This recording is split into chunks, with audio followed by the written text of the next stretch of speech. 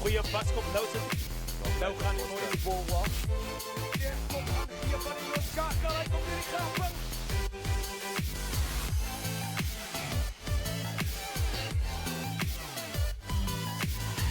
Dit er genoeg spoedjes zoals je kan gewoon nog stenen.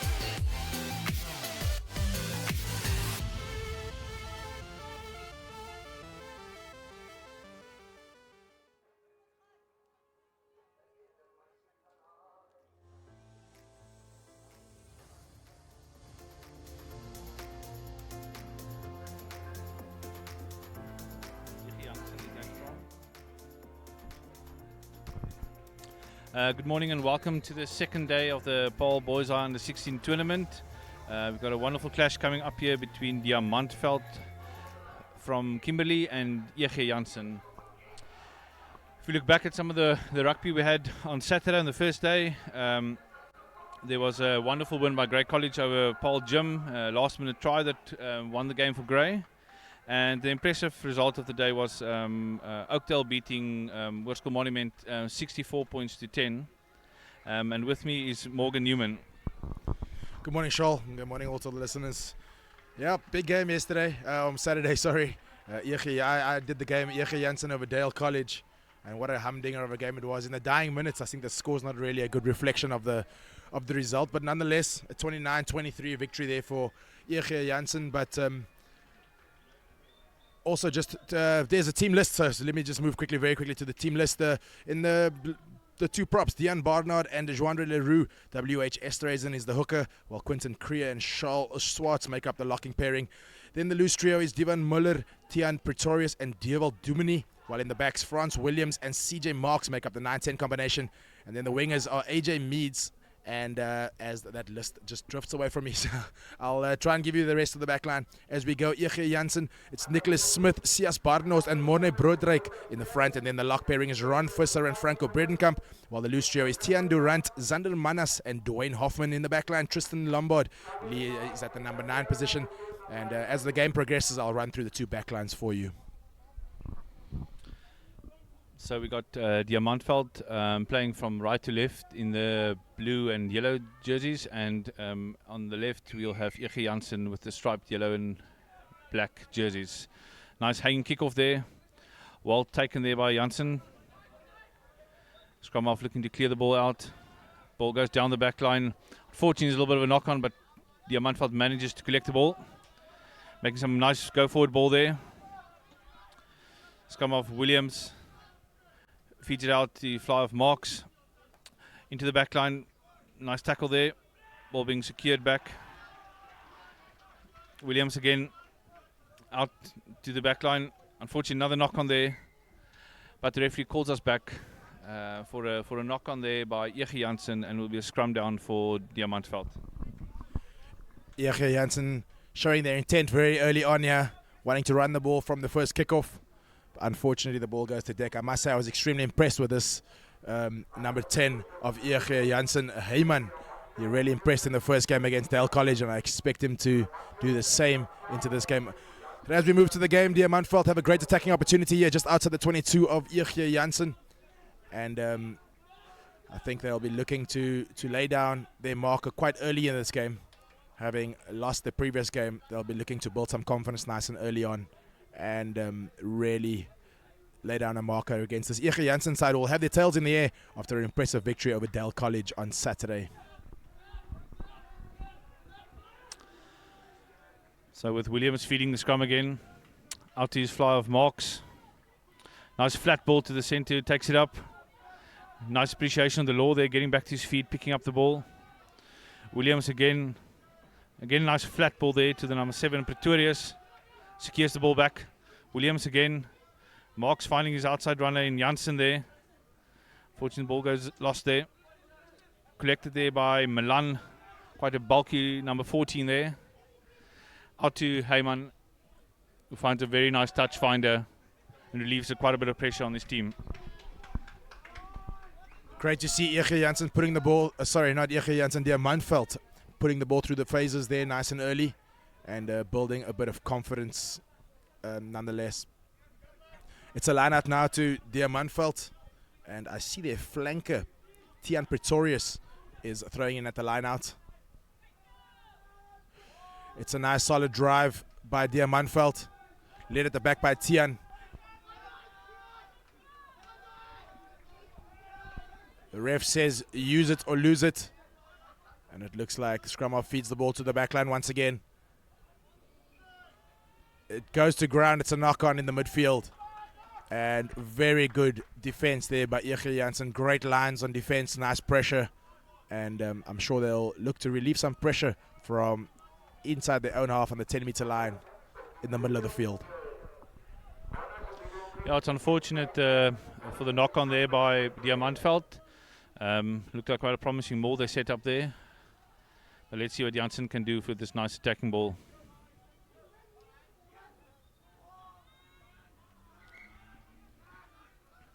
Scrum of Lombard, it's to feed the scrum.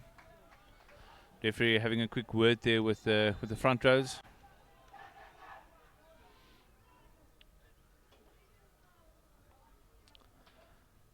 And we'll back down again. Strong scrum there by the boys from Kimberley. Almost a tight head, but out to the number 15. Olivier, who puts a chip in ahead. Looks to gather it again. Oh, unfortunately, Van Aarde, the left winger, just unable to collect the ball there. And the ball goes into touch. And another line out for the men from Kimberley. Pretorius to feed again. Let's see if he can find one of his locks in Swarts or Creer. Manages to secure the ball. Williams finds his fly off. Marks. Nice angled run there. Williams again. Setting the line out away. Fullback Jansen with a nice pass there. Well, beautiful run there by 7 flanker Pretorius. Looks like he's quite involved in the game here. Williams again with the ball. Out. Oh, unfortunately, there's a knock on, but well collected by Jansen. The 7 flanker Hoffman gets a nice off to his partner van Aswegen. Forwards piling in there, spreading the ball nice and wide. But the referee calls him back. I think they believe they went off their feet there, Morgan. Yeah, just that last pass not going to hand. Error at a crucial time with EG Jansen looking to make some inroads into this DIAMANTVELD defense. While there's a break in play, we do apologize for starting our live stream a little bit later this afternoon, or this morning, sorry. There has been a bit of gremlins which has creeped into our system, and also load shedding hasn't helped us. So we do apologize, but we'll be up and running for the rest of the day. So stay tuned and stay with us as we cover a number of mouth-watering fixtures throughout the morning and the afternoon. Next up, it looks like this afternoon, WATERKLOOF will be playing. MIDDELBURG are playing. Paarl, our home side, are playing. BOLAND take on MARLOW. So plenty of fixtures to look forward to throughout the afternoon. So stay tuned. Nice run there by fly of Marks from Duineveld. Looks like there was some nice turnover ball there by EG Jansen, but I think DIAMANTVELD might have turned it over again. Again fed to Marks. Finds one of his forwards. Makes a couple of meters. Looks like there might be a turnover, but no, again, DIAMANTVELD secured the ball. Again, nice flat pass. Quite like the way that these DIAMANTVELD boys take the ball up flat in the line. Again, fed out Marks again. Nice offload there by the inside centre low. Hooker Esterhuizen making another couple of meters. Slow ball coming out, but unfortunately there's a little bit of a knock on, but the referee calls us back, penalising the boys from EG Jansen for being offline at the ruck, and the opportunity for DIAMANTVELD, to kick the ball to touch. With a nice solid kick here, we can expect a great attacking opportunity. Oh, he tries to find too much and the ball doesn't go out. A mark is called by the left wing of EG Jansen, Van Aarde. He finds a great touch. Oh, the ball hasn't got... Yeah, he finds a great touch and some pressure there for his EG Jansen side. Line out on the 10-meter line of DIAMANTVELD.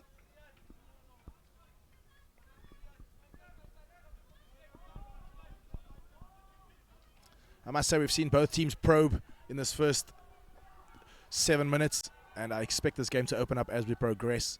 A great line out to the back of the line out we go. Another midfield target set up by the reserve number 19, Leroux of DIAMANTVELD. And then the Fly-Off carries it nice and strongly up the midfield, but he's hit with some rather stern defense. DIAMANTVELD go to the right-hand side of the field, and once again, another knock-on. And that last pass, Charles, just not going to hand, and a little bit stop-start in this first opening stanza.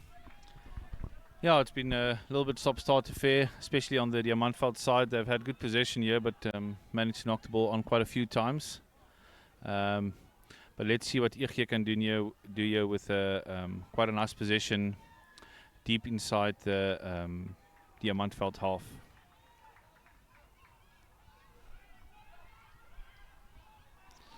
Feed there by Lombard, but again lots of pressure here on the loosehead side from DIAMANTVELD, and they're rewarded with the short arm. Let's see if they're going to be willing to tap and go this quickly, or looks like scrum off Williams is taking his time. Handed off to his inside centre, Low. Quite a tall lad for inside centre. He puts it on the boot. The Gary Owen, he's got a couple of chases. Well collected there by Van Aarde on the left wing. Brought down in the midfield, fullback from EG Jansen. And nice turnover ball there, but the referee has called them back and said, sorry, you weren't on your feet, and penalty awarded to EG Jansen. And yet again, a little bit of the stop-start affair, I think, continues in this game, Morgan. Yeah, Carlo Low, the centre of DIAMANTVELD, unfortunately just not finding touch for the second time in a row, and very difficult for DIAMANTVELD to build some momentum and some offensive pressure with that not finding touch. But nonetheless, we're back into the half of DIAMANTVELD with a great touch finder there from EG Jansen. Another great line out, goes to the middle of the park, goes to the Fly-Off, who feeds it off to his centres, trying to get... Referee stops play. Sorry, doesn't stop play. I'm hearing things. But great defense here by DIAMANTVELD up the middle of the field. And it's turned over by the hooker of WH Esterhuizen. Turns over. No, not turned over. It was turned over and then turned back. All right, EG Jansen have possession of the ball now. Goes to the Fly-Off, who passes to his lock. Nice strong run up the middle of the field there. And the referee brings it back. Penalty to EG Jansen. Referee stops play and calls over the captain of DIAMANTVELD. I think the penalty count is mounting up here up against the DIAMANTVELD. And I think the referee has obviously just told him that any more of the infringements and he'll be resorting to his pockets. Charles, points or go for touch? I think I would have gone for the points here earlier in the first half, but looks like it's a beautiful touch finder though from Fly-Off Heyman. So I guess after seeing that good touch finder, I'll be happy with the decision they made. So let's see what they can do. They've got two very tall locks in Bredenkamp and van der Rensburg. The referee calls them back. He wasn't quite ready for them to take that line out. I think it looks like Bredenkamp is the main target in the line out for them. Referee making sure that they've got the meter gap there. And for Yun to feed again. Finds that man Bredenkamp with a beautiful jump. Setting up a wonderful maul. Getting closer. And I've fallen over. Beautiful try there by the number 8 Mare. And the first 5 point of the game up for EG Jansen. One opportunity in the DIAMANTVELD 22 and they converted it into 5 points. Yeah, I must say, great try there by Dewald Dumini. He also impressed in the first game, Charles. And I must say, I can confirm that this EG Jansen side have definitely gone back to the drawing board with their lineouts. I think they struggled a bit against Dale College, but they've come out here, haven't missed a beat on the line out front, and scoring a try from a driving maul close to the try line of DIAMANTVELD is extremely impressive. Let's see if Fly-Off Hyman can add the extra 2.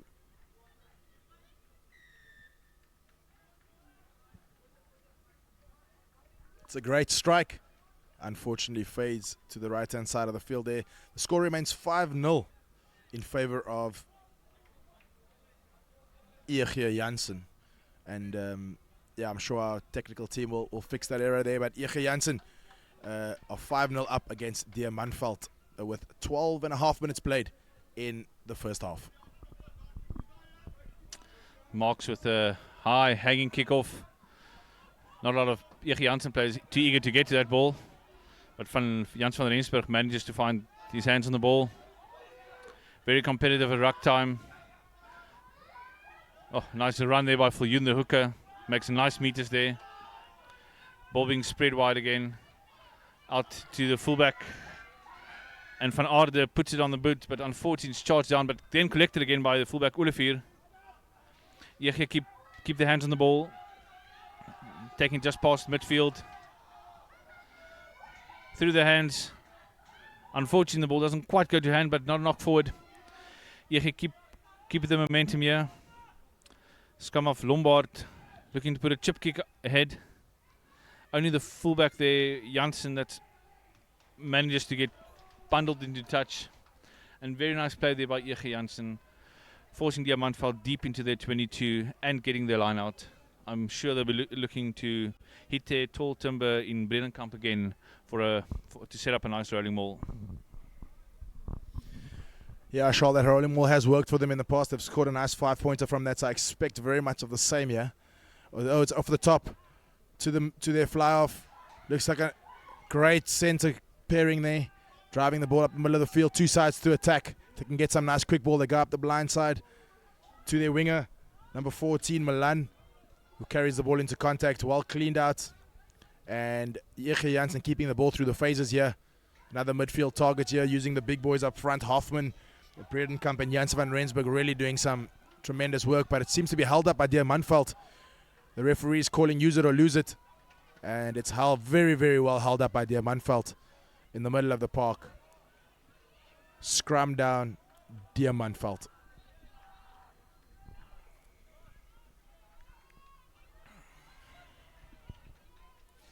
DIAMANTVELD find themselves deep in their own half with a scrum, and I expect one target up the right or the left or the side of the field, and then the fly off or the center will look to relieve some pressure. EG Jansen not loading. It's a skew feed, and it's a short arm into play in favor of EG Jansen. Basic errors happening here on DIAMANTVELD. Taken quickly, and it's scored in the corner by Milan. Very, very sharp play there by the scrum off of EG Jansen, Lombard, to take it quickly there. Great awareness, game awareness, and it's a try time in the corner. Milan dots it down. Score currently stands at 10 points to 0 in favor of EG Jansen with the kick to come. Yeah, Milan looks like quite a lively right winger here. Well built as well, and again, as you look at the replay, Lombard out to the 8th man and then finds his winger and dots it down right in the corner. And a very nice try there for the men from EG Jansen. And let's see if they can extend their lead by adding the conversion with the fly of Heyman lining up for this kick.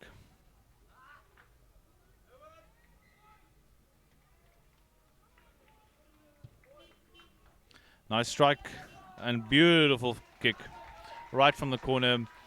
Difficult angle for the right-footed kicker, but well converted there. And EG Jansen extend the lead to 12 points to 0, about halfway through this first half.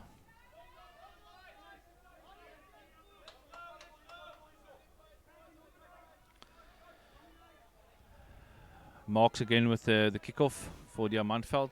See if he can put in one of those nice hanging kicks again. Lock Bredenkamp under the ball, collects it well, takes it strong in the tackle. But well held there by number 6, Moller. Heyman again with a nice raking kick downfield, but collected by the number 8, Dumini. Finds one of his backs, but unfortunately loses his footing a bit. And straight over that ball is the men from EG Jansen competing for it on the ground. Weren't able to turn it over though. So DIAMANTVELD will have it again. Well collected there. Brought down there by Viljoen, the hooker. But the referee blows in his whistle. Says that the player did not release the tackled player. Oh, sorry. Said that the tackle player did not release the ball. So a penalty to EG Jansen. Not sure if the referee changed his mind there, but nonetheless, it's a penalty to EG Jansen, and I'm sure they'll be looking to find touch once again. I must say, Shaw, this DIAMANTVELD side has got some rather well-known names in the world of South African rugby as their coaching and management. Leon Karamaka, a former Pumas and Western Province rugby player. Jaco Nepgen has also played at the Western Province and is now imparting his knowledge on the youngsters of DIAMANTVELD. So great to see ex-professionals still involved in the game and coaching the youngsters of DIAMANTVELD.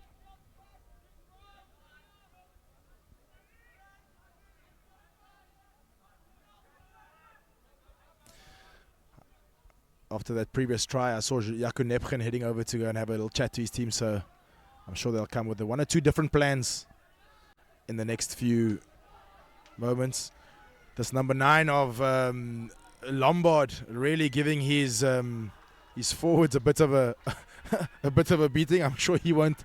I'm sure that's not going to go down too well when they watch the replay of that. But rather passionate taps on the backside there for his pack up front to try and get some front football. Didn't work.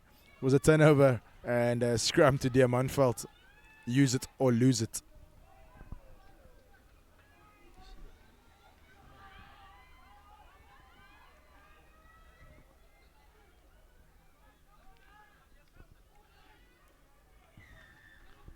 Scrum down here for DIAMANTVELD. They'll need a steady base to work from in order to relieve some pressure. It looks like they might set up either their 10 or 12 in the form of marks or meads, or even low if the blindside wing doesn't get involved. Set up a nice target here, open up the angle, and then feed back to their center, who looks to have been doing most of the relieving of the pressure in this first opening 20 minutes. Yep, set up number 12. The nice strong carry. Open up the angle, and I'm sure they'll pass back to their center, who's going to look to relieve some pressure. Comes off the side of his boot, but goes out. That's all his captain can ask for.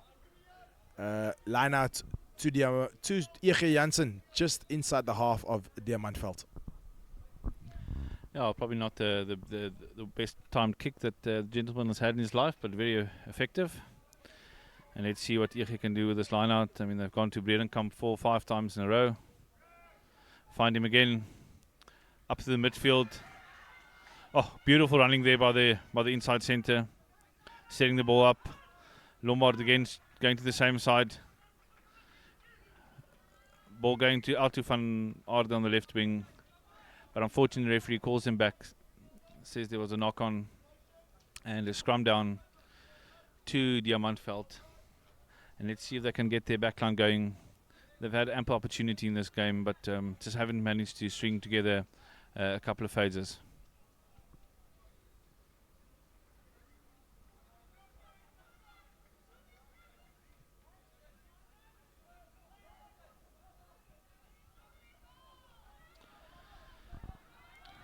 Scrum off Williams will do the feed. Very solid scrum again by DIAMANTVELD. Been very impressed with their scrummaging today. Marks sends the ball down the back line. Looks like they might have an overlap here. Oh, unfortunately bundled into touch. Looks like it's Steenkamp there that, or apologies, Jansen got tackled into touch there, but some nice enterprise running play there from DIAMANTVELD, Morgan. Yeah, sure, many may argue, but that is a great attacking opportunity there, you know, with a wing that needs to drop back to try and cover both the kick and the run. Great position on the field for DIAMANTVELD to attack and exploiting some space out wide. Just unfortunately, the 16th defender, the touchline, coming into play. Once again, great hands through the middle of the park here. Strong run by Smith up the middle of the park. Ball doesn't go to hand, but the referee says knock back.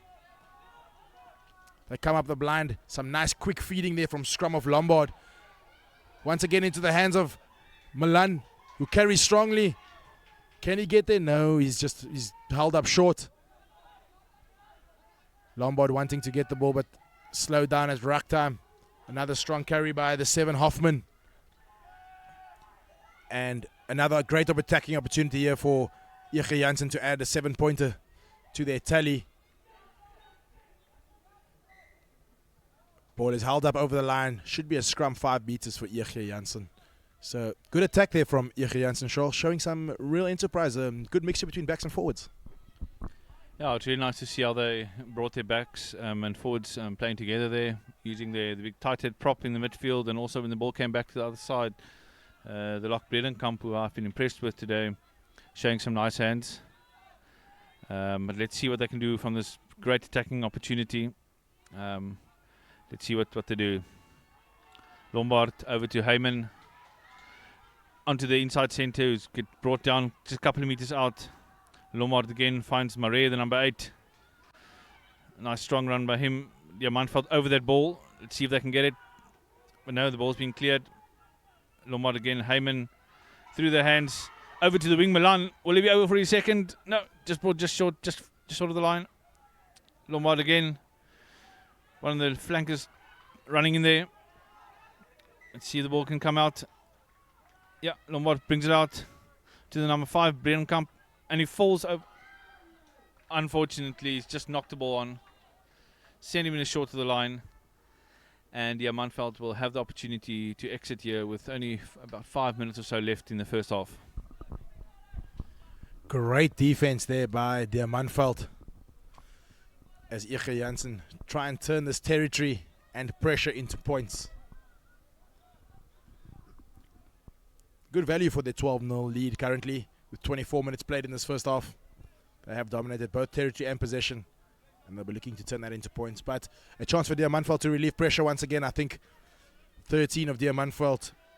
Henry Null may want to carry this one and once again open up an angle. But another great scrum by EG Jansen. Diamantveld may just been caught off guard there, as they've had a fairly steady base all morning. But once again, I think Diamantveld were looking to set up one of their centers to open up the angle for their fly-off CJ Marks to relieve some pressure.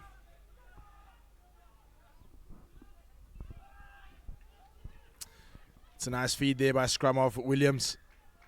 Passes back in a very tight angle, but a great relief of some pressure there by their fly-off. It takes the play up to the 22-meter line of Diamantveld.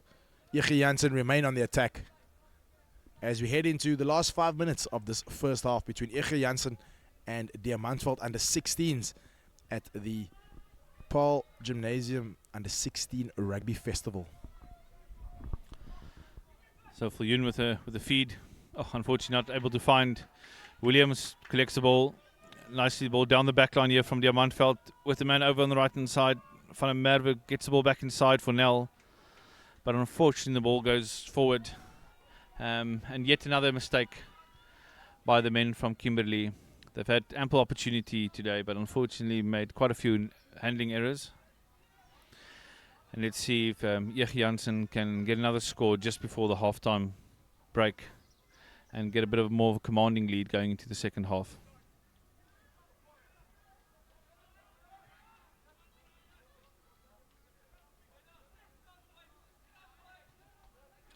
With Lombard to feed. No, the referee's not happy with how the scrum was set.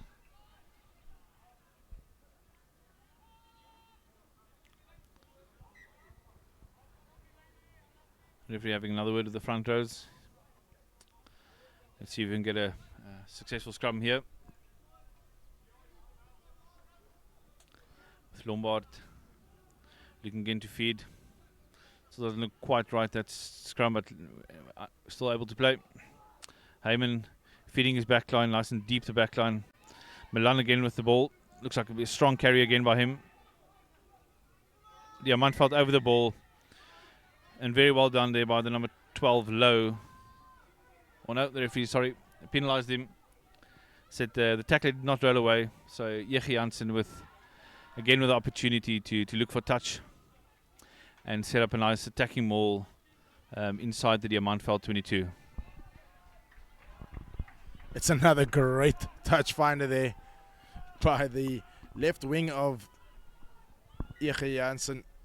Van Aarde with a left boot finds touch just 5 meters outside the DIAMANTVELD try line, and EG Jansen will be looking to turn this pressure once again, or this great kick rather, into points. Goes to the middle of the line out. Looks like a driving maul to me, Shaw. They have been very strong. It's well set. And the 9, Lombard once again. It's a try by, looks like Full Yun, who gets up with the ball. Great driving maul. And try there by Full Yun to send EG Jansen 17 points to 0 with the kick to come. And 28 minutes played. EG Jansen taking a really handsome, here's the replay. Really well set drive there. And the hooker comes through the middle there. Full Yun touches down with another great driving maul. And this EG Jansen side have really gone to, really put in the work with this forward pack. And come out on day 2 with a new lease on life and really showing tremendous cohesion and scoring another great try. Kick to come. Hyman, he struck the ball nicely in the first one, just unfortunately faded out to the right hand side. Keeps his head down here. We could look to see the score move to 19 points, 0-0.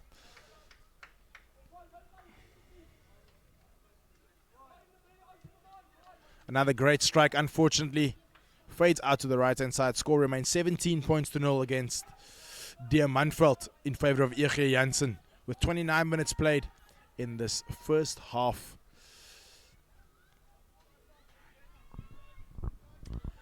Now, so just a couple of seconds left in this first half. DIAMANTVELD will be looking to see if they can get some points on the board. Again, nice, beautiful hanging kick. Brienkamp under the ball. It's really stood out for me in the first half, this lock. Nicely secured the ball. Lombard feeds to Hyman, who finds his flanker. Big tackle on the number 7 Hoffman there. Nice inside run there. Ball being set up in the midfield. Lombard's waiting for the ball. He gets it. Finds his fly of Hyman with a nice, beautiful raking kick into the 22. DIAMANTVELD finds it. Beautiful kick down touch. Still not into touch. Lombard sets up and finds touch just outside his 22. And our clock looks to be half time.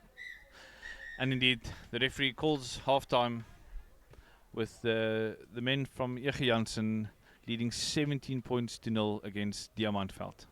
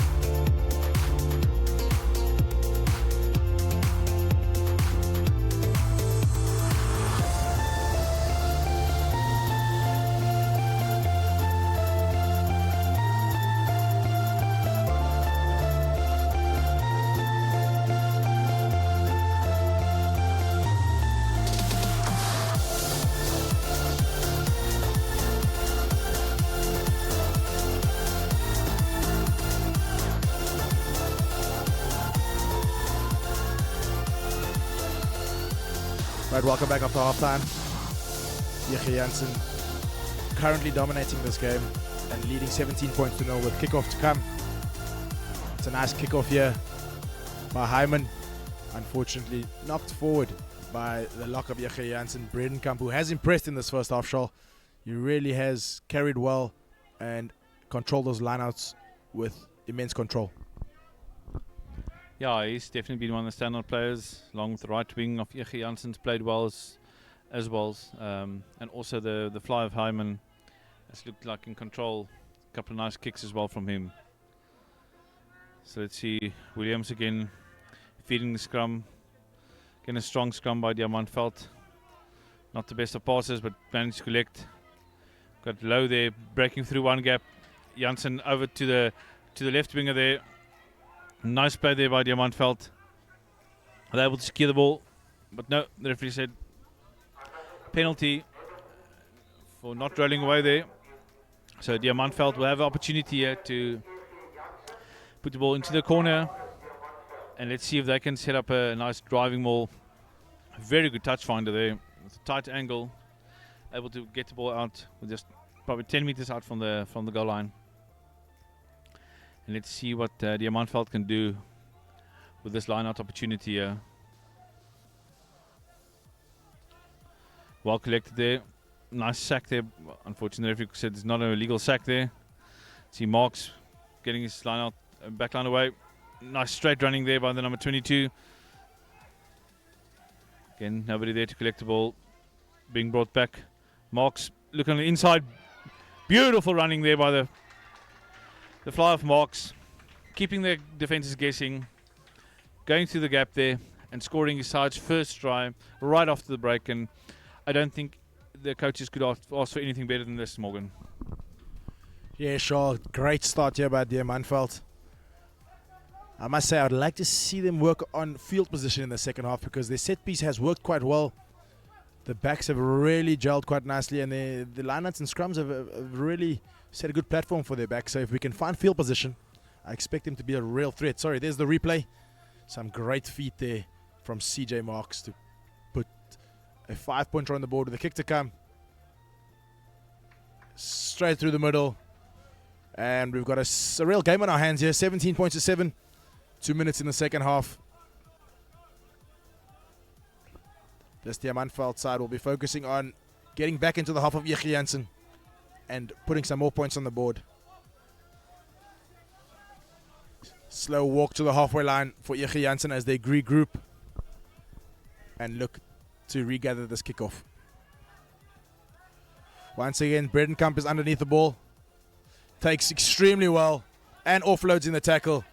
Very well done between Hyman and Bredenkamp there, combining well with the kickoff and the kick receipt. Once the ball goes to Hyman, who throws to his center on the drift. Great feet by the 13 center with an offload. And the referee calls it back for a chicken wing forward pass. Very tight call by the referee, but nonetheless, forward pass, scrum to DIAMANTVELD in their own half. And EG Jansen looking to bounce back early on in the second half. Yeah, some nice play there by EG Jansen. Unfortunate to get called back there for the forward pass. But yeah, I'm really liking the play of this Bredenkamp. Well collected the ball from the kickoff there. And let's see how DIAMANTVELD can take your advice, Morgan, and play some territory here. The referee calls him back. Free kick. I think they might have gone over the meter and a half. So let's see what EG Jansen will do here. Fly of Hyman's got the ball. Taps and go. Gives one of his big forwards. It sets up the run. Oh, run to the first guy in front of him. Lombard to feed. Hyman again. Seven Hoffman there setting the ball up. Lombard again with nice quick ball.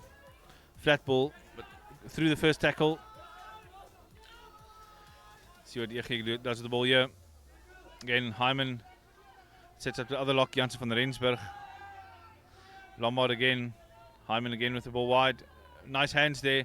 Here's my man Bredenkamp on the outside, making some nice meters there. Securing the ball. Oh, beautiful run there by one of the loose forwards there. Ball being secured yet. Bredenkamp, another pick and go, making another nice, valuable 2 meters there. Another couple of meters. Looks like there was a bit of a high hit there. Referee got his arm out.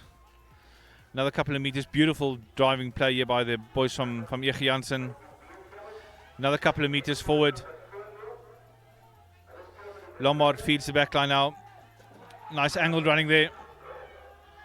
Brought down. And the referee calls him back. Penalty for the high tackle.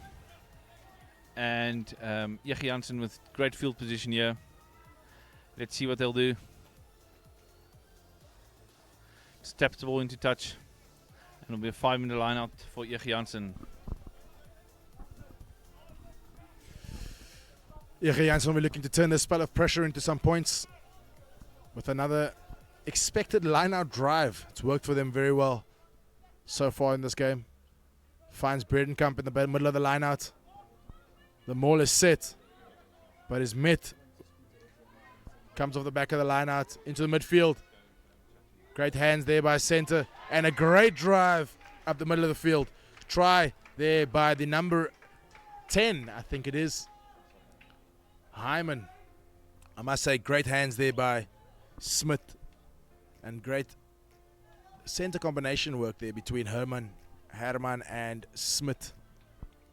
And kick to come. The score currently stands at 22 points to 7 in favor of EG Jansen up against DIAMANTVELD. Dwayne Johnson, the try scorer. Here we see the replay. A great line. Great hands there by the center, the number 12. Small little offload to Dwayne Johnson, who carries strongly, bounces and spins, and scores under the poles. Extra 2 added there by Hyman. Takes the score to 24 points to 7 with 7 minutes played in the second half. Charles, I must say, great day for some running rugby here out in Paarl. The weather is playing along extremely. It's going to be a scorcher. And I expect the fans and the crowd and the parents to come out in their droves and support what is a great under-16 rugby festival out here at Paarl Gymnasium. Yeah, it's really a beautiful day for rugby. Middle couple of games might get a little bit warm, but unfortunately DIAMANTVELD loses the ball forward there. But yeah, I don't think we could have asked for better weather for nice running rugby. It's almost not a breath of wind. But let's see. The game continues as EG Jansen's now stretched the lead out to 24 points to 7.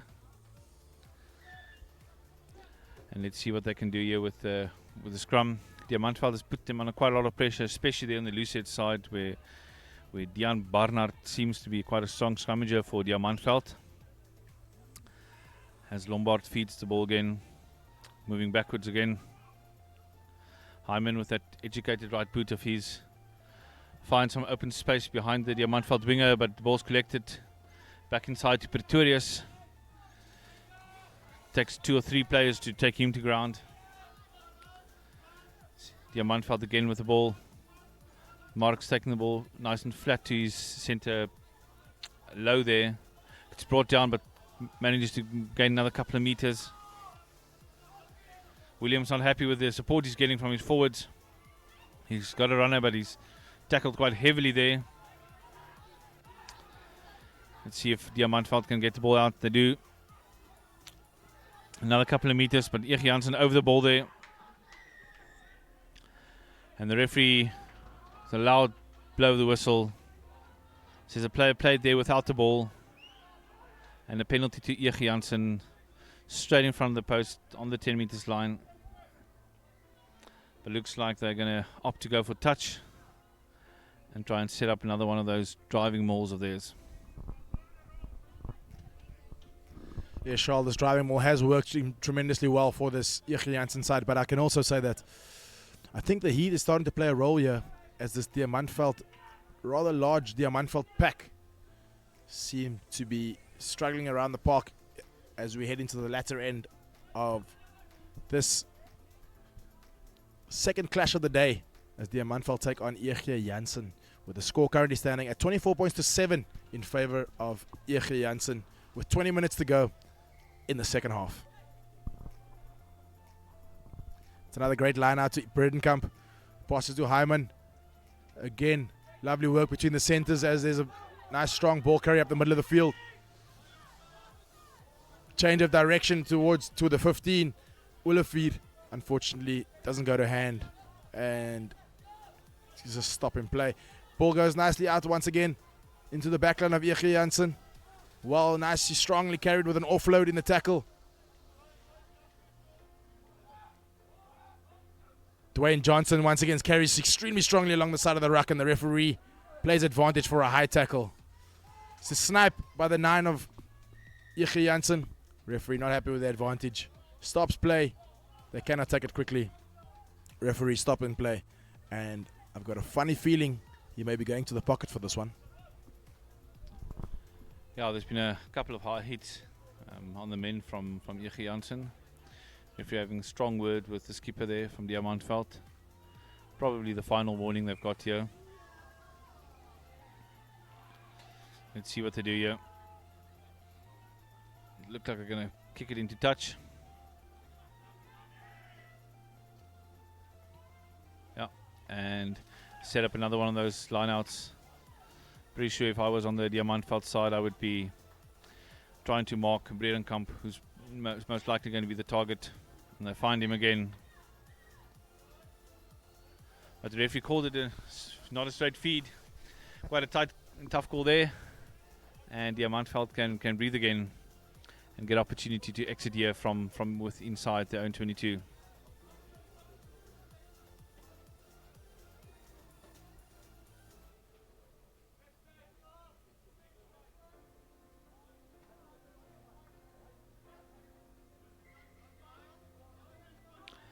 Feed here by Williams. Again a scrum by DIAMANTVELD. Setting the ball up. Being brought to ground. It's created the angle here for the exit. And ball's being cleared downfield but didn't find touch. Milan trying to gather the ball. Manages to find it. Gets the ball back inside. Tries to find Milan again, but unfortunately looks like there was a little knock on there by the winger. And we'll have a scrum down to DIAMANTVELD. As play moves to the halfway line, just as I said, the heat will be taking its toll. DIAMANTVELD making a few substitutions in the hope that there can be some real impact off the bench. I see Olivier being taken off, and Geldenes replaces him in the backline of DIAMANTVELD. And I'm sure he'll add some impetus to this already firing DIAMANTVELD backline. Scrum to DIAMANTVELD. They set up to attack here. It's an 8-9 with a dummy runner and a nice target there set up by Van der Berg. Carries strongly up the middle of the field. Ball needs to come quickly now. Unfortunately, the ball is slowed down.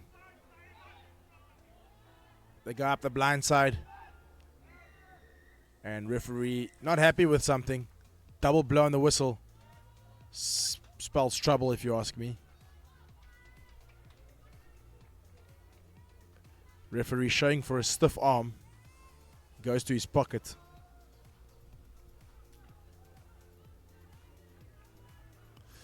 And it's Hyman who receives a yellow card for a stiff arm tackle. And this will really put this EG Jansen backline under pressure, as Hyman has had a tremendous impact from the 10 position. He's controlled possession and positions on the field really, really well. So I'd love to see who steps into his big boots and takes control of this EG Jansen pack and backline. That's of course always a challenge to decide, losing like an important player like that at the number 10 jumper. So let's see who shifts into that channel. So you also got tighted prop Smith from EG Jansen that looks to be leaving the field. So a couple of changes here in a short period for EG Jansen. DIAMANTVELD will be looking to set up one of those nice mauls again. Again, a beautiful kick. Been quite impressive some of the touch kicking today. So let's see what Pretorius is probably going to be feeding the ball into the line out again. See some of the crowd arriving for the day. Still 8 games of under 16 rugby after this. So please do stay tuned the whole day to School Sports Live for this wonderful under 16 rugby. Ball lost and gathered by that man Bredenkamp again. But unfortunately the referee calls him back. He said it was a knock on, so scrum 15 meters from the touch, probably also about 15 meters out from the goal line for DIAMANTVELD. Let's see if they can use this strong scrummage here to create some nice attacking platform. Yeah, Charles is a great position on the field to attack from. I see the blind wing from DIAMANTVELD joining in the back line. I expect a rather exciting backline move on the cards here, with Van der Berg standing at fly for DIAMANTVELD. Sorry, I apologize, not Van der Berg. Steenkamp. It's a knock on. Ball goes down the backline of EG Jansen. Great counter attack opportunity. Great hands there.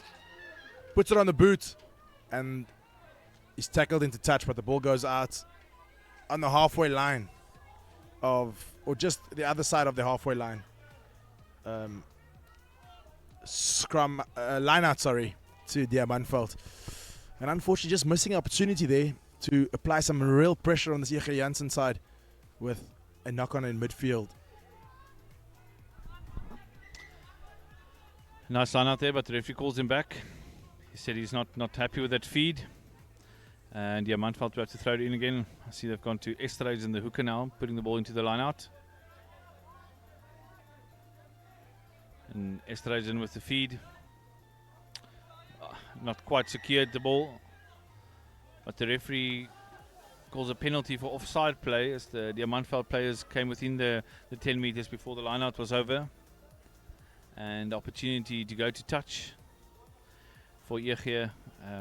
Try and run a bit of the clock down while they're down to 14 men. A little bit off the side of the boot there, but securely into touch nonetheless.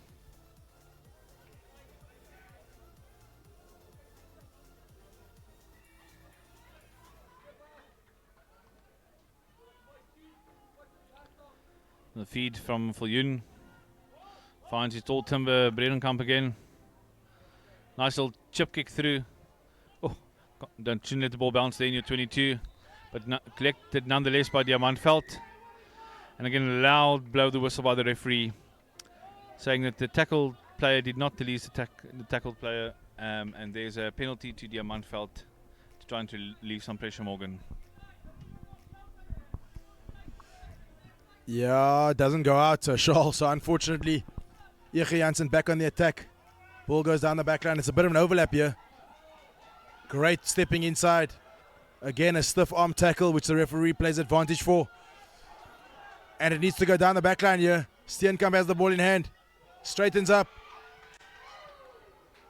And that last pass just not going to hand.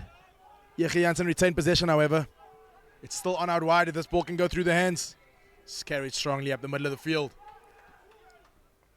Scrum-off really has fed this backline. Lombard really has fed this backline really well. Van Aswegen carries strongly and is held up short. Scrum down. EG Jansen's ball. Great counter attack there, Charles, by EG Jansen. They have showed some real attacking prowess throughout this game.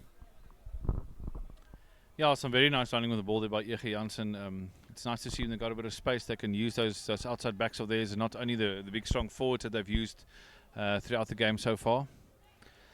So I see you've got the linesman there having a word with the referee. Let's see what he says, if there's been some foul play. And see if they can... He's calling over one of the EG players, I think. Or no, he's called a penalty. The referee having a word here. Also got the fly of Hyman coming back into the park after his 10 minutes in the sin bin. See more of the shots of the crowd there. People starting to fill the grandstand here at the Creel Field at Paarl Gymnasium. Now the referee wants to have a word with the captain from DIAMANTVELD. We've had quite a long break in play here. Let's see what the referee's final decision is. And it looks like he's going to have a yellow card to the number 18, Breed from DIAMANTVELD, will be spending the rest of this game behind the posts. Not quite sure what the infringement was for, but the referee was not very happy with what happened there. So EG going to look to find some touch.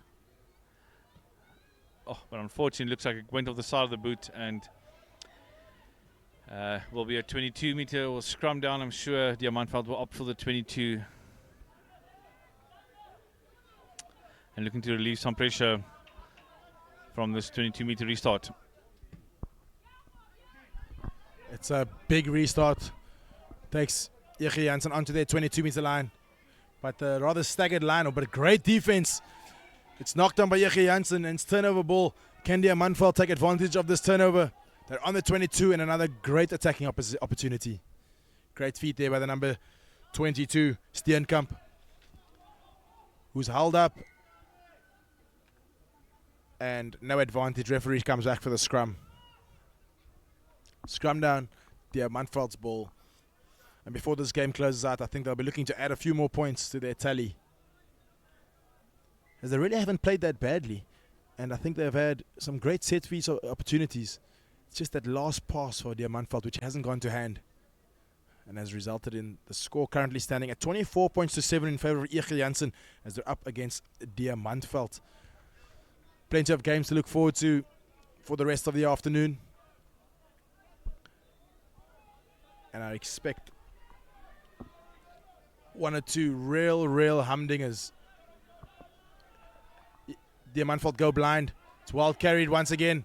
It's an offload to the number 14, Van der Merwe, who carries strongly in the corner. Is it a try? Look to me. It is a try. Some great work along the right-hand touchline there by the right wing of DIAMANTVELD, Ron van der Merwe. Oh no, they've come back. Here's a replay. Some great work up the right-hand side, up the blind. Strong carry, nice straighten and a handoff with a chicken wing offload. And then Ron van der Merwe does extremely well here as he carries to the touchline. And unfortunately, that ball is just knocked on before the try line. Well spotted there by the referee. As we head to a scrum, and it's a skew feed. Quick tap there by DIAMANTVELD, scrum off. Ball goes. And it's a try. Unfortunately, ball not going to hand, but very clever play there by Henry Null to regather. And a great little pick up off his toes and score under the post for DIAMANTVELD, which takes the score to 24 points to 12. Here we see a replay. Flav takes the ball to the line nicely, is knocked back by Hyman, but the center of DIAMANTVELD reacts well to pick up off his toes and score under the poles. Yeah, and the 2 points also added, so the score moves on to 24 points to 14. Nice opportunistic try there by the center from DIAMANTVELD, keeping his eyes on the ball and falling on that loose ball. Very slow to get to the halfway line. The boys from EG Jansen probably feeling this heat a bit. He's got a substitute as well coming onto the field.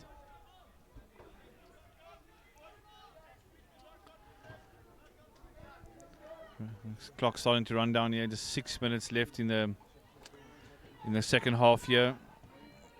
A nice hanging kick collected by the number 16 from DIAMANTVELD, Varis. Ball going down the back line here. Oh, nice gap there by the number 15 Jansen there. Beautiful running by him, beating 3-4 players. Nice pop pass there to Pretorius. Oh, big hit by that man Bredenkamp, who's been all over the park today. Out again to Pretorius. To Nel. Brought down there. Another pick and go there. Oh, no one wants to get collect the ball there. And the referee calls them back for a slight knock on. But some very enterprising play there by DIAMANTVELD. Really nice to see them getting some of their backline players involved, and was impressed there with the run we had from Jansen as well, who managed to beat quite a few runners there. This DIAMANTVELD side has improved since they've been 14 men, been playing with 14 men. As I see, he comes back on. The yellow card comes back on. But they've really showed some great enterprise here towards the latter end of this game. As we head into the final 5 minutes of this clash between DIAMANTVELD and EG Jansen, with a scrum feed to EG Jansen in their own half. Looks like they're going to be looking to attack. Hyman makes a long pass into the back line. Goes nicely down the back line into the hands of Milan, who carries strongly. And unfortunately is dragged into touch. Good defense there by the 15 of Spies Jansen. Just a reminder once again, this game will be followed by the Western Province Invitational Centurion side. Up against Centurion, sorry. And then MENLOPARK take on BRANDWAG. BELLVILLE take on NELSPRUIT A. Paarl, Western Province 15. Take on the Western Province 15. Paarl up against AFFIES MIDDELBURG. DURBANVILLE take on AFFIES. BOLAND LANDBOU take on MARLOW. And we wrap up the fixtures this evening with. And the ball's fed into the back line. It's block runners, 4 block runners. Unfortunately, doesn't go to hand, but still great feet there by the fullback of DIAMANTVELD, sorry. Ball needs to come quickly. Infringes from the side of the ruck. Penalty to DIAMANTVELD.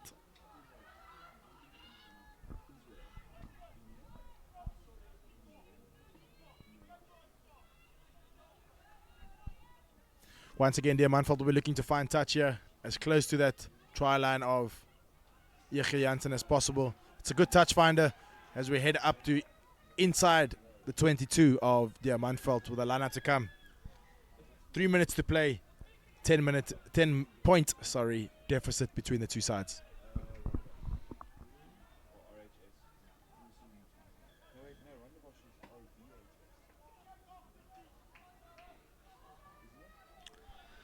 So nice feed there by DIAMANTVELD, getting the ball taken up here in the midfield.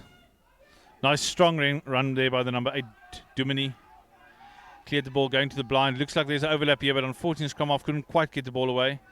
I think the referee might have blocked his way there. DIAMANTVELD skip pass out to the side. The 6 flanker Moller makes a few more meters. Ball coming quite slowly there. Fed to number 8. The hooker Esterhuizen there, taking the ball up. Captain Pretorius.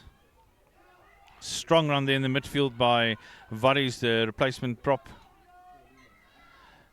Marks finds out his centre Nel. Let's see what they can do here. Again, Pretorius, he's also tried very hard today. Not held, so able to carry on going. Makes another couple of meters.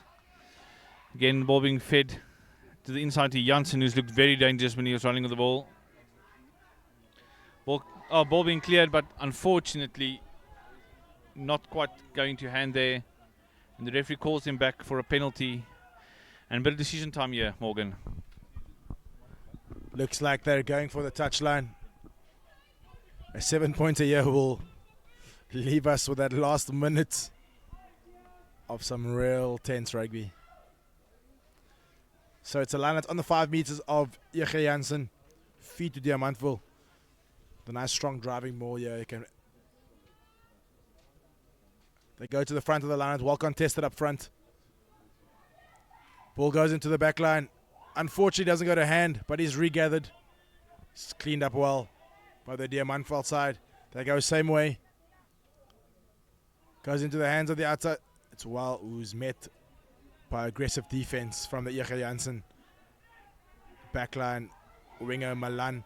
Unfortunately, the ball is knocked on, and I think it's fair to say that's probably the ball game, Paarl. Yeah, I think there's the opportunity for DIAMANTVELD to get ahead in this game is probably past now. Probably the best I can hope for is another score to try and get the score a little bit more respectable. Looks like there's some running repairs needed here for the number 8 from EG Jansen. But let's see if the referee is going to give them time, or are we going to have this one final play.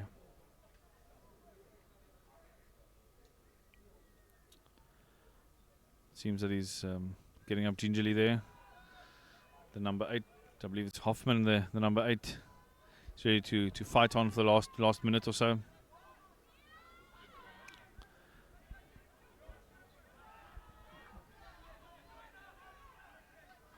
See some more shots of people in the crowd, some of the boys that's taking part in this tournament. I think they're very happy to be on camera today. See, it's Lombard feeds. But penalised by the referee for not putting it straight. Quick tap kick by Williams. Ball goes down the back line here. Marks being brought down to ground. Nel clears the ball. Uke Esterhuizen makes another couple of meters. The reserve scrum off. Pretorius there with the ball. Oh, unfortunately the ball's knocked on. But the referee calls him back for a penalty. For offside, straight in front. I'm sure they're going to look to have a tap and go here and see if they can add some more points to the ball. They do. Jansen beats 1, beats 2, beats 3, beats 4. With the offload, oh, unfortunately the ball's knocked on. Oh, it was beautiful running there by Jansen. But there's a knock on, and that's the end of the game. Referee blows the final whistle. The victory of 24 points to 14 by EG Jansen over DIAMANTVELD, and a very entertaining game for us, Morgan. Yeah, what an entertaining game. Opportunities lost there by DIAMANTVELD. Would have made the score a lot closer, but nonetheless, EG Jansen win this one by 24 points to 14.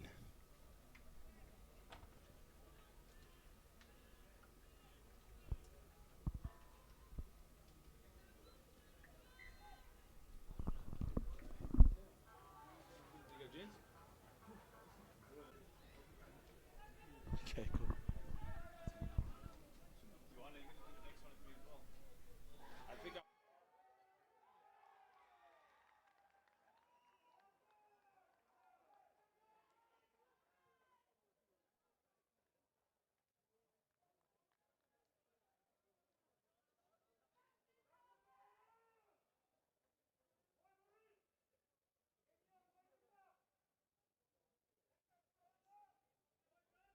Tournament, and it's the third game of the day, featuring the Western Province Invitational side under 16 against the Centurion under 16 side, and Centurion scoring the first points of the match.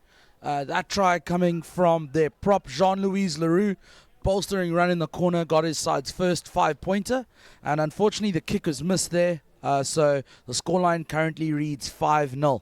I'm here in the commentary box, Andile Majola, and joining me today is Johan Zaya. Thanks, Andile. Very happy to be here. Centurion powering over the way in the big ox. That is Leroux, number 17 for Centurion. Centurion looking like quite a strong forward pack today. Most likely looking to carry it forward, providing some nice space on the outside for the backline players. Quite a nice hot day in Paarl today. Not a lot of wind. Pristine conditions for some great schoolboy rugby. Takes us back, doesn't it, Andile? Yeah, it takes us back indeed. Joe and I both playing on the same team together at school level. Just saying that under 16, some of the best years of rugby that we had, or the year rather. So definitely great to go back and reminisce on that and live vicariously through these young gentlemen over here. So we've got Gene Harman who puts the ball in for Centurion. The referee saying that put in was skew, so it's a short arm for the Western Province Invitational side. And it looks like they're going to take it quickly. Zachary Davies, the scrum half with ball in hand, and he gets it away. So that's the first break for Mkoli, the flanker. Davies again strings it out, this time finding Bastra. Good work here by this invitational side. Sending it through the back line. Big hit in the middle of the park. Just bringing Ethan Rakes to a slow stop, and the referee there saying a knock on by Centurion, trying to turn over the ball, and it'll be a scrum for the Western Province Invitational side on the halfway. A bit of messy play there from Centurion and the Invitational side. They're going to want to settle down here and get a nice solid set piece for this invitational side.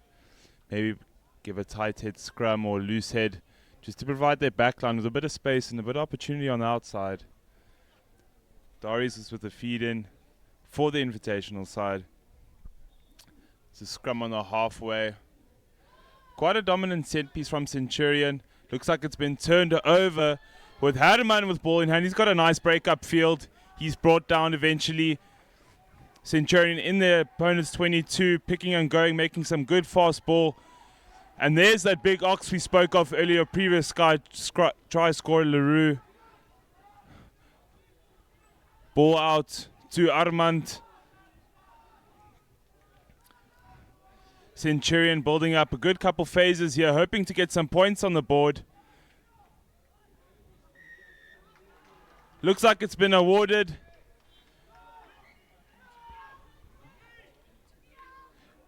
And it's a penalty turnover to the Western Province Invitational side. Darius again with the ball, tries to clear his lines. It's charged down by Centurion. Another penalty awarded to the Western Province Invitationals.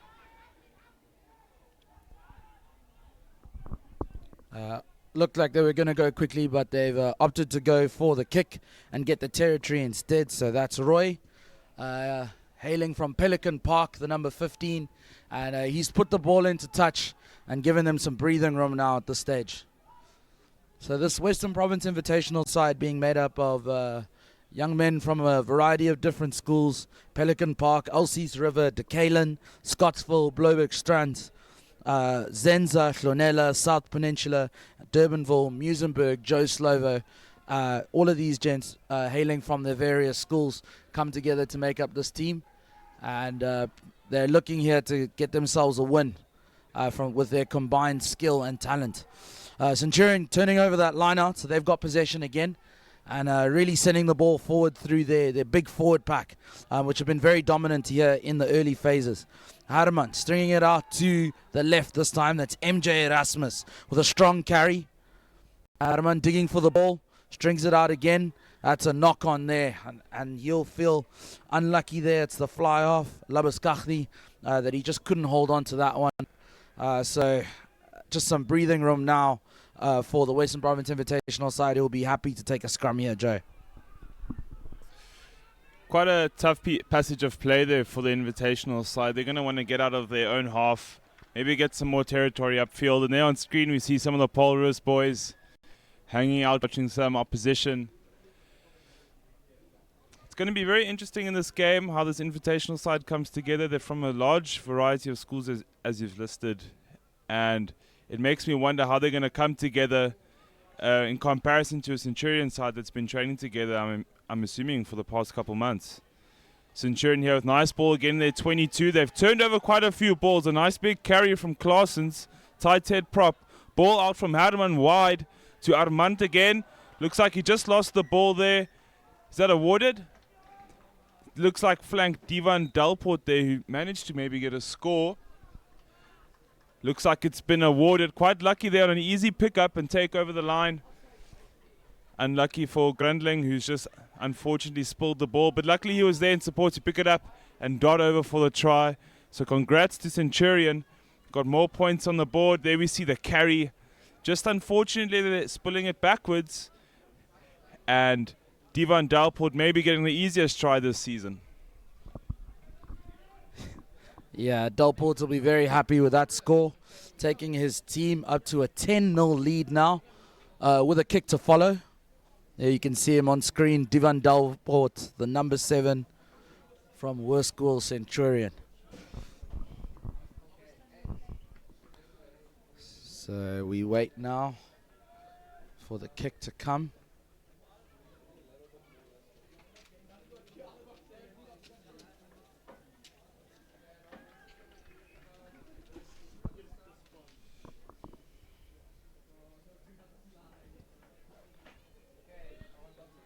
And that one seems to have gone astray to the left, so couldn't add the extras on that one. So the scoreline now after the opening 7 minutes, Centurion 10, Western Province Invitational 0. So Western Province have been struggling to retain possession here this morning. They'll really want to make this a contestable kickoff, and they'll be looking to hopefully hold on to some possession from here.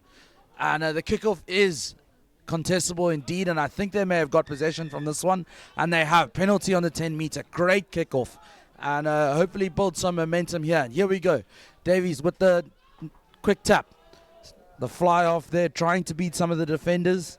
Blake, but unfortunately not being able to beat them. Okay, Doris again strings it out, and that's been knocked and kicked away. Centurion now chasing. Can they get to the ball? No, they are thwarted there by Roy, the fullback, but Centurion have possession again. Stringing down the left-hand side is Vian Mayberg. Herman now finding Jean-Louis Leroux, but the referee saying there was a knock there in the ruck. So that'll be possession going over to the Western Province Invitational side. I think Centurion have been great at turning the ball over, letting the opposition have it, and working some magic just to keep possession of the ball, with the Invitational side struggling to keep the ball at hand here and struggling to put a couple phases together. Maybe that could be the effect of players coming from different schools and team cohesion being a little less than the strong Centurion side who've been looking to dominate at the set piece. Nice scrum. It looks like we're going to have a reset. Ref isn't happy with that one. The Invitational side showing some promise on a kickoff. Did very well there to retain possession, which is quite difficult in the 15s game. Here with the set piece again, it's the Invitational side in their own 22, all the way on the right-hand touch line. Hopefully they can exit here or take the ball up the park. So it's Doris now with the put-in. He finds Roy. Does he find touch? Yes, he does. Great kick there. Really blasting his team away from the danger zone and putting them between the 10 and the 50. So the Invitational side now, they'll be receiving this line out as it came off of a player from Centurion. So now a real opportunity for them to try and build the phases together and get this back line firing. We've seen the fly off Blake, who's not afraid to carry the ball in hand. But I think they've got some speed out in the way of Ryan Nivot and Galant as their wings. And they really gonna want to release them now. But not to be in this phase. Centurion stealing that line out. So the Centurion pack again moving forward. That's Jean-Louis Leroux, the try scorer. He's carrying it forward now. Big man finds the offload. He finds Harman. And there's the other try scorer, Divan Delport. Crashes over the 10-meter. Harman again looking for support. The referee saying that was knocked backwards, and Harman goes alone. And it's a penalty for the Western Province Invitational side. Referee saying that Centurion going off their feet there at ruck time. So Invitational now have the opportunity, ball in hand. And it looks like they're going to try and go for touch here, get some territory. Nope, it's a quick tap by Blake. And a great run there by Bastra, the big number 2. And there that's sent out again by Denzel Damons. Denzel Damons taking over at the halfback position. And there we see some quick stepping there by the winger. First time he's got his hands on the ball. Damons now couldn't find the pass receiver, but the referee saying Centurion offside. So another quick tap by the Western Province Invitational side as they have the penalty. Really trying to increase the pace of the game. The kick is on. Can he get to it, the chaser?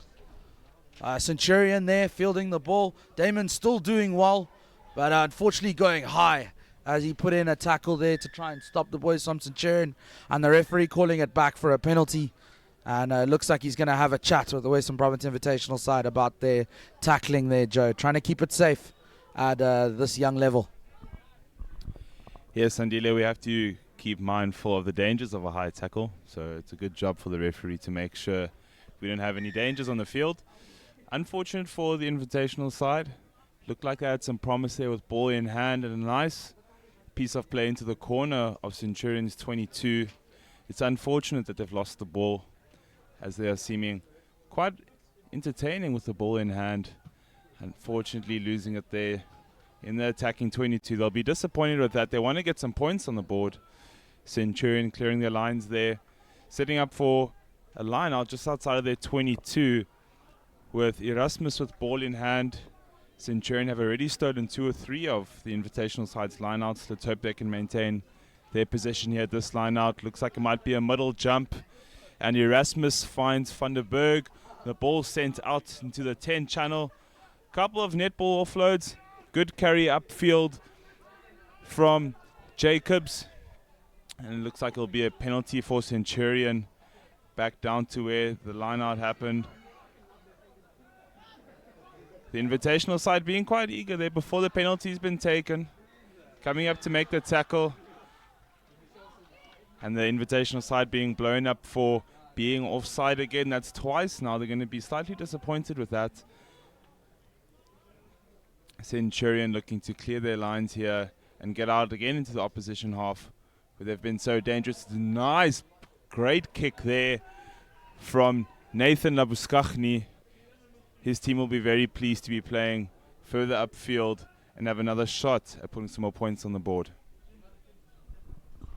The Centurion side, Joe, playing with a lot of structure here today. You can see they've got a strong engine room in their forward pack that'll give the back line plenty of go forward ball and a lot of opportunity for Labuskachny to set up some moves there for his team. You can see Divan Dalport, the previous try scorer, he's standing in the back line here for Centurion. So it looks like they might try and crash it up in the middle. Maybe see if they can create a bit of space outside for their wingers to go over in the corner. But for us to get to that point, we need MJ Erasmus to find his man, as he's done early on in this game so far. But this time, that ball being lost forward, and the invitational side now have an opportunity to go forward here. Damon's searching for that ball there at ruck time, getting it out there to Elile, the tight head prop. And here they go, Blake. Oh, Blake's pass just not finding his number 12 there, Ethan Raig. And the referee, though, saying that invitational side have a penalty. So Centurion going back, they were offside. And Blake now has an opportunity to put the ball to boot and get his side some much needed territory. But he goes for the quick tap again. They're really enjoying that today. And Bastra is really enjoying taking those forward. So Damon's now strings it out to Blake. Blake looking for Ethan Raig, who does well going forward. And the referee saying penalty now for Centurion. Holding on to the ball there, the invitational side. And here goes Centurion. Very well run there. And a great try by the number 12. Fantastic stuff by the young man. I think that might be Andreas Badenhorst. And good stuff by the young man. He'll be very pleased with that try there. Cutting through the defense and making an easy way of it under the sticks, Joe. Yeah, very good try from Centurion. As you see here in the replay. Ball go wide. The show and go opened up some nice space. Some lazy defense from the invitational side. And there we see on screen the corrections. Nathan Labuskachny scoring a try. Going under the sticks for Centurion. He'll be very happy with that. Did well there to recognize the space. And he gasses right through it. And he's not going to wait for anyone to catch him. Centurion here with the opportunity to add 2 more to the board. It's been quite refreshing to see the invitational side, although they're struggling, to make the adjustment of going for the quick tap rather than the kicks to touch, as they've been struggling a lot with their line out. So it's good to see that they're not afraid to run the ball. Unfortunately, their Centurion's kick not going between the uprights and not getting that extra 2. The Centurion side looking quite fresh, dominating the set pieces, turning over ball. Unfortunately, giving away a couple silly penalties, but otherwise a strong performance. And invitational side now with the kickoff. It's Blake. Blake finding MJ Erasmus. And Erasmus goes off on a charging run. Finds Herman. Herman now finds his winger, Dylan Atmore. Herman now stringing it out again. Strong work there by the Centurion side. The engine room putting in a lot of phases here. And space out now on the left. Good work here for Centurion. Can they keep this momentum going? They're on the halfway. That's Claessens now with a big carry. Herman again. This time finding Jean-Louis Leroux. Leroux takes 3 defenders to bring him down. Herman again. Big work there by DIAMANTVELD Kukumur, the flank. Herman now finds Labuskachny, the last try scorer. And Centurion really putting through some good phases here. Can they keep it going? Herman finding Divan Dalport. Invitational over the ball. Have they stolen it? No. Herman gets it there. He finds Claessens. And they try to get it away. Big work here in the middle of the park. And the referee saying penalty for Centurion. So they have an opportunity now on the opposition 10-meter. What will they opt to do? Herman goes for the quick tap. He sends it through to the big man, Jean-Louis Leroux. Leroux again taking a couple defenders with him. Herman now sending it out to the left. And that is the big lock, Justin Seymour. Seymour now carrying it over to Moore. The invitational side doing well to hold it up. Seymour can't get his knees to the ground. Referee says he's down, and Herman now sends it. Claessens, ball in 2 hands. Again, 3 defenders. Great work here by the props from the Centurion side. Really not afraid to carry the ball. Great work there by Armand Grundling, the 8th man. Very, very slick hands there. And again, another penalty for Centurion. 5 meters out, Joe. Doing incredible work here, the Centurion side. Yes, the Centurion side's looking very dangerous with ball in hand.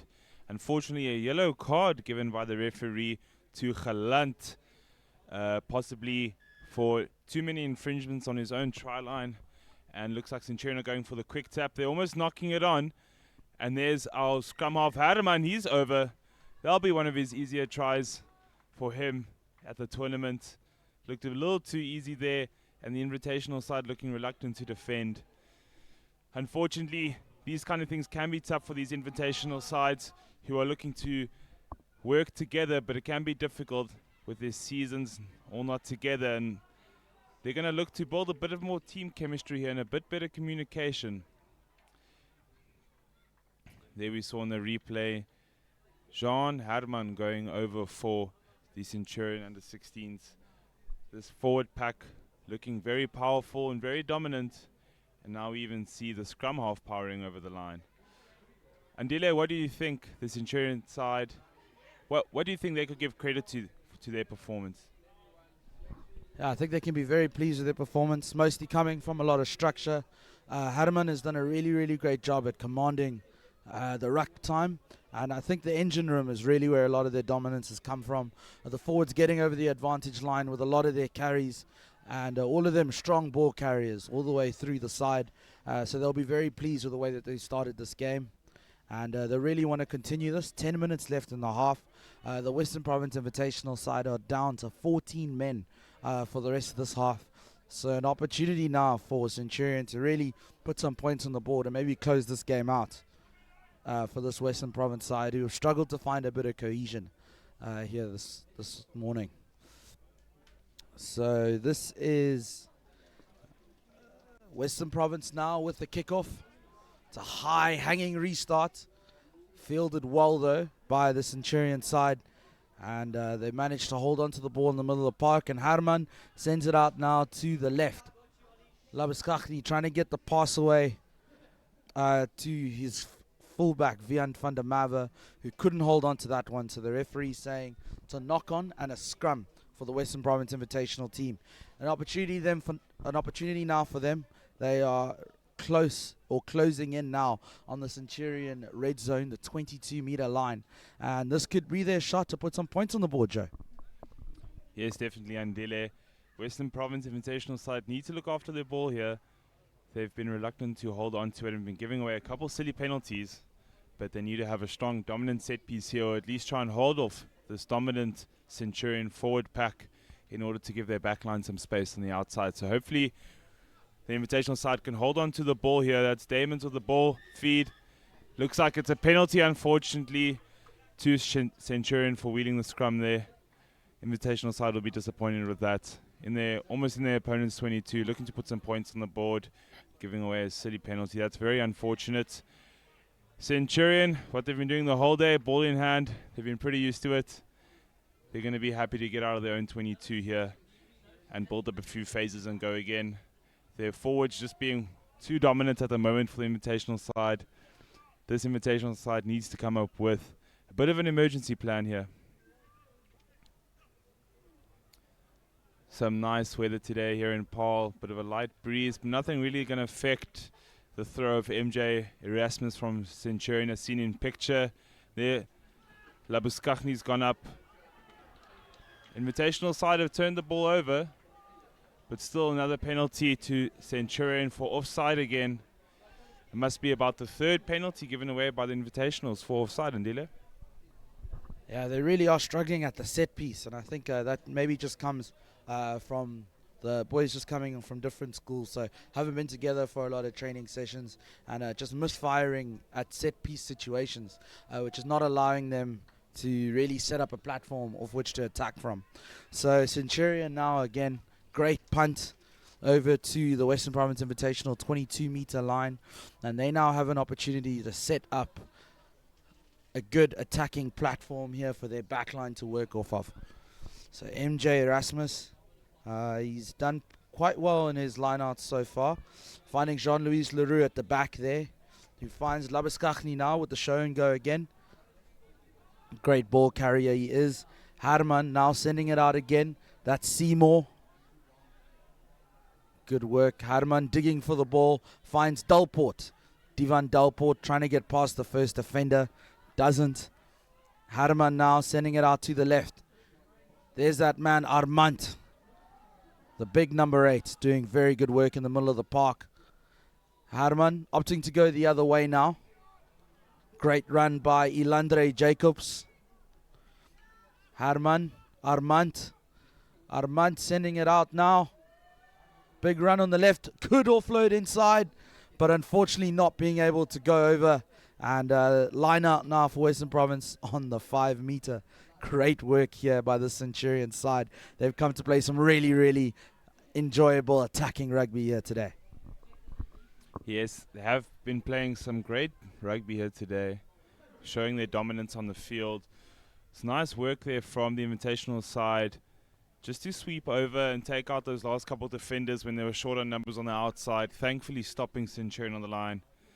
Here we have a throw into the invitational side. We're going to get a throw in. It's thrown over and turn. Will that be a try? Looks like it's a short arm to the invitational side.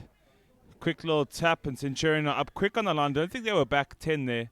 Looked like a bit of a high hit. We might see the ref have a chat to Centurion about that, and we've got a card for, looks like Armand has been sent off for a yellow card for a high hit and not being back 10. As we see here in the replay, very dangerous tackle. It's quintessential that the ref is very strict on that to show an example to the other kids that that kind of high tackle won't be accepted. We hope that the kid is okay. Did we see who went down in Ndile? Looks like it was the scrum half there. It's the young man Denzel Damons, number 23, filling in at the halfback position. And the medic's just attending to him now. Both teams will be down to 14 men for the last 4 or so minutes of the half. So we're closing out this half here, which Centurion will be very pleased about. The only blimp I can say on their performance thus far is the yellow card that was given now to the 8th man, Armand Grundling. But otherwise, they'll be very pleased. The lineouts started off well, but have been misfiring the last couple. So MJ Erasmus might just want to focus on that going forward, because if they can get their lineout firing, it's a great platform of which to attack from. You can see the scenes now. The stands really starting to fill up. Wonderful day here in Paarl for some running rugby. Very, very dry, great conditions underfoot. And you can see the players on the field itching to get going again.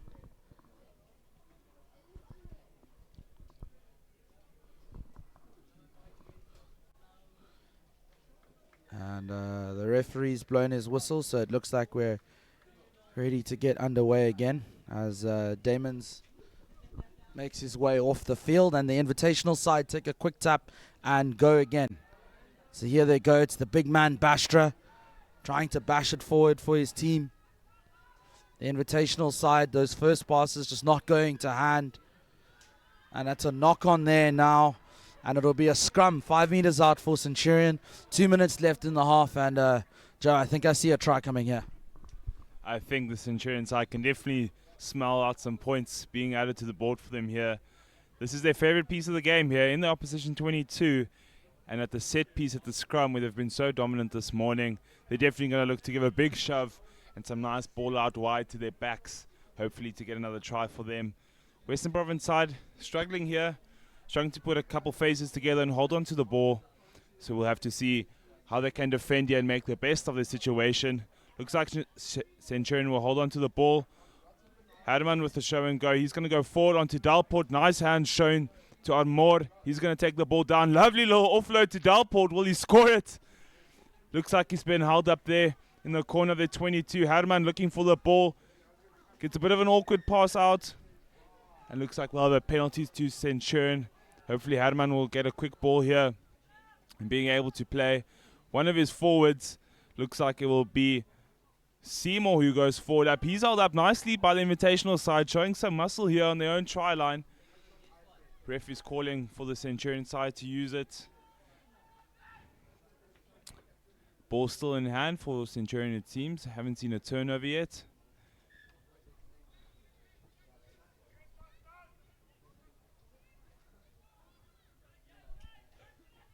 Looks like it will be a 22-meter dropout to the invitational side. It's been an interesting turn of events, and it's been blocked as well. So Centurion still the ball in hand. LaRue with a nice little offload. Centurion already now back into the opposition 22. And it looks like the invitational side are offside once again. That has to be the 5th or the 6th penalty they've given away in their own 22, Andile. Yeah, and you can see as the referee walks over to the invitational side captain, think just to have another chat and let them know that they can't make this many mistakes on their try line. There might be another yellow card to come. And here we go. Claessens sending it out to Jean-Louis Leroux, his prop partner, who finds Divan Dalport. Dalport with some really strong carries in this game. And Leroux again carrying it forward. Hardeman now finds Dalport again. Great hands in the middle of the park. And it's try time. Great stuff by Vian Maybach, the outside center. And he'll be very pleased with that score. Great hands in the back line. And allowed him to go over untouched to get his side's 5th try of the game. Great stuff by the young man. Vian Maybach, we take our hats off to you, sir. Yes, Andile, definitely so. And as you can see in the replay, Centurion doing well to keep the ball, looking after it. Ball coming out, and just a little binner and over the line, as easy as you like it. Fantastically done. Centurion taking full control of this half. They're going to finish with hopefully 27 points to love. We'll see if Vian van der Merwe can add on the 2 here. Quite a tough kick out by the touchline on the 5 meter. It's a nice strike. Unfortunately, looks like it just curled around the sticks. Centurion controlling the first half of this game. Andile, what do you think we could expect for the second half? I think we can expect some more running rugby from Centurion as the Western Province Invitational side may begin to tire. They've had a lot of defending to do in this half. But the second half, another opportunity for both teams. So we'll wait to see what happens in this next half. So for now, the scoreline reads 25-0 to Centurion against the Western Province Invitational.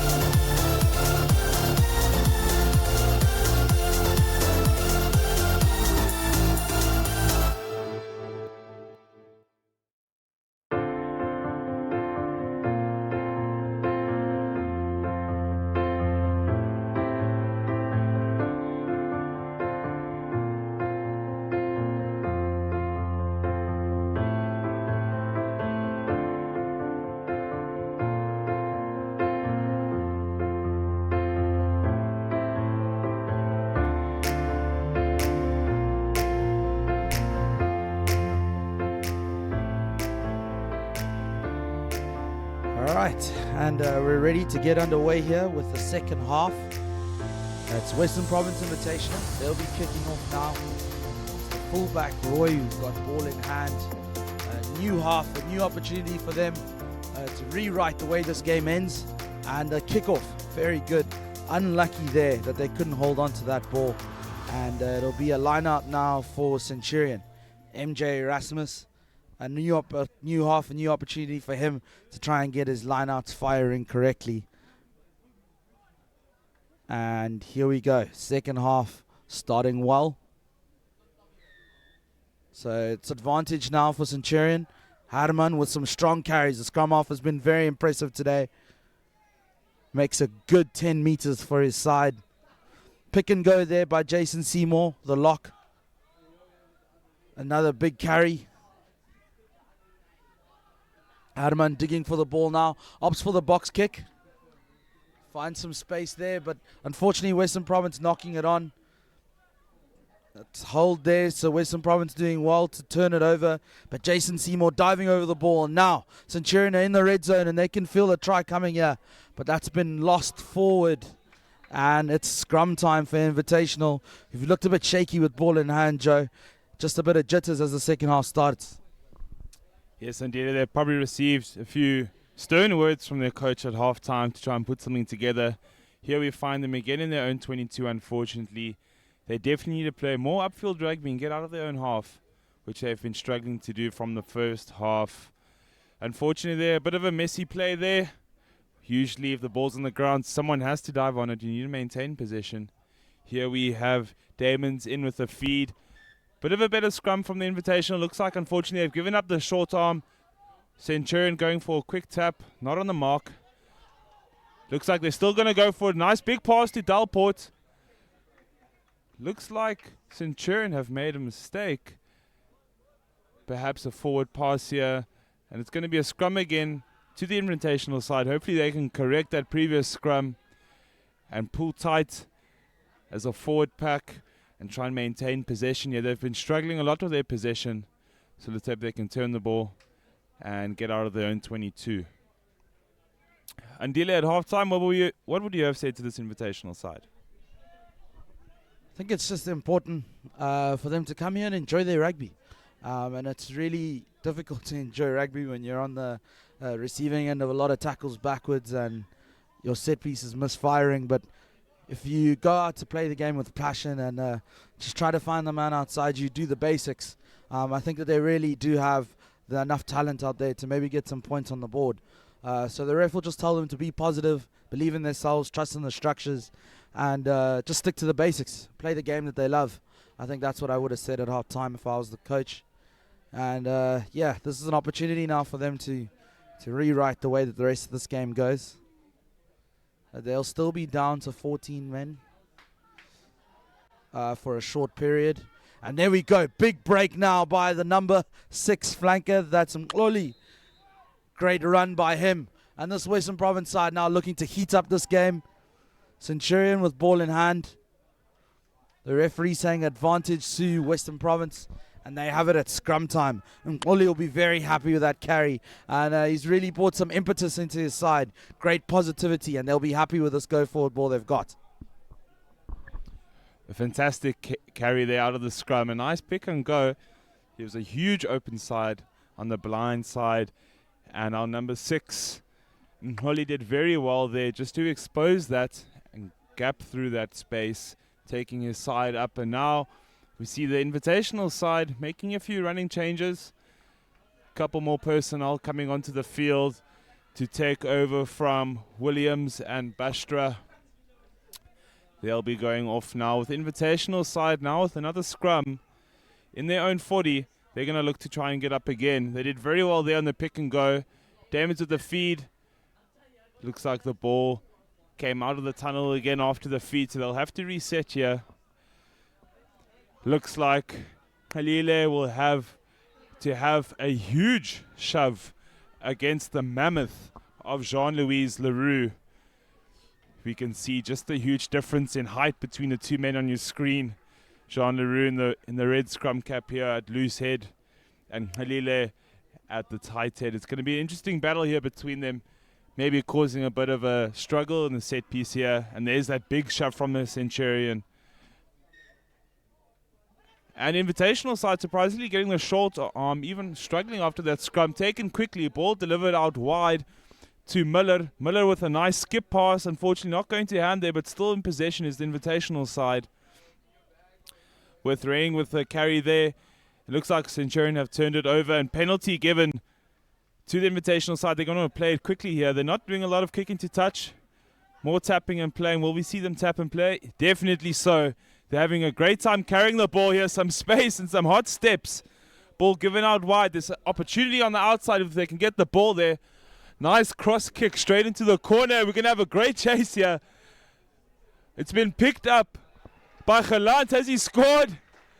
Looks like it's gone to Farron there.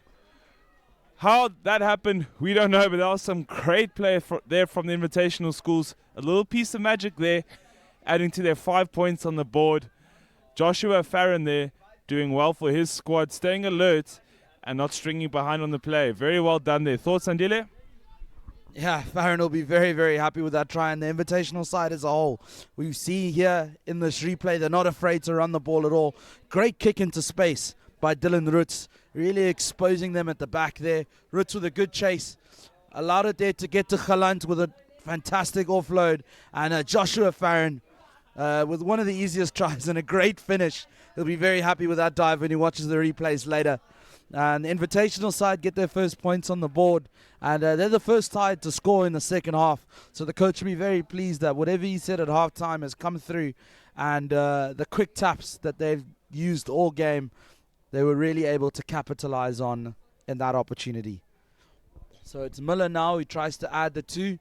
Great strike, and unfortunately just bouncing off the pole. Very close there, just a bit short. But Western Province Invitational scoring their first try, and they'll want to follow that up with another one, as the momentum now may have just shifted in their favor. So it's the restart. Mkloli under it. Can he get to it? Yes, he can. Spins it out now to Miller. Miller now looks for the step. Finds a strong defender there from Centurion. Mkloli again, the big ball carrier, and he's gone through. Mkloli has so much space in front of him. Does good work to try and find his team. And Centurion not staying on their feet there. So an opportunity now again. This Invitational side really now feeling themselves and playing some great rugby. Centurion not 10 meters. So they have another opportunity now. Dylan Roots with ball in hand.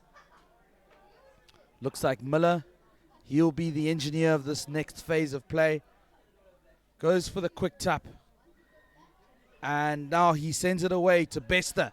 Bester, hailing from Bloberg Strand, has beaten 4 defenders on his way. Good work by the young man. Roots now sending it out to Miller. Miller with a little kick ahead. Good chase. Can he get to it? And Harman just having to boot the ball over the dead ball. And the referee looks like he's going to take it to the 22. You look at that again. Bester. Strong carry by him.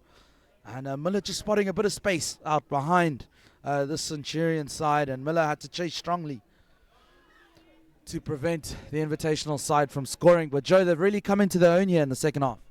Yes, we're seeing a much better effort here from the Invitational side. Interesting choice to use the boot there in opposition 22. Usually we want to keep possession, and especially with numbers out wide. Maybe the passes could have done it.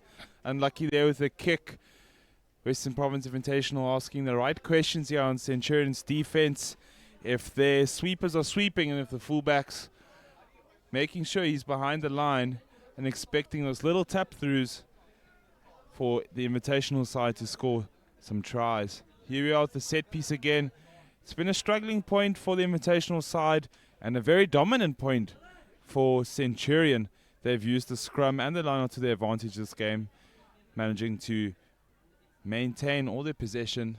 I think they've only lost one line out here this morning. Being a very strong point of the Centurion side is keeping possession, dominating with the forwards and creating space on the outside for the backs to get in. There we already see a nice strong shove, but the shove is unfortunately early from Centurion Invitational. Most likely going to tap and play, as we've seen from the rest of the game. There we have the ball sent out by Roots onto the full back, which is Roy. He's got some space on the outside. Fantastically done. The show and the go, and the space just opens up. The defenders just parted like the Red Sea there, and he didn't need a second invitation to gas through there and get a second try for the invitational side there. Done very, very well is Roy, coming from Pelican Park High School. Not too sure where that is, but I'm sure he's done his school proud. And they've signed up the extra 2 points as well after the conversion. So well done. There we see on the replay. Nice wide pass to Roy. Beats one, beats two, and through the gap he goes. Lovely piece of attack there. Seeing the space and gassing right through. Well done to him. Yeah, Roy will be very happy with that try. Just found the mismatch, managed to squeeze through the 2 forward defenders and get under the poles for an easy kick. And Western Province Invitational now their second try in the second half. The scoreline reads Western Province 12, Centurion 25. And Western Province winning the second half, scoring both tries, and they really have stopped Centurion's momentum and been able to really play their own kind of rugby. But now Centurion back at it, and that's that big man Claessens cutting through the defense. Now we see Seymour. Harman digging for the ball. Harman now finding Labuskachny. Labuskachny though couldn't get it away, and Roy thought he was away, but the referee saying not rolling away at ruck time, so it's a penalty now for Centurion right in front of the sticks. And they'll really want to hold on to possession. Yeah, they haven't had a lot of ball in the second half. I think that's what Invitational side have been best at, is just retaining possession. And Centurion now opting to go for the quick tap. And it's that big man. Look at him go. Can he get over the line? Stopped short. Quick pick and go. And that's a try by the 8th man, Armand Grindling. He had a yellow card earlier in the match, but he's rectified that now with a great score for his side. And just as you thought the pressure was starting to mount on Centurion, they've managed to come back with a score line, or the score of their own in the second half. And as you watch the replay, Harman there sent it out to Vian Venter, the big prop, with a very strong carry. And you'll see Armand Grindling here coming in with the pick and go. Bit of a mismatch there against the little halfback Roots, who couldn't stop him. And that's a try for Centurion, taking the scoreline now to 30-12 with a kick to follow. And the kick not going over, so the scoreline now reads 30 points for Centurion, 12 for the Western Province Invitational. And it's been a really exciting second half thus far, Joe. Definitely so, and a lot more points coming through early in the second half. The Invitational side firing back here with 2 early scores in Centurion, putting an end to their momentum. Would be very interesting to find out what the Invitational coach said during halftime. I think we should definitely go find out what he said. Invitational with a restart, high restart there. Looks like it was taken, and a good pass following it. There we see David van der Berg. He's got a nice big run. He's got some space. Looks like he wasn't able to hold on to it there. And unfortunately, Centurion, they're knocking on the ball. Western Province Invitational inside the opposition half. Hopefully they can put together some passes in a few phases and get closer to the opposition try line and slowly make the score difference here a little bit smaller and more towards the Invitational side. Set pieces playing such a vital role in under 16 rugby. Often we see early in the season a lot of handling errors, which is why the set pieces are so important to these young teams. And feed in the Invitational side again, struggling to maintain their scrum shape, being scrummed up by a huge Centurion side here. As you can see on the screen, the size difference is impeccable.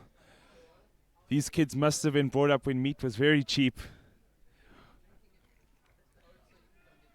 Here we have the set piece again. If I'm correct, it's still Damon's with the feed. We're going to have another reset here, says the ref. Not happy with the setup from both forward packs.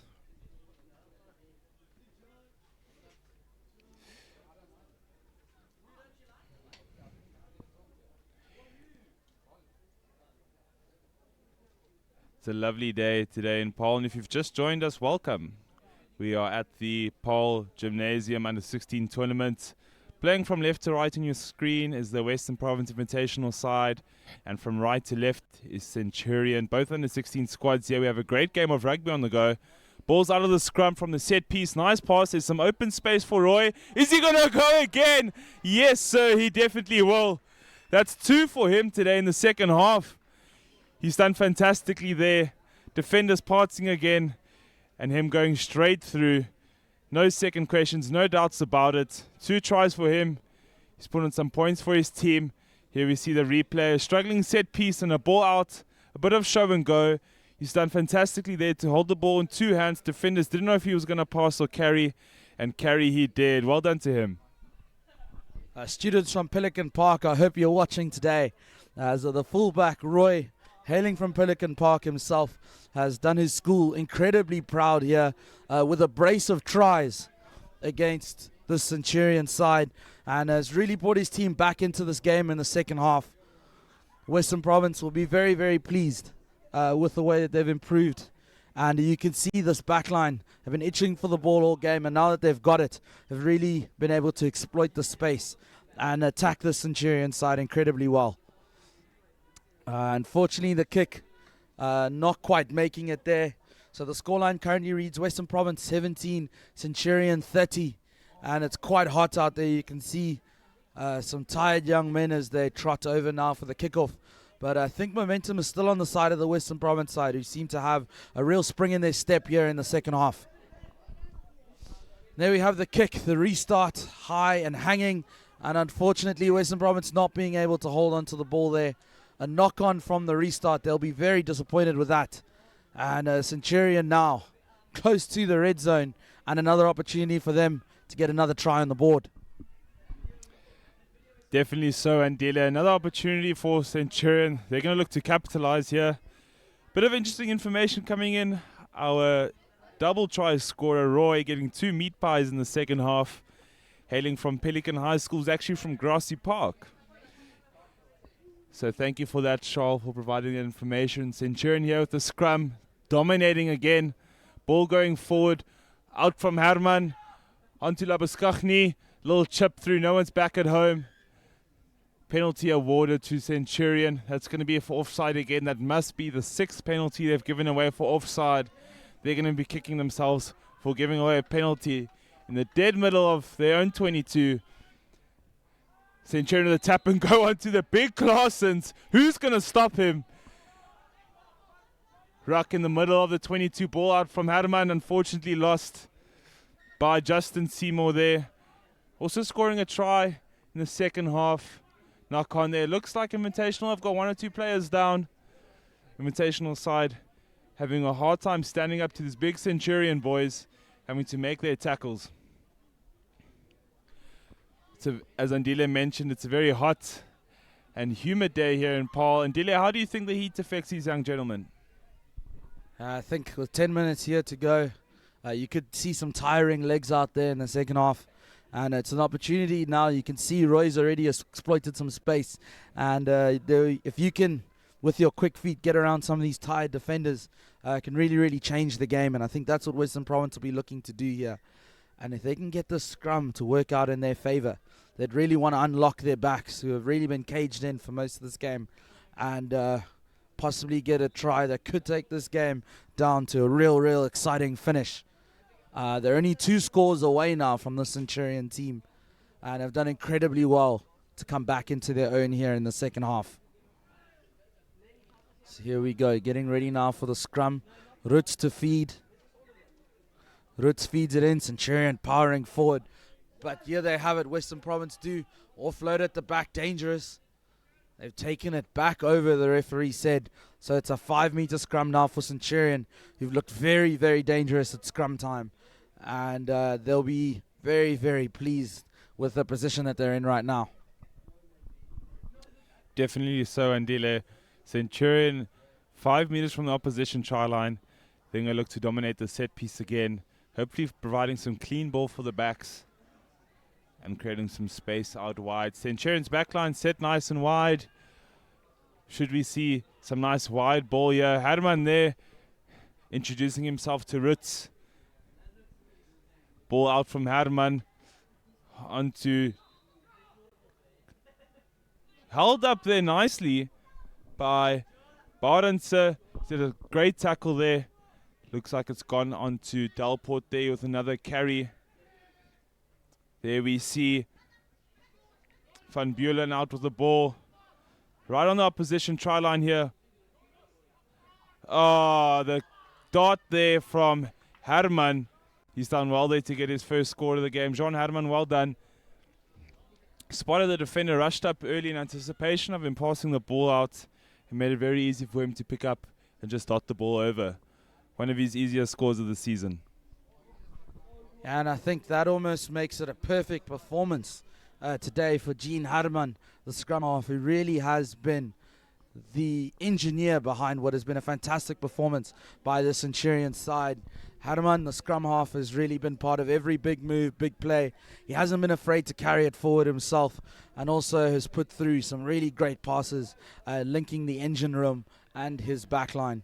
And when we look at the highlights again, there Western Province was rushing before he'd got the pass away and allowing him to take it around with a pick and go and score his side's 7th try of the game. This one converted. So taking a 20-point lead now, Centurion do. They are now leading the Western Province side 37 points to 17. There's about 10 minutes left in the second half. And we've seen this Western Province side with ball in hand. They've looked dangerous in the second half. And I don't think they've counted themselves out yet. So it's Roy, the double try scorer, who's got the kickoff. It's a high-hanging restart. Well kicked, very contestable.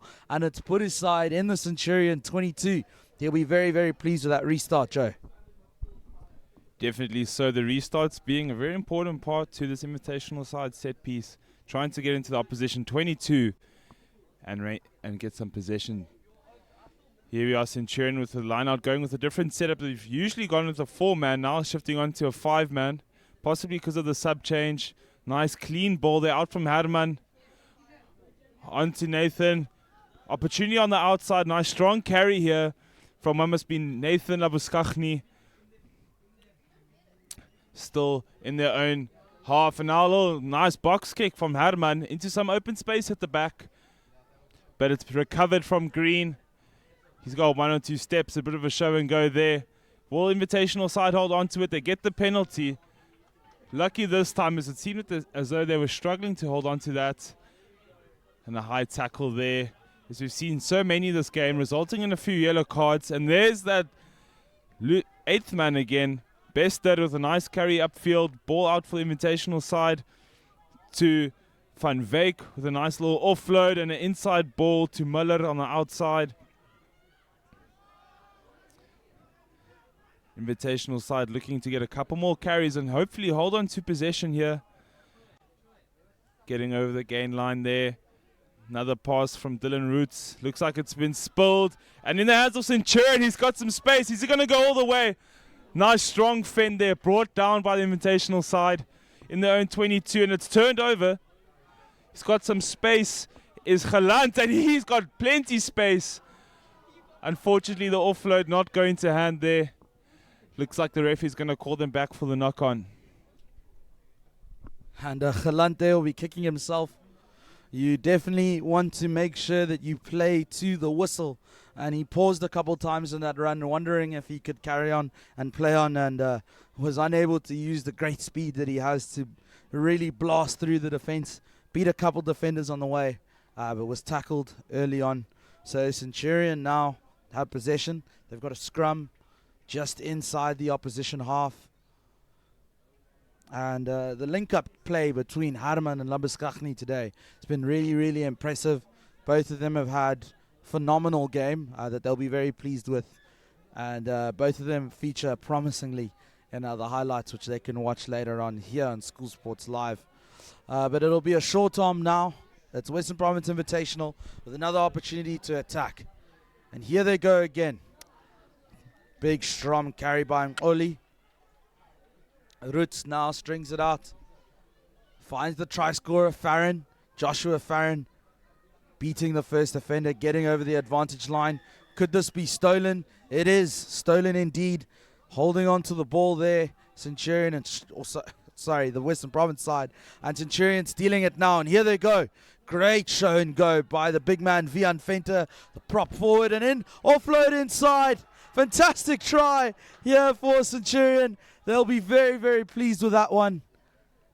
And just waiting to see the number on the back of the try scorer, but you can see his teammates elated with his performance. A real team try that I think has really closed this game off for the Western Province side as Centurion reach the 42-point mark. And here we look at the highlights again. Just great hands all throughout the team. MJ Erasmus getting it out there to the fullback, and it's come inside to number 20, Andreas Barenhorst, who goes over for a wonderful, wonderful try for his side. They'll be very pleased with that one over there, Joe. And I think that's try number 8 for the young men from Pretoria. And it's a tough kick to follow.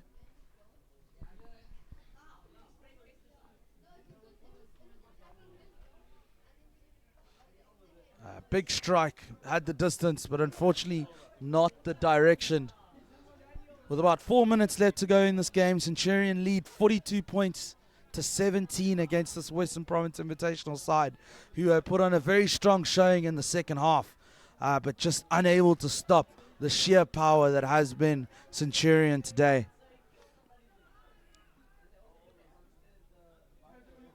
Okay, so it's Roy now, ball in hand, and he's going to get us underway with the restart.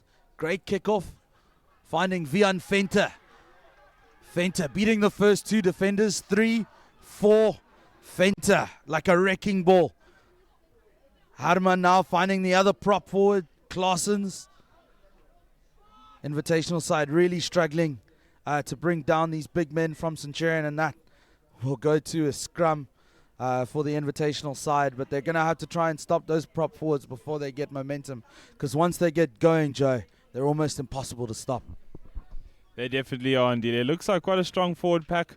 They've made a couple changes and brought even some bigger forwards on, which we thought wouldn't be possible. Most impressive part of that try was the nice forward carry from MJ Erasmus. Had a nice dummy and delivered a great pass to the outside, which created the opportunity for Centurion. Centurion play coming from most of their prop forwards, who are providing a lot of space and a lot of breakthroughs and at their set pieces, but looks like Invitational with ball here in hand. Ball's been kicked through by Roy into opposition 22. Unfortunately, just going out there. Nice strong chase from Centurion. Looks like the lineout's been taken quickly from Centurion. Gonna wait for Harman to get there to deliver the ball safely. Nice wide pass. There's a little bit of space on the outside if they can get the ball there. Nice pass there from Vian van der Merwe. A huge tackle from Roy again. He's been key, and it's a turnover. It looks like they're going to score here. It's Leon Andre Lawrence there with the score. Sorry, I have to correct there. It looks like it is Van Wyk from the invitational side there with the try there. Quite an interesting turnover. Ref didn't go back there for that huge hit. Not too sure if it was legal or if it was over the horizontal. But Invitational will be very happy to get the score there. Here we see again a massive tackle coming in from Roy. Looks like it was okay. Centurion stopping and not playing to the whistle. An Invitational stringing together 1 or 2 passes for a nice open side of play there for the Invitational side. Going over the line and putting extra 5 points on the board. Looks like Centurion will hopefully try maybe score more points on the board. We've got about 40 seconds left here in the second half. Will be interesting to see what Centurion have left and what the Invitational schools have left as well. Nice restart there. Looks like it's just come off the Invitational. And there we see Claessens again, as he's done the whole day, breaking free there. Harman out with the ball. Again, Centurion in the opposition 22 with ball in hand. Erasmus carrying the ball forward. Looks like LaRue's back on the field. Harman out again to Claessens. He's never going to stop carrying the ball. He's got so much energy and pace on him. Ball out again, nice and wide. Looks like the offload unfortunately didn't go to hand there, would have resulted in another score. Referee is calling a penalty to Centurion. Andile, what do you think we can expect here? Definitely the quick tap which had taken Armand Grundling running towards under the sticks. Has he gone over? The referee says he has. Fantastic try by the young man, Armand Grundling. That's his second try for the match. And that's how this game will close out. He'll be very pleased with his performance. It's the 9th try Centurion have scored today.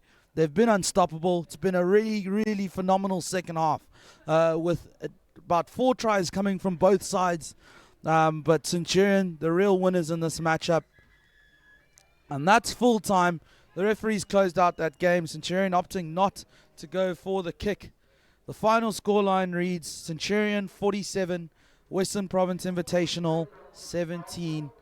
And I think if I had to pick a man of the match here today, Joe, I'd definitely give it to Centurion's number 9, Jean Harman, who can be very pleased with his performance at scrum half today. Stay tuned. We've got many, many exciting games to follow here in Paarl. It's a glorious day for rugby, and we're going to see some fantastic rugby here on this field. So don't go anywhere. Keep following School Sports Live as we bring you the best that there is to see in under 16 rugby here at Paarl Gym. For myself and Joe.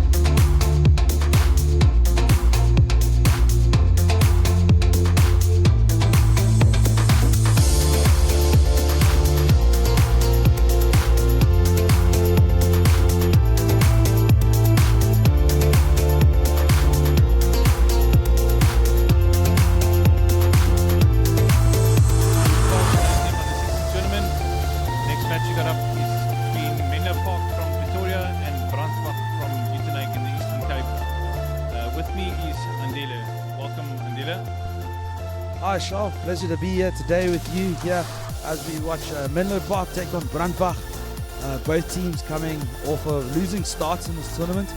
And as we look through the team sheet, you can see we've got Bernie Besaidenout pairing up with Kevin Locke as the prop forwards, Eugene van Vieren between them.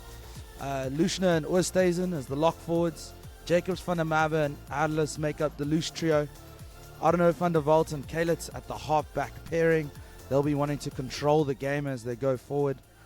And for BRANDWAG, you can see the Dion Rees-Besson and Michael Annis. That's their half-back pairing, who will be hoping that they can actually dominate this one. And Charles, interesting performances from both sides on the opening day. Yeah, it was a tough game for Menlo in the first game up against Paarl Boys High, and BRANDWAG going down narrowly against Kempton. So from the kickoff, BRANDWAG able to secure the ball. Let's see if they can exit safely here out of their territory. Big carry by the prop forward from BRANDWAG. It's Basson, the scrum off, clearing it out. Annis the fly off, going down the line. Unfortunately, a knock on, almost collected there by Menlo, putting some pressure onto BRANDWAG nice and early. But we'll sit down for the first scrum. I think it was a knock on there by the number 7 van der Merwe from Menlo.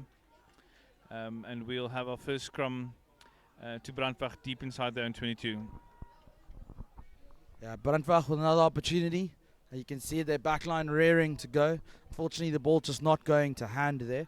But BRANDWAG look exciting early on in the game.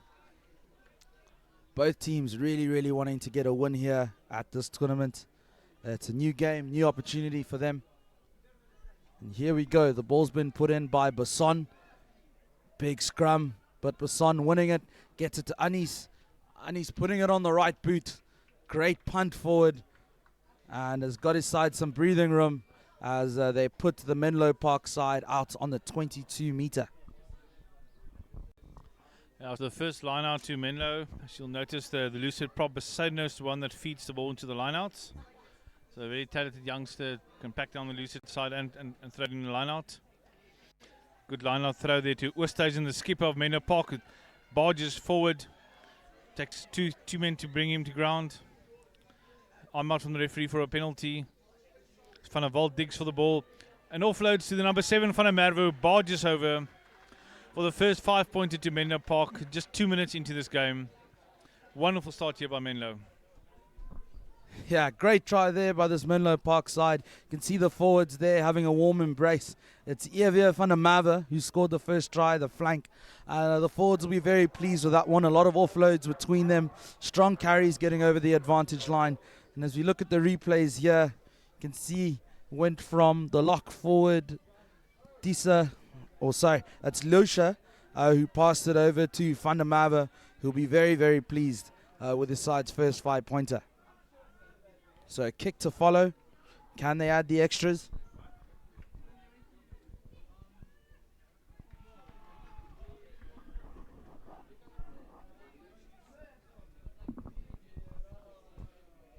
And it's over. Great kick there for Menlo Park, and they lead after 3 minutes in this game, 7 points to 0. And that's Kalitz there with the kick over. You'll be very pleased. You know, the confidence comes in from getting that first kick. You can see he's bought his kicking boots today. And Brandwag now, they'll be kicking back to Menlo Park and hoping that this can be a high contestable restart that they can get for themselves here. Kick barely goes to 10 meters, or not, says the referee, and he gives Menlo the option for the scrum, and they've opted for it. So let's see if Menlo can continue to show their dominance here from the early exchanges. I see we've got the reserve prop Wenzel on the loose head, and that man beside note backing down on the tight head side. So not only can he throw the ball into the line out, he can also back down on the loose head side, on the tight head side, which is great versatility to have in the front row. So Van der Walt to feed. Struggling a bit in the scrum there, but the referee calls them back for going further than 1.5 meters. But the referee also was unhappy with the quick tap taken there by Menlo, so they'll have to give it another go. So Van der Walt takes another tap. Looks like he's going to be lining up beside note here, who's got Wenzel on his back. Great run here by the front ranker. Still going, nice offload there to the left winger Jacobs. Van der Walt out again, Kalitz out to the loose forwards there. Van der Walt quickly again, down the line. Overweg, outside side, the beautiful offload. But unfortunately, Ehlers, the number 8, can't gather it. And Brandwag will have a line out just inside the 22. You can see Menlo Park shall here, not afraid to spread the ball around at all. Great pass coming out of the back door there by Overweg. But unfortunately not being able to find his man, Ehlers. And they've got away with this one, Brandwag. They have the line out and they find their front man target. And there we go, they've got a pack in the middle there. Good work by this Brandwag side. You can see a lot of structure. Big carry, great leg drive, and a fantastic clean. But the referee saying not staying on their feet. So it's a penalty now for Menlo Park. And here they go, quick tap now by that man, Besaidenote. They're passing it out to the left-hand side, offload in the tackle. It's the right winger now who's got the ball, Smith. Smith gets some meters. Kalitz now finding Wenzel. Wenzel takes 3 men to bring him down. Kalitz, can he get the offload away? He has to Jacobs, and it's a try. Great try there for Jacobs in the corner. Wait, referee's just having a conversation with the linesman, I think, just to confirm. See the nod of the head.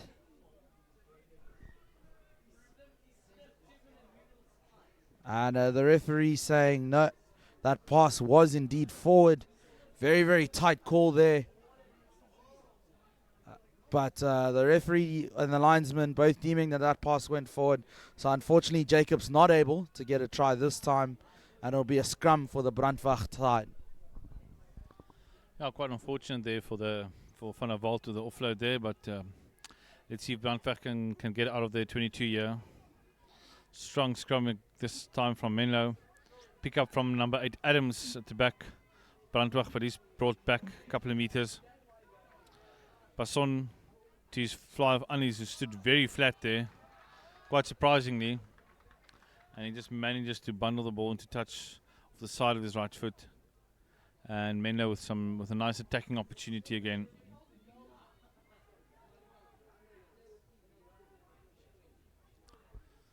So beside note again to feed the line. Sure, we're aiming again for his skipper Oosthuizen, the number 5 jumper. They go to the front to Lusher, Van der Walt to Kalitz, and there's Ehlers, strong man carrying the ball. Nice offload there to Faber. Ball's been set up nicely in the midfield. Van der Walt again finds that big man Wenzel again, who's carried the ball strongly quite a few times already. Van der Walt digging for the ball. Slow ball, but it comes out, goes back to the left hand side. Kalitz there with a half gap, brought down. Again Van der Walt. But unfortunately, the Brandwag player dived in there. Forced quick tap again. Van der Walt to the side to Faber. To Ehlers. And is he over? Oh, sorry, is that the hooker Van Vuren actually? Some strong carry there by Van Vuren. And over for the 5-pointer, Andile. Yeah, they'll be very pleased with that one. It all started with Brandwag playing the halfback illegally. So it gave the opportunity to Van der Walt to take the quick tap. And you can see Van Vuren, strong leg drive, getting through the tackle, getting through the other 2 defenders and dotting over the line for his side's second try of the game. Right next to the sticks, that's Eugene Van Vuren. And an opportunity now for Kalitz to add the extras. No wind here today, perfect conditions for kicking. So he'll be very excited about this one.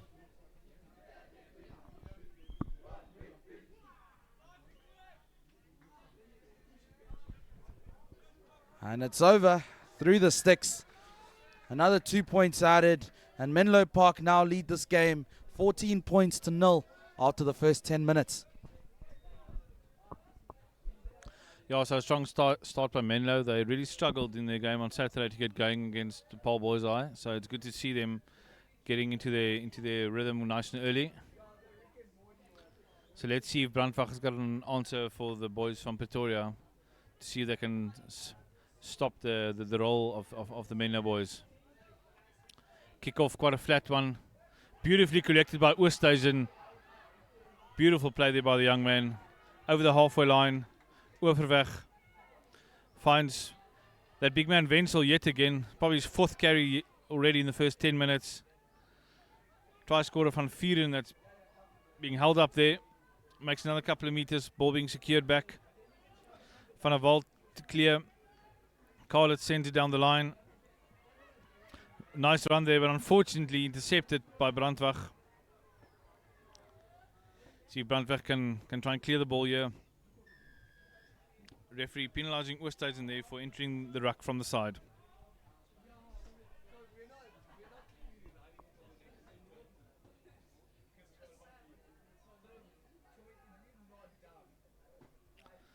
So it looks like the fly of Annies that's about to kick the touch here. And a very nice touch finder taking play into the MenLoPark half. Let's see what Brandwag will do with this line-out position. Yes, our real opportunity now for Brandwag with the set piece to take this game into their own hands, come into their own a bit. They struggle to hold on to possession. So that's what they need right now. You got to have the ball if you want to score. And here they go with an opportunity. Here they go, the Brandwag backline. Getting over the 50. Basson strings it out now. Finds his big prop forward who offloads it inside. Well played. That pass there just going forward. Unfortunately, couldn't get the offload to go backwards. And it'll be a scrum now for MENLOPARK. Almost in exactly the same spot where the line out took place. So they'll be happy with that exchange and the territory that they're at now, Charles.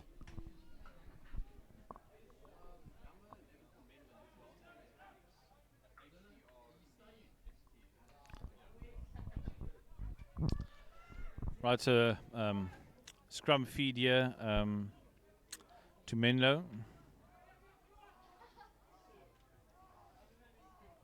Van der Walt to feed it. Pressure from the Brandwag side.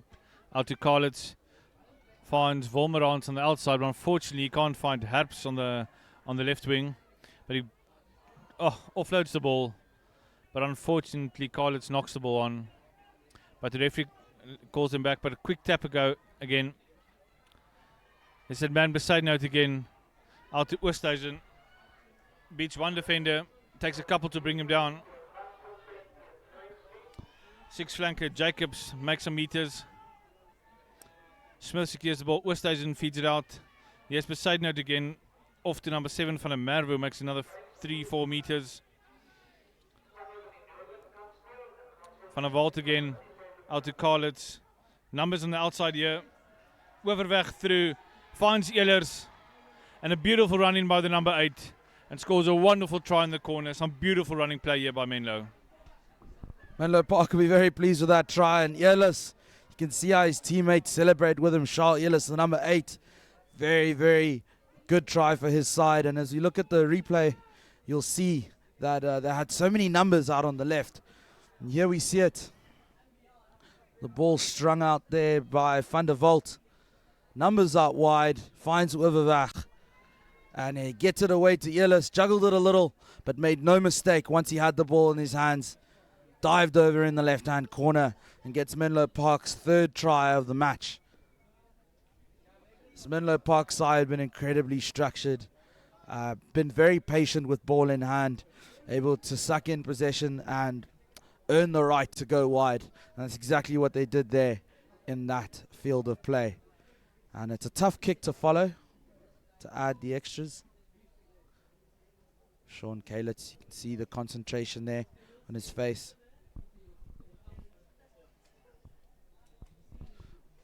Kalitz with a good strike. And it's over. Great kick from the corner by Sean Kalitz.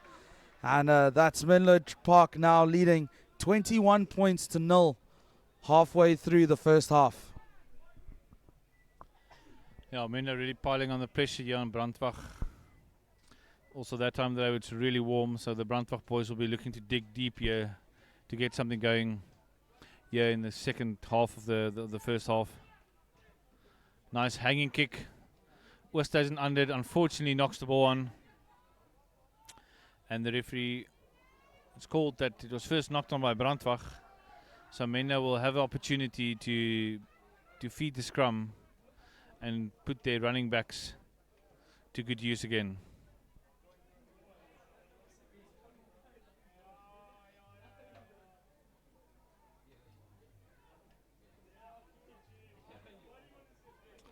So Van der Walt is looking to feed here. There was some pressure on the Brandwag, from the Brandwag side on the Menlo scrum in the first half so far. But let's see what Menlo can do with this now. Ball cleared out. Van der Walt finds Faber, the number 12, who beats one man. Offloads to Overweg. Fends off one, not brought down. Still going on the 22. Unfortunately can't find his man. But then eventually the ball ends up at Faber. Overweg again on the ball. A little spilling of the ball back and forth there. But the referee calls him back. Knock on from the Brandwag boys, and Menlo will have a wonderful attacking opportunity.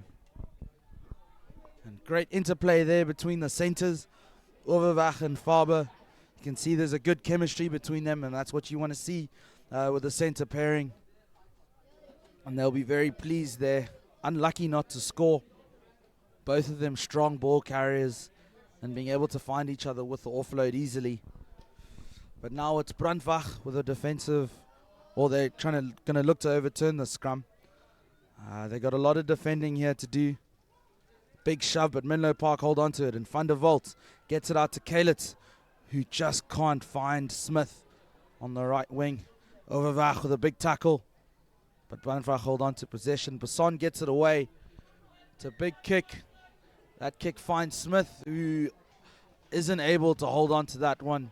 Juggles it out, and it'll be a line out now for BRANDWAG. You can see Smith very frustrated there with himself, booting the ball away. Lucky not to get anything else there from the referee, and just some words of encouragement there from his center partner Overwag, letting him know that it's a small mistake and it's how you play from here that matters. So line-out feed from Barnard, the hooker from BRANDWAG.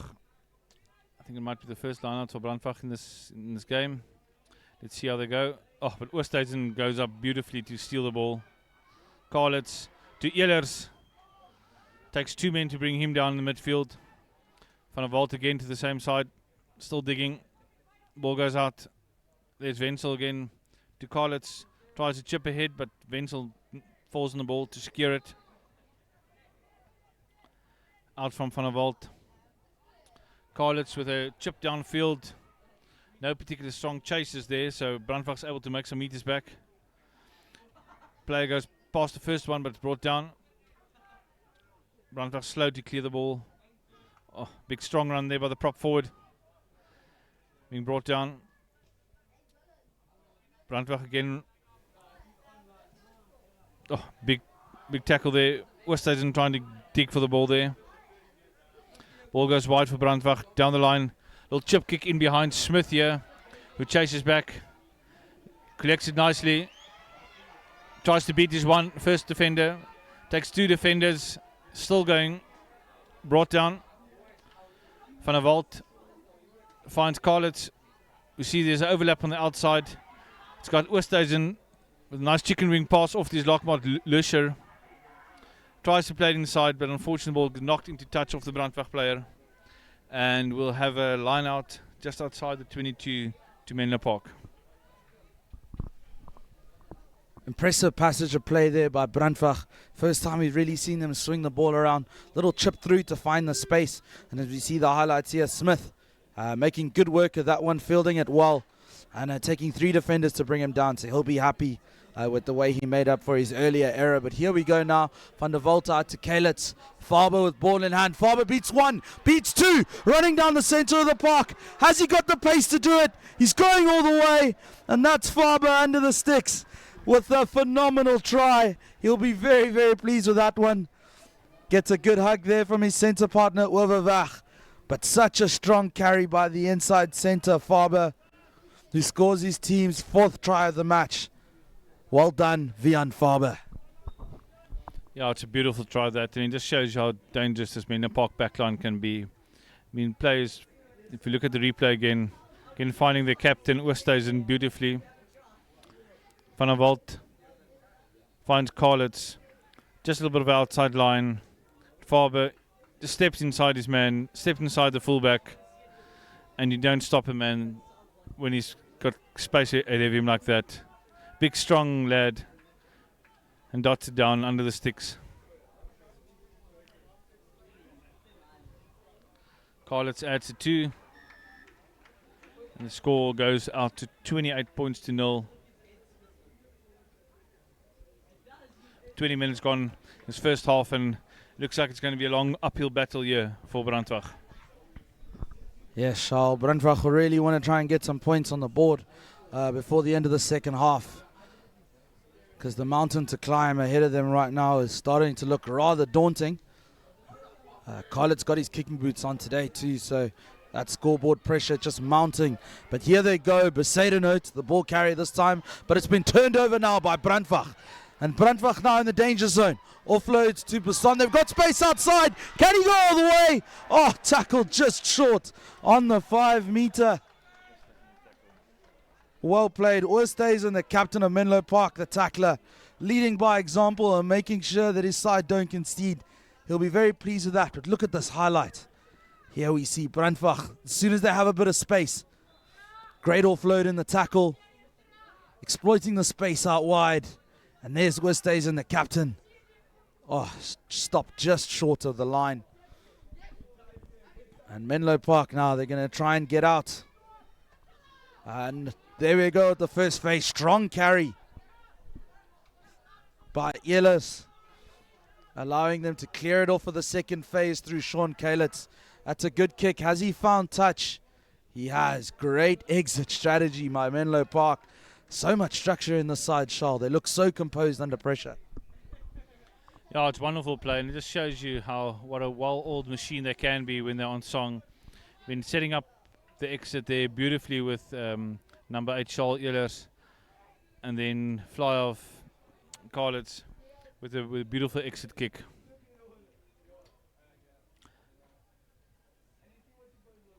Let's see if Brandwag has got anything left here in the first half to try and get some points on the board. Unfortunately, the feed doesn't go to your hand. It's Jacobs, the number 6, that carries the ball. And unfortunately, number 7, Van der Merwe, is penalised. Just looking forward to the ball going down the back line of Mendo there and seeing what they can do with the ball.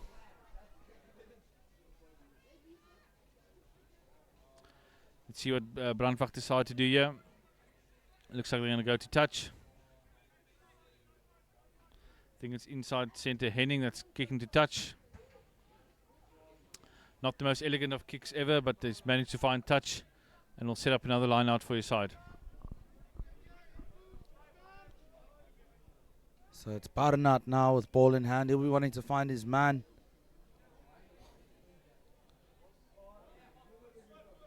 Line out goes in. He does well to find his jumper. And here they go. Now Brandwag with an opportunity to attack this time. Great cut inside. Wonderful running line. Basson strings it out to Anis. Offload in the tackle. Does good work there. Got to protect the ball here. Brandwag. They managed to hold on to it. Big pick and go. Can he get past that first defender? He does and gets over the advantage line. Strong carry. Shows the importance of the leg drive. Here comes another one. Hold up there by Wenzel. Great work in defense. Kick forward for Herbst. Herbst chasing now. Goes for the kick and chase and collects it. And he's about to go all the way. Great try there by Herbst. He'll be so pleased with that try. Great little show of skill there. Was he on the soccer field at a younger age? We're not sure. But he showed such great hand-eye coordination. Rolf Herbst to kick the ball ahead. Watch it closely and still gather it when it was bouncing all over the place. We see the highlights here. It all starts off there with a stab through by Sean Caleb. Spotted the space behind. Herbst kicking forward, bouncing towards him. Catches it cleanly so well. And the speed that we know he has. Ankle tap coming at the end. But he has the momentum to go over the line and score a wonderful try that I think he'll remember for years to come, Shaw. Yeah, it's a beautiful try. I mean, a little bit of luck with the ball bouncing off the opposition, but I mean, had wonderful reflexes there to catch the ball and show a clean pair of heels and to dot the ball down for his sides. I think it's in fact their 5th try. And fly of Kalitz here with the conversion, take the score out to 35 points to 0. And there's still 5 minutes left in the first half. And if you're a Brandwag player now, you're hoping for those oranges at halftime now, just to catch a break a bit.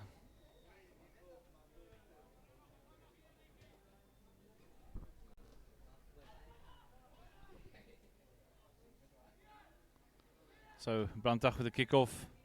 Nice hanging kicks. Beautifully collected again by Oosthuizen. Don't think we can remark as well this player's been playing today.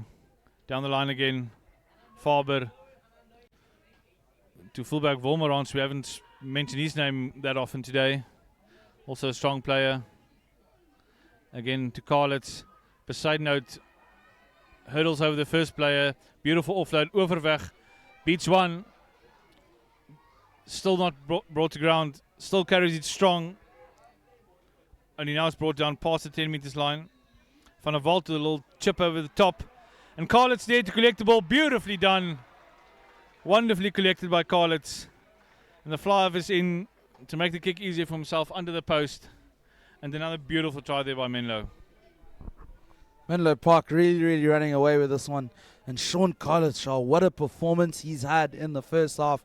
He's been the engineer behind so many of his side's tries. And this time the finisher. Great vision there by Van der Walt to see the space in behind the Brandwag backline. He gets it away to Carlets. He chases well with an easy dot under the sticks. And an easy kick to follow. Makes no mistake of that one. And the scoreline currently reads 42 points to 0. Menlo Park with 6 tries here in this first half. 3 minutes to go before the half closes out. But Menlo Park showing real dominance, real structure and some fine form here in this first half. And well-deserved leaders of this one. So here we go. Brandwag now with the kickoff. Westhuizen trying to field that one, but it goes over his head, and Overweg is the one who collects it. So here they go. Van der Walt. The forward's doing well with the dummy run. Collins finds Faber. There they go. Ellis finds Rolf Herbst. Herbst crashes over, getting over the advantage line. Good play by him. Van der Walt there. Now in the half-back position. Goes on his own. Beats the first one. Gets the offload away to Lursha, the lock forward. Van der Walt now has to dig for this one. Gets it away now this time. Is that Wenzel with a carry? Also had an impressive game thus far. Sean Collins now beating one. Show and go. Look at him go now again. Finds Overweg. No one in front of him. And Overweg's going to go under the poles. And that's try number 7. Can anyone stop this Menlo Park side right now? Brandwag, unfortunately, up against the Menlo Park side that are here and showing no mercy. 7 tries now in the first half. Reinier Overweg with his second. Yeah, if you look at the replay here, ball coming out, little dummy switch there, and through the gap by Faber, finds his outside centre partner Overweg, and you don't stop that man when he's got that much space. And that's down for the 7th try for Menlo here in the first half. And it begs the question, where was this Menlo side on Saturday when they had to play against Paarl Boys Eye? So let's see if they can. Looks like there's still some time left in the first half. Let's see if they can rack up one more try here in the first half to break that 50 mark in the first half.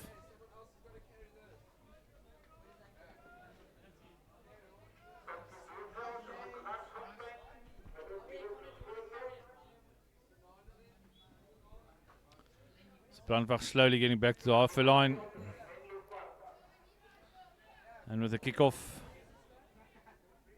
And again, Westhuizen collects again. Almost not sure why they keep kicking it to him. Should kick it to the other side at least and try and have an opportunity to win the ball back.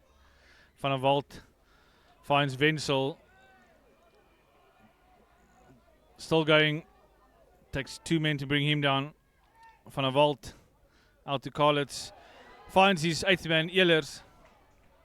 Still going. Ball presented back. Van der Walt. Wenzel up again. Oh, but unfortunately he loses the ball. Well stolen there by the Brandwag prop. But the ball goes loose. Can Brandwag do something with this ball? They've had very little ball in the first half. Skamhoff tries to kick across, but unfortunately kicks it straight into fullback Wolmerans. Let's see what he can do with the ball. First chance to run. Finds his captain Westhuizen. Goes off one. Gains another couple of meters. Great clear out by the ruck there by Van der Merwe. But the referee wasn't happy with the way he cleared the ruck. And stopped the play. Looks like the young man from Brandwag might be injured here. The referee calls off the medics to see if the young gentleman is fine. You can see there's some hands on heads here. Really, really hot day out here in Paarl, and the referee deciding that's the half. So Brandwag now will be able to go to their coach and have a chat. And I think there'll be some stern words there from their coach at halftime. But the halftime scoreline reading, MENLOPARK 49, Brandwag under 16 0.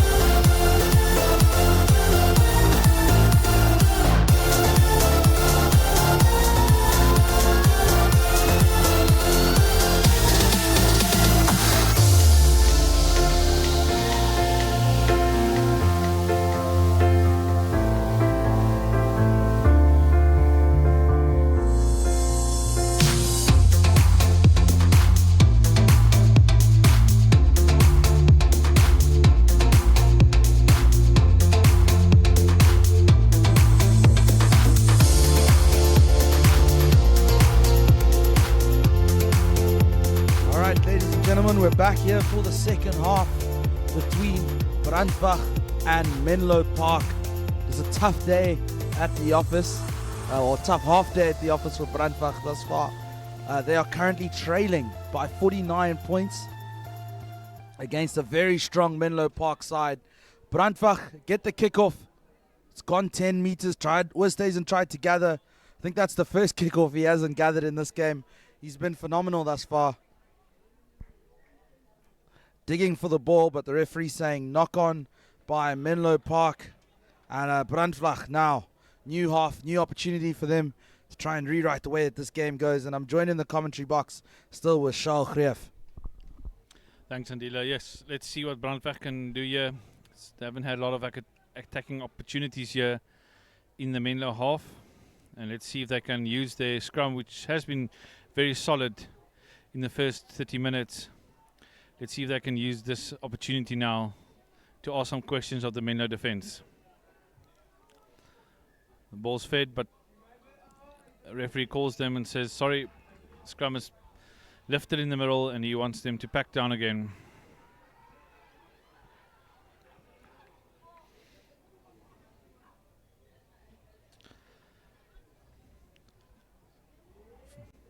Packing down again. BRANDWAG to feed the ball. The ball goes down the line to the fly off. Nice outside ball. Finally some space here for the right winger from BRANDWAG. Let's see what he can do. He goes past the fullback and beautifully done. Beautiful try there by BRANDWAG. First time they swing the ball wide and the right winger, Creer, I think, that scored there. And finally they break the deadlock from their scoring and go over for a beautiful 5-pointer. And I don't think the coaches could have asked for a better start. So if you look at this replay, a little dummy switch there. Pass goes down the line. Fullback into the line. The winger shows a clean pair of heels to his opposition 15. And he goes over for the 5-pointer. And that'll be beautifully done by the youngster. And it'll be great confidence builder for the men van UITNODIGING. Yeah, BRANDWAG will be very happy to break the duck. The duck has been broken and an opportunity now for them to get themselves back in this game. It's Anis goes for the kick. That kick just straying to the left. So BRANDWAG currently winning the second half. That's the first 5-pointer that they've got. And MENLOPARK will now be kicking to them. So Westhuizen won't have to collect it this time. You can see Sean Collins, the fly half. The real engineer of BRANDWAG's destruction in the first half. He's been the puppet master thus far. A high hanging restart, which has been well collected by Jansen. And here they go again. MENLOPARK not looking to slow down, and Besaidenote, the wrecking ball crashing through. It's replacement scrum off on now. West trying to spin it out wide. Couldn't hold on to the ball there, MENLOPARK, and an opportunity to get some space. They've kicked it straight to that man, Sean Collins. So here he goes again. Collins now finding Weverwag.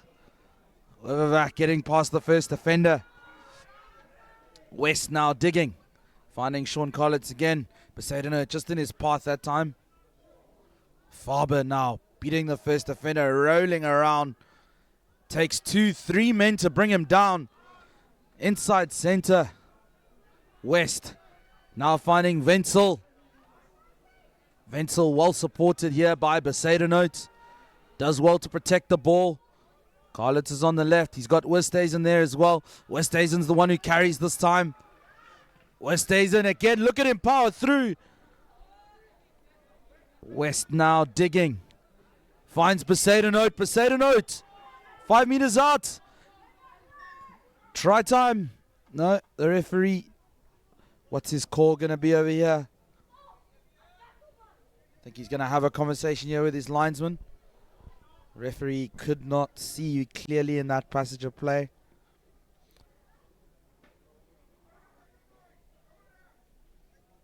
Looks like the two agree with the decision that they've made. We just wait to see what that decision is. That decision is a penalty to Menlo Park. 5 meters out. What will they choose to do here? West, the replacement scrum half. He's replaced Van der Walt, who had a wonderful first half. So West now finds Besaidenote, the wrecking ball. Besaidenote, great offload inside to Lucia. And there they go. Menlo Park didn't take them long. 5 minutes into the second half, they've gone over again. And that's a half century for Menlo Park. They'll be very pleased with that. Right under the sticks. So I don't see Sean Kalitz missing this one. And as you look at the replay here, West gets it away to Besaidenote, who knows he draws in the defenders. And the defenders from Brandwag getting sucked in, getting space for Lucia, who goes over under the sticks and makes it 54 points for Menlo Park. Yeah, beautiful offload there by the loose head Besaidenote. Carlett adds the 2 points. Very nice offload there in the tackle. Allows his lock to just gather the ball and fall over the white line for the 5-pointer.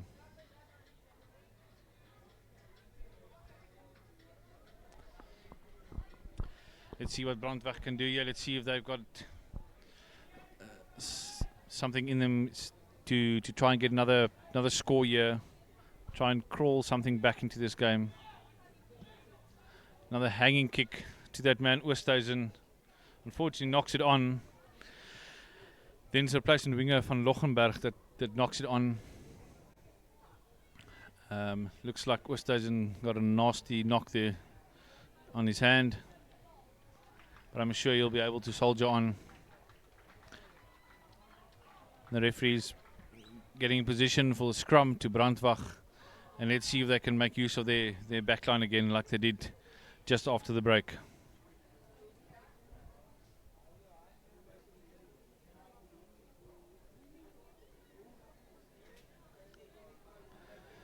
It's really been a wonderful morning of rugby here in Paarl. Some nice running rugby. Can really see an improvement in the quality of the game from Saturday. There was lots of unforced errors, and we've really seen some nice running rugby here from the young men. And let's see what Brandwag can do here. Defeat the ball.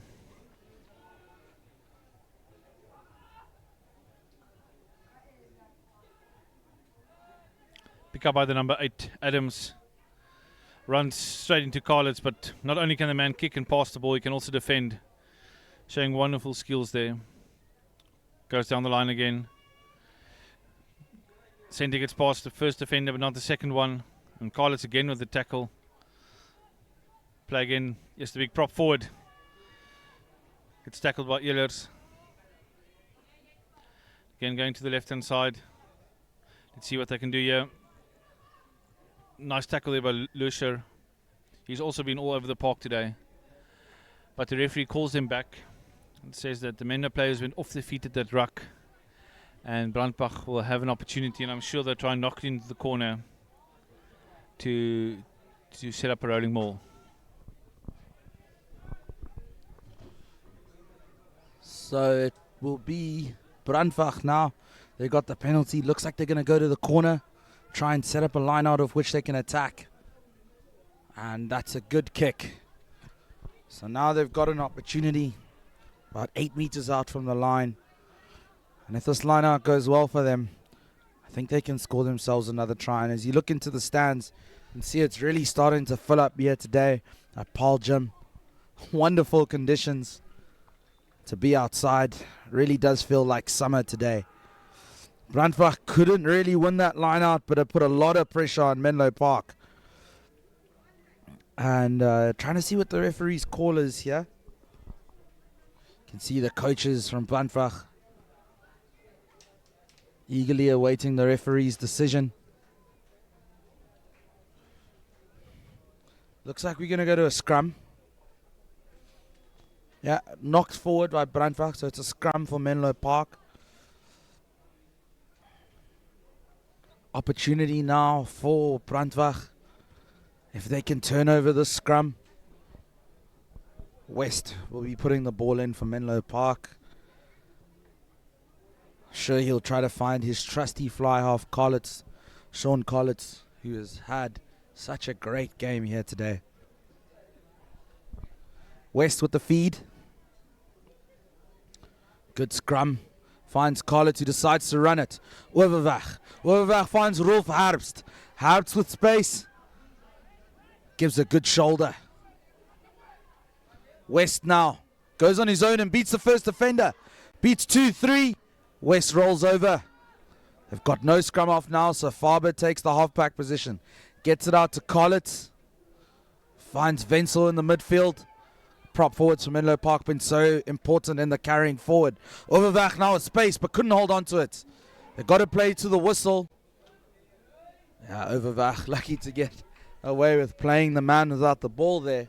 And the referees just said knock on for Brandwag, just inside the MENLOPARK half. Yeah, it's unfortunate that there was a knock on there by Overweg. He's been a very exciting runner with the ball. Would have liked to see him run the ball. And he's got his left winger Herbst there with him. And again, another opportunity for Brandwag to try and get some more points on the board.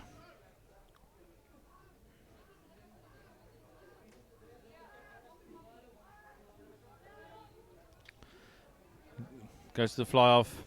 Ball goes nicely down the back line. So overlap there. Beautiful running there. Steps inside one man. Being held up there, and nice turnover ball there. West clears it out. 7 flanker van der Merwe there, makes a couple of meters. West with another nice snipe around the blind side. It's been very lively around the rucks. This replacement scrum off. But the referee calls him back and says there was obstruction. So unfortunately it will be a scrum down to Brandwag.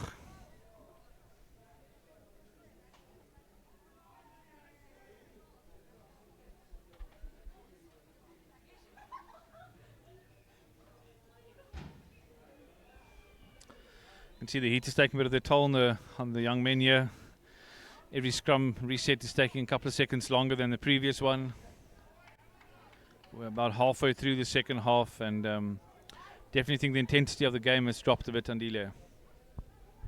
Yeah, it certainly feels like it's a game that MENLOPARK might have won in the early exchanges, because as the heat starts to grow and the bodies start to wear out, it's becoming increasingly difficult to find that intensity.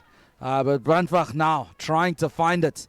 And a kick over, trying to find some space, but instead finding Van Loggenberg. And that's a penalty for Brandwag. The referee saying that MENLOPARK not staying on their feet.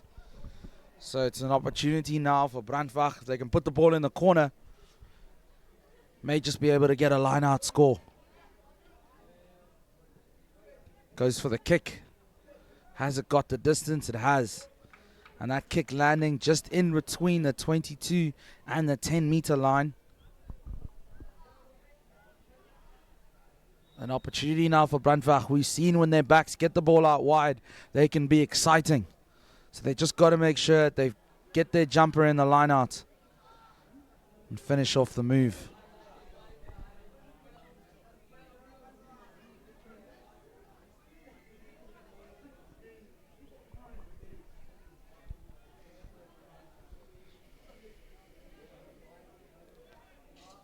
You can see the heat.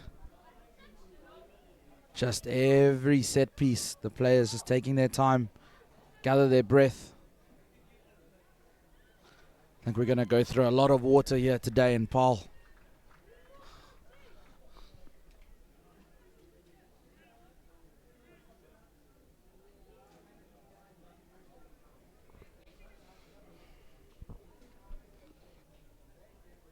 See the number 8 in screen for MENLOPARK, Ehlers.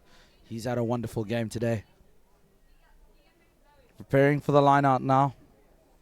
Barnard, will he find his jumpers? Not this time, no. It's stolen now by MENLOPARK. And here they go on the attack again. Overweg with space in front of him. Decides to keep the ball in 2 hands and go on his own. He's got Haps on his outside, but I don't think he's going to need him.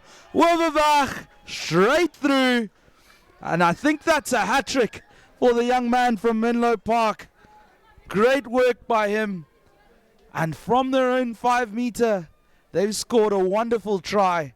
And that takes them up to 9 tries for the game.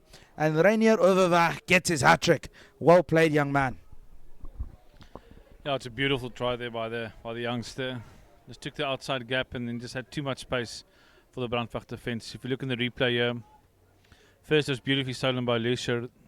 The forelock, I think it's moved to the side of the scrum as well. Carlitz with the skip pass finds Overweg, running with the ball in both hands, beautiful, and then shifted to the right side and just too much space. And no answers for the Brandwag defense for a talented player like that.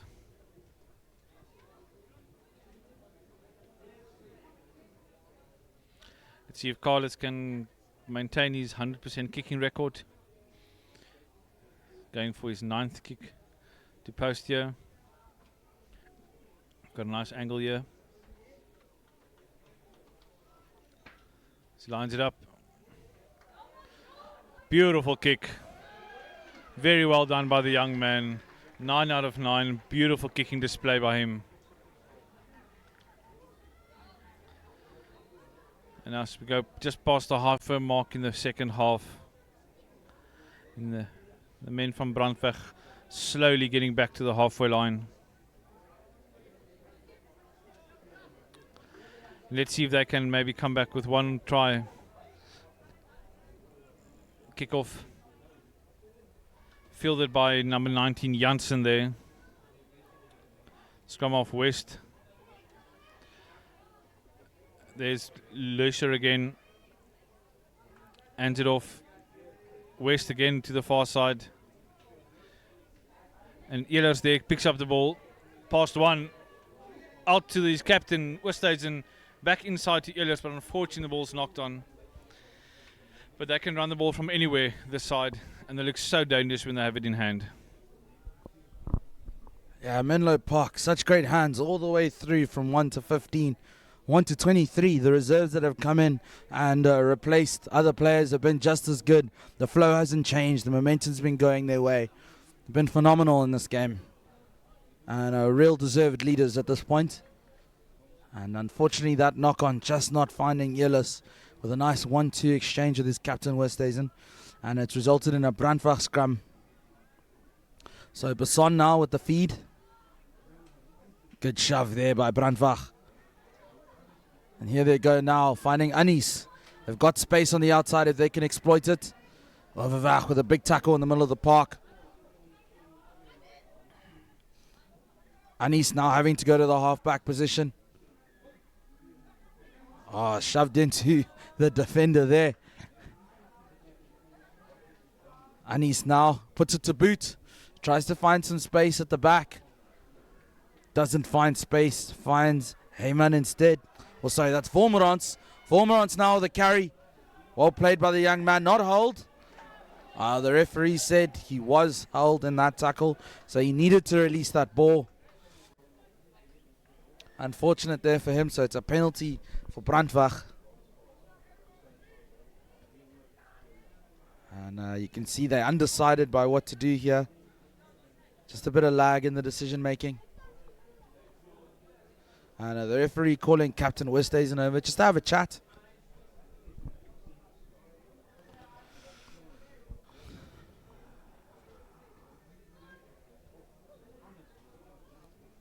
And Westhuizen seems happy with the chat he's had with the ref. And Brandwag now with a penalty. Are they going to go for the kick? They've chosen the scrum, it seems. I wouldn't be surprised if they have, Charles. Their last scrum was actually quite dominant. Went forward quite well. Yeah, they've been very solid in the scrums. I must say that's one area of the game where Brandwag has stood out. Possibly the tighted prop Francis has been very strong, and also Killian on the loose head side. So also this creates a little bit more space for their backs, and let's see if they can put them to use.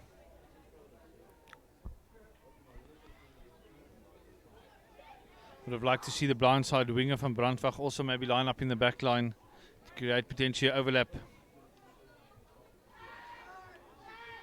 Gonna get strong scrum by Brandwag. Ball's being cleared. Goes down the line. Pass just going behind the player and not really creating the momentum. And well played by Faber. Quick tap and go. Yes, West finds Leisure, who finds his captain Oosthuizen with a nice dummy. Steps inside, still going. 5 meters out now. West clears again. Finds Karlitz to Faber. Overweg again to Wolmerans. Oh, gets tackled. Gets the ball back. But unfortunately, the number 6 flanker, Jacobs, just knocks the ball on there. But I mean, again, very enterprising play from Menlo. If you look at the replay here, Overweg, just behind Wolmerans. It's nicely tackled there. Pops it up, but yeah, just can't get it into the hands of his loose forward. And as we say that, the Menlo guys will ring the changes.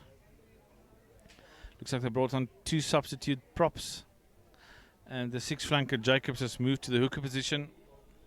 So let's see if they can withstand the pressure from the Brandwag front row in this last 10 minutes.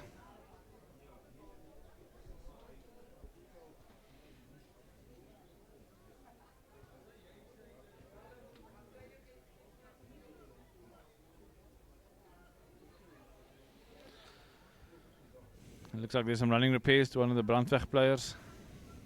The young man's ready to, looks like he's ready to leave the field. It's been a long break in play now.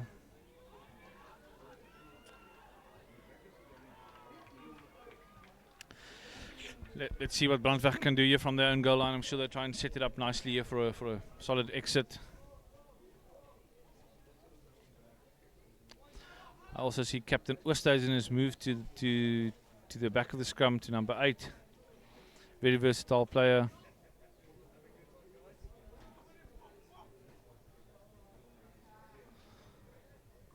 Still we wait for the scrum to be fed.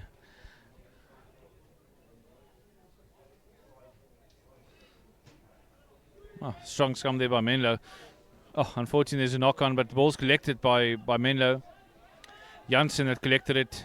West to play to Karlitz. Dummies steps past one.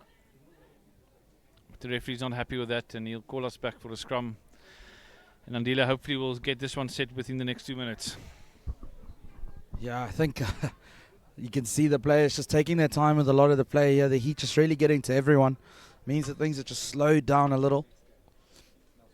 So West has got the ball in hand, ready to put the ball in here for MenLoPark. And Sean Karlitz, he'll be looking forward to getting this in hand. What's he going to do here now? Karlitz finds Weverwag with a great line inside. Weverwag with try number 4. This man is unstoppable. Well done by the big number 13. Him and Karlitz, such a great connection between them. And the line that he cut inside, just so difficult to stop him once he's got momentum. And again, just next to the sticks, you watch the replay here. West getting it out to Karlitz, and Karlitz as well to hold on, find Overweg running that great line inside. Beats the first defender, carries the second over the line with him. And that's try number 4 for him. And try number 10 for MenLoPark. Karlitz to follow with the conversion. I'm sure Karlitz will knock this over to keep his perfect record of 10 out of 10 kicks. And he does. And with just about 6 minutes left in the game, let's see if we've got 1 or 2 more tries in store for us here.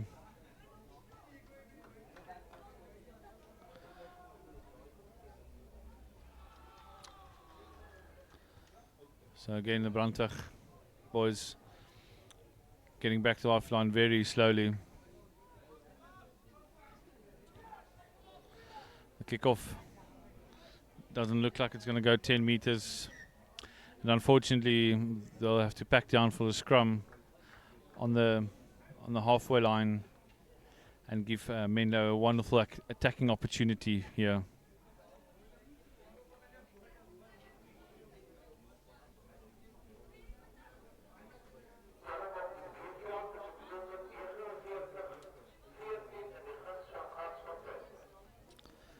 As we see some more of the crowd here. People really starting to pile in here. And anybody in the area must please come down. It's a wonderful day. Still lots of games left. Wonderful schoolboy rugby on showcase here. The referee not happy with that scrum, so we'll have to give it another go.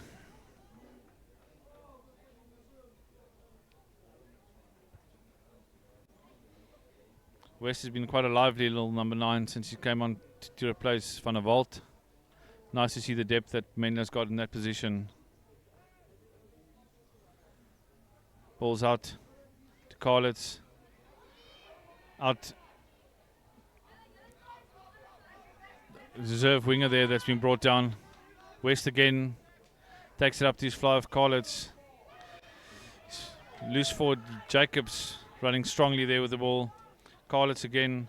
We've got numbers out on the outside here. It's Captain Oosthuizen runs, beats one, and a beautiful try, and well rewarded Captain Oosthuizen here for a wonderful effort today. And his side's 11th try and under the sticks. And Andile, it feels like there's 1 or 2 more left in this game for Menlo. 11 tries thus far. Menlo Park have been so strong. Captain Francois Oosthuizen leading by example from the front. I think that's his 2nd try that he scored today.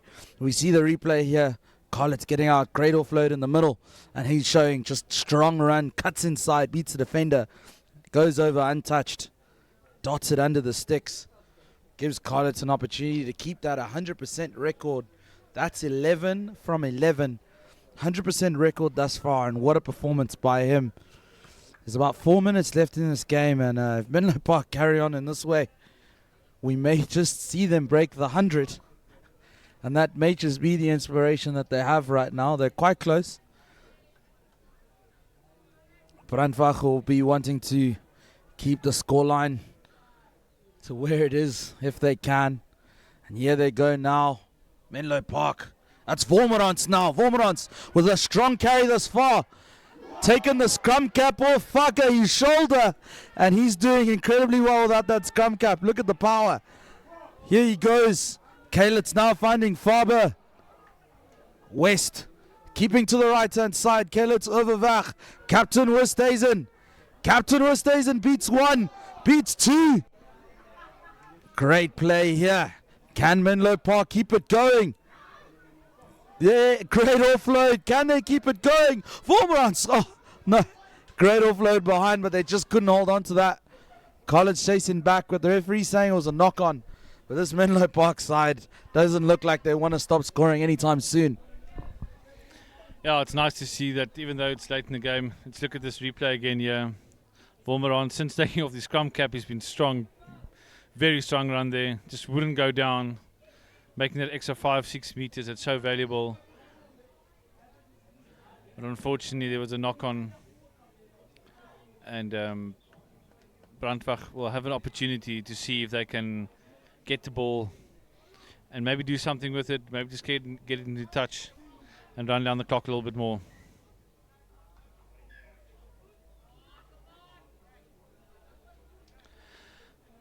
Unfortunately, the referee is not happy with that scrum. 1 or 2 more tips there to the front rankers to get it right. We'll back down again.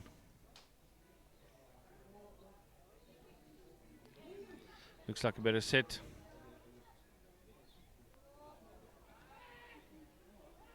Well fed. Nice break here on the blind side by the big hit there by the number 7 from Menlo. Looks like a good counter ruck here from Menlo.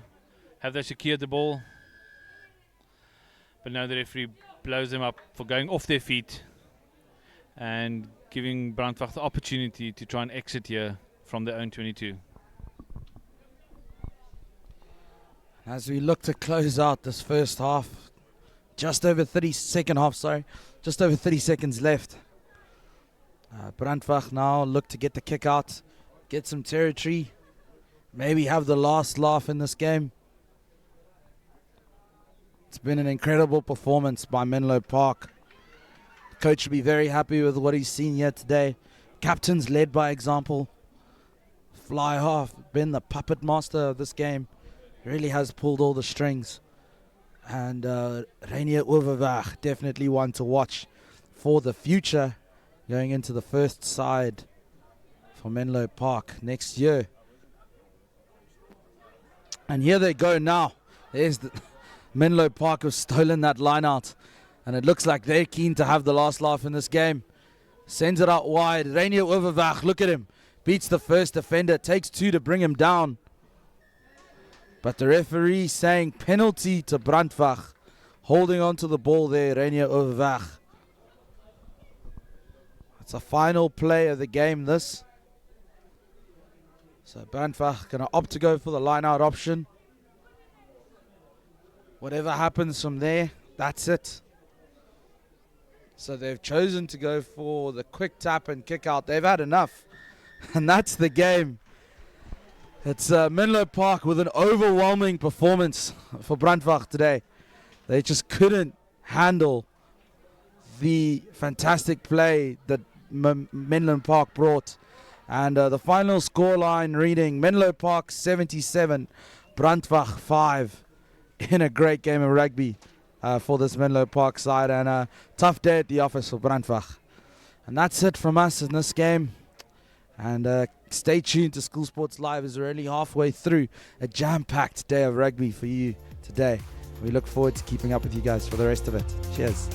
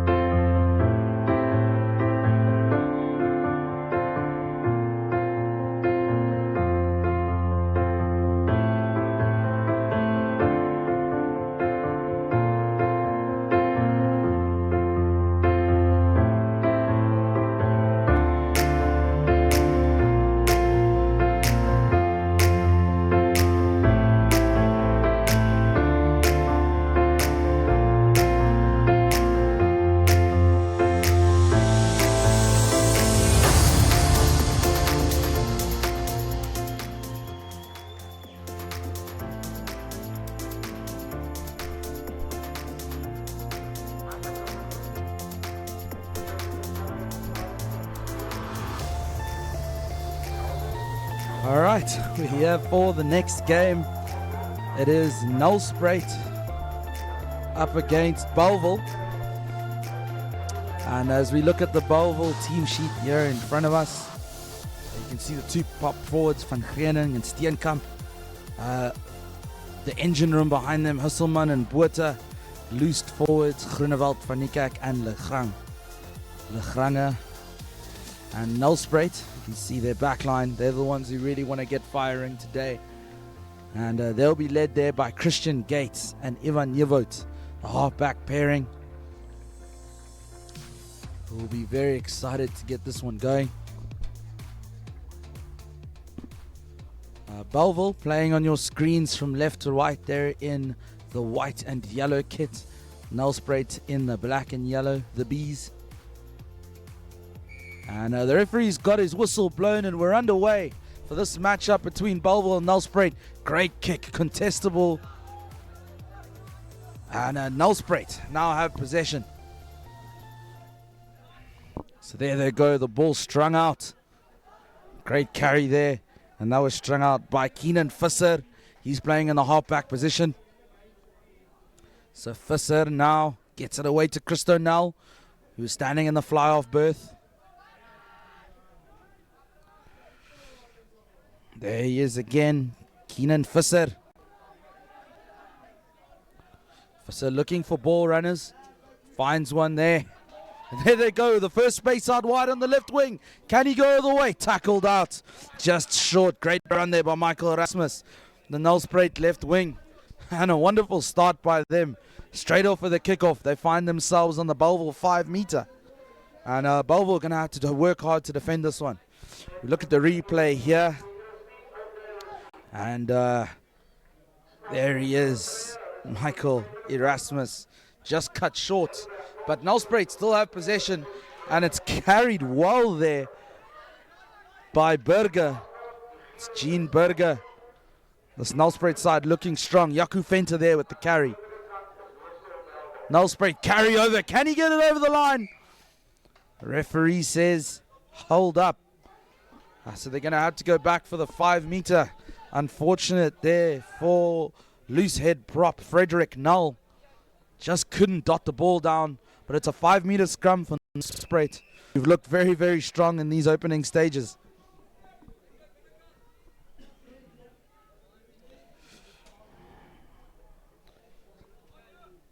So it'll be Keenan Visser who's going to put the ball in here.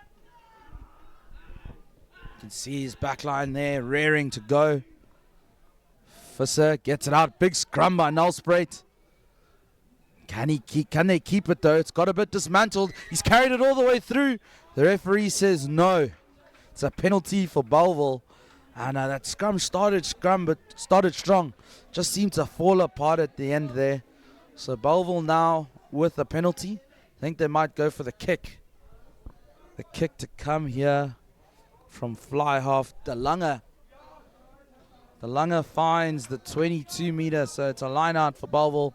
And I'm joined here in the commentary box today, ladies and gentlemen, by Johan Zaya. Johan, what do you think of the opening moments thus far? Thank you, Andile. Great to be here as always. Lovely to be with you in the commentary box. NELSPRUIT showing some early fire here in the opening stages of the game. Couple good carries, nice set pieces. Here we see them again in the opposition 22. Taking the ball forward there is Visser again. Ball out, unfortunately lost there. NELSPRUIT looking like they're dominating Andile, as you've said before. Bellville seem a bit slow to get the engine started. Maybe need to warm up a bit into the game. Get the jitters off. Get rid of all that opening stages, the nervousness that they may be carrying with them. And get stuck in and get grinding out. As we see there before the scrum, 2 nice big forward packs here. Engine room's going to be proving vital for both of these sides today, especially at the set piece, particularly the scrum. Here we're going to see the forwards packed down for a good old shove. Bellville with ball in hand. Scrum half Ruan van der Merwe feeding into the scrum. Inside his own 22. Going to be interesting to see what exit strategy Bellville are going to use here to get out of their own 22. Ball out from 8 to 9. Nice wide pass to center. Ian Smith with a good carry. Let's see if they can set up a phase or two here or exit out. Nice wide pass to fly of Keon DeLange with a lovely boot down the field. Getting just into the opposition half. Fantastically done and well executed strategy there from Bellville.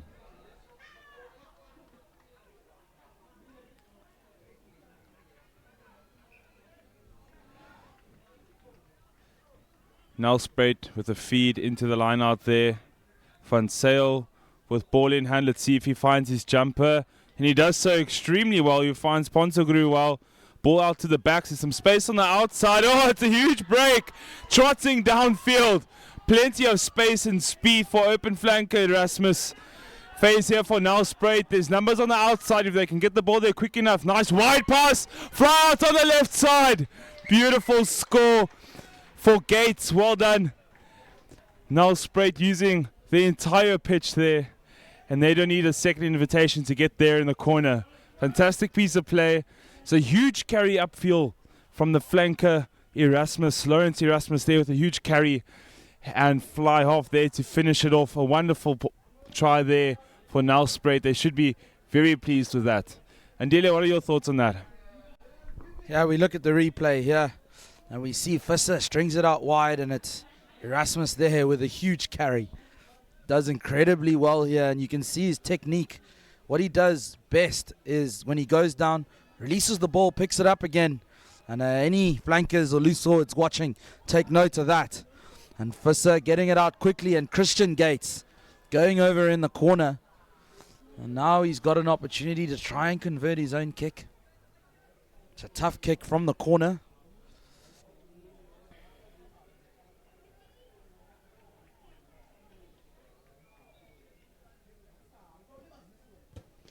Christian Gates hasn't got the legs, just short that kick.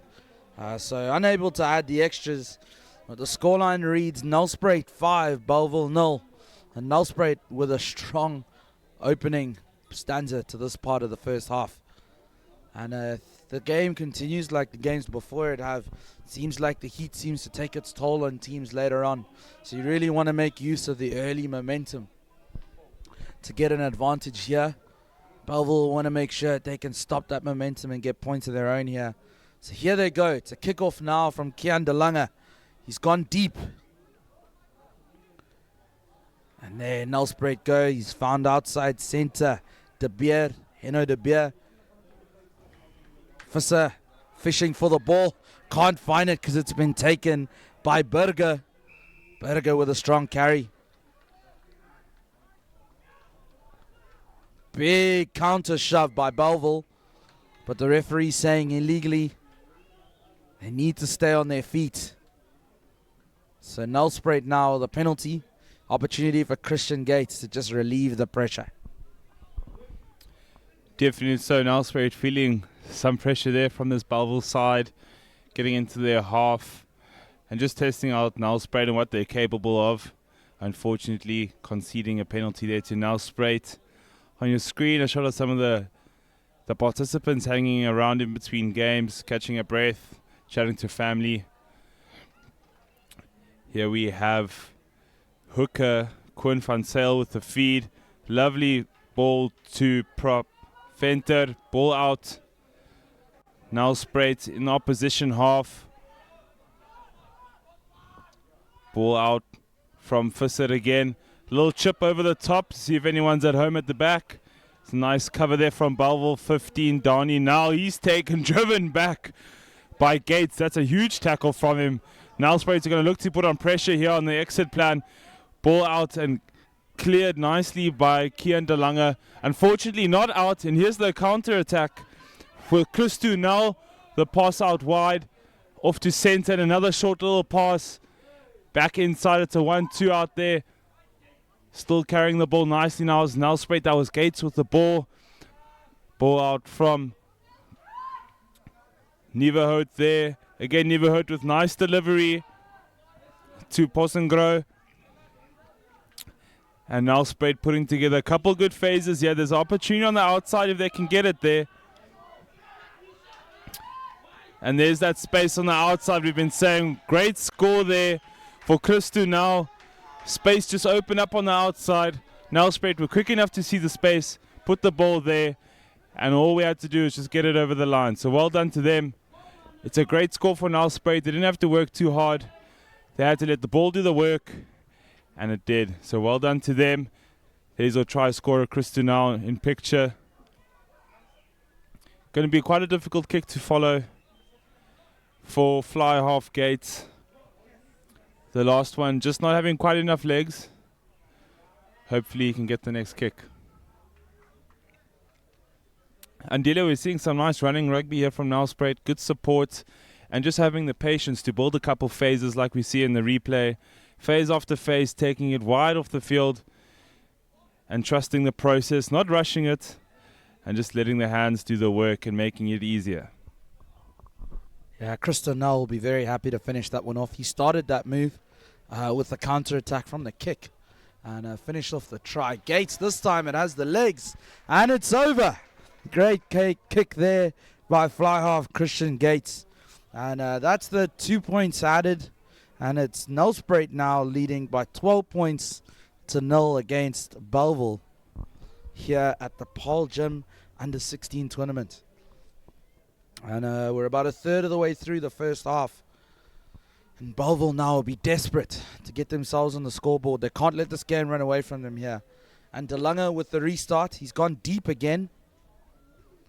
Who's he found? Here they go. NELSPRUIT now running from the back. Not afraid to use the hands. Space on the outside. Gets the offload away. He's got his man inside. Is he going to need him? Yes, he does. Steps inside. Well tackled there. Christian Gates. Christo Null now. Works it away. Finds his inside center. Grantling. Visser now stringing it out. Big carry by the tight head prop. Gelden Ace. Visser goes alone. Good support there. They opt for another pass. There's that 8th man. He's had so many strong carries today. That's Van der Merwe. Great work by him. Visser takes a while. Finds the space though. Can he get the offload away? He can't. Pick and go. Space on the outside. Score. What a try there for De Beer. He'll be very happy with that one. And it takes the scoreline now to 17-0 now. Henno De Beer, the scorer of that. And NELSPRUIT, you'll see in the highlights, not hesitating to get another try on the board. You can see they just work the short side so well. Retain possession. Good cleaning out there. And that pick and go offload. Well done. Henno De Beer finishing it off well. Another kick in the corner. It's a tough one for Christian Gates to follow. But we'll see now if he can get it over. Good play here by this NELSPRUIT side, Joe. Yes, definitely, Andile. We're seeing them show a lot of patience getting into the opposition 22, being able to play a couple phases, carry the ball forward, and just look to continue the attack. So well done to NELSPRUIT, keeping ball in hand. You always need the ball to score points, don't you, Andile? There's another tough kick for fly half Gates. Has he got it? Unfortunately, just pushing it to the right-hand side of the uprights. Hopefully, Bellville can find some voice in this game and a bit of energy to get themselves on the board. Otherwise, we could find NELSPRUIT performing a similar scenario as MENLOPARK did in the game before. Bellville need to get control of this game. Fly half, Keon De Lange with ball in hand for the restart. See if he goes for the same spot again, which has proved to not be as successful for them as they would have hoped. Looks like a similar spot. Doesn't hang too high. NELSPRUIT with the ball in hand there, taking it forward. Ball out from Nieuwenhout again. Sorry, correction. That's Visser with the ball. Visser with a nice pass there to center. Grantling off to his fly half with a huge kick downfield into opposition 22. Donnie now with the return punt. And we have a bit of ping pong on the go here. Gates out with the ball. Down the back line it's going to Duplessis. He gives the ball out. There's a bit of space on the outside. Chip through from fullback now. And Bellville flanker there. Henrico Groenewald needing just to get the job done there and get rid of the ball as quick as possible. I think you could feel the presence of NELSPRUIT steaming on his back there, Andile. Yeah, Groenewald with no option there but to boot the ball out. Given a gift to NELSPRUIT. Line out on the 5 meter. You can see they're such a well-structured side. They're going to love this. It's actually a scrum. I think he might have kicked that dead. So it was over the try line that he kicked that out. So it's actually a scrum now for NELSPRUIT. And Visser's going to be putting the ball in. And that man, Christian Gates, standing in the fly-off berth. He's done really well for his side today. What are NELSPRUIT going to do from this scrum? Referee said the scrum is wheeling. So he's asked for a reset. NELSPRUIT want to get the scrum right. They're in the red zone. And there are points on offer if they can just get this ball out of the scrum. That man at the back, Erasmus, Michael Erasmus, the 8th man. He's been strong today. The flankers for Bellville are going to have to watch out from the pickup from him. So Visser puts it in. Big shove by Bellville. Great, I think they've turned that over. They have. Wonderful work by this Bellville pack. It's really silenced the men from NELSPRUIT. And it's an opportunity now. Look at that support in the stands. Crowd really happy with that one. So great to see the family support out here for the players. But that kick not going out. And NELSPRUIT now with an opportunity to counter. Great carry there by Burger. He's had some strong carries here in the first half. NELSPRUIT need to hold on to that. Bellville steaming through. They hold on to it. And it's that man again, Michael Erasmus. But the referee saying NELSPRUIT going over, not staying on their feet. So it's a penalty now for Bellville, who have an opportunity to relieve some pressure. De Lange make sure of touch. Not a lot of distance, but the touch is important to make sure they retain possession at the line out. Good work from the men from Bellville thus far. Agreeably so, indeed. They were under a lot of pressure in their 22. Good work to relieve it. I think the fly half there, Kian De Lange could have got a little bit more distance, a little bit more up park, but his team will be happy that he at least found touch on this one as he struggled in the past two kicks. There we have Leon Esterhazen with ball in hand. Ball goes to Kurt Hasselman. He finds his jumper quite nicely. They try to go for a maul, struggles a bit. It's crumbled down.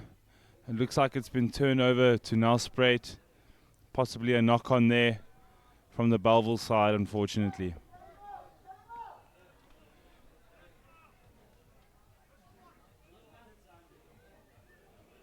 So set piece here for NELSPRUIT in the opposition half, just outside Bellville's 22.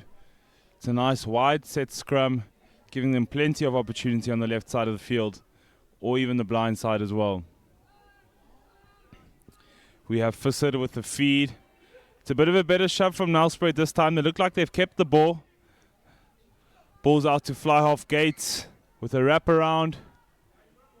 And looking for a signal from the ref. It's a knock on. So we're going to be playing the knock on there. And the ball is back in Bellville's hands with another set piece to play.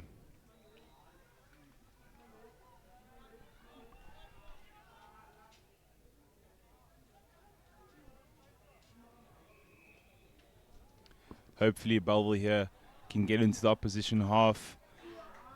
There, we haven't seen them play much rugby in NELSPRUIT's territory, so hopefully they cross over the halfway and start playing a little bit more rugby upfield and put themselves into a scoring position.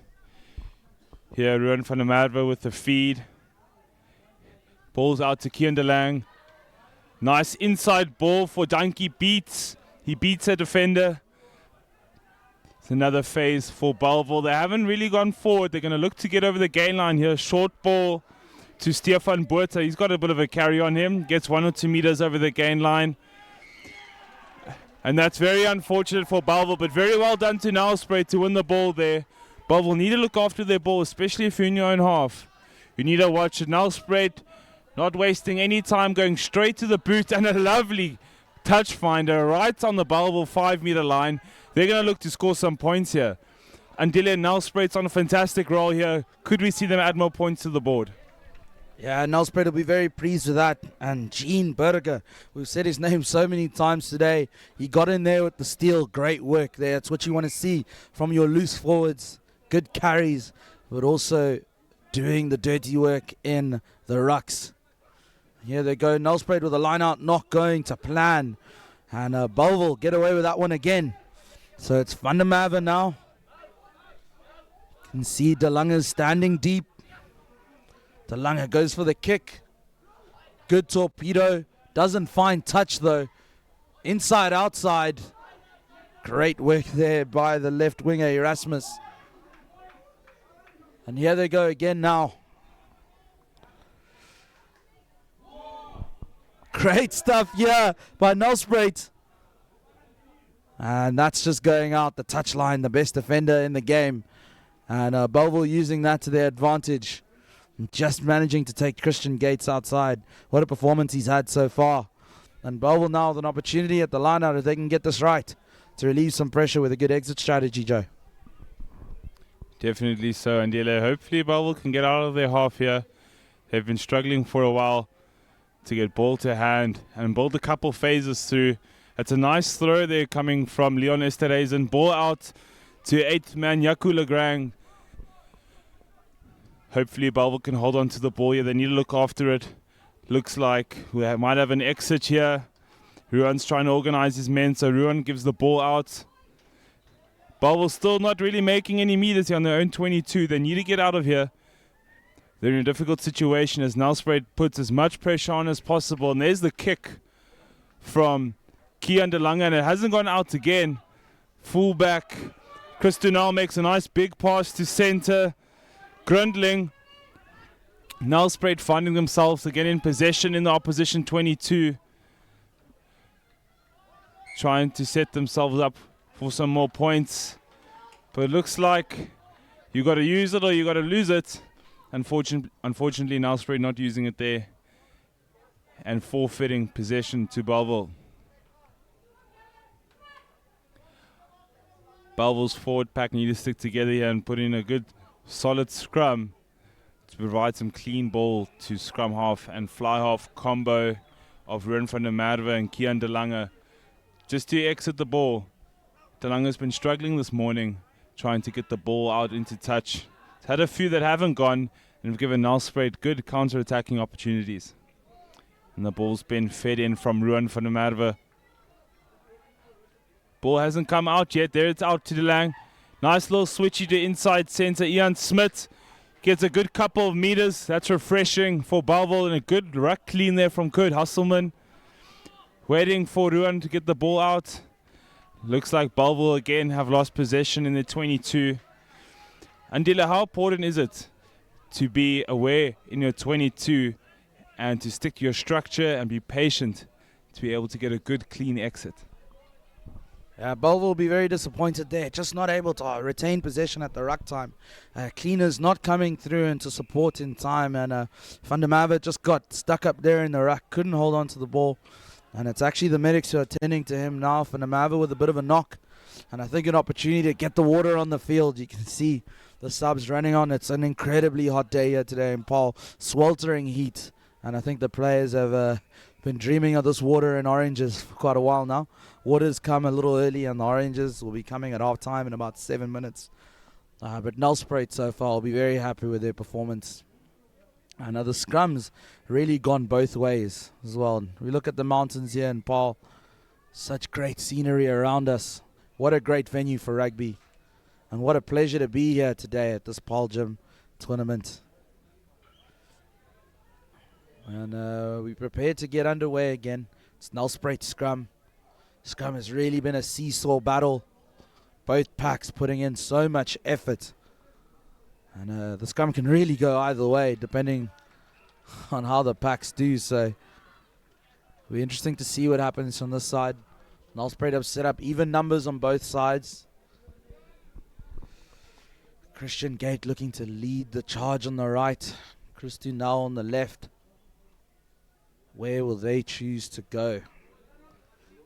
They got to focus on getting the ball out though first.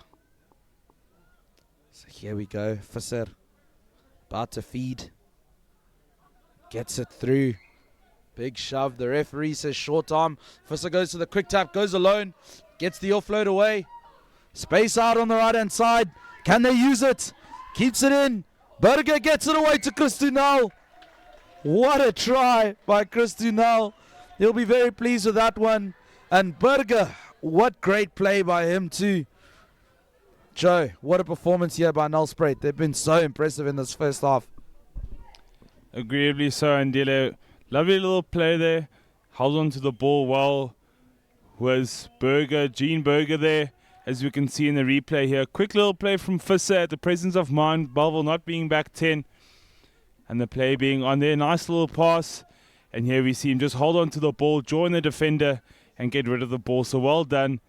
He managed to join a couple of defenders, great space on the outside, and distribute the ball there, giving the easier try to Chris Dunal.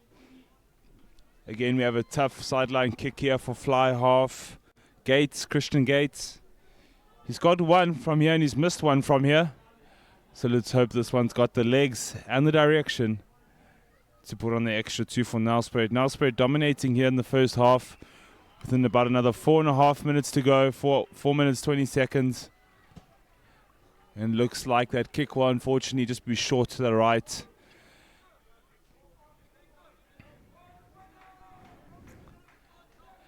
Bellville taking a long walk back.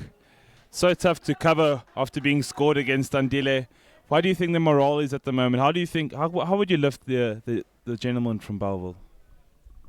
I think with 4 minutes left to play in the half, Bellville really wanted to try and get themselves on the scoreboard before the half ends. So they'll be looking forward to half time. It's an opportunity to get together, regroup. I'm sure the coach will be saying to them that they really still are in this game. We've seen in the games before this that in the second half, teams have been able to come back.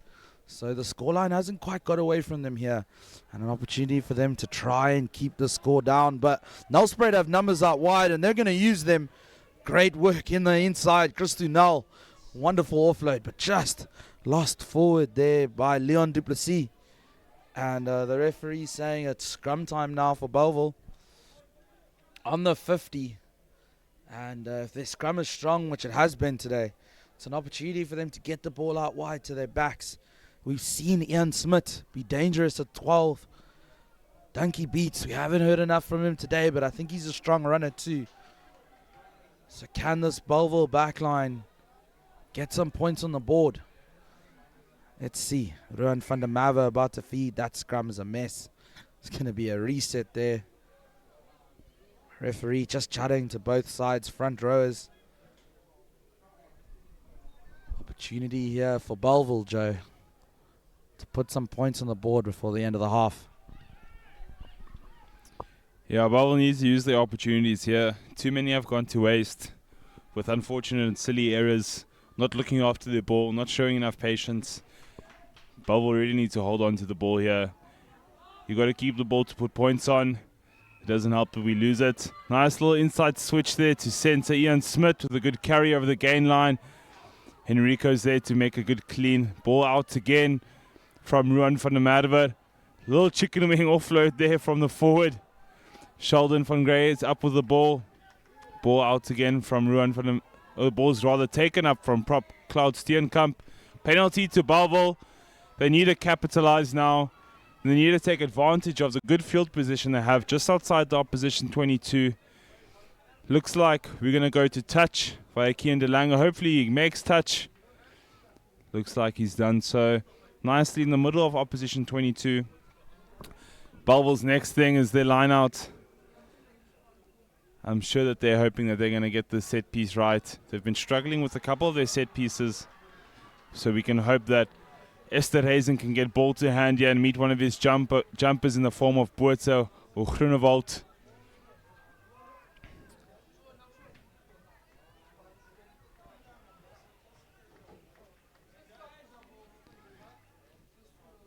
Looks like Bellville's managed to keep possession of the ball, going for the more option on the line out. And we have Esterhuizen with ball in hand. There he breaks free for a little carry from Esterhuizen onto Stefan Boertse. Unfortunately, Bellville have lost the ball. Looks like NELSPRUIT with it in a breakaway run here for Gene Berger. He's brought down, flicks the ball back. Somehow NELSPRUIT have managed to turn over the ball on their own 22. Ball out from Visser. Nice strong carry here from NELSPRUIT. Looking to go again, possibly to put more points on the board. It's a kick there from Gates. A nice cross kick that's contestable. And winger Erasmus is on the Bellville right winger. Put a nice hit on him. Unfortunately giving away the penalty at the ruck. Bellville again with the penalty. Quite a while back. With only just about 5 seconds left of the second half. We're going to look if they're going to go for touch. De Lange opting for touch. Ref is saying that's it for the first half. NELSPRUIT being dominant this half. Bellville yet to answer, yet to have a comeback for NELSPRUIT. Unfortunately losing a couple of important opportunities to NELSPRUIT. Under correction, it looks like the referee has allowed the line out to occur. Bellville with ball in hand in the form of Esterhuizen. Bellville just making a personnel change And on comes Van der Berg. Going for the short option again. Bellville losing their set piece. And a knock on from Bellville and from NELSPRUIT. And now the ref has decided there's the first half. And Dile, what are your thoughts on the first half? Yeah, tough first half for Bellville. There will be some stern words from the coach at half time. And NELSPRUIT, they'll be happy campers. They put in a strong performance so far. Will it be a game of two halves? Can Bellville get back into this one? Stay tuned to find out for the second half of this one. But for now, the scoreline reads NELSPRUIT 22, Bellville 0.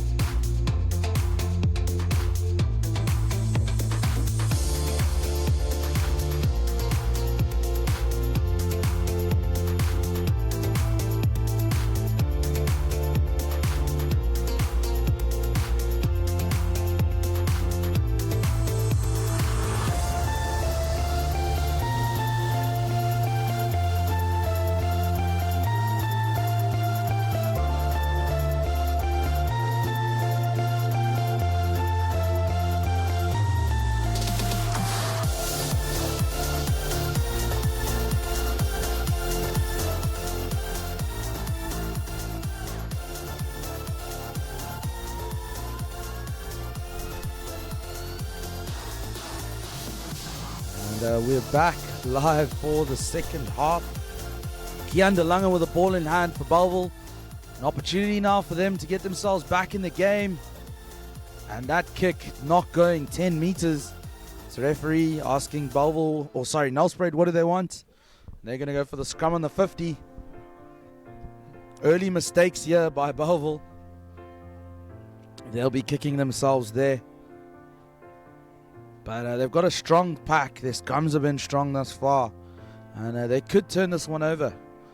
Let's see what happens. So much to play for. Ball in the middle of the park. So much space. And again, I love the way this NELSPRUIT backline's set up. You've got Christu now on one side, Christian Gates on the other, even split. Making it very tough for the defenders from Bellville to decide where they want to go. That's Visser there, ball in hand, waiting to feed it in. There they go. Good shove. And there they get it out wide. Space on the outside, but the pass just not going to hand there. Gruntling just couldn't get the pass to his winger. And that's now going to be a line out for Bellville. And let's see what happens from this, Joe.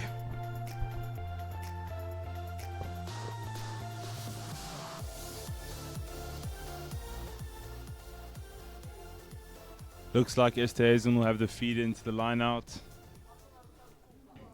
Bellville going with a 5-man setup in the +1, jumping in. Losing it there, went for the middle jump. NELSPRUIT turning over, going with a little cheeky chip and chase. Unfortunately not going to the hand of NELSPRUIT. And looks like a penalty for tackling a man without the ball there. And Keon de Lange will have another opportunity to clear the line. He's been struggling to find touch in the first half. Hopefully his coach has had a chat with him. Looks like he's improved. He's got his team into the opposition half. Kind of the same spot where we just had the last line out. Hopefully Bellville can maintain possession here.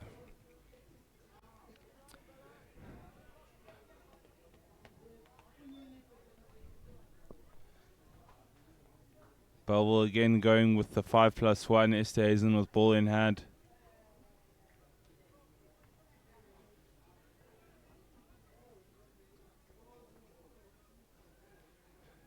Looks like 7 jumper again. AJ van der Kerk not going to hand.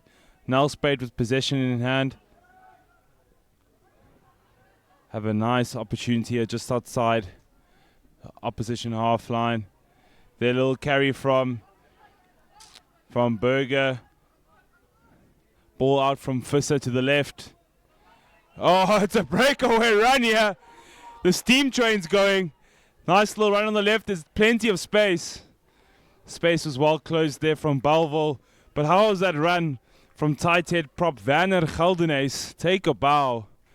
Once the steam train starts going, it never stops, does it, Andile? Yeah, Werner Geldenhuys coming through like a wrecking ball. Took a couple defenders to bring him down. Had the presence of mind to offload to his speedster on the outside, Erasmus.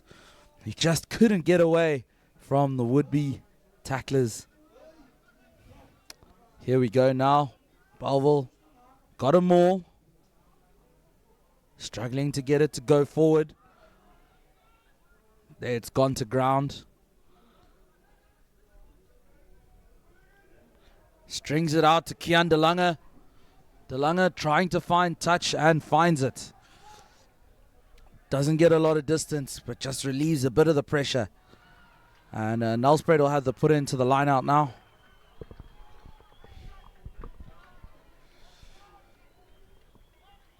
Been really impressed with the quality of rugby we've seen here today. Seen so many tries. Such good defending. Excellent backline moves. The lineouts have a lot to be desired though, and that one there going astray. Bellville now have it. Opportunity well held there. And there's that man Burger again getting over the ball. Has he stolen it? I think he has. Great play by the loose forward. Burger being phenomenal in his role now today. And here they go again. NELSPRUIT. That time led by Swanepoel. Visser getting it out to the left. The big prop forward carrying strongly. Good offload in the tackle. Yaku Venter there with the carry. Space now on the left. Great stuff. Can he keep inside? And the referee's blown his whistle. Forward pass. They'll have to go back for a scrum to Bellville. Bellville struggling to contain this NELSPRUIT side though so far, Joe. Yes, definitely. Andile Nelspruit looking dangerous with the ball in hand. Getting plenty of carries, being able to turn the ball over, dominating set piece. The list goes on. This Nelspruit side is definitely making things hard for Bellville to play their brand of rugby and play the ball as they need to. There, Auntie De Beer, thanks for the comment. Good to show your support for the Nellies. Nellies are doing you proud here, leading 22-0 with 6 minutes into the second half here in Paarl. As always, you're welcome to engage with us on various platforms. Please do like and comment and engage with us as much as you like. Bellville here with the feed into the scrum from Ruan van der Merwe. We hope that Bellville can hold on to this ball here. Ball's out with the 8-9 pick from Yaku to Ruan. To a nice run from Ian Smith. He's brought down. Looks like he's unfortunately lost the ball, but it's regained. And the referee's going to play the knock on there from Ian Smith. Unlucky there to knock on the ball. Again, Bellville making a crucial error in their own 22. Maybe their exit strategy shouldn't be as wide, but maybe a little bit shorter and a kick perhaps could possibly help them clear their lines from their own 22. Getting into the second half, we can see the heat taking the impact on the players. Fatigue starting to show itself. Some of the players not being able to make their tackles and move across the field well enough. Nelspruit now with the ball. Nicely out wide to Gates.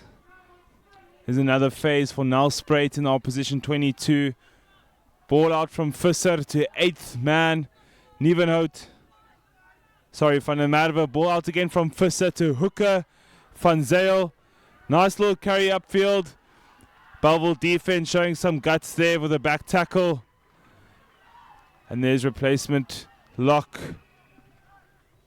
Ponzengro out with the ball. Ball out from Visser onto Gates. A little chippy through will be collected. Bellville with the turnover in possession.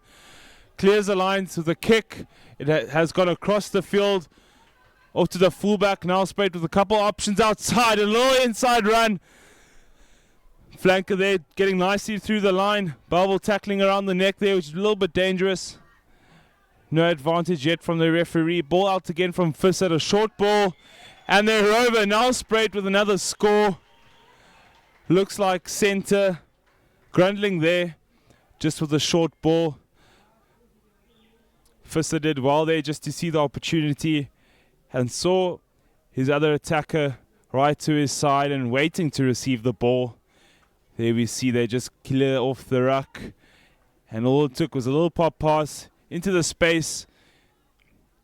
And it's try time for them. Grundling did well there to run on from depth, giving him plenty enough speed and power to get over the line there. And Gates still has the opportunity to add the extra 2. Yeah, Grundling there will be very happy. Came charging in with a low body position. Impossible to stop that close to the line. And Christian Gates, I think an easy kick for him. He's had seesaw day with a T. But that one he makes no mistake. Puts it over. Adds the extra 2 points. And Nelspruit lead this game 29 points to 0. And you almost feel like they're running away with this one unless Bellville can get themselves onto the scoreboard. This next kickoff is crucial. They're going to want to make it contestable, get hold of possession and put themselves into the Nelspruit half. They've got a lot to do in the second half to climb back into this game. Kian de Lange with a restart. It's gone 10 meters, it's contestable, he's done well, and they've kept possession through Claude Steenkamp. And look at that leg drive. So much support for this Nelspruit team. Good to see. But here Bellville go. Let's keep it going. Great carry here by this Bellville side. Getting momentum, getting over the advantage line. Stringing it out wide now. And the referee's blown his whistle. Forward pass. And it's possession now. Sorry, I think that was a knock on. Apologies. So it's possession now for Bellville.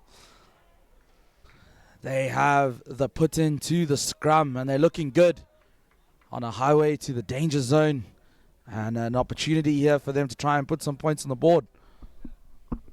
Definitely Ndile onto the highway to hell. Bellville looking over the ball, getting close to opposition 22, wanting to string together a couple phases, hold on to the ball, put their first points on the board. It's been a quiet half from Bellville. We were expecting a little bit more from Ian Smith, Donnie Beats, and Mark Otto. Unfortunately, they've been rather quiet this game. Hopefully, they'll start lifting themselves and putting together a couple phases. And with the feed is Ruan van der Merwe. Looks like NELSPRUIT again dominating the set piece. It's a sloppy ball out the scrum. Lines cleared by Gates. It's a lovely kick downfield into the opposition half. Fielded by Bellville fullback Donnie Nell, and he's taken out. Unfortunately, a one-man show for Donnie Nell. No support to his side, and had to try and make the best that he could with that ball, and taken out by NELSPRUIT, giving NELSPRUIT the feed from Quinn van Sale, going with the 5-man line out.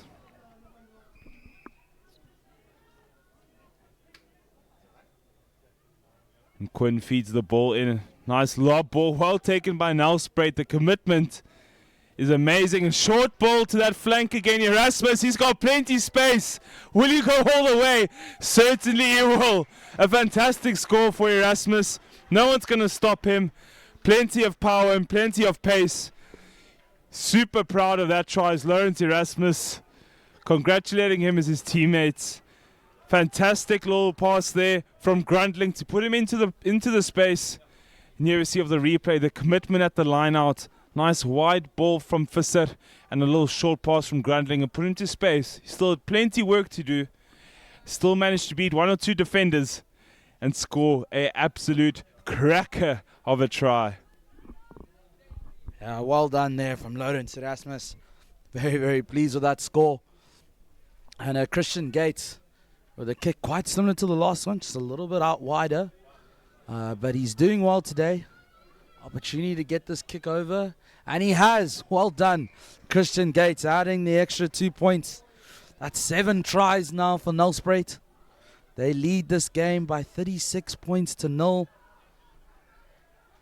And I think they're running away with this one unless Bellville can put themselves on the scoreboard. Just over 17 minutes left in this half. Let's see what Bellville can do now. Kian de Lange goes same side with a kick. Deep restart. Here they go now. Chris Dunal, he's looked dangerous with ball in hand. Christian Gates trying to find space. Finds Donnie Null instead. What's his response? Null with a low kick. Finds Erasmus, the 8th man. Goes charging in Erasmus. Boom far! Erasmus beats the defender. Look at him go. Well played by the young man. And here they go, NELSPRUIT now. They've got numbers out on the right. It's the try scorer, Lawrence Erasmus.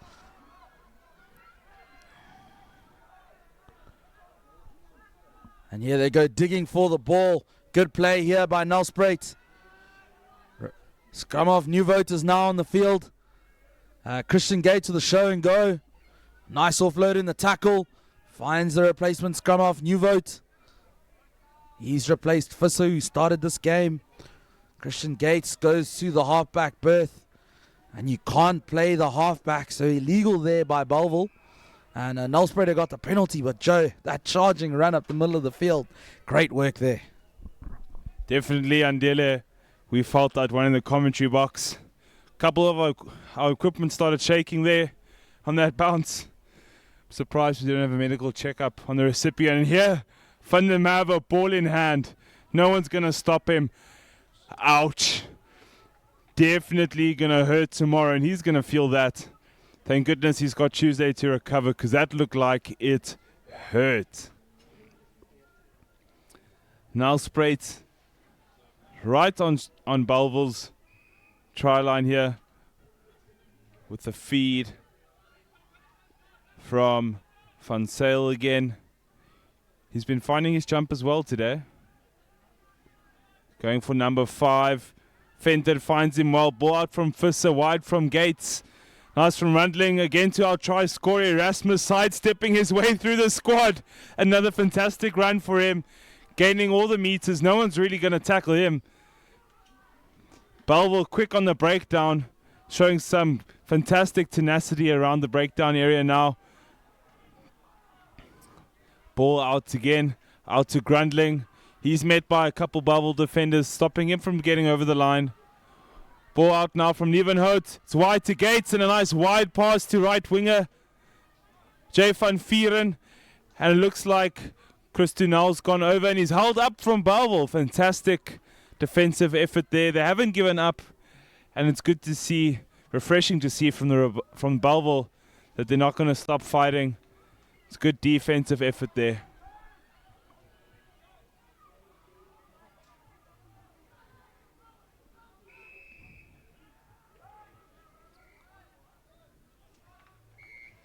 Looks like the decision's been turned over and a try's been awarded there to NELSPRUIT. So that try going to Christo Nel. And here you can see on the replay, nice wide ball. Ball sticking to hand. Not afraid to spread it around the park. Nice and wide. Nice little offload there from Van Vieren. And Nel just getting over the line there with just enough power. And scoring the try for NELSPRUIT. NELSPRUIT ahead 41-love. With still a kick in hand. NELSPRUIT starting to run away with the game. Bellville seeming like they're quite defeated. They're going to need to pick themselves up from here on out. Yeah, good work here from the NELSPRUIT side. Kick in the corner, so it's a tough one for Christian Gates. But Christo Nel, what a game from him so far. 2 tries to his name. He'll be pleased with his performance. The coaches in total will be pleased with the NELSPRUIT performance. Very complete performance by them today. And Christian Gates just unlucky with that one.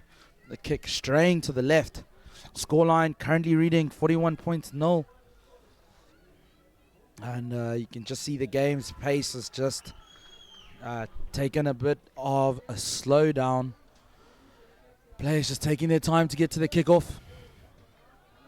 Bellville feeling like this one has got away from them. But they can't give up yet. Still 12 minutes to go in this half. And it doesn't look like NELSPRUIT are about to stop. And here they go. Nieuwenhout with ball in hand. Finds a try scorer, Christo Nel. Nel putting Donnie Nel under pressure. Donnie Nel feels it well though. Tries to attack Jansen van Vieren. Jansen van Vieren making sure of the tackle. Oh, great offload. Great play there by Bellville. That's Kurt Hesselman, the lock forward who did well. And it's Ian Smith now who's gone to the halfback position. And his pass is doing well to find his man thus far. Referee calling it back. Penalty to Bellville. And Ian Smith doing very well in the halfback position. That might be a position change for him for the future.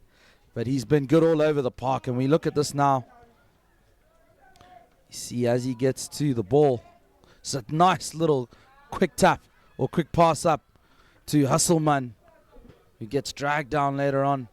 But the penalty goes to Bellville. They've kicked it into touch. And they're on the NELSPRUIT 22. Bellville really want to get some points on the board. They've played some good rugby in parts. And I definitely don't want to walk away from this game with a 0. So they're really going to want to break this duck, but they don't find their jumper. Instead, they find the big man, Van Sale, who goes off on a steaming run. Van Sale, can he beat Donnie Nel with a presence of mind to offload Donnie Van Sale? What a run. And Nieuwenhout now gets it away to the big tight head prop, Werner Geldenace. He's also had some great runs today. Memorable stuff by him. Nieuwenhout strings it to the left. Christian Gates with a presence of mind to kick. He's found Gruntling. Gruntling, can he finish? Hold up over the line, trying to get himself over. Just short. Have they held on to possession? The referee says you got to use it. Hold up. Scrum for Bellville. NELSPRUIT unlucky not to score there, Joe. Yeah, definitely unlucky not to score there. had some nice patience and a couple good passes they strung together in a nice play. Unfortunately not being able to come away with some points. I'm very, very impressed by the big run from hooker Quinn van Zyl, who still, instead of taking the ball to mind, was able to find his attacker and get a good offload and continue play. So what's making this team so hard to defend is a continuous phase of play from NELSPRUIT, making Bellville's job very, very difficult today. So set piece for NELSPRUIT, just on the 5-meter feed in. Ref isn't a fan. He's given a short arm to Bellville. Bellville need to get out of their 22 now. Looks like a quick tap and play is their option. Van Zyl coming up, he's eager to play. Bellville gonna run it out now. That was a nice little run there. Ball out now. Off to tight head prop Claude Steenkamp. He gets closer to the 22-meter mark. Bellville need to get out of the 22. A nice quick pick and go there from number 4, Kurt Husselman. Ball out again. Looks like our tight head prop Claude Steenkamp. He's made 2 good quick carries in succession. Bellville's really struggling here to put some passes together. They're losing the ball again, unfortunately. And ref is going to call us back for a knock-on. Both teams knocking the ball on, but the first one coming from Bellville, meaning NELSPRUIT get the feed in at the scrum again. And there we see some motherly love, as I'm sure most of these young gents still under 16 still so desperately need growing up.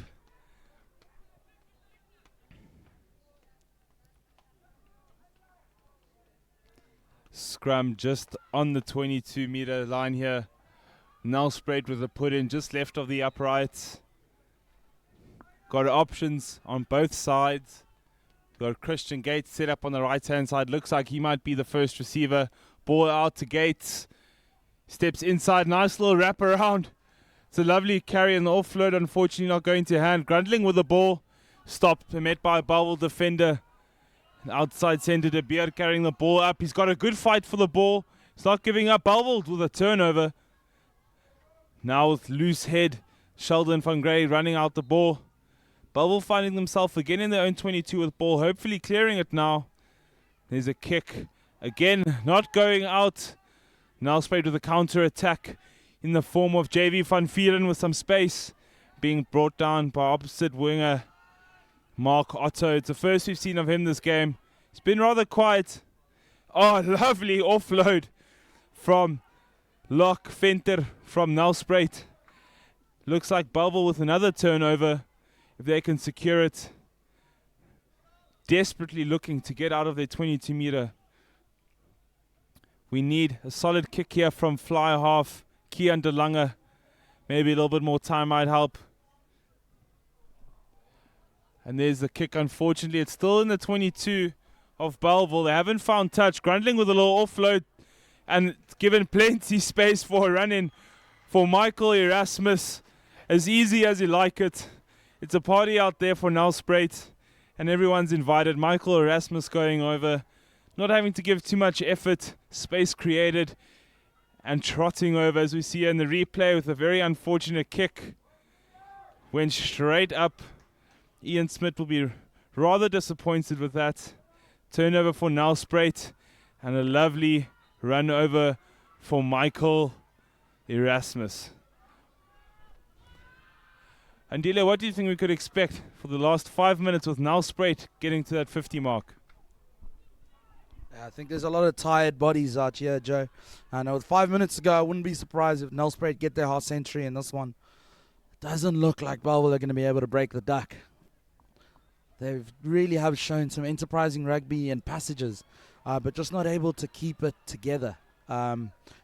String together those passages. Christian Gates with a kick. Unfortunately missed that one. So they're definitely going to need another 5-pointer if they want to get over that 50-point mark. But it's been some really high energy rugby, and I think it's taken it out of everyone today. Great conditions in Paarl. hot but very dry underfoot. Not a breath of wind, which means the kicks have been good. A line-out's not too difficult. And an opportunity to really string those offloads together. Play some enterprising rugby. Here we go, Donnie Null. He's going to take the kickoff this time. Had a good game in the second half. Nice restart. Very difficult for Michael Erasmus to field. Manages to keep it inside though. And the referee saying penalty. Bellville not staying on their feet. So well played there by NELSPRUIT. And that kickoff was actually fielded by Venter, Gerrit Venter, and he did well to make sure he held on to possession, kept the ball from going out. And a penalty now for NELSPRUIT. They opt to go for touch through Christian Gates. Christian Gates getting a touch just 5 meters away from where the point was. So not a lot of distance, but he made sure it was out. And they have the line out now, NELSPRUIT. And such dangerous ball carriers in the middle of the park.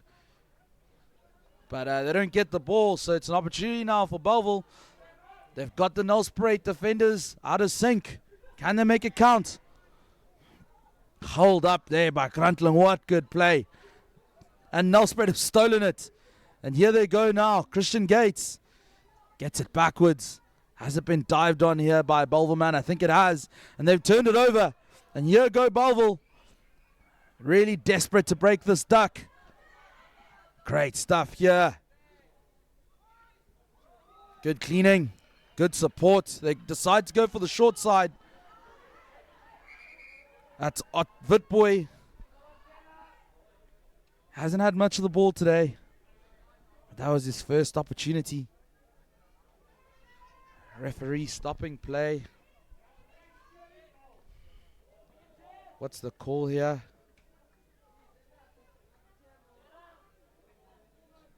Uncertain of the call. Both sides staring at the ball. I think it's Bellville's possession.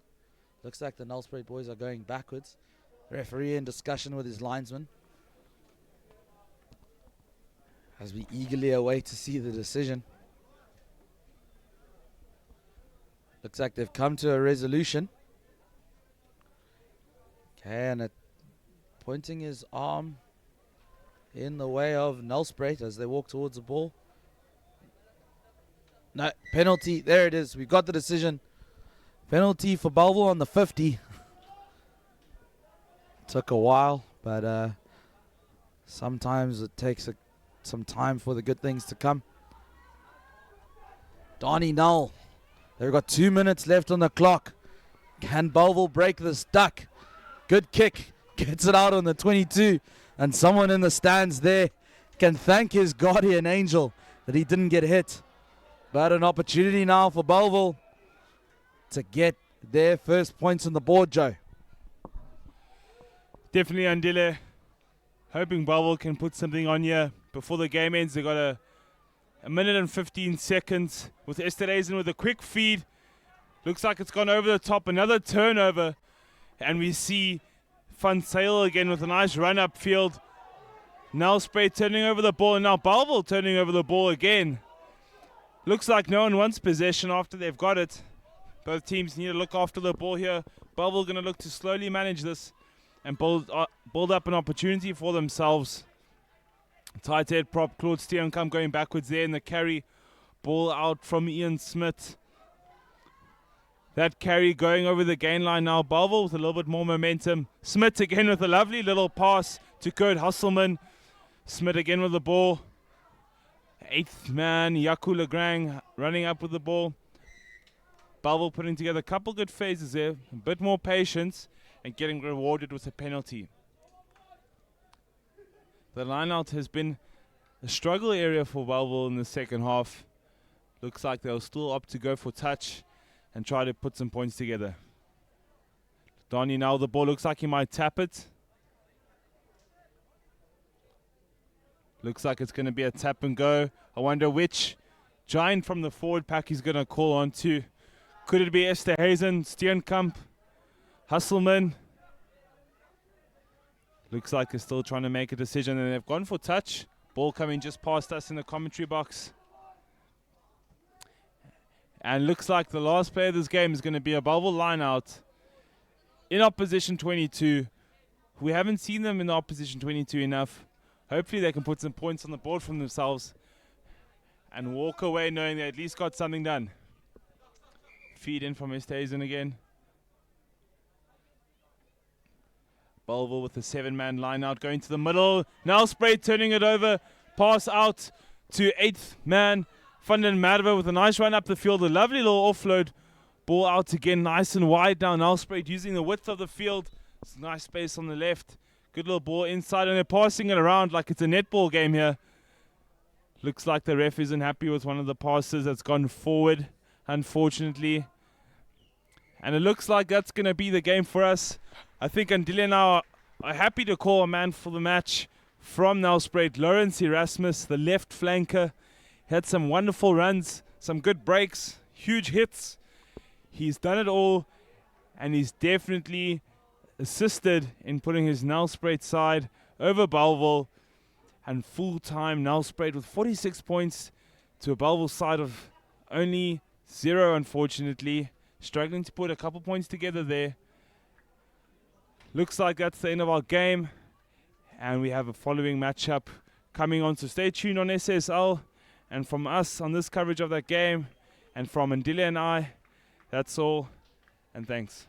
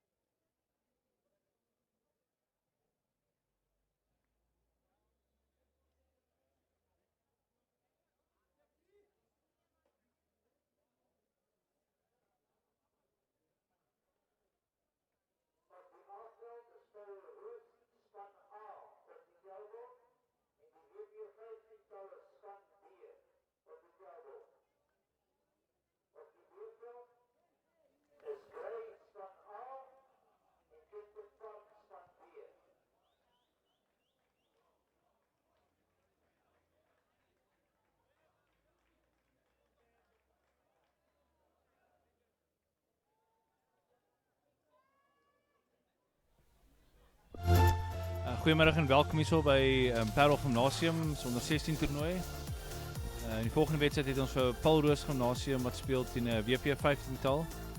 En saam met my hierso is Virgil. Goeiemiddag Virgil. Goeiemiddag Shaal.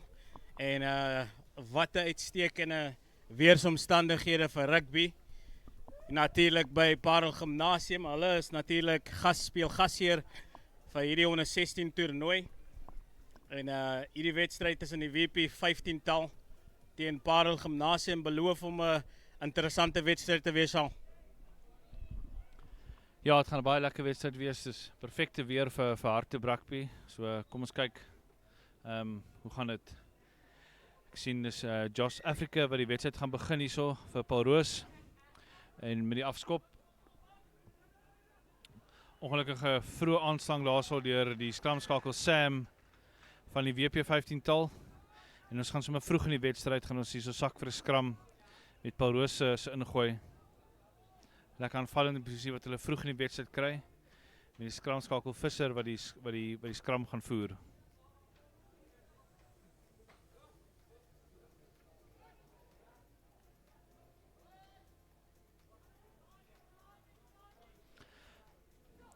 Visser wat die bal insit. Netjies gehaak daar deur sy haker Kens. Vind sy loskakel Peit. Bal wat wyd beweeg. Buitensenter wat plat getrek word daarso. Bal wat bewerkstellig word. Af vir die lyn, maar die bal gaan grond toe. Lyk of Paul Roos toch wel die bal gaan terugkry. Visser wat weer eens die bal uitkry. Lyk sien van die losvoorspelers daar vorentoe gaan. Paul Roos nog steeds die bal het. Gou klein kantjie te gaan daarso. Sy man oor daar aan die oorkant. Die linkerveld Abrams, maar hy word ongelukkig uitgevat daarso. En 'n lyn staan vroeg diep in hulle kwartgebied vir die WP 15-tal. Ja, dis die span van Paul Roos Gimnasium wat in die eerste opening minute, sal ek sê sekondes, vir die WP uitnodigingsspan onder groot druk plaas. Is natuurlik hierdie WP span tipe van 'n ontwikkelingsspan en hulle is hierdie eerste week vir die eerste keer by mekaar gekom. So ons kyk wat is die dinamika hier. En hulle het vir DUINEVELD gewen 62-5 in hulle vorige wedstryd. So kom ons kyk wat kan hierdie WP uitnodigingsspan doen teen 'n gedigte Paul Roos Gimnasium natuurlik al die pad van Stellenbosch hier om die draai van ons af. En dit is die WP uitnodigingsspan se Abbott. Hy vind sy speler mooi, maar kom ons kyk wat sê die skeieregter, lyk of wat skeef ingegooi was. Abbott wat nie gelukkig saam met hom al wees nie, net so ook sy afrigter, meneer Reginald Nat, sal natuurlik harde woorde vir Abbott het, seker maak om die basiese dinge reg te doen. Balbesit wat natuurlik nou omgekeer is Paul Roos Gimnasium, goed wat hulle in die lyn staan beheer, kom hulle met 'n dryfmaal beweging. Nou is hy een van die spelers wat wegbreek, maar die uitnodigingsspan wat hom mooi dophou. Kom uit by die skrimskakel. Armand Visser. Goeie verdediging tot dusver Sjaal van hierdie uitnodigingsspan. Ja, lyk die uitnodigingsspan goed hier op die verdediging is. Bal wat ver wyd gegooi word, maar nie baie meter wat gemaak word daar nie. Uitnodigingsspan lyk verlus is vir verdedig hierso vandag. Paul Roos die bal opvat daarso tot op die kwartgebied, maar die bal is vorentoe verloor daar en hier kom die uitnodigingsspan met die bal. Deur die gaping daarso die slot nummer 5 Februarie wat daar wegbreek. Die bal probeer teruggooi, maar hy word weer eens vorentoe verloor. En die Just Africa wat daar pragtig breek met die bal. Die bal uitkry na Abrams daar aan die linkerkant. En 'n strafskop wat gegee word in die uitnodigingsspan. Die buitensenter Fransman daarso wat pragtig oor die bal was en 'n strafskop vir sy span gewen het. Loskakel Phillies hierso wat sy sokkies optrek voor hy die kant in gaan opsoek en 'n bietjie verligting gaan bring vir sy span.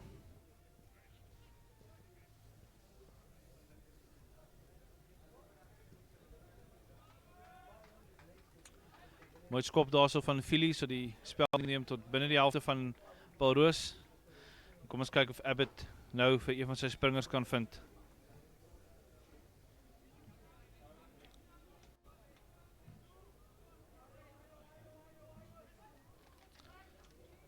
Ongelukkig nie, is Benjamin daar wat die bal terugklap vir Paul Roos en die bal kom hier agterlyn af. Mooi breek deur Paul Roos daarso, vorder tot op die 10 stippellyn van die 15-tal. Benjamin wat die bal weer dra daarso. Hy word amper grond toe gebring by hy aan werk. Paul Roos die bal kry. Op sy toon pik hy man die bal op. 15-tal hou hulle nog steeds op uit. Bal weer die lyn afgaan. Afrika wat daar vasgevat word. En hier kom die bal weer. Maar bietjie staan van die manne van Paul Roos, maar hier gaan die bal nou wyd en hier's 'n paar manne oor. Deur die gaping. Trap die man binnekant toe. Nog net so 10 meter om te gaan. Weer eens is weer Benjamin die slot er optel vorentoe gaan. Nou net 5 meter uit. Visser voer die bal daar na sy vaskop vooruit toe. Jacobs. 15-tal wat mooi terugdruk daarso, maar die bal kom tog uit. Ek dink hy's 'n man oor aan die buitekant. Pragtige poging daar deur Just Africa om sy man aan die buitekant te vind, maar ongelukkig is die kant in wat wen. Die span van Paarl Roos Gimnasium, wat die WP uitnodigingsspan onder 'n geweldige druk plaas. En in die 3-4 minute geniet hulle balbesit. En dit is die WP 15-tal wat hulle keer moes ken onder geweldige druk. En dan sien ons in die lewendige spel dat WP 15-tal goed gedoen het in die lyn staan. Nou is dit Phillies wat die bal mooi dra. En Sam wat sy voorspelers soek, wat hulle toch wel kry. Nou kom hulle weer, hulle besluit om te hardloop in hulle kwartgebied. Hierdie man is lus vir rugby. Al twee spanne wat natuurlik hulle openingswedstryde gewen het. Gimnasium teen Affies 14-10, dit was naalskraap. En dan verloor. En dit is die uitnodigingsspan wat dan 62-5 gewen het teen DUINEVELD. Skeiedsregter wat strafskop toeken aan die uitnodigingsspan. Het lyk of die manne ontkant was. En kom ons kyk wat gaan Phillies met hierdie een maak. Hy sal natuurlik hoop dat hy groot verligting vir sy span bring. Phillies leerling aan die hoërskool Tygerberg. Kom ons kyk wat maak hierdie belovende loskakel.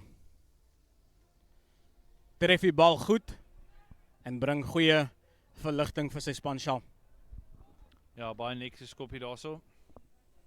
Natuurlik die uitdaging altyd vir so 'n uitnodigingsspan is die vaste fasette. Die man is nie gewoond om saam te oefen nie.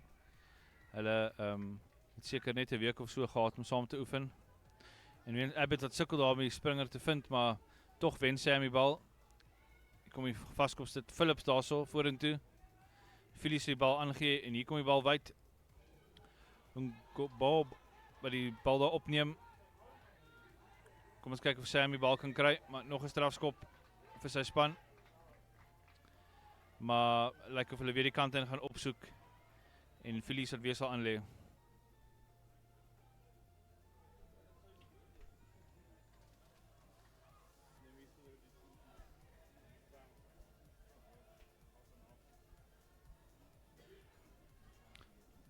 Phillies het weer die skop waarneem. Bal nie baie mooi getref nie, maar hy wen tog netjies 'n veld daarso. En kom ons kyk of Abbott nou een van sy springers kan vind.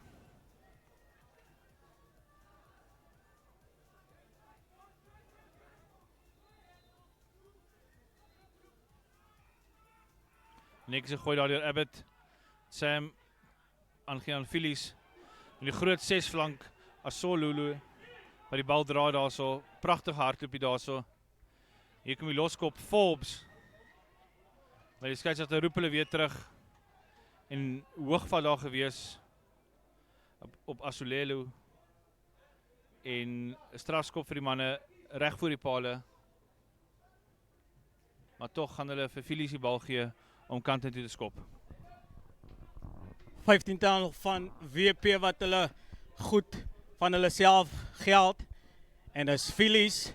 Hy het tot dusver baie goed gedoen met sy lynskoppe. En dan natuurlik die samespel tussen die voorspelers en die agterspelers uitstekend sover.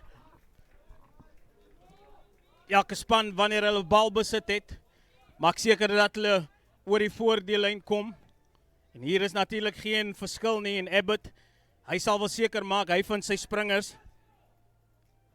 Bal word afgeneem in die lyn staan en nou sit Paarl Roos, wat kom met 'n aanval uit hulle kwartgebied en amper is daar onderskep poging deur Fransman, man al die pad van Scottsville. En ongelukkig vir hom slaan hy die bal aan en is 'n hitte. Of die span van WP uitnodigingsspan maak hulle rekening oop. Maar ongelukkig vir hom en weer op die kyk weer sien ons die bal word afgeneem in die lyn staan. En is Paarl Roos Gimnasium wat kom met 'n aanval uit hulle kwartgebied uit. Nou is ons weer terug by die regstreekse uitsending van hierdie wedstryd. Paarl Roos Gimnasium wat die uitnodigingsspan onder groot druk plaas, maar die skeiedsregter wat hulle straf, sê die manne speel van hulle voete af. En is weer 'n strafskop aan die span van WP uitnodiging. En ons het gesien dat in hierdie 2 dae dat die dissipline van sommige spanne hulle by tye in die steek laat en hierdie is ook die geval. Dat die span van Paarl Roos Gimnasium die bal van die voete af speel en daarvoor was hulle gestraf. En dit is Abbott wat weer geleentheid kry om te kan regmaak waar hy gefouteer het.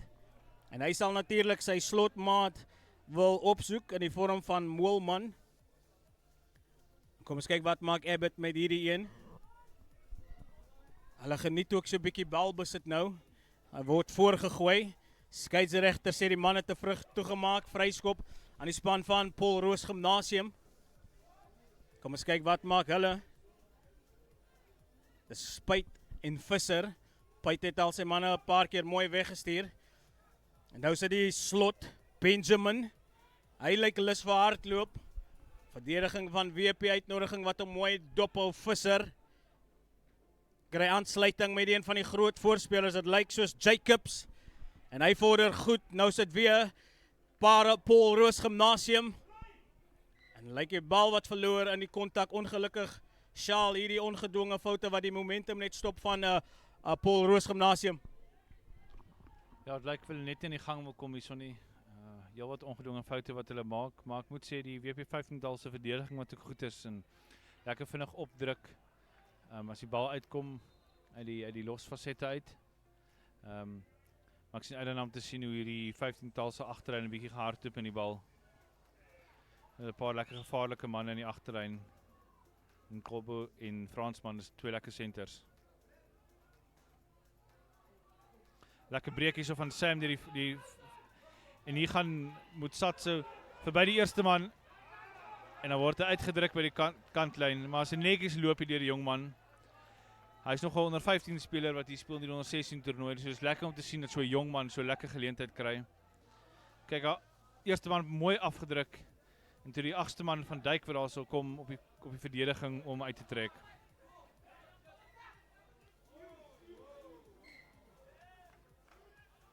Skeieregter het beslis dat die manne die gaappunt toegemaak het en 'n vryskop vir die Paarl Roosers gee. En dan vat die tikkie vinnig. 'n Bietjie dwars oor die veld het hulle hardloop, maar hier gaan hulle tog. Facet wat opgesit word net buitekant hulle kwartgebied. En hier gaan Paarl Roos maar 'n bietjie staan waar die manne daar in die agterlyn beweeg, Virgil. Ja, ongelukkig. As jy oor die voordeellyn wil kom, dan sal jy die bal op spoed moet kry en sal moet seker maak dat jy reg uit hardloop. En ongelukkig Paarl Roos wat die bal aanslaan, groot druk geplaas deur die 5 WP 15-tal. En dan kom ons kyk wat maak besluit hulle om te doen. Afrigters wat hier van die paviljoen af hard praat saam met die manne. Hulle wil hê die manne moet hardloop, maar dis die span wat self besluit dat hulle wil kyk of hulle eerste punte kan aanteken in hierdie wedstryd. 13 minute nou al verby, die telling nog steeds 0-0. Uitnodigingsspan wat hulle man staan, teen hierdie gedigte span van Paarl Roos Gimnasium. En daar het ons gesien dat die regtervleuel, die linkervleuel van die uitnodigingsspan baie gevaarlik is as daar vir hom spasie gebied word. En sien nou ons dat's Fransman wat nader getrek was om hierdie skop waar te neem. Wat maak hy? Suiwer tussen die pale deur Fransman. Hy slaag met die eerste strafskop van hierdie wedstryd en plaas sy span voor met 3 punte teenoor 0. En dit is 'n Paarl Roos Gimnasium wat wil seker maak dat hulle hanteringsfoute uitsny. Want wanneer dit gebeur dan stuit dit hulle momentum en hulle bring die span van WP 15-tal weer in hierdie wedstryd wat hulle nie sal wil doen nie. Hierdie manne lyk lus vir hardloop. Spel wat hervat word, mooi raak gevat deur die nommer 6 flank. En nou kom die bal so sukkel uit, maar as 'n skaping wat oop gaan in die middelveld. En is dit nog steeds hierdie speler wat hardloop, dis die nommer 15, Smith. Mooi loopie wat hy ingekry het. Nou sit Sam, die bal wat verloor word. Skeieregter sê speel aan, voordeel. En nou sit Paarl Roos Gimnasium wat lus is vir hardloop. Nou sit die slot, Jacobs, liewer Benjamin wat optel. Maar die bal wil by die kantlyn uitgaan.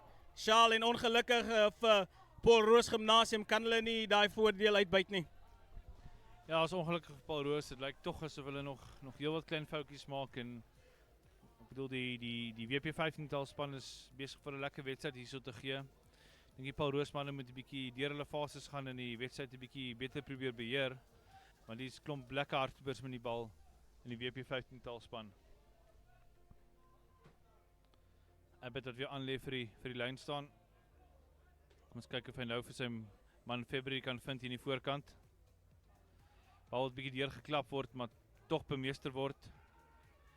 As Ulule vir die bal daar kry. Maar die skeieregter blaas sy fluitjie en sê daar gaan 'n skram wees vir 'n klein aanslaan deur die manne van Paarl Roos.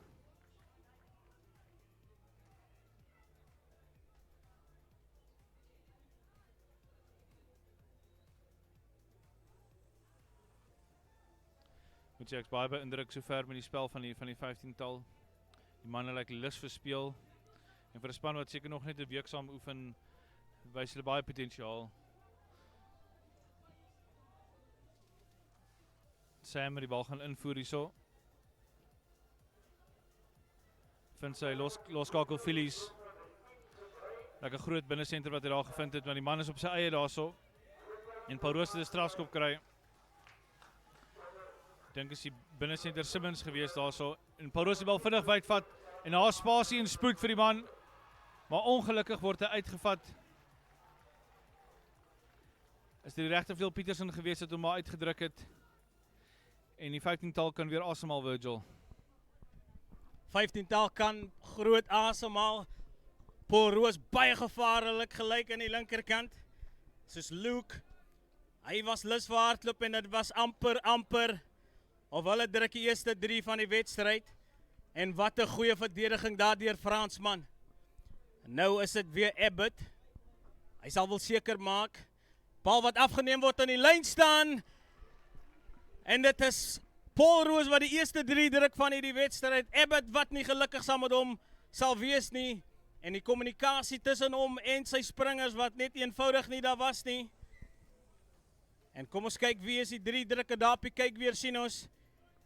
Abbott wat miskommunikeer saam met sy manne. Dan is dit een van die spelers van Paarl Roos wat deurbreek. En hy druk die eerste 3 van hierdie wedstryd. Ja, is maar slegte kommunikasie daar gewees. Ek seker van die manne sal nou weer hard praat en seker maak van hulle goeie. En hierso is dit Josh Africa wat aanlê Paarl toe. Om te kyk of hy die ekstra 2 punte kan byvoeg om Paarl Roos se voortou te kan strek met nog 2 punte.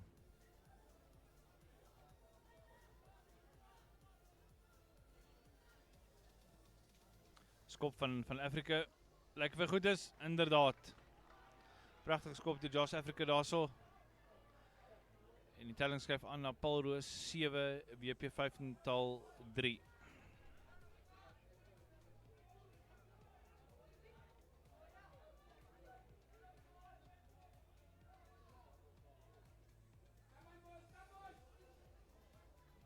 En William Phillies hierso wat die afskop gaan waarneem. En kyk of hy sy span in die helfte van Paarl Roos kan kry. So laas skop. Mooi gevat daar deur van Driel die slot. Paarl Roos die bal weer opdra. Lekker sterk loopie daar so deur van die voorrye. Skamskakel Visser wat kyk die bal kry. Jacobs die bal pyt die loskakel. Aangegee na Afrika toe daar op die buitekant. Bly mooi op sy voete. Bal aangegee aan die linkervleuel toe. Abrams wat die bal op die voet sit. Hier agter Smith wat die bal kry. Kom ons kyk wat kan hy maak met die bal. Hy gee so 'n bietjie van 'n doellose skop in die middel van die veld af. Hele paar manne wat omkant is hierso. Maar Paarl Roos bou die besit. Visser na Benjamin. Hy vat so 2 manne om hom plat te trek. Nog 'n derde man, maar hy is steeds in die gang. Hy is op die grond. En Visser wat hom speel in die steelkant toe. Pragtig loop hy daar deur die flank van Paarl Roos. En boor die manne en hy gaan oor vir die 3. Pragtige 3, Virgil. Uitstekende 3 deur Paarl Roos Gimnasium. Hulle wys natuurlik vir die uitnodigingsspan. Ons is hier om rugby te speel. En die uitnodigingsspan wat dit vir sport maklik maak. Daar weer op die kyk weer sien ons Visser. Hy is baie betrokke in hierdie wedstryd. En hierdie losvoorspeler van Paarl Roos Gimnasium. Het kos vir hom om te keer. En is Paarl Roos Gimnasium wat hulle tweede 3 van die wedstryd druk. Baie belovend. belowende spel, samespel tussen die voorspelers en die agterspelers. En hulle word beloon met 'n uitstekende tweede 3.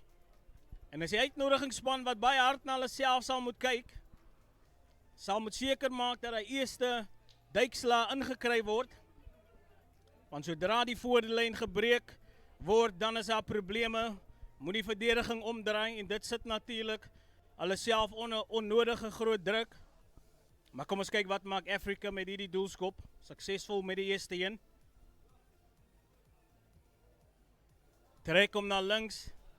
Is die telling in die guns van Paarl Roos. 12 punte teenoor 3. En die uitnodigingsspan wat nou hulle sokkies sal moet optrek. En hulle sal net so 'n bietjie struktuur in hulle 'n wedstrydplan moet kry. Baie beïndruk met Phillies sover. Die manier van hoe hy spel dikteer het. Phillies wat spel weer hervat. Paarl Roos Gimnasium wat goed doen. Van die afskop af wat hulle die bal bemeester. Nou sit Visser. En die bal wat mooi gedra word deur een van die voorspelers van Paarl Roos Gimnasium, die manne van Stellenbosch. Baie lus is vir hardloop. Nou sit die loskakel. Peit, hy stuur sy man weg. Abrams, hy's baie gevaarlik as hy die bal en hy sit Afrika. Hy wil gekeer wees. Het Afrika die bene? Natuurlik het hy dit. En as Afrika wat inhardloop vir sy span se derde 3. En die loska die heel agter van die uitnodigingsspan wat dit net nie kon maak nie, maar hy sit voet in die hoek. En wat uitstekende 3 daar vir Paarl Roos sal. Ja, pragtig 3 daar deur Josh Afrika. Jy kan sien dat daai man 'n atleet is en die spoed hy gehad het dan om sy teenstander Smith kon gehardloop het. En sommer vinnig het die Paarl Roos manne bietjie van 'n voortou opgebou hierso teen die 15-tal. En soos jy reg gesê het, gaan die 15-tal bietjie moet dissipline toepas en 'n bietjie struktuur kry in hulle game om terug te kom in hierdie wedstryd.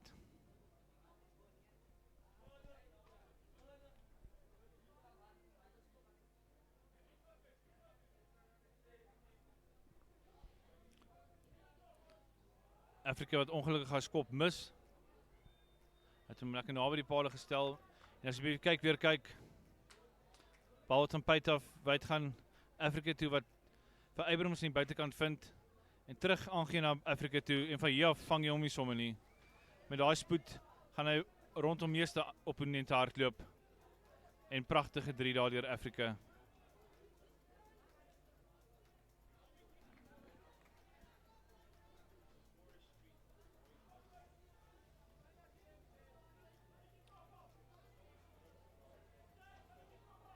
Sien het Fransman wat die spel weer begin.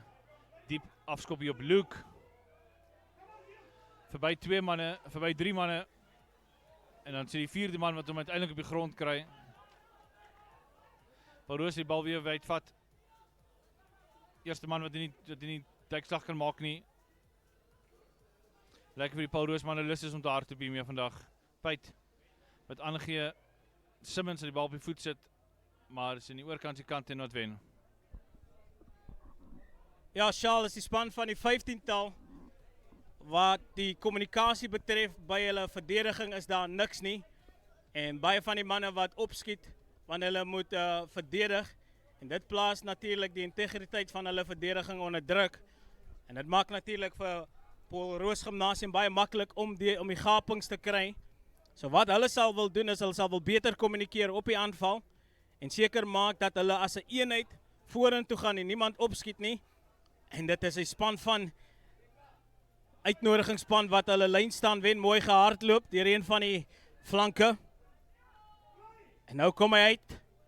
Dis die binne senter Ngobu wat die bal mooi dra. En nou sit Sam. Kry goeie aansluiting met een van sy voorspelers. Lyk soos Phillips. Sam wat grawe, kry hom tog uit. Lyk dit of een van die plaasvervangers op die veld is.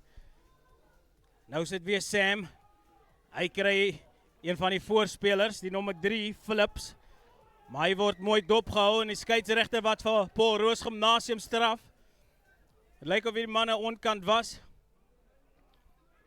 Ek sal baie meer wil sien dat Phillies betrokke raak in hierdie span van die uitnodigingsspan. En hy sy manne wegstuur. Kommunikasie wat ontbreek by die WP uitnodigingsspan.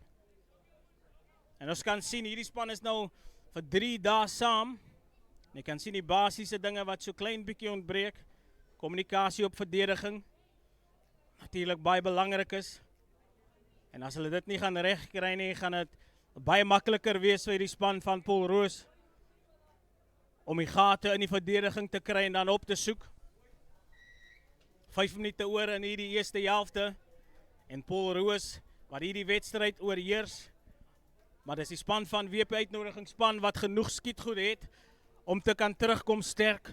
Voorrye, agterlyn wat lus is om te hardloop. En kom ons kyk wat maak Phillies. Hy maak seker die bal is uit. En dit sit vir hulle in 'n goeie posisie. Dis die eerste keer in 'n lang tyd wat hulle in die kwartgebied van Paarl Roos Gimnasium is. Kom ons kyk wat maak Phillies. Hulle sal natuurlik eers die lyn staan moet wen. Kom ons kyk of Abbott wel sy springers gaan vind. Februarie en Moelman.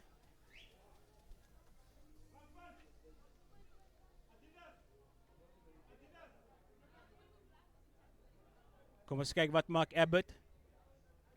Bal wat voorgegooi word, maar hantering wat hulle in die steek laat. Nou sit Paarl Roos Gimnasium.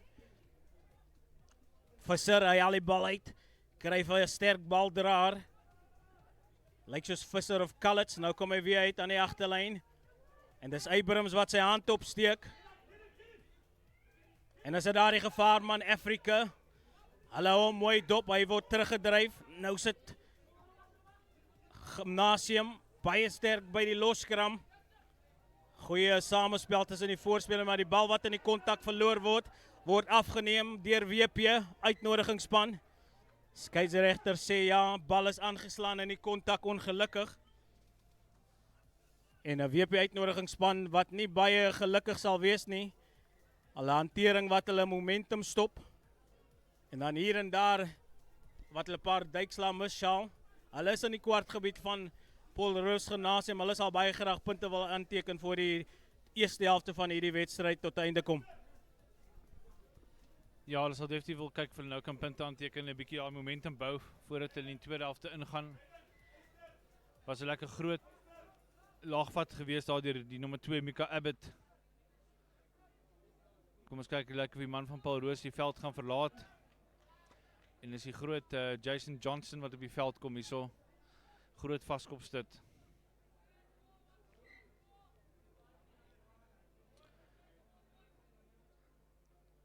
Kom ons kyk wat die 15-tal nou met die bal gaan maak. Seker dat 'n paar lekker bewegings wat hulle reg het daar vir hierdie aanval.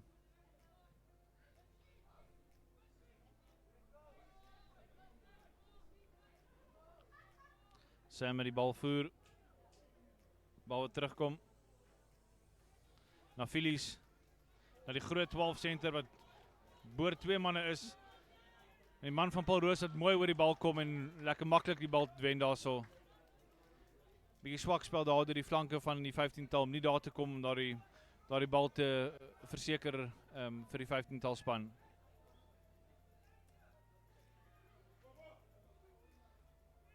Afrika wat aanleen aan die kantlyn toe. Hy vat 'n vinnige skoppie en hier kom hy. Stel die bal vinnig op die toon. Maar is ongelukkig die kantlyn wat wen. En terwyl dit belovende hardloop stukkie was daai, is die balbesit nou afgestaan en die 15-tal sal die bal kan ingooi in die lyn staan. Ja, ongelukkig 15-tal wat hulle self in die steek laat. En Kobo sterk hardloper. Hy toets die verdediging. Hy kom oor die voordelyn, maar wanneer die loskram plaasvind, het hy geen ondersteuning en dit maak natuurlik baie maklik vir Paarl Roos Gimnasium om die bal af te neem. Maar dis Abbott. Hy het 'n groot verantwoordelikheid op sy skouers. Hy moet seker maak hy vind sy spelers. Wat hy nie doen nie, bal wat afgeneem word in die lyn staan. En nou is dit Paarl Roos op die aanval. Hulle is baie gevaarlik. Maar die verdediging wat hulle mooi dophou, Visser. Nou kom hy uit. is dit Benjamin, weer Visser, en dis Paul Roos, spasie wat oopgaan ongelukkig, bal wat verloor word aan die kontak. Skeiedsregter wat sê, dis die einde van die eerste helfte, Paul Roos 17, uitnodigingsspan 3.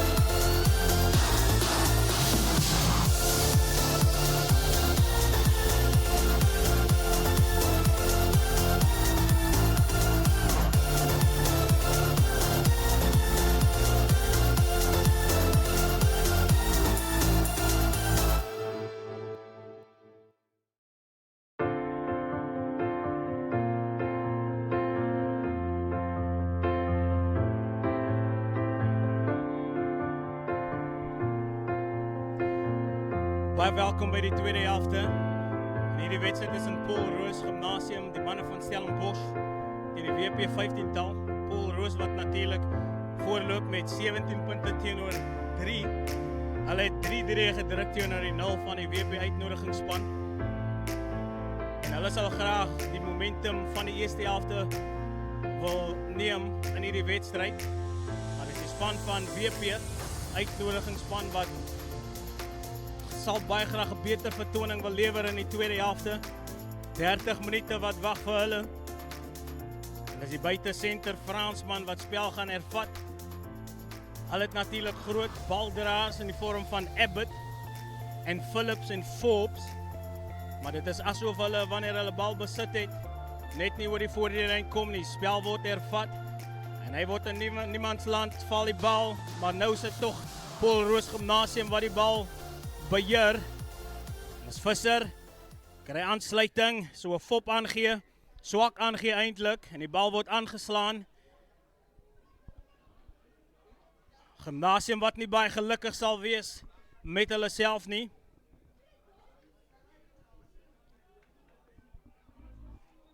Gimnasium wat die scrims gedomineer het tot dusver, seker gemaak het dat die span van die uitnodigingsspan nie goeie skoon bal kry nie. En dit het vir Sammy skrim skakel onder groot druk geplaas.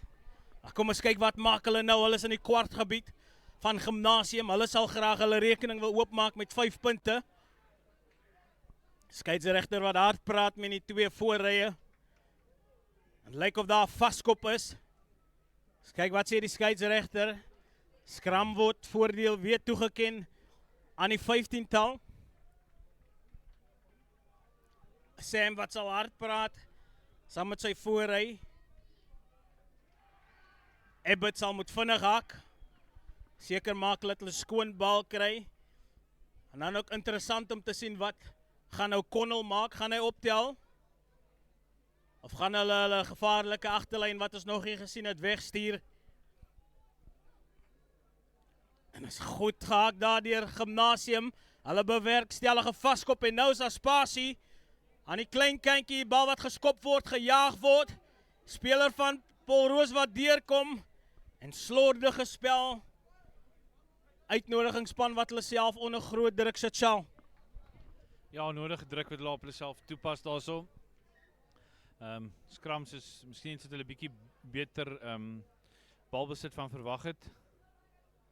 Maar kom ons kyk of nou hierdie scrum 'n bietjie kan die balbesit kan verbeter en vir hierdie agterspelers vir hulle kans gee. Ek sien regtig uit na om Nkobo en Fransman te sien hardloop in die bal. Lyk na 2 lekker centers. Sien hier's nog 'n plaasvervanger vir Paul Roos wat op die veld gekom het. Lyk soos Conradie wat nou kom sakke daarso. En ek dink ons nou vir Groenewald, Conradie en vir Jansen, die hele voorry wat al vervang is. Maar kom ons kyk wat kan die manne nou maak. Bal wat ingesit word deur Sam. Hier kom die bal. Fransman wat gee vir Nkobo. Pragtig gee daar na Smith. En hy eingee vir die linkervleuel. En hy kom boor die man daar, sommer dit lyk of dit 'n bietjie van 'n hoogvat was. Sam wat krap al vir die bal. Maar as 'n strafskop wat gegee word, kom ons kyk wat maak hulle, gaan hulle hom vinnig vat. Maar skeiedsregter sê hy moet hom op die merkie vat. En wat gaan die 15-tal besluit doen hierso? Sam vat die vinnige tikskoppie. Geef weer vir sy voorspelers daar vorentoe hardloop. Sam weer eens in die bal met Phillies.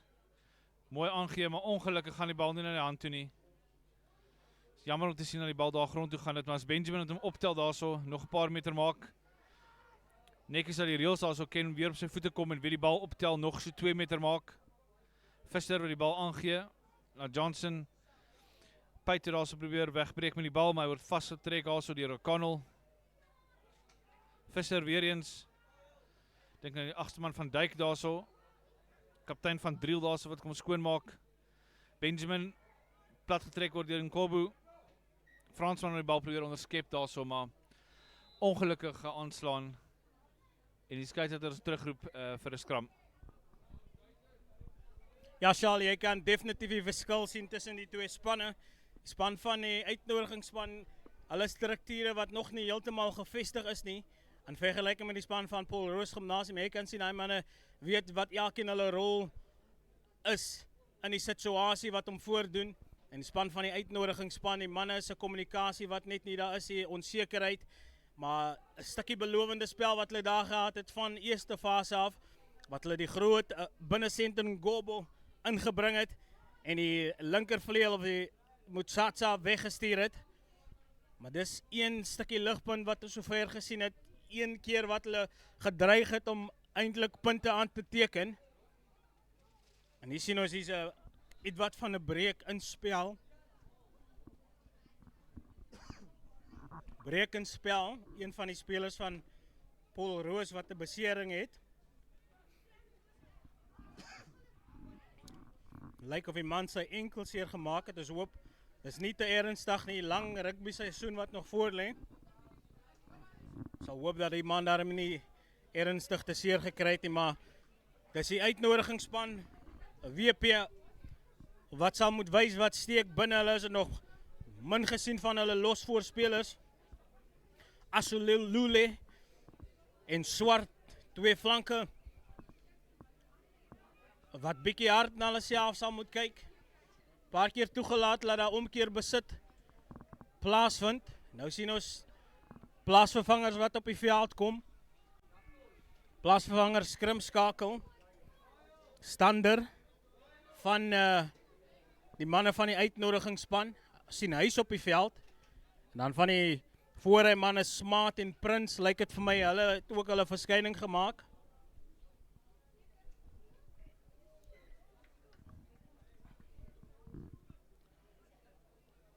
Kom ons kyk wat maak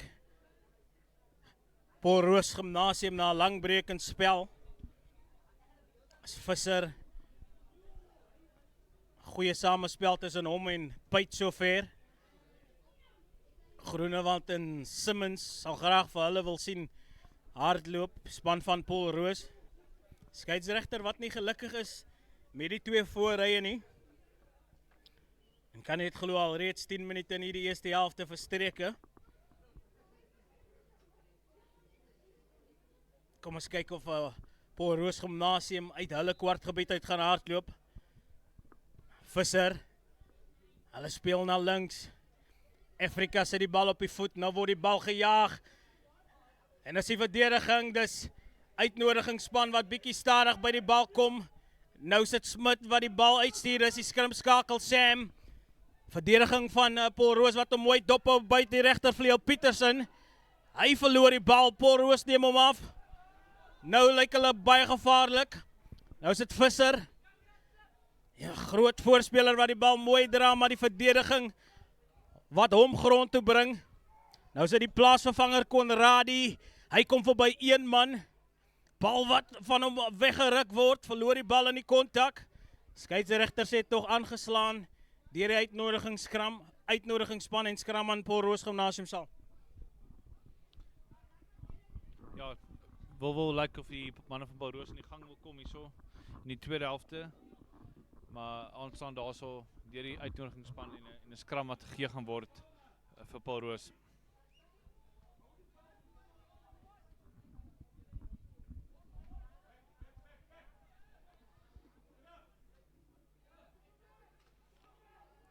Visser wat weer die skram gaan voer. Lekker aanvallende posisie hierso vir die manne van Stellenbosch.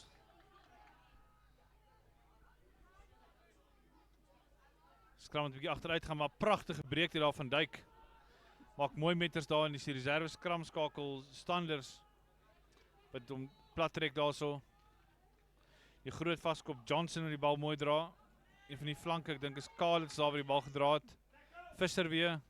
Piet uit na Josh Africa met 'n pragtige paas langsom na Abrams wat oorgaan in die hoekie en 'n pragtige stukkie spel daar weer deur Josh Africa om sy verdediger te trek en sy vleuel oor te sit in die hoekie vir 'n 3.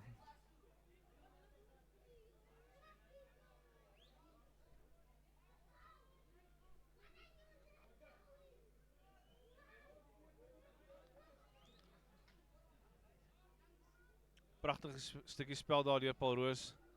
Die bal mooi in die gang gehou het en die ekstra man bewerkstellig het en Abrams daar in die hoekie kon oorgaan om die telling aan te skuif na 22-3 vir Paarl Roos. En dit gaan nou baie vat van hierdie manne. As jy kyk, sê Engelsman sê no look pass daar van Josh Africa om vir Abrams die bal te gee. En Virgil is 'n pragtige 3 wat hy gedruk het daarso.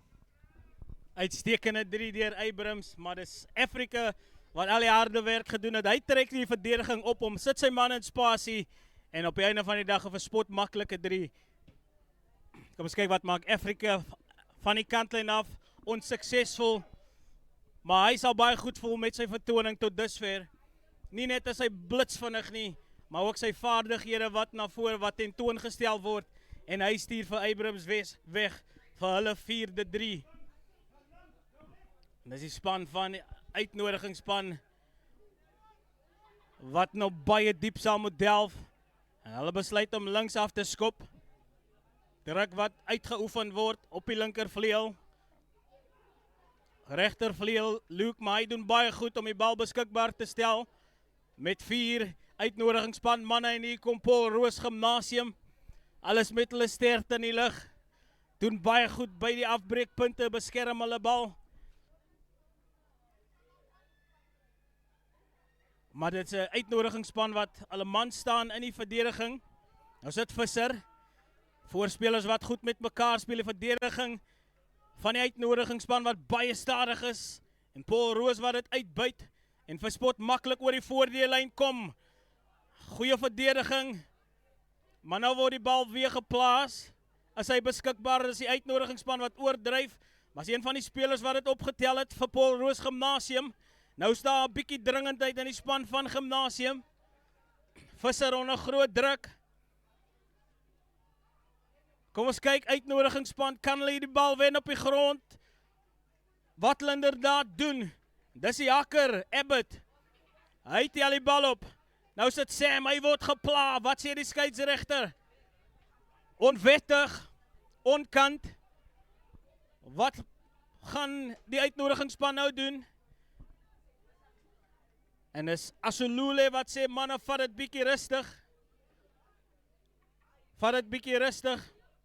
Maar daar tog tel hy die bal op. Sy spanlede weet nie van dit nie en 'n groot duikslag. Want Paarl Roos, bal beskikbaar vir die uitnodigingsspan. En hier kom die groot manne. Hulle besluit om die bal in te neem. Goeie kompetisie op die grond van Paarl Roos. Bal is afgeneem. Omkeerbesit bewerkstellig. En nou speel hulle na die klein kantjie toe die bal wat vorentoe geskop word. Nou is die verdediging wat van die uitnodigingsspan wat bykom wat inderdaad doen. Fransman, hy trap af binne toe, klop een man. Nou sit die ondersteuning. Kry dit in die vorm van Burgoue. Nou sit Sam. Een van die spelers wat besluit om binne toe te gaan, dis Stander. Bal wat stadig kom, skeieregter sê, Paarl Roos, julle het oortree. Wat 'n belovende stukkie spel deur Paarl Roos. Shaal. Ja, en hier gaan nou Kanel met die bal vorentoe. Nog 'n lekker stukkie hardloopwerk daar van hom, maar die skeieregter wat besluit dat hy hou vas sit aan die bal en 'n strafskop vir Paarl Roos. En dit wil net vir my lyk as die 15-tal net nie die regte ondersteuning vir mekaar kry en die bal hardloop nie. Gereeld by die afbreekpunte is Paarl Roos daarso om die bal te steel.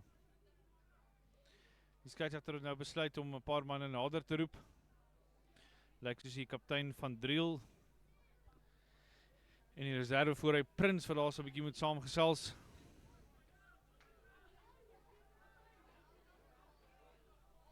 Maar lyk my alles kon toe uitgepraat word daar en die spel kan voortgaan. Dis weer Josh Africa wat gaan aanlê kantlyn toe met en 'n goeie skoppie daarso. En balbesit vir Paarl Roos binne die 15-tal se helfte.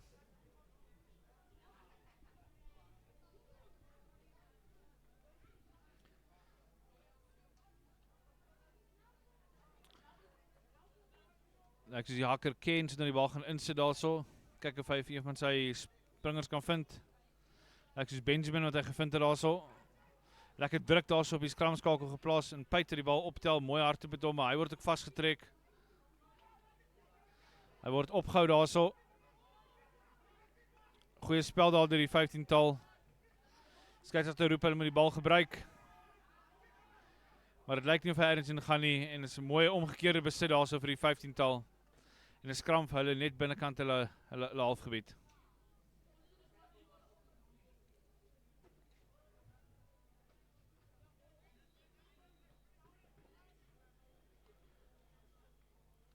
So graag wil sien dat hierdie 15-tal 'n bietjie hulle agterry nou gebruik. Uiteindelik 'n bietjie kans te lê het hierso om te hardloop daarmee. Met Standers wat nou op 10 is. En dit lyk soos Kloete wat op die buitesenter kanaal is. Is hier 'n paar nuwe manne wat kan hardloop in die bal. Skram kry net in die gang nie. Skeieregter het op sy vletjie blaas en sê ons moet weer probeer.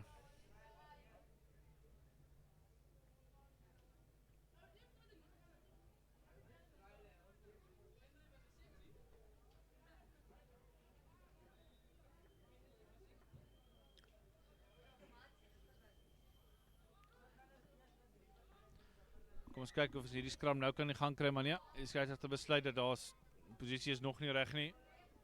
Moet sê, dis 'n deurlopende tema van die dag gewees wat die seuns gesukkel het om die skrams in die gang te kry. Hooplik sal ons nou in die gang kan kom hierso.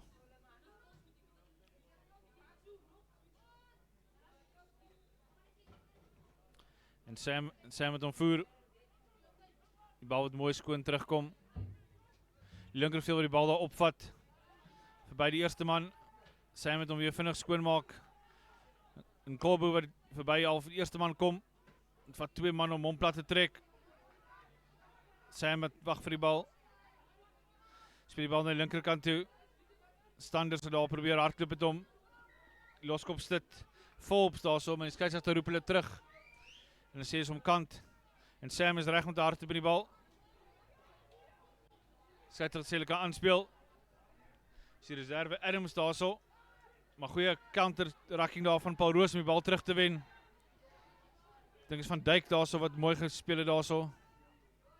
Visser wat een van sy ander losvoorspelers vind daarso. Visser weer eens. Vind hy vir Benjamin. Derde halfgaping. Hy is nog steeds in die gang. Nog so 5 meter wat hy maak. Visser weer eens. Goeie spel hierso deur Paarl Roos. Hou die bal lekker in die gang hierso.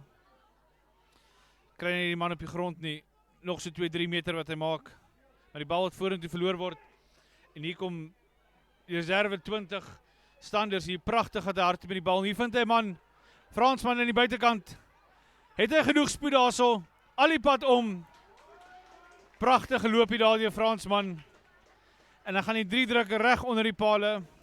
En Virgil, hier is miskien die kans vir die 15-tal om terug te kom in die wedstryd. Goeie teenaanval deur Fernando Fransman. En ek moet sê, Charles, ek is beïndruk met die verdediging van die 15-tal van Westelike Provinsie. En daar weer op die kyk weer sien ons vir Fransman wat hakskene wys vir sy opponent. En hy maak seker, hy druk die eerste 3 en sit dan ook die bal tussen die pale deur. Dit is die 15-tal wat hulle rekening oopmaak met 5 punte. En Fransman sal baie gelukkig met homself voel. Baie beïndruk met die verdediging hier aan die einde van die 15-tal. Spel wat bietjie begin losraak het. En dit lyk of het die span van WP 15-tal pas. Paarl Roos Gimnasium wat bietjie uit hulle struktuur uit beweeg het, bietjie losgeraak het. En as die WP 15-tal wat gesê het, ons kan die hele manne mooi onder beheer hou in die verdediging. Hulle sal goed voel, Fransman sal goed voel. En kom ons kyk of hy 3 die moraal van die span kan lig. Vir groot gedeeltes was hulle onder druk. Eintlik was hulle eie vyand gewees. Net die feit dat hulle kommunikasie op verdediging nie, daar was hulle hantering wat hulle op kritieke oomblik in die wedstryd in die steek gelaat het. En is dit miskien die ekstra energie wat hulle nodig gehad het? Om vir ons te wys wat steek in hulle. Ons moet in gedagte hou, hierdie manne is 3 dae by mekaar, kom van verskillende skole af. Vorm deel van 'n ontwikkelingsprogram wat van stapel gestuur word. En hier sien ons dat die nuwe man op die veld is, in die vorm van Kloete. Hy lyk soos die plaasvervanger Loskakel, wat op die veld is. En dan het ons vir Damon, regtervleuel. En kom ons kyk wat maak hierdie span van die uitnodigingsspan van Westelike Provinsie. Hulle wag op hulle agste man, ou Connell. Hy kry so 'n bietjie aandag. En dit is Piet wat die wedstryd liewer Afrika, wat die afskop duties nou waarneem, verantwoordelikhede waarneem. En hy gaan spel hervat. Kom ons kyk of wie die lostrio van die uitnodigingsspan in die wedstryd kom. Sam, hy gee verstander, lus om te hardloop van dat hy op die veld gekom het. Aangee wat nie hand gekom het nie, en is Paarl Roos wat die bal afneem. Nou sit die ondersteuning wat bykom. Uitnodigingsspan onder geweldige druk. Het lyk of Ngobo die bal afgeneem het. Maar soos wat hy dit gedoen het, het hy die bal aangeslaan. En is 'n skram in die kwartgebied van die uitnodigingsspan Shaal. Ja, goeie stukkie spel daar van Paul Roos, daar so 'n lekker aanvallende spel. Maar 'n goeie verdediging deur Nkobu. En as jy kyk, goeie tegniek daar so oor die bal. Lekker sterk lig uit die bal, maar ongelukkig verloor hy net die bal vorentoe. En dit kon 'n baie goeie omgekeerde besit gewees het vir die 15-tal om iets te maak daarmee. Skramskakel. Visser wat die bal gaan invoer.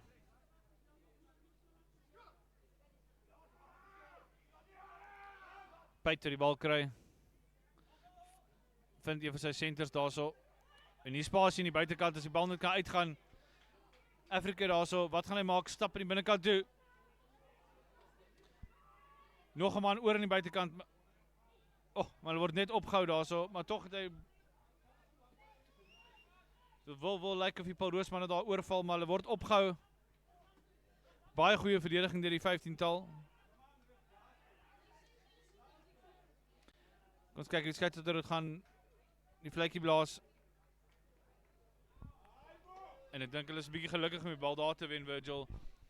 Gelyk of die bal opgehou is in die loskram daarso. Maar kom ons kyk wat Paul Roos hier kan maak met hierdie aanvallende skram.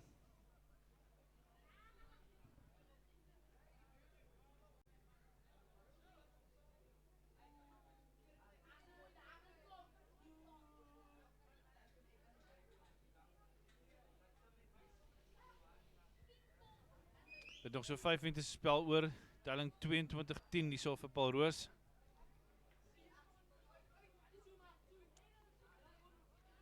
Ek is seker van hulle sal wel van die buiteagterspelers van hulle in spasie sit.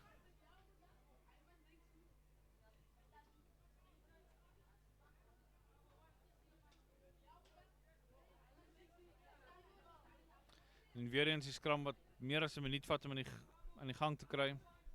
Is eintlik jammer in so 'n kort wedstryd dat ons so lank moet wag vir die skrams om in plek te wees. En Visser wil die bal insit. En Van Dijk word breek in die klein kantjie, maar hy word gekeer daarso deur O'Connell. Kom ons kyk wat die Paul Roosers nou kan maak. Is Benjamin verby die eerste man, verby die tweede man en pragtig wat hy oorduik daar vir 'n 3. Baie goeie spel daar deur Corbin Benjamin. Goeie slot daarso van Paul Roos en pragtige 3 daar van Virgil. Benjamin wat net weer in sy kwaliteit wys daar.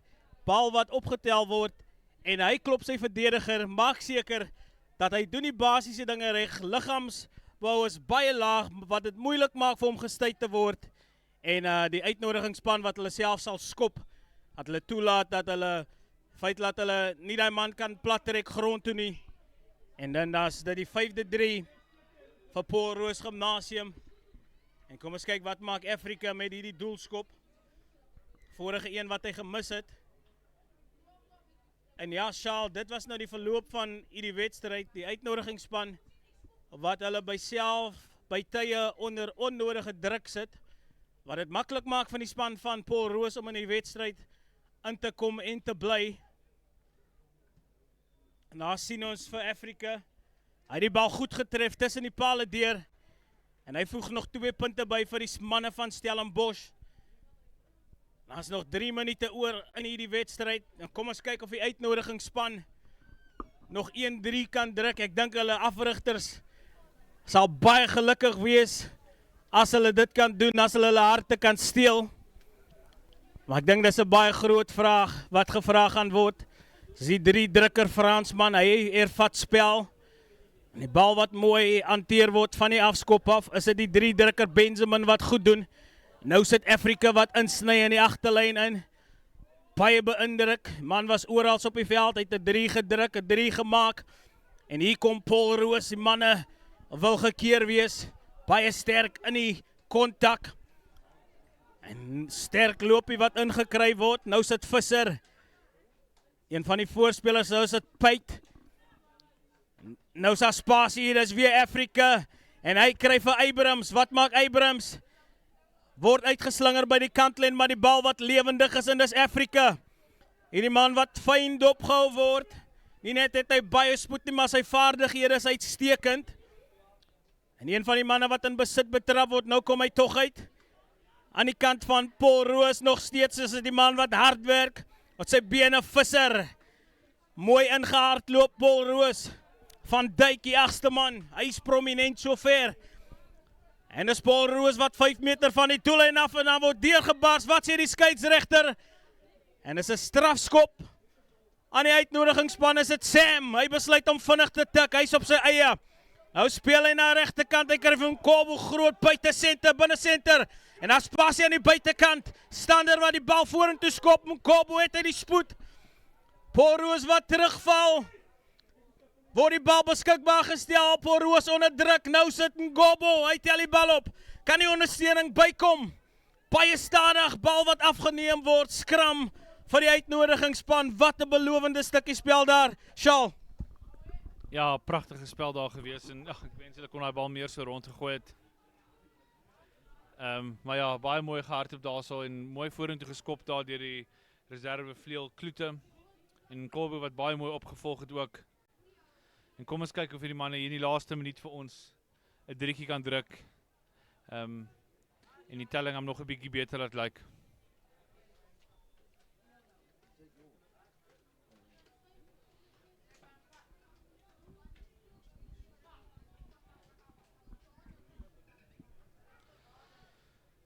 Sam, 'n lekker woelwater skamskakel van die 15-tal wat die bal hier gaan insit. Bal wat mooi gehak word. Osalule wat hier na die steelkant toe breek, verby een tweede man wat hom grond toe bring. Sam speel hom weer terug na die oorkant toe. Nommer 20 Standers daarso wat deur 'n gaping gaan en Fransman wat pragtig maak daarso. So fop aangegee vir die man aan sy binnekant en oorgaan vir 'n pragtige 3. Regtig 'n baie mooi 3 daarso deur Fransman Virgil. Ja, Fransman wat die speler is wat uitstaan vir my uit hierdie uitnodigingsspan. Hy het goed gedoen. Trek die verdediging deur 'n fop aangee. Ongelukkig is op die kyk weer sien ons is dit Sam wat besluit om na links te speel en is Stander. Hy klop sy man, hy sit vir Fransman weg en hy maak of hy na binne gee. Hy fop vir Afrika en Fransman druk sy tweede 3 van die wedstryd. En dis feitelik die laaste gedeelte van die spel. Kom ons kyk wat maak hy onsuksesvol. Maar dis die span van WP uitnodiging wat in die laaste paar minute na vore gekom het. En uitstekend gedoen deur Stander, uitstekend gedoen deur Fransman. Hulle was die ligpunt in hierdie span, in hierdie wedstryd vir die span van die uitnodiging. Afrika wat weer spel gaan hervat. Kom ons kyk. Wat gaan die uitnodigingsspan maak? Bal wat mooi hanteer word van die afskop. En daar sit die loskopstit wat Fops, wat 'n mooi loopie inkry. Uitnodigingsspan, hulle sterkte wat in die lug is. Paarl Roos wat oortree, kom van die kant af. Wat gaan hierdie uitnodigingsspan maak? Tyd is feitelik verstreke. En die Sam, bal wat amper verloor word, maar tog word die bal nou geplaas.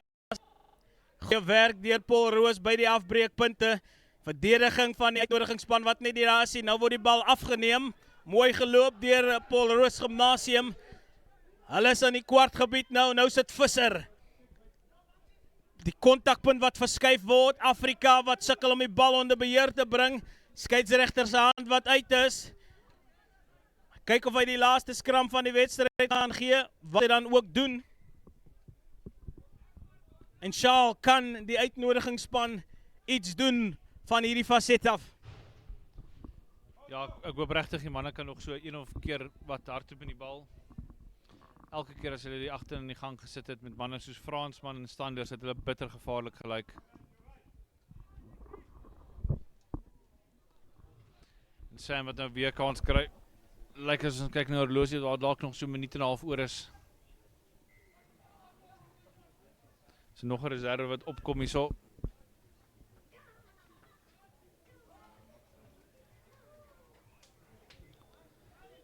Kom ons kyk, Sam wat hom weer voer. Stadig maar seker die bal teruggehak word. En hy breek daar in die steelkant. Met sy linkervleuel daar verby die eerste man kom en dan grond toe gewerk word. Sam wat vir die groot loskop Forbes gee wat 'n skoppie gee. Interessante skoppie vir 'n loskop. En dit lyk soos die buitesenter Luke daar wat die bal in die hande gekry het en oorgee daar aan Abrams toe.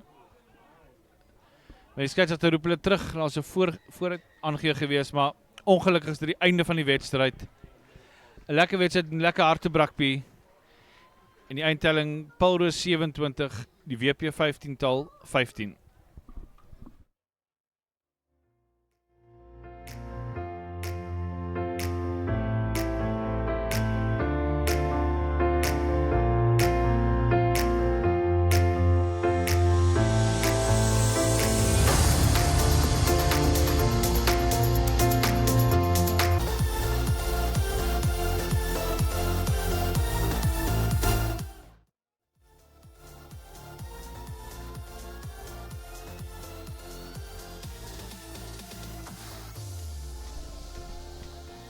Good afternoon, ladies and gentlemen. We're here with the home side, Paarl Gymnasium, up against HTS Middelburg. And the game's got off to a frenetic start. HTS Middelburg carrying the ball strongly in the midfield. Paarl Gym coming off of a loss on day one against Grey College in the late stages of that game. So they're going to be looking to get a win here today in front of their home fans. We have a cracking encounter here in front of us today. And I'm joined in the commentary box by Johan Zaya as the referee awards a penalty to HTS Middelburg. I'll pass it over to Joe. Joe, great to be here with you again. And same to you, Andile. Always a pleasure. Chum doing a lovely little catch on the touchline.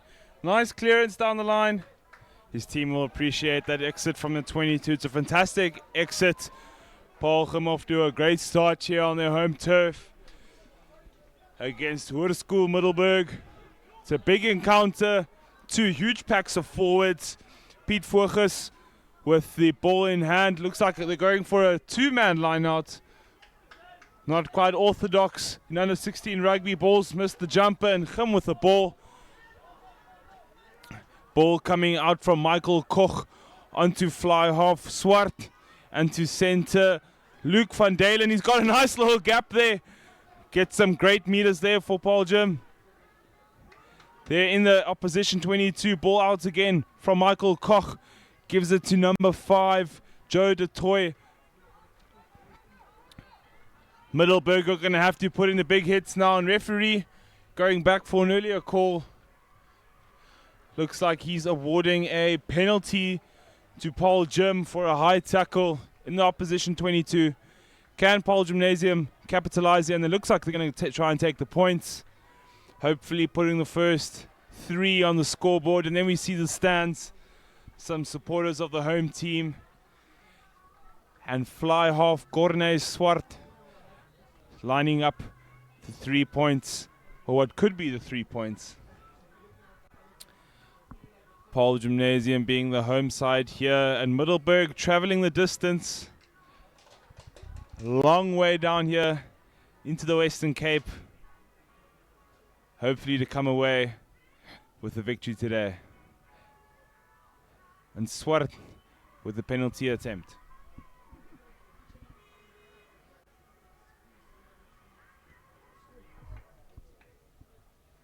Looks like it's good. That's 3 points up for Paarl Gymnasium. Corne Swart will be happy there with the early conversion, putting his team ahead by 3. With Middelburg with a restart. And as that sign read in the background, welcome by die taster van Jimmy Guts. And it's Jimmy Guts that we're going to see here today from the home side. Exciting start by them. You can see they're taking this game seriously, going for the 3 points early on. And there's the tall man, De Toy, trying to field that kickoff, but unfortunately not.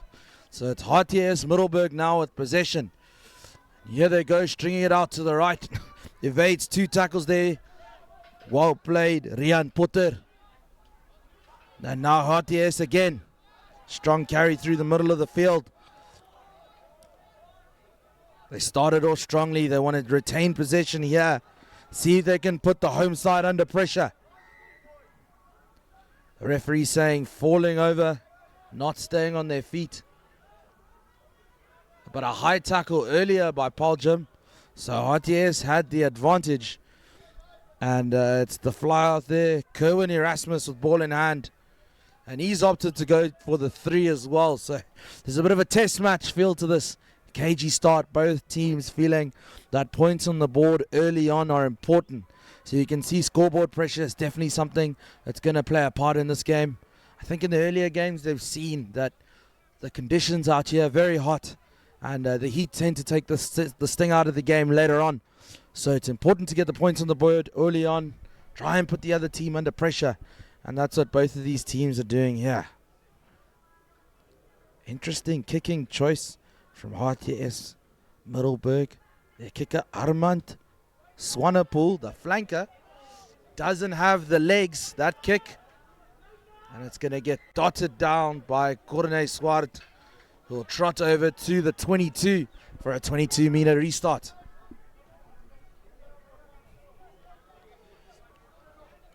Swart now preparing his team, making sure everyone's behind the kicker. And we're back underway. Goes deep. RTS got themselves in a bit of a pickle here in their own 22. Oh, well held that pass. Under deep pressure here. Kerwin Erasmus strings it out. Goes for touch there, Jados. And Jados finds it. Well played, young man.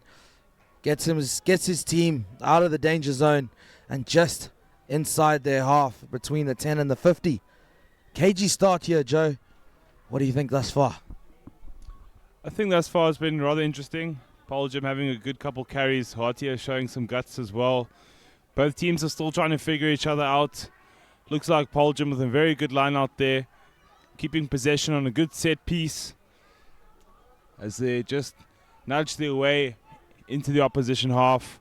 Ball out from Koch again. Onto fly half. Corne Swart. Another face set up.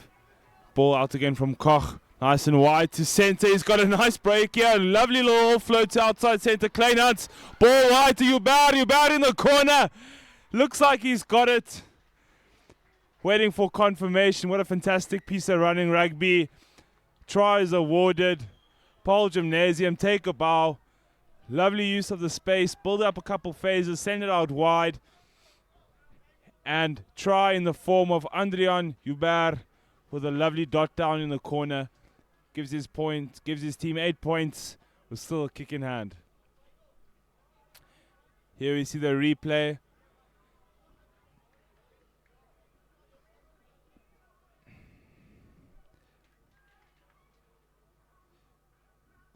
Paarl Gymnasium making lovely use of the entire pitch there. I'm sure we'll get to the replay too at another point, but lovely use of the ball, letting their hands do the work, spreading it wide and reaping all the benefits. Corne Swart with a conversion attempt wide out on the field. This is going to be quite a tough one. You're going to need a lot of legs to cover the distance. It's a nice big kick. Unfortunately, just pushed right of the uprights.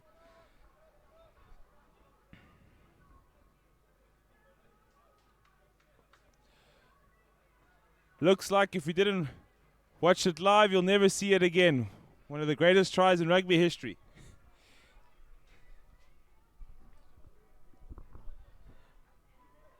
And the scoreline now reads 8-0 to Paarl Gymnasium, scoring the first try of the match.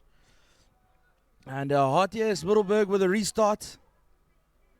Well gathered from the kick, but unfortunately just lost forward there. He'll be disappointed with that one. Good kick there. Really contestable. But Paarl Gymnasium now with possession. You can see the support in the stands. And the referee just telling the front rows to come a bit closer.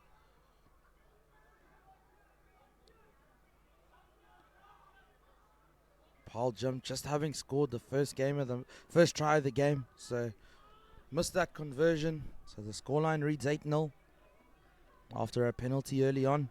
Koch feeds the ball in. Gets it away. Corne Swart leaving that one behind. But fielded now.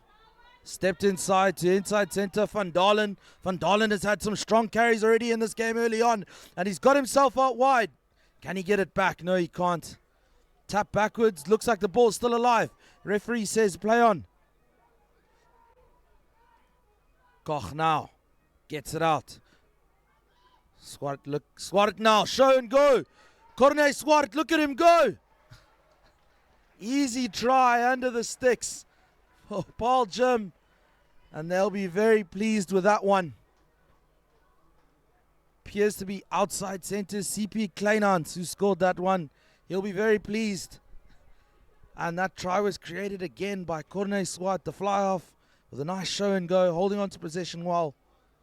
And getting his outside center into space and allowing CP Kleinhans to score his side's second try of the match. And this one scored under the poles, so easy angle this time for Swart to finish it off. Add the extras.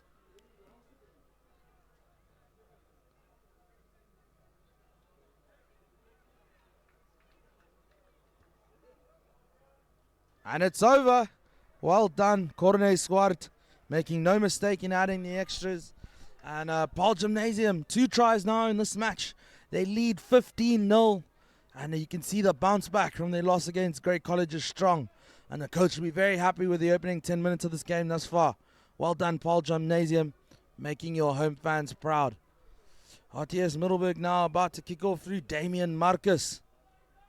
And there we go. High contestable kick, but not going 10 meters. It's bounced out though after rolling over the 10. So it'll go to a line out to Paarl Gym between the 22 and the 10 meter. Impressive start here by the home side. You can see the forwards in deliberation about what they're going to do at this line out. Looking forward to see what's to come. The line out goes in. Referee saying not straight.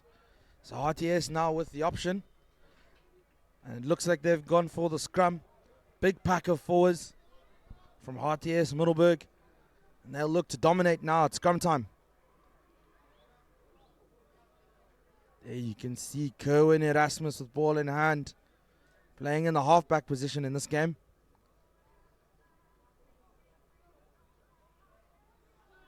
RTS set for a big scrum here. Referee saying not put in straight. So here they go. Corne Swart sends it straight to for Van Dalen again. Look at him. Sends him with a shoulder. Sends him with another shoulder. Strong run by the young man. Koch now sending it out to Du Toit. Du Toit, the big lock forward. Also had a few carries early on in this game. Koch now. Here go Paarl Gym. Those Jimmy guts coming through. Great pass inside, but stolen now. The RTS Middelburg have an opportunity to counter. Erasmus digging for the ball. Gets it over. Finds a bit of space there. Actually finds Adrian Hubert. Does well. Beats the first couple of would-be tacklers. Koch now sending it out. Tackle started high. Referee's got his arm out for advantage. Du Toit with a dummy run. Swart beats one. Steps inside to try and beat another. Paarl Gym looking very impressive early on. Du Toit met by a brick wall of defense. Can RTS turn this over? No, it's Koch with the hands on the ball again. Well played there in the middle of the park. It looks like Corne beats. Swart again. Sees space on the outside to Kleinhans. Kleinhans to Joubert. Back to Kleinhans. Good interplay here between the young men. Jim has space out on the left if they can use the hands. Referee going back now. Penalty for Paarl Gym. What an impressive period of play. After 13 minutes, they look dominant here, Jan. Rightfully so, Ndile. Paarl Gym doing extremely well with ball in hand, putting immense pressure on RTS Middelburg. Paarl Jimmy with a tap and go setup. Quick little dot ball to lock. Corne beats. Ruck set up here just outside of the 5-meter line. Nice ball out the back. Oh!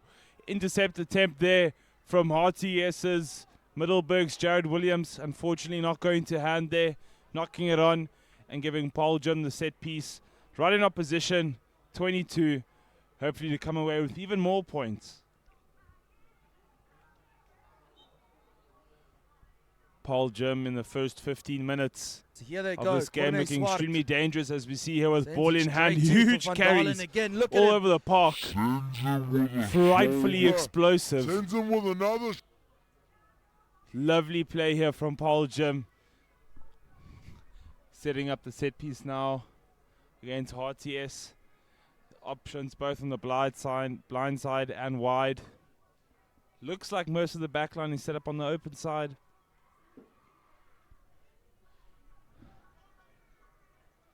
Michael Koch with a feed into the scrum. Little 8-9 pick and go from Pierre van Staden out to 10. Unfortunately, he looks lost. Referee is going back for an earlier infringement. And there'll be a penalty to Gim for Middelburg scrumming up. And that's very unfortunate. Middelburg will be disappointed to give away that penalty right in their own 22. With Gim looking to add more points on the board.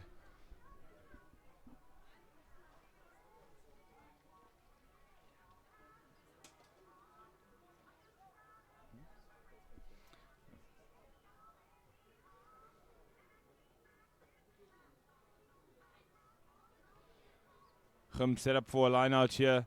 Right outside the opposition try line. Ball's up. Lovely little ball set up to a different side and more on the inside. It's a lovely catch from Joe de Toy. Looks like they might go over and they're going to power their way. RTS holding them up nicely, giving a great forward contest there, driving them backwards. Looks like Joe de Toy still with the ball, moving forward. Can he dot it down? Another phase here set for Paarl Jim. Ball out from Koch. Wide to the fly half. Easy as you like it. Corne Swart. Well done to him. He saw the inside space. Short little step to the inside. And adds another 5 to his team score.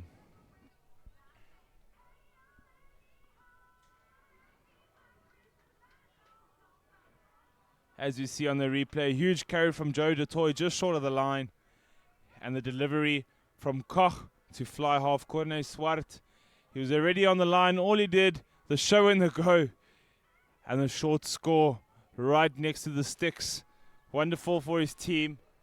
Adds another 5 with still a kick in hand. Just under the posts. They'll be looking to add more points to this kick.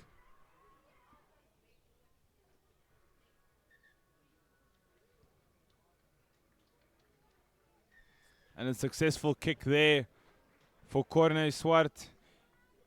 Building his personal score tally today. Doing his home team proud here.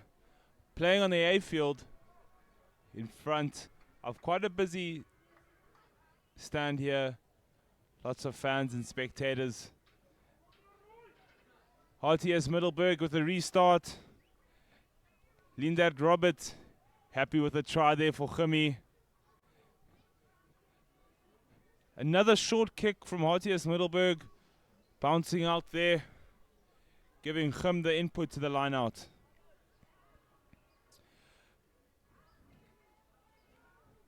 Paarl Gymnasium coming up with a plan, going for a walk-in line out. Looks like they're going to use a 5-man. Hopefully Johan Lombard can find Joe de Toy again. Unfortunately, looks like it's been knocked on. But it's been played. Paarl Gym still with the ball. Inside the opposition half. Out to 8th man, Pierre van Staden. Nice carry upfield. Ball out again from Koch. Onto Swart. Onto the huge centre, Luke van Dalen. Another huge carry. Looked like it's pretty difficult to bring this big man down. Outside centre there, CP Kleinhans taking up the ball again. Nice pass there from Koch. He's still in support. Paarl Jim rumbling forward here, building up a couple phases, being nice and patient with the ball. There's space on the outside if the hands can go to it. Paarl Gym still going. Good tackle there from winger. And looks like the referee's coming back for an early infringement, and he's pulled out a yellow card. We haven't seen for what the yellow card is for yet. But it looks like it's a penalty for a late tackle. It looks like number 4 for HTS Middelburg, Pieter Botha, heading off the field, giving Michael Koch the chance. Put the ball into touch just outside HTS Middelburg's 22. And Delia, what do you think we could see from Paarl Gym here again on the attack, just outside our position 22? Yeah, they really want to make sure they find their jumper now. And they've got a real opportunity to take this game away from HTS Middelburg. They'll be down to 14 men for the remainder of this first half. And that line out again, just not going to plan. The referee saying the throw was skew. So HTS Middelburg opting for the scrum again. Interesting choice considering they're a man down in the pack. Will we see them drag a man from the back line into one of the flanker positions? How will they restructure this one?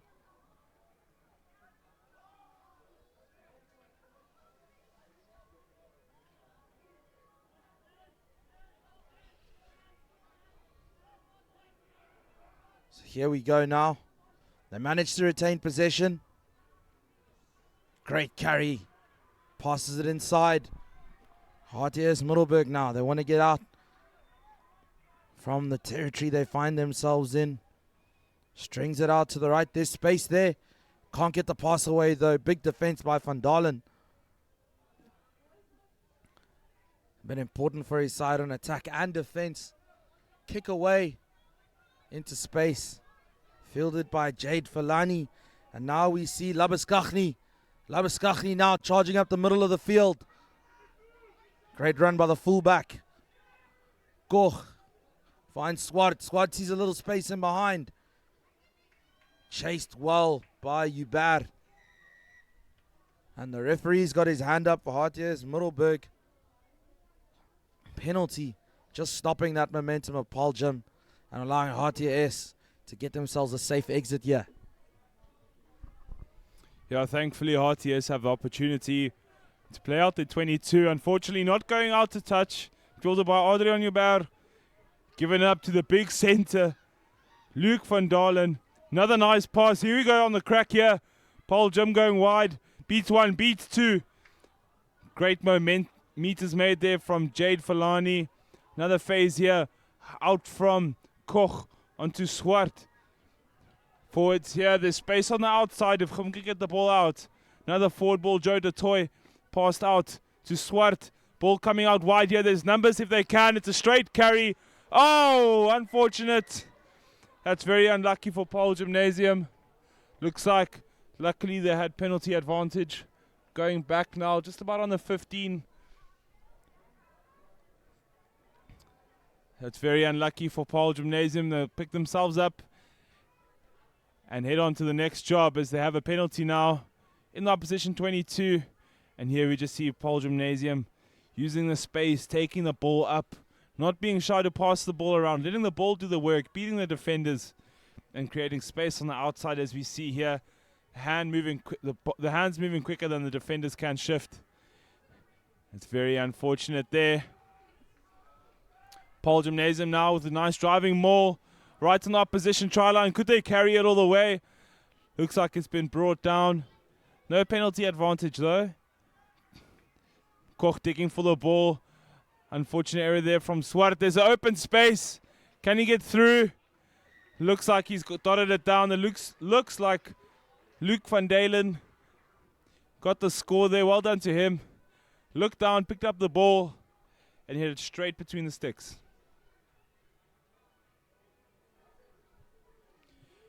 Here we see a nice strong maul from Paarl Gymnasium.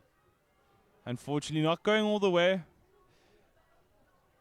And the pass from Koch to Swart. And an error. But luckily, Luke van Dalen looking up and getting the score. An easy conversion attempt here for Corne Swart. Right under the posts.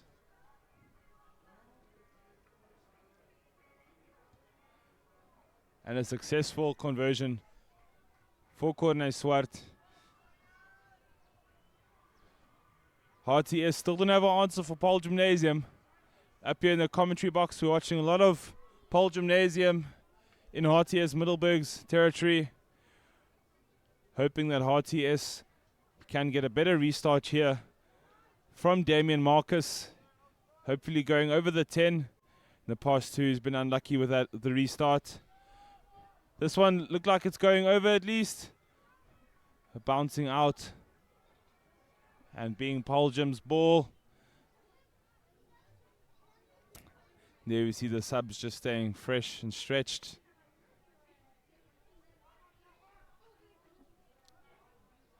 So line out here, Paarl Gym ball. Looks like it will be another 5-man setup. Johan Lombard with the feed.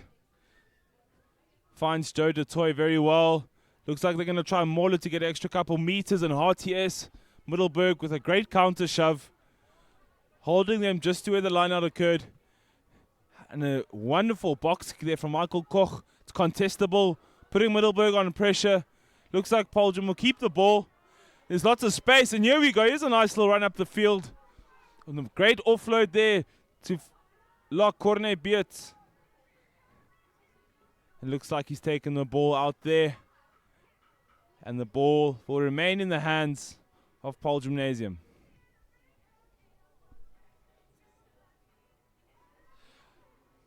RTS Middelburg coming from a long way. And Dile, how do you think the travel affects the young guys? I think it's lovely to come on tour. Yeah, it's a bit of a long travel. But, you know, after traveling all this way, you definitely want to make sure that you make use of the opportunity. Such a great venue to play rugby. It's been a great day for rugby here today in Paarl. Coming to the end of the day, the heat has kind of calmed down a little. Got a bit of a breeze.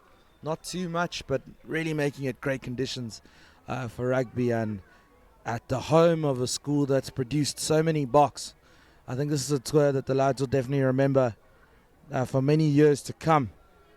So RTS putting it in through Cohen Erasmus. And here they go, trying to attack. Switch in the middle of the park, but that switch not read. Corne Swart offloading, and there he is. Van Dalen, what a try. He'll be so pleased. The big man, that time, didn't have to bounce anyone in front of him. Just made sure he got over the whitewash. And he'll be so pleased with his performance thus far. And that try just next to the stick, so not a difficult one for Corne Swart. He's had such a good kicking record thus far. And we look at the replay here and just the set move not going to play. And just creating space for Corne Swart. Get the offload away. And no defense there at the back. So an easy trot over the whitewash. And 3 minutes to go in the first half. But Paarl Gymnasium seem to have this game wrapped up. And the home supporters will be very pleased with what they've seen here today. Such an impressive start and such an impressive bounce back after that tough loss to Grey College on day one.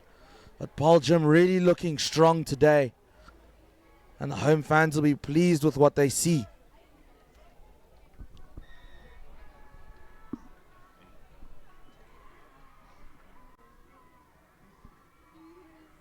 So RTS taking their time to get back for the restart. It's been a tough afternoon for them so far. So new man now taking the kickoff. Rian Potter. Potter with a low restart, making it difficult, but Totoy fields it well. Paarl Gym rumbling forward, great support. Sturdy base from Koch, for Koch, of which to make the box kick. It's high, it's contestable. And Filani chases it well, takes his opposition out. And they say a kick is only as good as its chaser. And Filani there making that kick from Koch very valuable. As Paarl Gymnasium now found themselves just inside the opposition half. Line out to come from Lombard. And so far, RTS Middelburg don't look like they have an answer for this incredibly strong Paarl Gymnasium side. Here they go. Nice line out move. Find the target man. Get the rolling maul going. Just seems to have been taken down early. No momentum left here. So Koch now going to have to string it out. Gets it out to Swart. Swart with a show and go. There they go again now, Paarl Gym. Adrian Hubert, nice little chicken wing to the outside. But stolen now, RTS Middelburg. Penalty to Paarl Gymnasium, just can't keep the ball away from them. They have done so well in this first half, and Koch not wasting any time. Only about 30 seconds left on the clock. So they want to get this line out. Probably be the last bit of play that we'll see here in this first half. And I'm quite sure Paarl Gymnasium will want to end this first half with another try. Coaches will be very happy with what they've seen so far early on, as well as the home support. What a lovely tournament they produce every year. And looks like they've produced another good crop of rugby players in this under-16 team. And here they go, searching for another try here in the second half. Sorry, first half, closing minutes. Stringing it out to the right. There's space. Can they use the hands? Well tackled there, trying to use the touchline. RTS Middelburg, but Paarl Gym with an answer. Crushing forward, Paarl Gym. Can they finish this half strongly? Such great ball carries by the forwards. Great support. Koch finding another pot in the middle of the field, but goes behind. They've got the numbers. Great carry there by the previous try scorer. Koch now. Paarl Gym making the meters slowly. Looking so strong, the pods. Such support getting over the ball. Referee watching closely. Penalty, he says. Not rolling away, RTS Middelburg. Koch with a quick tap. Gets it out to the right. Can they finish in the corner? It got an overlap. And it's try time. Easy try in the corner there for right wing. I think that's Adrian Hubert with his second of the day. He'll be so pleased with his performance. And Paarl Gym will be so pleased with the first half, where they've showed great ingenuity and have really been so technically good and been so good with the space provided to them.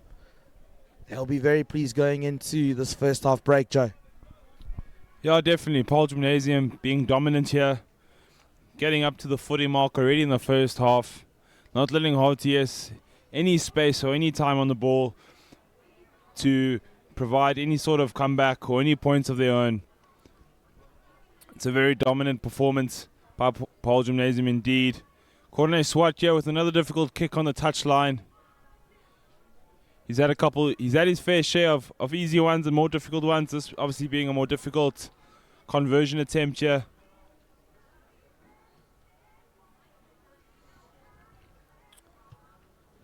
Struck well, curling in, it could. Looks like the flags will stay down on that, unfortunately. Great first half from Paarl Gymnasium with RTS. Still nothing to say. Paarl Gym leading 39-0 as we head into the halftime break.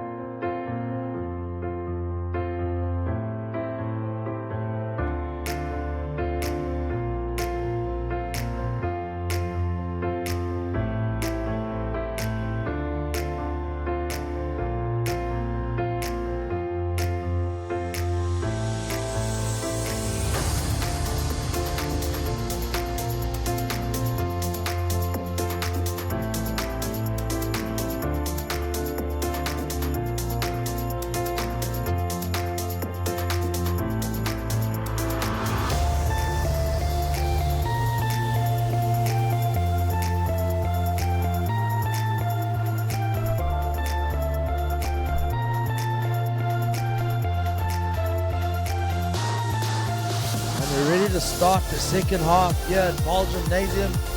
Home side up against AFFIES Middelburg. They've really put in a Jimmy Guts performance here in the first half and currently lead this game 39 points to 0. And here they start the second half with a high-hanging restart. And Joe DeToy doing what he does best, fielding that restart and getting possession for his side. So here go Paarl Gym again. Can they replicate the form that they showed in the first half? They've been impressive thus far, and I'll look to carry that momentum through to really dominate the scoreline in this game. That's an early error in the second half. The referee saying it's a knock forward and a scrum here for AFFIES Middelburg. Still joined in the commentary box with Johan Zaya. Lovely to be here with you, Joe, and excited for an early second half here. Yeah, definitely, Andile. Excited to be here myself and to be commentating with you. All our viewers, remember you can engage with us on YouTube or on the website, Instagram and Facebook. Please comment. We'd love to see what you have to say. Here on your screen is AFFIES playing from left to right in the red, blue and white.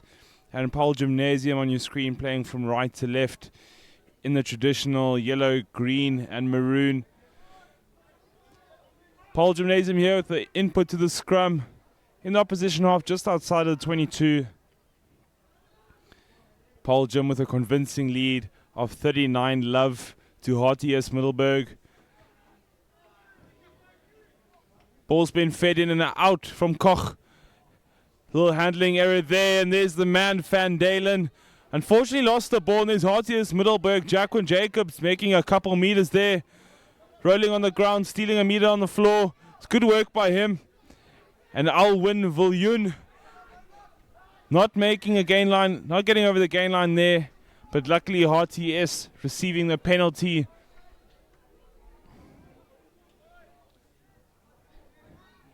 AFFIES most likely going to look to clear their lines here. And get as close as they can into the opposition half. Here's a clearance from outside center. Donovan Hubert. Wasn't pretty, but it's got the job done. And we'll have Paarl Gymnasium with the input.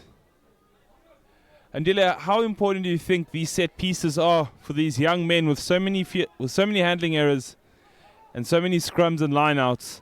How important is it that they dominate these set pieces? Yeah, you really want to get your set piece right. It's the platform for everything else going forward. And it's Jandre Vlok who's throwing the ball in here for AFFIES Middelburg, but it goes right over the top. AFFIES Middelburg, though, managed to retain possession. Here they go, pick and drive now by Steven Rudemeyer. Here they go again, strong carry by the number 4, Pieter Botha. That's a Cohen Erasmus digging for the ball. And the referee saying dig no more, it's a penalty. Not rolling away, Paarl Gymnasium. Erasmus with a quick tap. Fighting Rudemeyer, and here they go again. AFFIES Middelburg. Paarl Gym getting right over the top there. I think that one's been stolen. Like a thief in the night. Taken away by AFFIES Middelburg, and Paarl Gym now have the scrum time. They'll be very pleased with that turnover. It's what the coaches like to see. And Paarl Gym now, they'll have the scrum. Packers look strong early on. See the 8th man, Pierre van Staden, just chatting with his scrum half. There may be a move here up their sleeves. And looks like a couple changes being made to the AFFIES engine room. So there's a lock change here.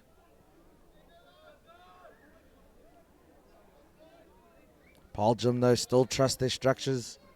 They've had strong scrums so far in this game. Koch ready to feed.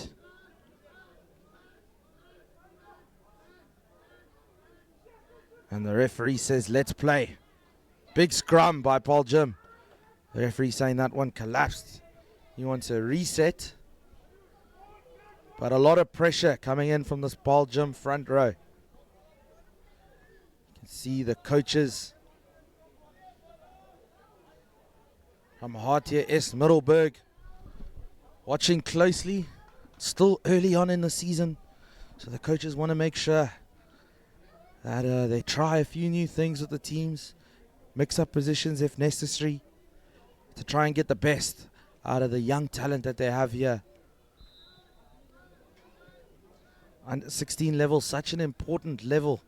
Just before first team, you want to make sure that you know what position you're comfortable in going forward. Pierre van Staden unable to gather that ball at the back of the scrum. So the referee saying now to turn over in possession, and now will be a scrum for HTS Middelburg. Cohen Erasmus with ball in hand. And this HTS Middelburg backline raring to go. They've set up here on the right hand side with Donovan Hubert in the fly off berth. The outside center. On his right, he's got Nico Henrico and Jacqueline Jados. But it's stolen by Paarl Gym. And HTS Middelburg are going to have to set up to defend here. Big tackle by Deacon Flatman. But Paarl Gym there again. Through to Toy, who's had many carries in this game. Looked very strong thus far. Van Staden with a good clean. But the referee saying he may have lost it there. Yeah, lost by Van Staden. And a scrum for HTS Middelburg. Middelburg struggling at scrum time here, Joe. Yeah, indeed. Middelburg not quite getting a good enough squeeze. Maybe need to be more in union when they give their nice shove. Also finding that the Paarl gym pack is getting slightly lower than Middelburg. Maybe giving them an advantage and a stronger base point of which to push from. We've seen this HTS forward pack pop up once or twice. And there's the early engagement from Paarl Gym, giving the ball to Jared Williams. Nice outside pass and a huge confrontation out here on the right side of the field, right in front of the pavilion. HTS still in possession here. Jared Williams sticking for the ball out to Cohen Erasmus. Sorry, Tyrone Sneyman. HTS need to maintain the ball here and they can't give it away. Looks like we might see a pick and go here. There's number 4, Pieter Botha with a carry. And Marco van der Westhuizen with the clean. Ball out there from Williams with a box kick. It's a short one. Looks like an opportunity for right winger Deacon Flotman there. Just getting possession of the ball. And Paarl Gymnasium left winger Falani making his tackle there. Using the touchline and taking him out.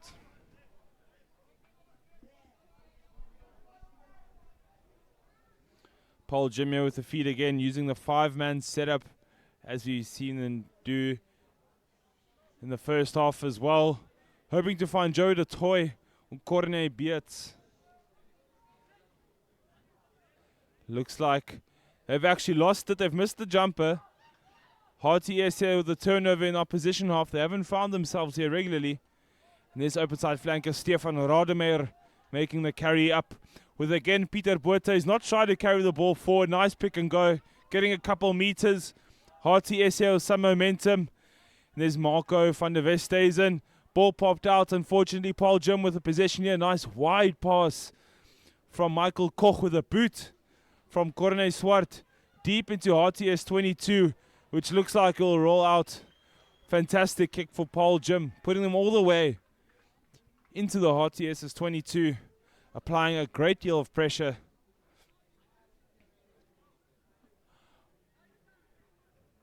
HTS here with the input to the lineup. They're going to look to get out of here.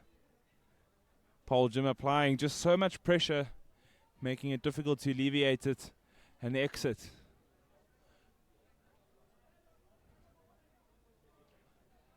HTS with a 5-man setup. Hopefully looking to find Pieter Botha or Rikus Prinsloo. Looks like it's gone over the top. Referee's calling for another throw. Looks like it will still be HTS Middelburg's put into the line out.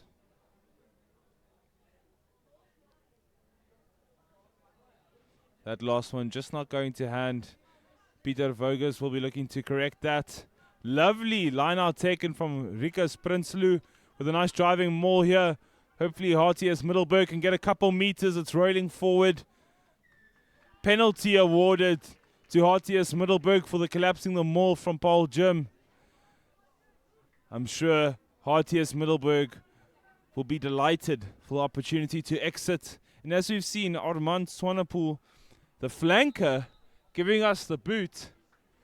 Andile, what do you think about a flanker doing the kicking rolls? Lovely to see the versatility here. Such a young age. Armand Swanepoel, big boot behind him. Gets the power from those quads. And launches the ball onto the 50 meter. Where RTS Middelburg now have the line out. And they've really come into their own here in the second half. But that line out not going to plan. And the home side now with an opportunity to fight back. Show and go in the middle of the park. And the referee saying penalty for Paarl Gym. So just as RTS seem to be getting the momentum, Paarl Gym able to just put a stop to it. And try to create some momentum of their own.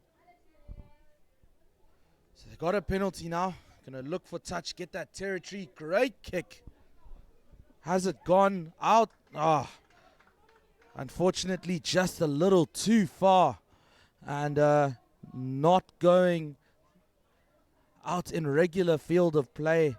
Going out over the dead ball. So now it will be a scrum for RTS Middelburg in the middle of the park. An error there by the home side, Paarl Gym. And Jared Williams, who's brought on some real flair since he's come onto the field. He'll be feeding the ball into the scrum. He's brought a lot of energy, trying to launch his pack forward. Penalty for RTS Middelburg. And Williams makes a quick tap. But it's stolen again now by Jim. Jim running forward. Paarl Gym through. Great counter shove here. RTS Middelburg. Scrappy ruck time. But the referee's got his arm out for Paarl Gym, who really have struggled to build momentum in the second half. There they go with a pass in through the back. Creates a gap in the middle. Offload can't find the first hands. But Fulani now beats the first, beats the second. The left winger.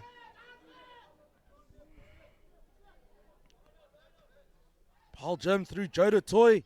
He's carrying it forward. Joe de Toy goes over.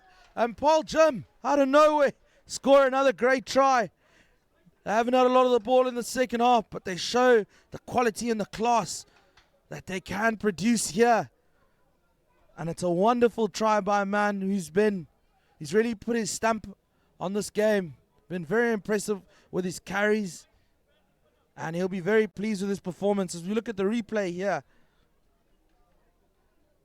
he gets low, great body position, beats the first defender, and the leg drive is important as he crashes his way over the line.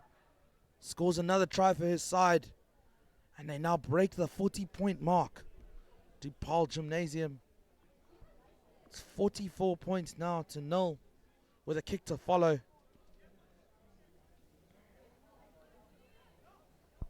Bit of a tough kick on the angle.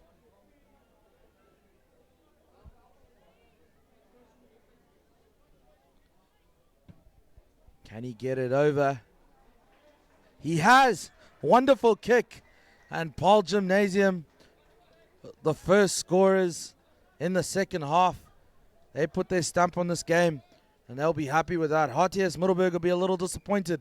They've had a lot of the possession and territory in the second half, but unable to convert any of that into points. And it's Paarl Gym now who lead in the second half, but who lead the game completely by 48 points to 0. RTS Middelburg still struggling to find a response. And it's Donovan Uber now who will get us underway with the restart. Here we go. Low kick, contestable. Well fielded now by hooker Peter Voges. Well played by the young man. This is exactly what RTS Middelburg want. Big carry now by Jandre Vlok with a pick and go. Another pick and go. You can see Jared Williams urging his forwards on. Here they go. Matthias Middelburg has space on the outside. Great carry by Nico and Rico, the 8th man. Jared Williams taken backwards with a bruising tackle. Referee calling them back for a penalty. In front of the sticks, penalty for Matthias Middelburg for a high tackle. Matthias Middelburg have really come into their own here in the second half, Joe. Definitely Matthias showing a little bit more of their capability here, taking the tap and go, setting up with a driving maul. We haven't seen them often in Gims 22. Hopefully they can produce some points here. Ball out there from Jared Williams. Cutting back inside and a big bounce on his own man. Armand Swanepoel doesn't care who it is, but they better get out of his way.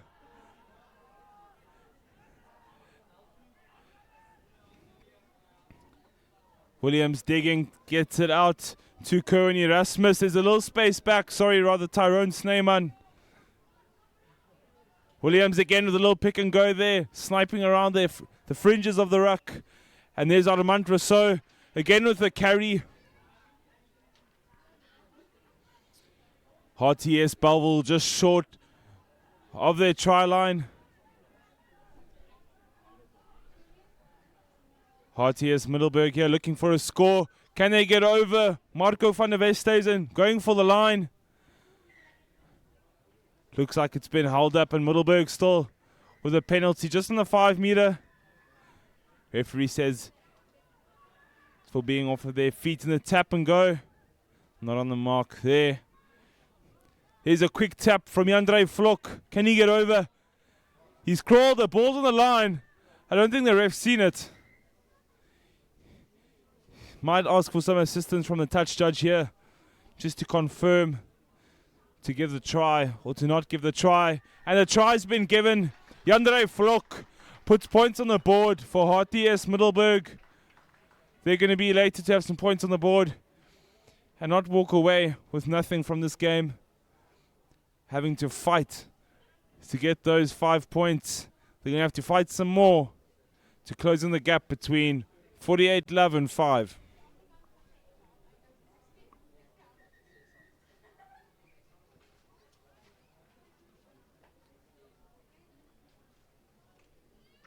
Cohen Erasmus here with a conversion attempt. Will be his first of the day. There has been a bit of a breeze that started picking up, blowing from the right of your screen to the left. So he is kicking into the wind.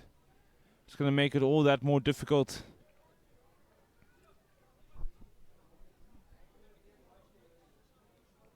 Right on the touchline is Cohen Erasmus.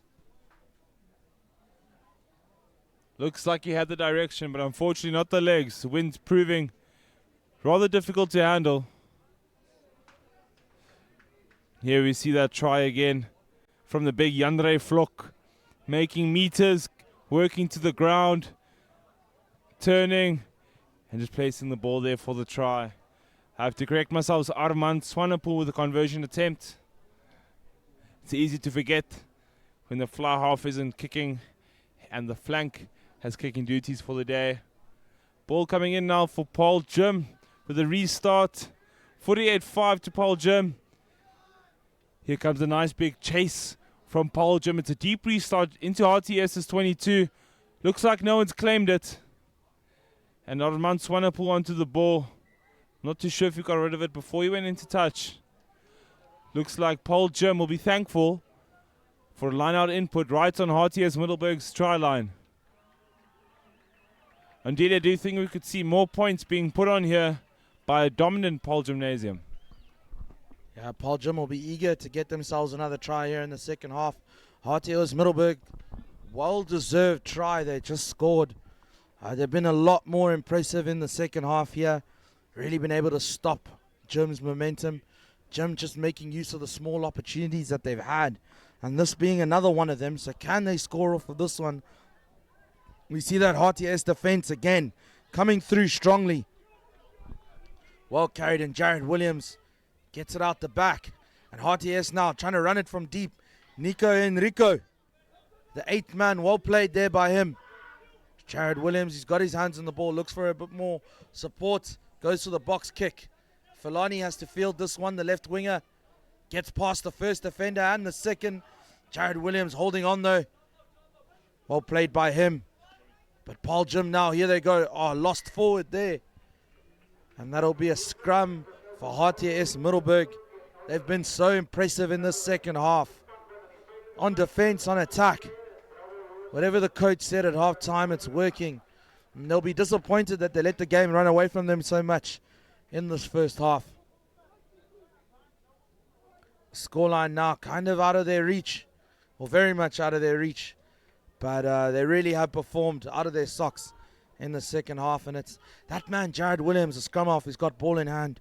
He really has just brought a lot of electricity and energy into the second half. And just really urged his side forward. He's been very, very impressive. Kerwin Erasmus in the fly-off berth. Great hop back pairing between them. And here they go now. Erasmus stringing it out to that man, Nico Enrico. Enrico bursting through. And here they go. RTS Middelburg, Swanepoel gives the shoulder. Well played, young man. Can they keep it in? Unfortunately not. It's been lost out. It looks like it'll be a line out now for Paarl Gym. RTS Middelburg will be disappointed. But Armand Swanepoel, what a game he's had, Joe. He can kick, he can carry. Such great versatility by the young man. Yeah, definitely Andile. Armand Swanepoel can do it all. Kick, carry, bounce, whatever you need. Armand can do it. Unfortunate there that the ball had to go out there for RTS Middelburg. Built up some nice momentum up the field. Armand Swanepoel just showing off his range of abilities.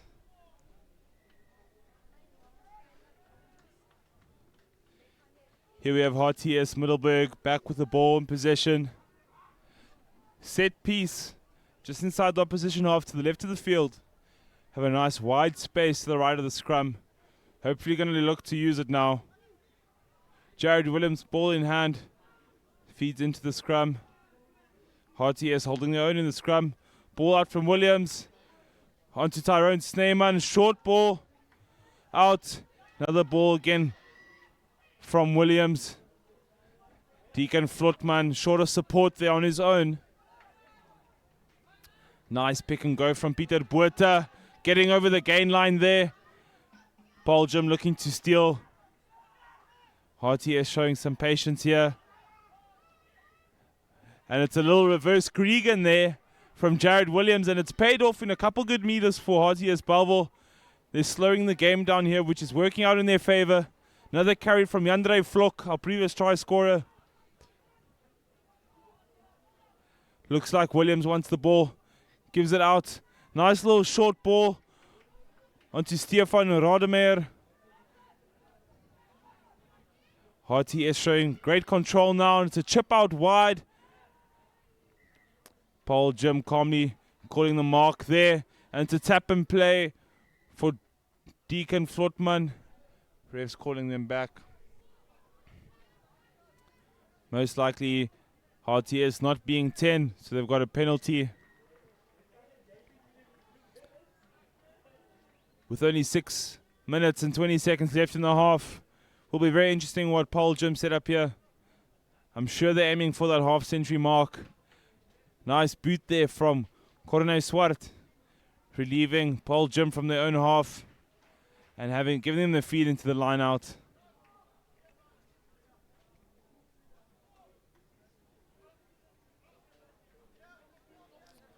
Paarl Gym with the feed and still the 5-man setup that they've been using the whole day. And Dutoy and Beats dominating the line out space.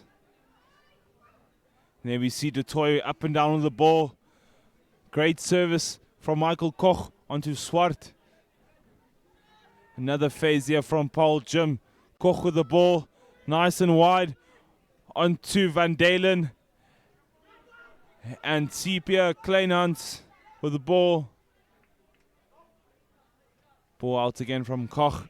Nice little forward pod running there from Joe Dutoy. Taking ownership of the ball and reverse play here from Swart.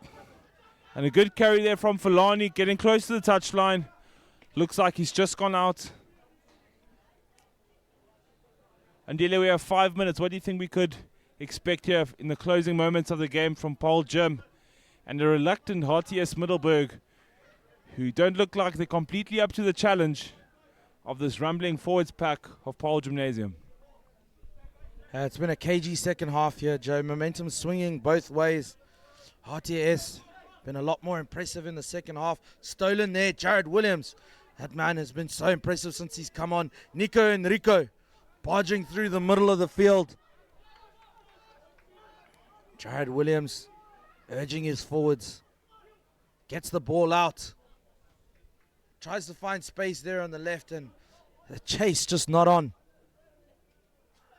And now that kick almost seems futile, as you now find Paarl Gym in a dangerous area that RTS Middelburg now have to defend. Paarl Gym have taken their foot off the gas a little in the second half. After scoring 39 points in the first half, they've been rather quiet thus far. But still quite dominant. The home supporters will still be happy with what they've seen here today.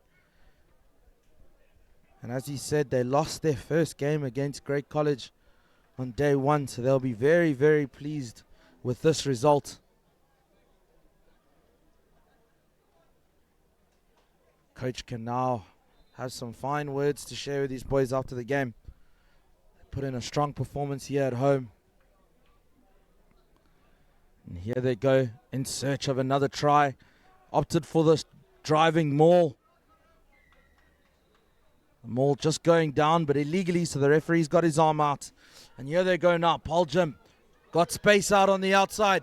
Draws in the defender. Filani for the corner. Has he finished that? The referee says no.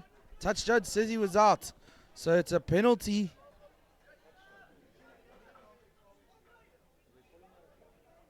Was the referee said a try? No. Touch judge says it was out. So they go back to their advantage, Paarl Gym. And they've got possession now on their 22. Up for the quick tap. RTS slow to come up and defend the strong ball carrier.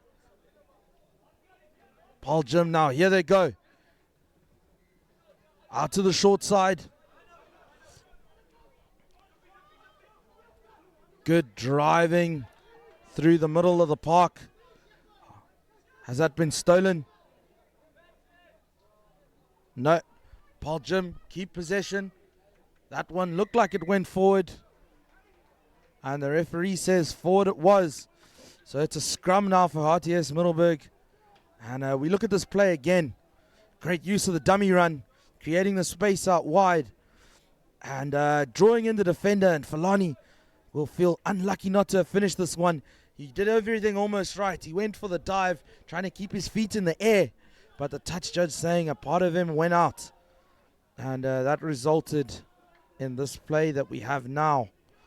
Paarl Gym with a big scrum, but RTS managing to hold on, and that man, Nico Enrico, he's had so many carries in the second half. Jared Williams deep in the ruck there with his hands on the ball. Sending it backwards for a pick and go. Jared Williams. It's now Swanepoel with the ball. RTS keeping it tight. There they go through Peter Vogues. Sending it out now. Jared Williams.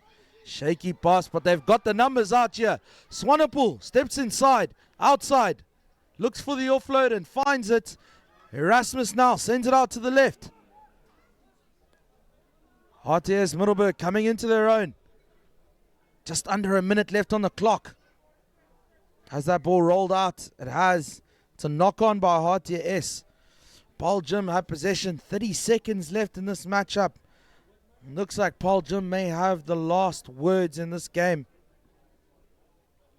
As they set up now for a scrum. Just inside RTS Middelburg's half.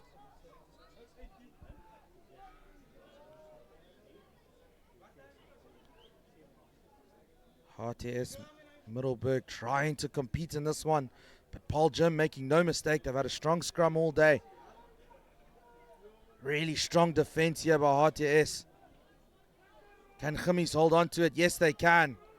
And they have the advantage. The referee's got his arm out. And we're in the final moments of play here. Great offload in the tackle. Supporters there. The ball's got out rather untidily. But the referee going back for the penalty to Paarl Gym. Do they have more in them here? Do they want to carry on this game? Or were they up for the tap kick? It's been a tough second half for them. Just haven't been able to get going. And the home side looking to finish with a flourish. They've opted for the kick with a line out to follow. They're put in. And can we see a try from the home side in this final passage of play? Hopefully so, Andile. Paarl Gym will look to make it 50. RTS, I'm sure, want to get out of here as soon as they can. It hasn't been a good game for them, and I'm sure they just want to get this over and done with. Paarl Gym with a good line out there. Nice maul. Looks like it's moving forward as they cross into the 22 on your screens. Paarl Gym still with the possession in hand. It's rumbling very nicely forward. Some good momentum. Looks like it's been collapsed illegally. Penalty advantage to Gim. Ball out from Koch onto Swart. Looks like he expected Luke van Dalen to be slightly wider. There's a bit of a late hit. That's going to cause a little tension between them. Penalty awarded to Paarl Gym, just about in the middle of the 22 for collapsing the maul on the right-hand side. Looks like Paarl Gym opting for another line out here, another maul. They've been so dominant at set piece. It's a good decision to go for another maul here. RTS are going to have to empty everything that's into the tank. Possibly going to the reserve here. We're expecting Paarl Gym for another driving maul. Ball to Joe de Toy. Here comes another maul. Looks like they've lost it somehow. And Johan Lombard with the carry there. And Jared Williams with a clearance kick. Fantastic little box kick there into touch. And referee's going to call it at that. Home side, Paarl Gymnasium. A convincing victory of 48 to RTS Middelburg with one try, leaving them with 5 points. Fantastic game of rugby here on display from the home side. They can go home very happy. And RTS Middelburg back to the drawing board for these gents. Well fought by them and a great display of running rugby. From Ndile and I, that's us for this game. Stay tuned for the next one. School Sports Live is going to bring all the games to you. Have a great afternoon.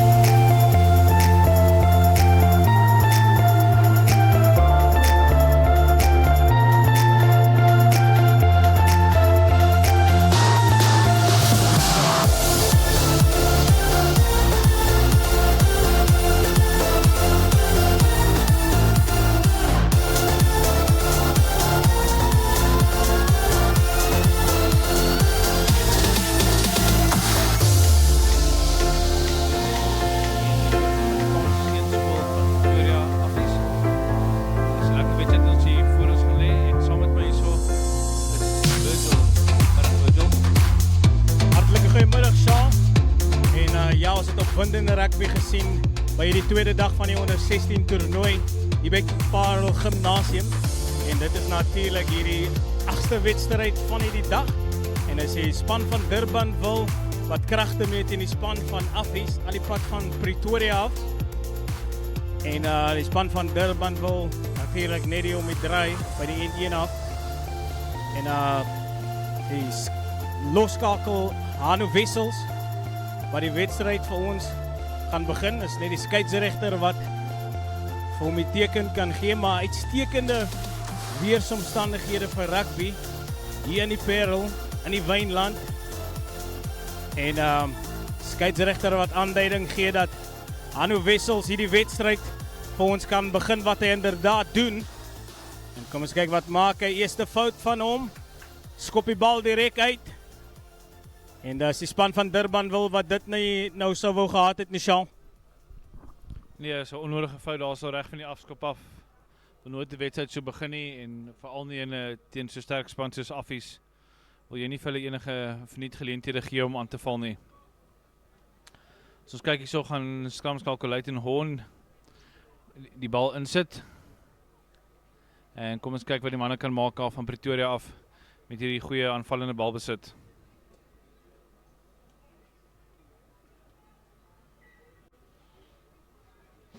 Bal word ingesit, opgetel deur die 8ste man.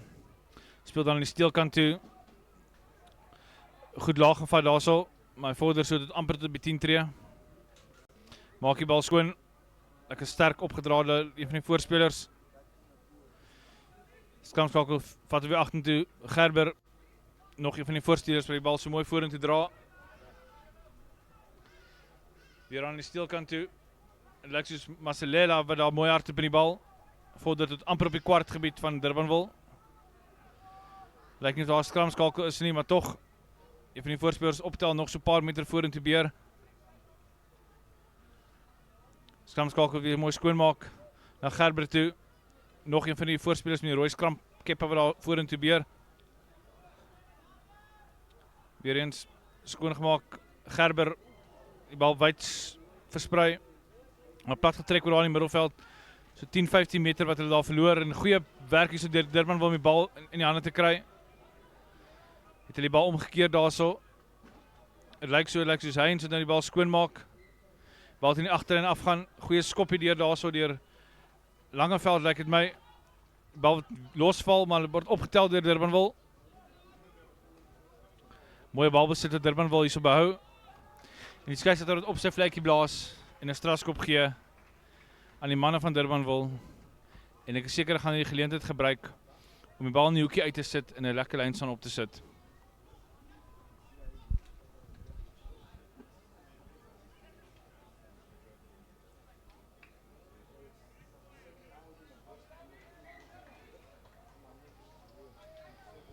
Baie netjies skopie daar so uit op die 5-3 lyn. En 'n guldige geleentheid hier vir Durbanville om eerste punte aan te teken in hierdie kragmeting.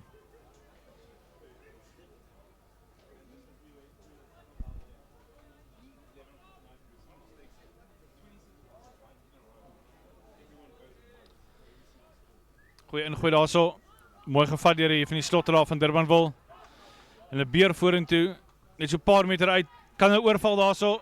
En inderdaad, pragtige 3 deur Durbanville. En vroeg in die wedstryd, 3 minute in wedstryd in wat hulle eerste 3 aanteken en 5 punte voorkom. Baie goeie sielkundige voorsprong hierso vir Durbanville vroeg in die wedstryd.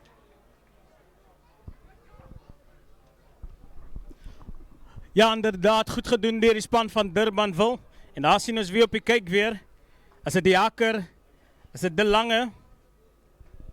En hy van sy springers mooi en Durbanville stuur die rolmaal beweging van Stapel. En die manne wat mooi werk, hulle posisie, liggaamposisie baie laag, werk hard met die bene. En die skeiedsregter wat die 3 toeken. Durbanville wat hulle rekening oopmaak, 5 punte in die sakkie. En kom ons kyk wat gaan Wessels maak. Hy het die bal nie so goed getref nie, onsuksesvol met die doelskop. En in die eerste 4 minute is dit die span van Durbanville wat voorloop. Met daar die enkele 5 punte. En dis die span van Durbanville. Eerste keer wat hulle in die kwartgebied kom van AFFIES, teken hulle punte aan. Affies wat baie gevaarlik gelyk het in die vorm van Hon en Gerber. Goeie samespel tussen die voorspelers en agterspelers. Maar hulle kon ongelukkig nie die voordeellyn oorsteek van Durbanville nie. En dis Gerber wat spel weer gaan hervat.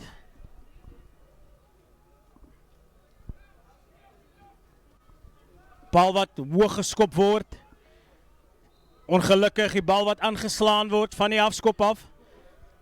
Skeiedsregter sê aanslaan. Durbanville sal nie baie gelukkig met hulle self wees. Hulle plaas hulle self onder onnodige druk van die afskop af. En dis Affies wat van die afskop af in hulle gebied van die helfte is. Hon en Gerber wat graag sal wil baljaar met die bal besit wat hulle het. En kom ons kyk wat se plan voer hulle uit.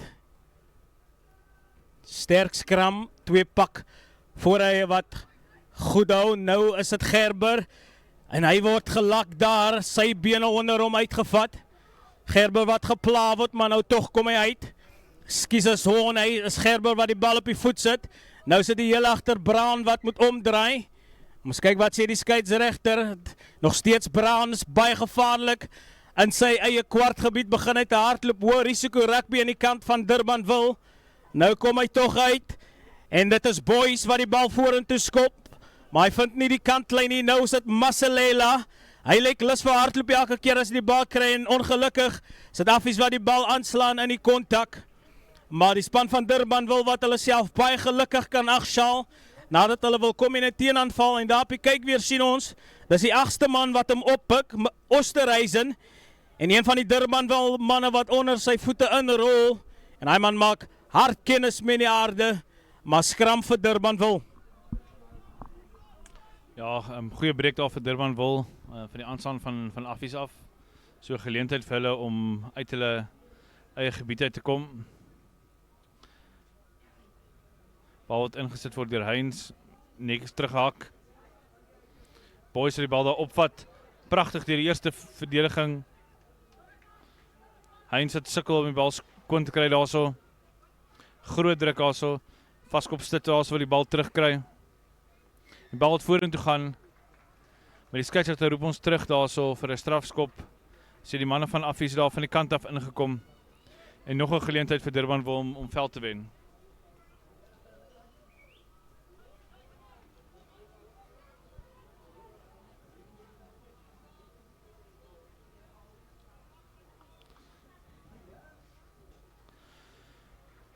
Netjies 'n skoppie daarso.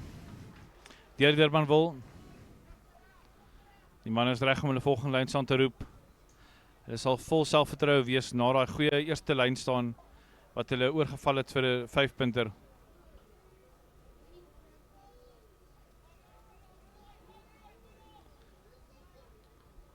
Goeie bal aan die voor, pragtig geneem. Heinz se skoonmaak na Boys, na Wessels het binnekant toe trap. Kom maar amper verby die eerste man. Nog 'n paar meter vorentoe. Heinz, nou een van sy voorspelers het vorentoe beheer. Heinz het weer gaan vir die bal. Lyk nie van die groot voorry manne daar wat lekker hard op in die bal. Terwyl netjies deur die fases gaan nie so die bal stadig wat uitkom. Sterk hardloop hier, maar 'n goeie gelak daar deur die 6 flank van Affies. Heinz weer eens na Boys. Kan Wessels het binnekant toe trap daarso. Kan die bal terugkom daarso. Heinz. As 'n hakker daarso wat se muur gestop word deur die Affie verdediging. En die skeiedsregter blaas sy vletjie.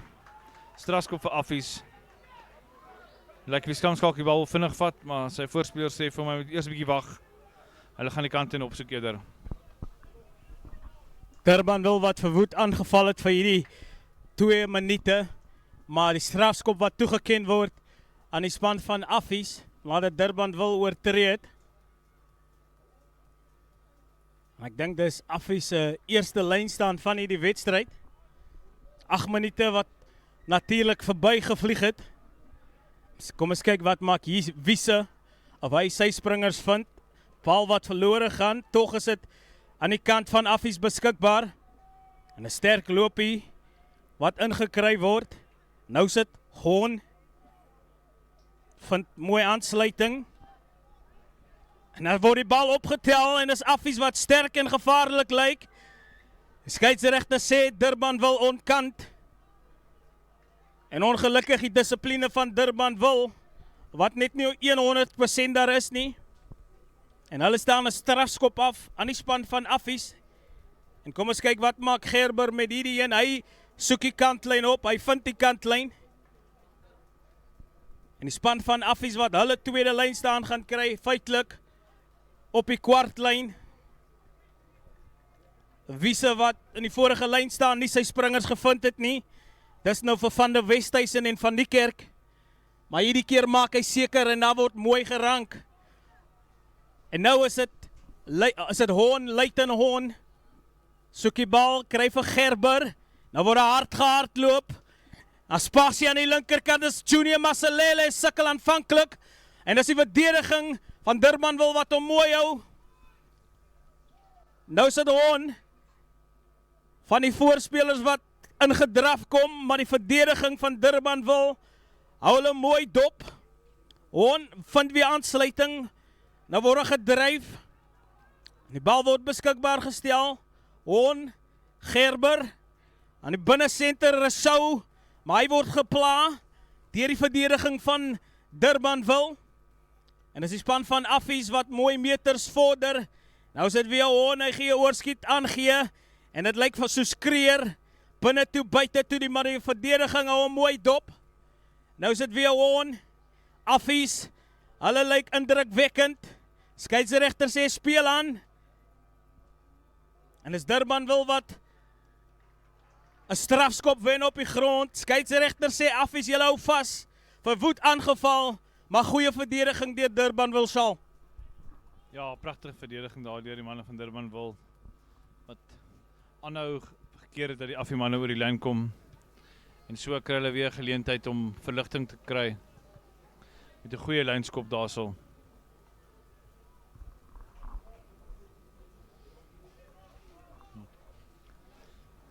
Kyk aan die skare, lyk vir 'n hele paar mense besig om by te kom hier in die laatmiddag. Wonderlike rugby wat ons hierso het. Die 8ste wedstryd van die middag, nog 2 wedstryde hierna. Mooi lyn staan. Gewen deur Durbanville. Sukkel om oor die bal te dryf daarso. Lyk soos die vleuel Louwer daar bygekom het. En Wessels met die bal op die voet sit. En pragtige skop ver veld af. Die bal is wel uit daar aan die oorkant. En is 'n Durbanville se bal.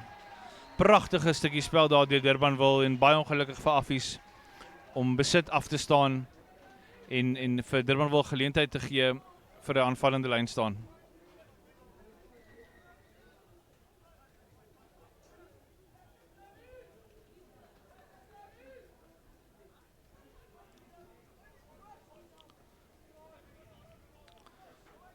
Manne van Durbanville lyk of hulle 4-man lyn staan gaan vorm.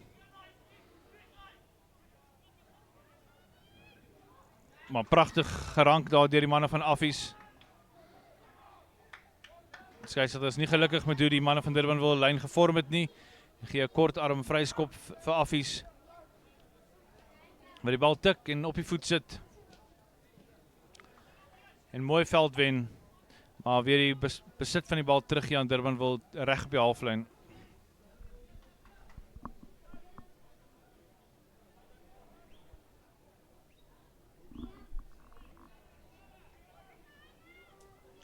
So nog 'n geleentheid vir Durbanville om die bal in te voer en in die lyn staan.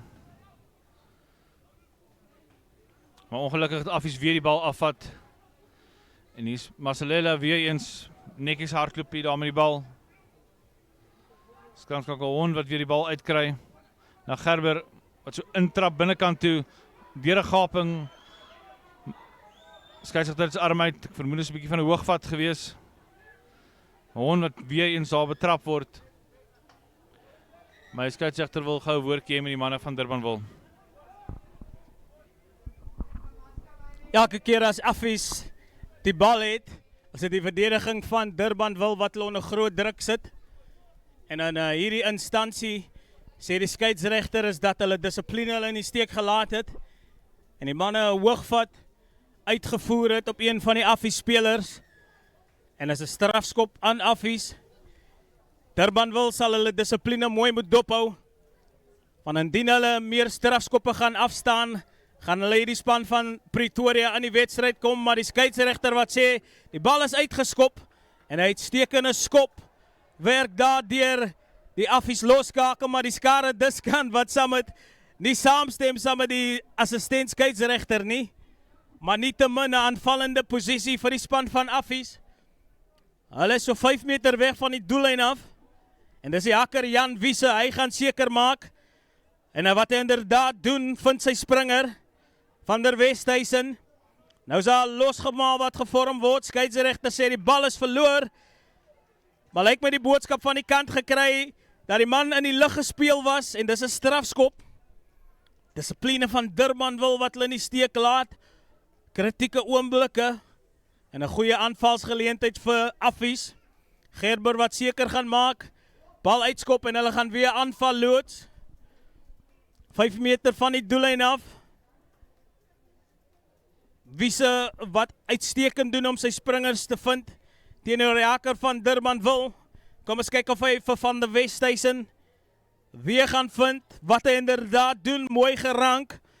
Manne van Durbanville wat probeer het om die man af te trek, of die losgemaal grond toe te trek, maar nou word Bas een van die spelers los. Een bal wat opgetel word, nou word daar gedryf. Goeie verdediging Durbanville, maar die bal nog steeds aan die kant van Affies. Nou werk die man hard daar oor die loskram, wat sê die skeiedsregter? Die bal wat in die lug gehou word. Affies baie gevaarlik, die druk wat volkome nou op Durbanville is. Maar ek moet sê, hulle hanteer die druk uitstekend goed. Sjaal. Ja, as jy weer kyk, kan ons sien, na daai losgemaal, die man van Affies op bo die lyn is, maar die Durbanville manne wat net hulle arms onder die bal kry. Skeiedsregter het ons vinnig op sy vlekkie geblaas daar. Miskien 'n bietjie gelukkie vir Durbanville. Maar kom ons kyk wat die manne nou kan doen. Baie goeie aanvallende geleentheid hierso, en ek moet sê, met amper 17 minute verby in hierdie wedstryd, sal Durbanville baie tevrede wees met die stand van sake op die oomblik.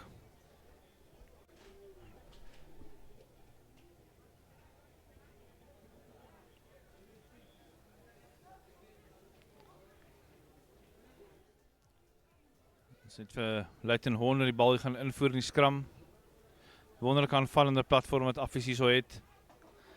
Ons kyk of Oosthuizen die bal gaan optel agter die skram. Hy doen wel so, hy breek aan die steelkant toe, maar daar's 2 Durbanville manne oor hom. Affies bring die bal weer uit, maar plat getrek. Affies die bal weer skoonmaak. Bal wat uitgegee word in die agterlyn. Hier is die ekstra baan oop aan die oorkant. Gaan hy die bal aangee, maar ongelukkig kry hy die bal weg nie. Affies het weer gaan probeer. Groot laag van daar so op die man. Bietjie druk wat nou toegepas word daar so. Skamskakel breek aan die steelkant, maar hy word gestop daar so die Durbanville. Weer eens probeer hy Affie manne vorentoe gaan. En Durbanville manne werk net so hard om hulle terug te hou. Weer eens die bal afgaan in die agterlyn. Terug aan die binnekant toe na Roots, die flank. Hoorn wat weer soek vir die bal. Gerber wat weer probeer aanval, maar hy word ook neergetrek. Paar Durbanville manne oor die bal daar so, maar hulle kan nie die bal omkeer nie. Regtig goeie verdediging hierso deur Durbanville. Man wat op en af teen die veld verdedig hierso. En net so ek het sê, breek jy af die man nog vorentoe. Paar meter van sy doellyn af. En het lyk soos 'n aanslaan daar so. Maar die skeiedsregter gaan hulle terugroep en sê daar was onkansspel gewees. En Affies wat 'n geleentheid sê om aan te val van 5 meter buitekant die doelgebied. Affies wat vir die laaste 10 minute kampeer in die kwartgebied van Durbanville. Durbanville se sterk verdediging wat hulle uithou. En kom ons kyk wat kan Affies na vore bring om hierdie goeie verdediging van Durbanville oor te steek. Daar was amper wat hulle die 3 gedruk het, maar die skeieregter het beslis dat die bal opgehou was. En dit was Durbanville wat net uit die tronk uit daar gekom het. Hulle het ontsnap, asem gehaal. En dit is die hakker Jan Wiese van Affies. Baie goed gedoen sover in die lyn staan. Hierdie een lyk vir my skeef, inderdaad. En as die wind aan die oorkant wat sake bemoeilik vir die hakkers, maak het natuurlik moeilik. En ons het gesien die hakker van Durbanville het ook gesukkel wanneer hy moet ingooi aan die oorkant. En nou is dit die skeieregter wat gesels daar met Louis Dupisani. Skrim wat 5 meter van die doellyn is. Ons kyk of Affies vir Durbanville onder groot druk gaan sit. Een hele paar manne met rooi skrampette op. Heinz is een van hulle. Interessant om te sien dat boys die loskakel van Durbanville, hy en Wessels, so nou en dan posisies omruil.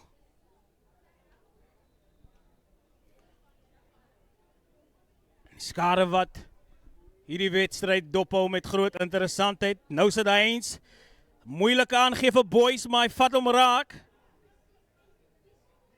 En Heinz wat in besit betrap word. Affies op die voorvoet, Durbanville onder groot druk. Nou sit een van die voorspelers, lyk soos Wessels wat die bal onder groot druk wegskop. Nou sit die bal wat spring, Maselele. Hy is 'n baie opwindende speler. Nou word die bal afgeneem uitstekend Durbanville. Nou sit Heinz en as Wessels wat besluit om te hardloop. Nou sit die ondersteuning wat bykom, loskram gevorm. Bal wat bietjie stadig uitkom, Heinz. Hy vind vir boys en so stadig skop hy die bal weg. Dit lyk na uitstekende skop. Wat sê die lynregter? Bal wat nie uit is nie. Nou kom het Rowan Luke met 'n teenaanval. Affies. Hulle sal wil wys wat steek in hulle. 'n Skrimskakel Hoorn wat die bal op die voet sit. Hy het spasie gesien. Nou sit Maselele wat jaag, maar die hop van die bal aan die kant van Affies. Een van die voorspelers wat reg maak. En die bal wat verloor is, spat in die kontak. Durbanville wat konsolideer. Boys op die skrimskakelposisie. Hy beduie mooi vir sy voorspelers. En nou sit boys wat die bal uitgee. Hy hardloop stadig terug. Weer boys. Een van die voorspelers wat so stadig ingehardloop kom en hy word teruggedryf. Hy word eenvoudig teruggedryf. En is Affies wat daai laaste duikslag gedomineer het. En hulle wat voorvoetbal gekry het. En as die balbesit wat omgedraai word en 'n skram aan die kant van Affies. Daar op die kyk weer sien ons groot duikslag uitgeoefen word op Durbanville se speler. En jy kan nie as jy die bal, as jy oor die voordele wil kom, so staties ingaan nie. En hulle betaal die prys vir daai fout sal. Ja, teen manne met die fisiese bou van Affies kan jy nie so in 'n loskrap ingaan nie. Hulle gaan vir jou terugdraai elke keer. Maar gelukkig vir Durbanville het hulle balbesit gehou. En wen ook 'n skram lyk my. En met 7 minute oor in hierdie helfte sal hulle graag 'n bietjie uit hulle doelgebied uit of uit hulle kwartgebied uit wil kom. Bal wat beskikbaar daar is. Bal word opgesit. Een van die groot voorrymanne daar wat die bal mooi dra. Maar lekker wie een van die affiemanne oor die bal is. En hy kry tog die bal terug. Maar die skeieregter is nie gelukkig daarmee nie. Hy sê die speler het nie die bal gelos in die loskram nie. En nog 'n geleentheid vir Durbanville om 'n bietjie asem te skep hierso. En ek moet sê dit is 'n ongelooflike vertoning van hulle sover in die wedstryd. Met net bietjie meer as 6 minute oor in die eerste helfte om nog 5-0 in die voortou te wees. Baie goeie lynskop daarso. En Durbanville kan weer 'n bietjie asemhaal.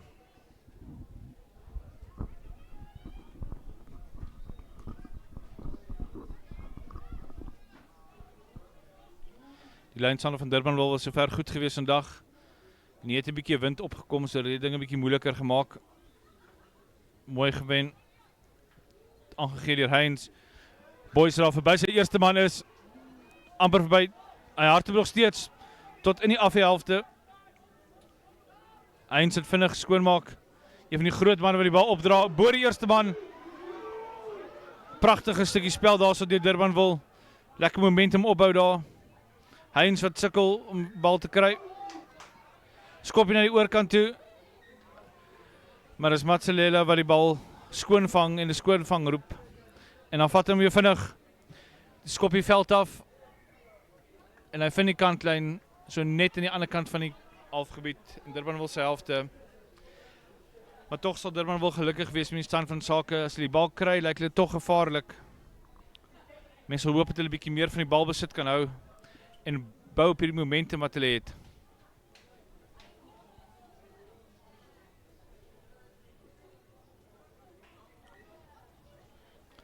Lyk so 4-man lyn staan wat gevorm word. Kyk wat maak die manne van Durbanville hierso. Netjies ingooi. Heinz die bal bemeester daarso. Kyk of van die voorry man hom gaan optel, nee. Boys het 'n moeilike aangekry, net so moeilike aangee wat hy weer aangee. Durbanville wil self onder groot druk plaas hierso. Bal wat uitgaan. Dink is Wessels hierso wat die bal mooi sterk dra. Die bal stadig maar seker besig om terug te kom in die Durbanville kant. Heinz het weer skoonmaak. Bal wat opgetel word daar deur die hakker. En hy word grond toe gewerk. Maar die skeieregter sê daar's 'n klein aanslaan gewees. En 'n goeie geleentheid hierso vir Affies nou Virgil om punte aan te teken voor die einde van die eerste helfte. Ja, Affies sal hulle self skop. Hulle het vir lang tye in die kwartgebied van Durbanville gekampeer. En ongelukkig weggekom sonder punte. Natuurlik uitstekende verdediging deur die span van Durbanville. En kom ons kyk wat kan Affies uitmaak van hierdie eerste fase balbesit van die skram af. Oosterhuizen wat die bal optel. Nou soek hy ondersteuning, bal wat los weggegooi word. Opgetel. Nou sit Kian Davids wat kom werk soek aan die oorkant. Bal wat beskikbaar is, voorspelers wat sterk indryf. Belovend om te sien hoe die manne werk met die bene, maar die ondersteuning wat nie daar is nie. En Affies wat die bal wen op die grond. Goed gekompeteer. Aggressief by die afbreekpunte. En hulle plaas vir Durbanville se loskram onder groot druk. En hulle wat besit omkeer en aanvallende lyn staan vir Affies. Nadat Gerber die kantlyn gevind het. Dus kyk wat maak Wiese. Hy was reeds suksesvol met beide sy lyn staan aan diskant van die veld. Dus kyk of hy vir Van der Westhuizen gaan vind, net oor sy kop.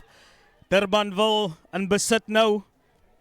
Speler wat opgehou gaan word, maar toch gaan hy grond toe. Nou sit Heinz, skryf 'n boys. Word daar aangesny deur die hakker De Lange. Hy is nog steeds op sy voete, maar die bal word afgeneem deur een van sy spanmaats. En as die manne van Durbanville wat gepla word, wat sê die skeieregter? Het bal vasgehou op die grond, besit betrap. En Affies het uitstekend gedoen om haar die besit om te keer. Goeie liggaamsposisie laag. En het lyk of Affies Paarl toe gaan skop. Dus kyk of Gerber Affies se rekening kan oopmaak. Nadat hulle verwoed aangeval het. Skus, nadat Durbanville verwoed aangeval het. Kom ons kyk wat maak Gerber sy eerste probeerslag na die paal toe. En Affies sal baie graag wil hê dat hy sukses moet behaal. Dit sal natuurlik hulle rekening oopmaak. En die span van Affies wat nog nie regte waar aan die gang kon kom nie sal. Nee, hulle kon regtig nog in die gang kom hier in die eerste helfte nie. Maar ek moet sê Durbanville het hulle baie goed van 'n taak gekwyt hierso. Goeie verdediging gehad, paar keer wat Affies op hulle lyn was goed verdedig. En verhoed dat die manne van Pretoria oor die lyn gekom het. En dit wys ook net die respek wat hulle afgedwing het hierso, dat Affies bereid is om nou net vir halftyd Paarl te skop. Eerder as om net aan die kant toe te skop en 'n rolmaal beweging op te sit.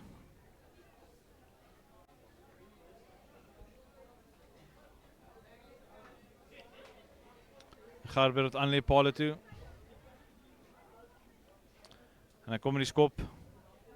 En dit lyk vir wel links verby is. Netjies is bal daar gekry deur DURBANVILLE, maar hulle is diep in hulle eie kwartgebied. Een van die groot voorhouer daar waar die bal opdra en lekker meters maak vorentoe. En DURBANVILLE wil die bal kry, en lekker wind afskop, en goeie skopie daar so oor Matsalele se kop, en spel afdwing weer binne Affies se helfte. En daarmee besluit die skeieregter dat dit is genoeg vir een helfte. En ek moet sê, baie goeie vertoning deur DURBANVILLE in die eerste helfte, wat voorloop met 5 punte teenoor 0.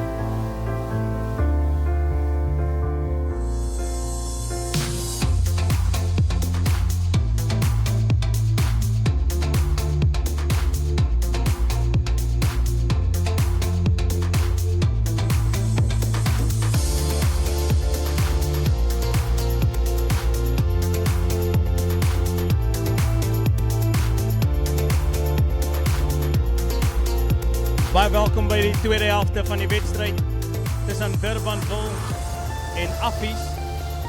AFFIES natuurlik al die pad van Pretoria. DURBANVILLE af die N1. DURBANVILLE uitstekend gedoen sover in die eerste helfte. Goed gedoen om vir AFFIES uit te hou. uit hulle doelgebied uit. Durbanville self, 3 van hulle eie gedruk. Losgemaal van die lyn staan af. En AFFIES A wil seker maak dat hulle baie beter vaar, meer direk speel, oor die voordelyn kom en die verdediging van Durbanville onder druk plaas. Spel wat begin word in die tweede helfte goed gedoen deur Durbanville van die afskop af. En nou is dit Heinz, speel na die steelkant. Vir een van sy voorspelers. En nou word daar opgetel en losgebars. Durbanville wat hierdie tweede helfte goed begin. Nou is hy een van die groot voorspelers. Lyk soos De Sousa, of is dit een van die plaasvervangers, Eugene. En lyk of die bal afgeneem is deur AFFIES. Nou is dit Hoorn. Kom hy by die agterlyn van AFFIES. En as pasie en is Masalela. En hy kom terug binne toe, maar is die verdediging van Boys wat hom mooi dophou. Of is dit Kean Davids? En is 'n nuwe AFFIES span in hierdie tweede helfte. Die manne speel met meer dringendheid. En nou word daar opgetel aan die kant van AFFIES. En dis Hoorn wat die bal soek, hy kry hom. Gerber vind aansluiting van Reenen. Hy kom oor die voordeellyn. Nou sit weer Hoorn. Gerber besluit om die voordeellyn aan te val, maar goeie duikslag deur Durbanville. Maar AFFIES wat met meer doelgerigtheid speel. En hulle kom oor die voordeellyn van Durbanville. Nou sit weer Hoorn. En hulle speel klein kantjie toe, dis AFFIES baie gevaarlik. Baldraar nog steeds op sy voete, hulle is oor die doellyn. Wat sê die skeieregter? Wel gedaan AFFIES, hulle begin hierdie tweede helfte 4 warm. En dis net wat die dokter aanbeveel het, Charles. Ja, baie goeie begin hierso deur AFFIES. Lyk sommer so 'n nuwe span hierso en lus is om aan te val. En kom ons kyk wat maak hulle nou. Bal besit lekker diep binne Durbanville se 11de. Lyn staan 5 meter uit. En seker van Wiese gaan een van sy springers nou probeer vind. En 'n lekker rolmaalbeweging opsit. Maar ongelukkig die bal nie by sy springer uitkom nie en Durbanville wat weer 'n geleentheid het om verligting te bring. En Boys het die bal skop. En die wind wat 'n bietjie teen hulle werk hierdie tweede helfte. Maar tog gaan dit daar oor die kantlyn. En 'n bietjie verligting vir die manne van Durbanville.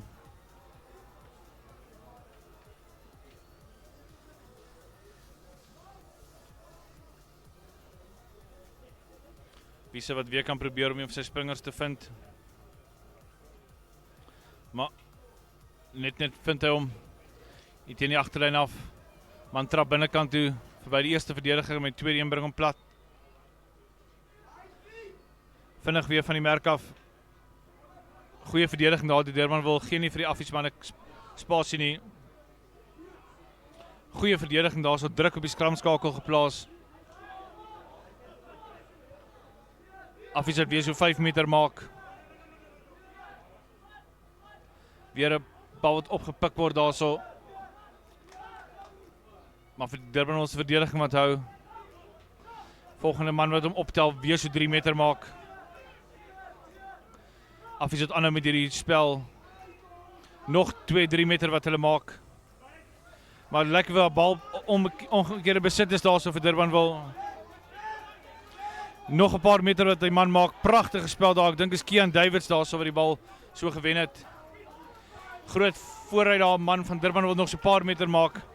Hierdie Durbanville span speel regtig lekker rugby vanmiddag hierso. Heinz het weer vir sy flanke vind daarso. Heinz het weer sy kop indruk om die bal terug te kry. Bal wat wyd gaan na Wessels toe. Hy trap so binnekant toe. Maar hy word plat getrek daarso. So halfpad tussen die kwartlyn en die doellyn. Die Akker het die bal optel. Hy vind een van sy flanke wat so hard verdedig het vandag. Nog 'n lekker sterk loopie daarso deur die agste man. Lekker vir AFFIES man oor die bal is en ja. Skeieregter wat die vlekkie blaas en sê die speel op die grond en die bal dat los het. En so kry Affies geleentheid. Ek seker van hulle gaan aanleep Paarl toe om hulle telling te open. Wedstrijd wat Wiplank ry. Durbanville goed aangeval, Affies goed verdedig. En dan aan Affies se kant, Affies, Durbanville goed aangeval, Affies goed verdedig. Maar dit is die loskakel Rian Gerber wat geleentheid kry om Paarl aan toe te lê. En kom eens kyk wat maak Gerber. Natuurlijk misluk met sy eerste poging. Wat maak hy nou? Suiwer tussen die pale deur. Open hulle rekening met 3 punte. En Affies sal bietjie beter voel oor hulle self. Nadat hulle besoek afgeleid in die kwartgebied van Durbanville, kom hulle weg met 3 punte. En dis die loskakel Gerber. Telling nou 5 punte vir Durbanville. En 3 punte vir die span van Affies. 6 minute verstreek in die tweede helfte. En dis boys wat spel weer gaan hervat. Affies so ver goed gedoen van die afskop af, maar hierdie oomblik staan hulle besit af en hier kom Durbanville oorskiet aangee na Wessels toe, daar spasie. Hy val die voordeellyn aan en ongelukkig die bal wat verlore gaan. Deur een van die Durbanville spelers, lyk soos Lucien Langeveld. Hy wat sy oog op die man gehou het in plaas van die bal. En hy begaan 'n fout en gee die besit terug aan 'n gevaarlike Affies as hulle begin 'n momentum optel. Beide voorrye wat goed opweeg teenoor mekaar. Vorm van Tiano de Sousa, Rian de Lange, Louis Tupisani. En daar was vir ons nou gesê dat Jan Wiese is nie meer op die veld nie, maar Andre Smith. Sê baie dankie vir ons kykers wat met ons kommunikeer via YouTube. En is Affies wat hulle ingooi verloor op die skram vryskop aan Durbanville. Hulle verloor die voordeel. Skeieregter wat sê kom aan manne, julle het die 10 tree nie en Affies sal wil kyk na hulle dissipline. Nou sit Durbanville wat vorentoe beer. Affies sterk in die verdediging. Bal teruggeplaas aan die kant van Durbanville. Nou word daar sterk ingehardloop deur een van die plaasvervangers vir Durbanville. En nou sit Heinz. Hy kry vir boys. Wessels lang aangee. Maar die bal wat aangeslaan word, lyk soos Willem Lou. Ongelukkig vir die jongman slaan hy die bal aan. Nadat Durbanville voorvoetbal gekry het. Eerste fase bal besit uitstekend. Maar die hanteringsfoute wat hulle in die steek laat. En die afrigter wat nie gelukkig sal wees met hom nie. Maar ek glo sy spelers sal vir hom aanmoedig en sê kom ons maak het reg. Wedstryd wat nog nie heeltemal aan die gang kon kom nie. Nog nie 'n lekker vloei gekry van beide spanne nie. En is die windjie wat ook so bietjie opgesteek het, wat dinge bietjie aan die linkerkant bemoeilik wanneer dit lynstaan tyd is. En Andre Smit kan getuig van dit. Kom ons kyk wat maak Hoorn. Goeie skram deur Affies. Sterk skram deur Affies. Bal wat geplaas word, maar groot druk op hy loskram. Speler met die bal in besit betrap. Nou sê die skeieregter, bal is geplaas. Is dit Hoorn? Gerber, hy besluit om te skop. En hy laat vir Darren Brown omdraai. Wat maak Brown? Gaan hy hardloop? Hoë risiko rugby vir Brown. Hy klop 1 man, sny binne toe. Klop 2 man, dis Brown. Hy soos 'n magician, soos wat die Engelsman sê. En nou is dit Durbanville. Hulle kom oor die voordelyn. Hy word uitgeboonder by die kantlyn. Skeieregter sê hoogvat in die proses wat Darren Brown sy loopie ingesit het. En die momentum aan die kant van Durbanville sal. Ja, Durbanville 'n bietjie die bal besit teruggekry daarso. 'n Paar keer deur die fases gegaan het. 'n Lekker loopie gewees daar die Darren Brown daar om spasie te maak vir homself. En ongelukkig geskop wat nie of wat wel uitgaan. Ek is nie seker daar vir wie die bal die lynsaan gaan wees nie. Lyk wat Affies se ingooi gaan wees. Ja, ons van die strafskop af vir die bal wel uit te gaan het. En dit lyk of nou die lange is wat nou op die veld is, vir die bal gaan ingooi. Ingooi wat kom. Mooi gerank aan die voorkant. Durban wil nog vorentoe gaan, maak nog so 'n paar meter. Boys die bal aangee. Een van die flanke daar wat vorentoe beweeg. Kom ons kyk wat Durban wil kan maak hierso. Wessels. Pragtige aangee. Ongelukkig aan die bal vorentoe. Durban wil wat nog aanhou verdedig. Boys daar oor die bal gekom het. Affies wat nog verder gaan met die bal.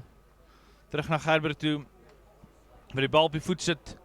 Maar ongelukkig vir hom is die bal direk uit. En dit gaan 'n lynstand wees wat Durban wil in Affies se helfte. En met net so 'n bietjie meer as 10 minute verby in die tweede helfte, voel ek gaan die druk begin tel hierso op Affies. Hulle sou definitief in die wedstryd ingegaan het met die hoop dat hulle gemaklik in die voortuig sou wees in hierdie tyd. Maar die Durban wil manne wat verwoed verdedig. En die tel nog steeds hou tot 5 punte teenoor 3.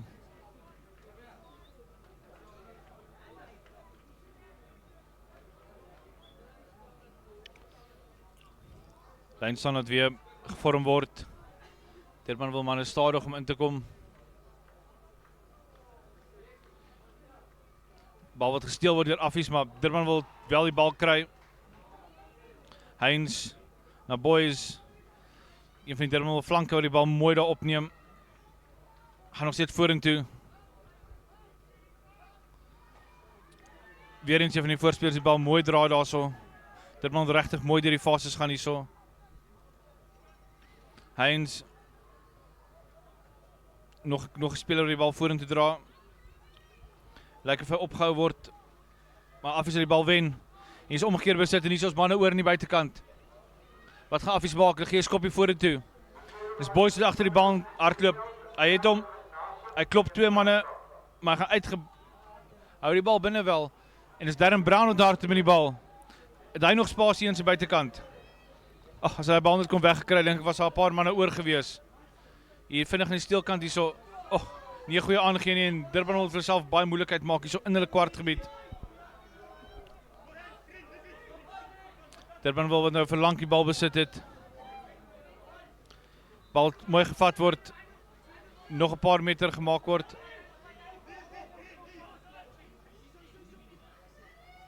Die Boys het die bal ontvang. Skop van hom wat skil hier van die kant af. En so lyn staan seker so 5 meter buitekant hulle doelgebied vir Affies met groot druk hier so Virgil. Ja, Durban wil wat sake vir hulle self bemoeilik.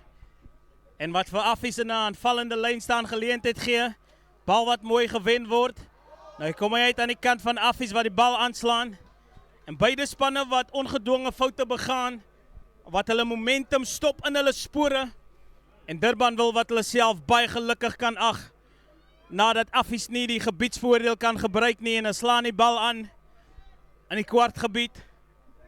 Skram in die middel van die kwartgebied. Sien daar's plaasvervangers op die veld vir Durbanville, Rian de Lange. Dit lyk so Skalk Pienaar wat ook op die veld is. Plaasvervanger skrim skakel vir Durbanville. Sterk skram deur Affies nou sit. Skalk wat moet grawe en dis Boys wat vir Wessels gee, maar hy gee doellose skoppie, nou word hy opgetel. Affies, wat sê die skeieregter? En hy word net kort van die doellyn teruggeduik. Wessels sal baie kwaad wees vir homself. Nog steeds Affies besit maar onder groot druk. Nou word hy van die basis van die loskram uitgehaal by die agterlyn. Daar spasie mooi gehardloop. Het lyk soos Gerber. Het lyk soos Gerber, maar dit kan nie buite senter wees. Lucien Langeveld. Hy wat Affies se eerste 3 druk. Lyk soos Lucien Langeveld. Of die eerder van Renen Kreer. En op die kyk weer sien ons Wessels doelloos die bal wegskop. Bal wat opgetel word en is amper een van die voorspelers wat oorduik. Maar goeie harde verdediging deur Durbanville op hulle doellyn. En is Affies wat nog steeds hard werk. En nou sien ons, kom hy uit. By die agterlyn Gerber, hy vind vir Van Reenen.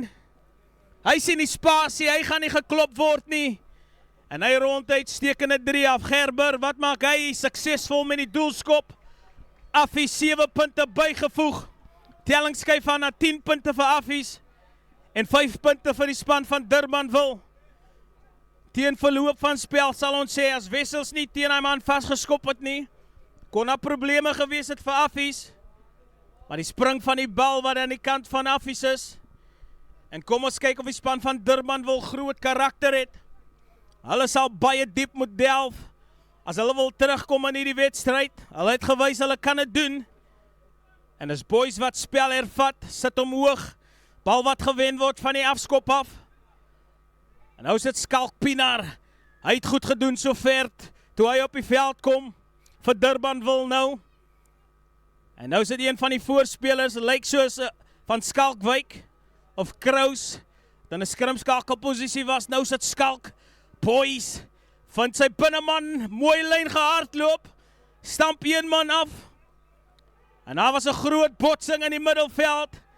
En daar word Skalk geplaan, die skeieregter se hand is uit. 'n Bal wat nog steeds aan die kant is van Durbanville. Wat kan hulle met hierdie bal besit maak? En nou is dit een van die agterspelers wat ingaan, Davids. En hier kom Boys, die loskakel. Maar Affies hou hom mooi dop, skeieregter sê nee, geen voordeel, strafskop. Man is ontkant. En sal dink jy die span van Durbanville kan terugkom in hierdie wedstryd met 14 minute oor? Ja, ek dink seker as hulle hierso hulle geleentheid gebruik hierso. Goeie kans vir hulle gewees hierso nou met 'n strafskop om die bal in die hoekie in te sit. Mooi skop daarso. Definitief geleentheid hierso. Ek het baie hard gewys hierdie wedstryd sover om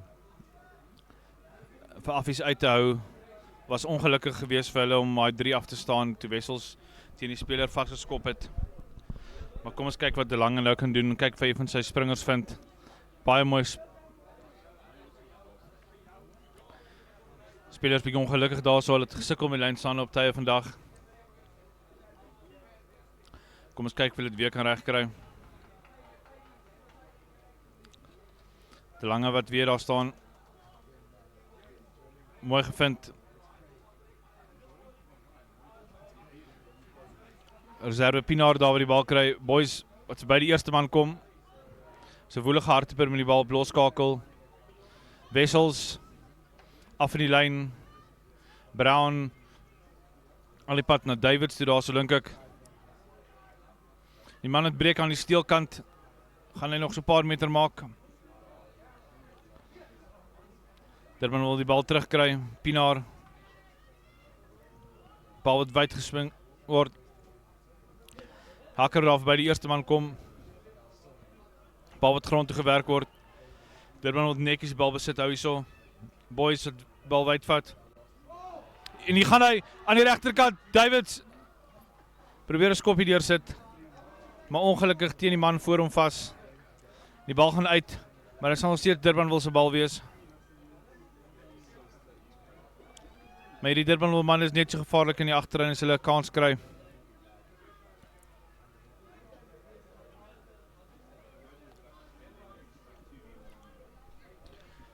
Kom ons kyk wat gaan Durbanville hierso maak. So goed wees om 'n rolmaal beweging op te sit hierso. Te kyk of hulle weer kan oor die lyn kom soos in die eerste helfte.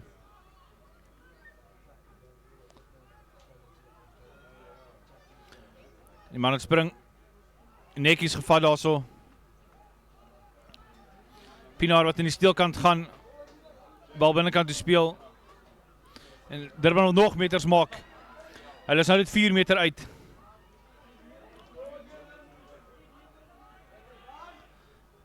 Boys, na Wessels aan die binnekant na Davids wat neergetrek word. Bal uitgaan, maar bietjie agtertoe.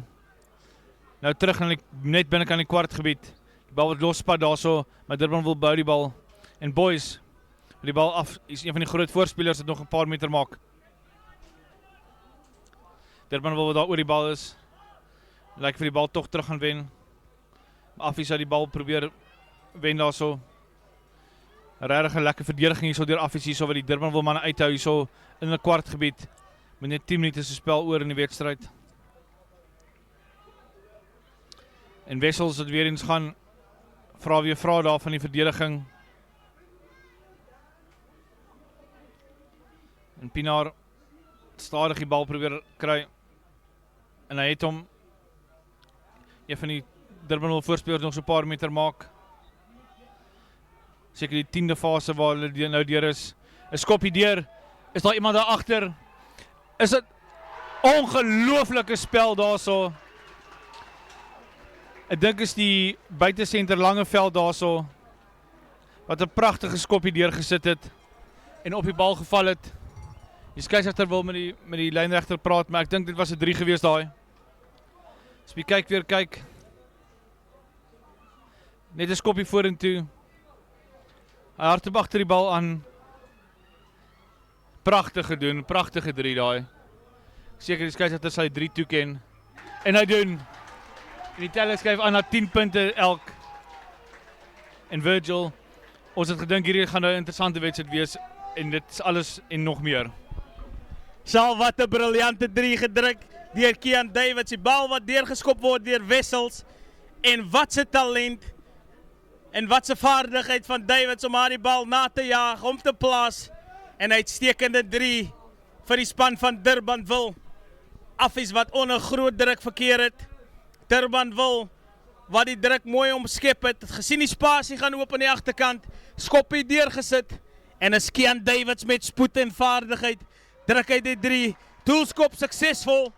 En Durbanville wat voorloop met 'n enkele skrale 2 punte. En die manne van Durbanville speel nou met die stert in die lug. En is Affies wat nou sal moet speel met 9 minute oor in hierdie wedstryd. Telling 12 punte teenoor 10. Goed afgeskop, mooi druk toegepas op Durbanville. En dis nie wat Durbanville sou wil hê nie. Fout in hulle 22. Affies in 'n guldige geleentheid om druk toe te pas op die span van Durbanville. Om te kyk of die span van Durbanville hierdie druk kan verwerk. Kom ons kyk waarmee kom Affies voor 'n dag.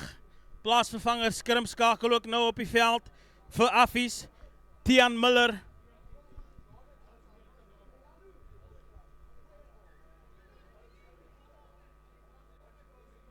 Skrams wat nou sukkel. Affies wat gedomineer het. In die vorige skrams groot druk uitgeoefen op die voorry van Durbanville. En kom ons kyk of hierdie plaasvervangers nuwe vuur in die longe van Affies kan inblaas.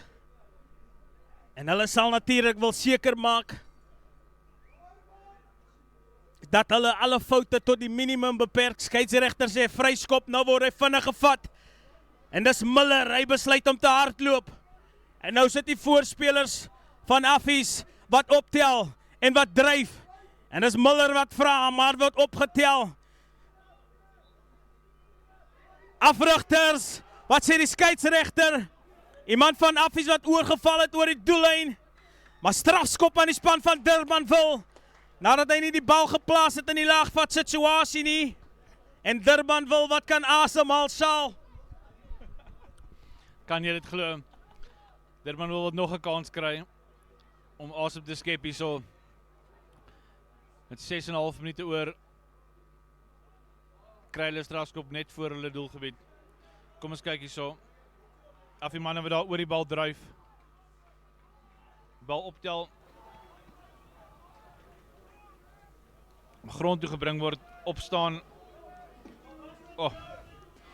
Miskien 'n moeilike beslissing gewees daar, maar die skeieregter besluit. Die speler het gekruip op sy knieë. En hier kom Affies weer. Met die laaste 5 minute oor is die spasie aan die buitekant. Wat pragtige lakwerk daar weer deur Durbanville. Bal wyd weer. Goeie verdediging hierso deur Durbanville weer eens. Kom ons kyk hoe hulle vir Affies kan uithou die laaste 5 minute.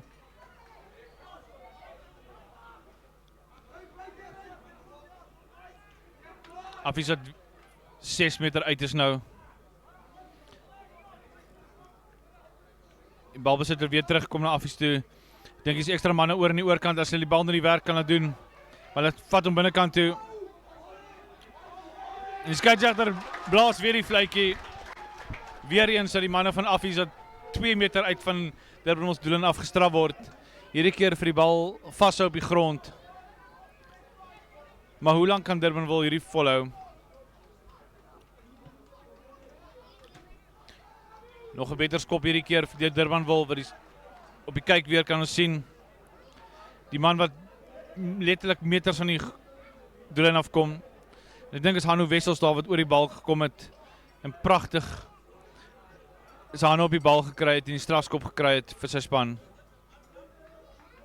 Maar weer eens wen Affies die bal en die druk wat onmiddellik teruggeplaas word op Durbanville. Affies wat weer binne die kwartgebied kom. Nog so 'n paar meter wat gewen word deur 'n Affie voorspeler daar. Nog so 'n paar. Durbanville hou hom op. Ons lei ten hoor die skramskalk hier so wat aangee aan Gerber. Voor hy daar so oor die bal kom. My skeieregter roep hulle terug en sê daar's 'n hoogvat gewees. En ek is seker hulle gaan vinnig vat. Alhoewel hulle sal seker Paarl toe moes geskop het om die 3 punte sou genoeg gewees het vir die oorwinning. Maar hier is hulle nou weer 3 meter uit. Kan Durbanville nog 'n keer hulle uithou. En dit lyk of Durbanville die bal omgekeer het. Dit is ongelooflik, Virgil. Die 3de keer in 'n ry. Wessels.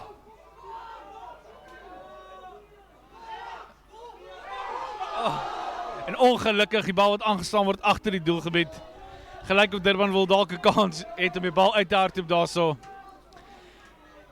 En nog 'n keer wat Affies kan aanval hierso van die 5 meter van die lyn na Virgil.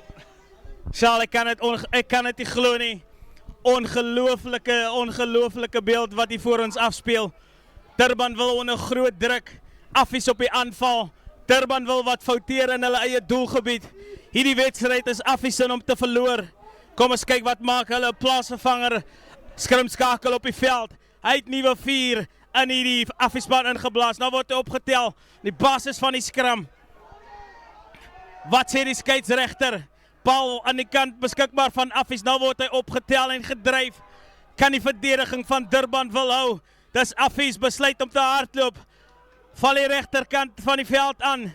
Goeie verdediging Durbanville. Skeieregter sê die man is van hulle voete af. Nou is die bal beskikbaar.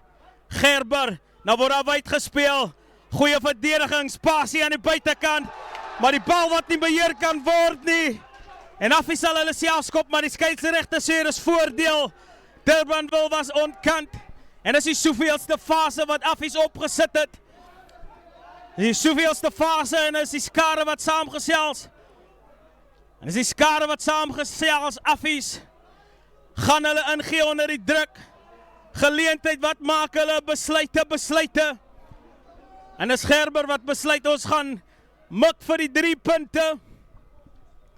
En as hy die bal hier oorsit, loop hulle voor met 'n enkele punt. 2 minute oor in die wedstryd. Wat se tens oomblikke beleef ons nie hier. En die wedstryd tussen Durbanville en Affies nie. Die manne van Pretoria lyk my hulle dit gehou vir die heel laaste minuut van hierdie wedstryd. En kom ons kyk wat maak Gerber.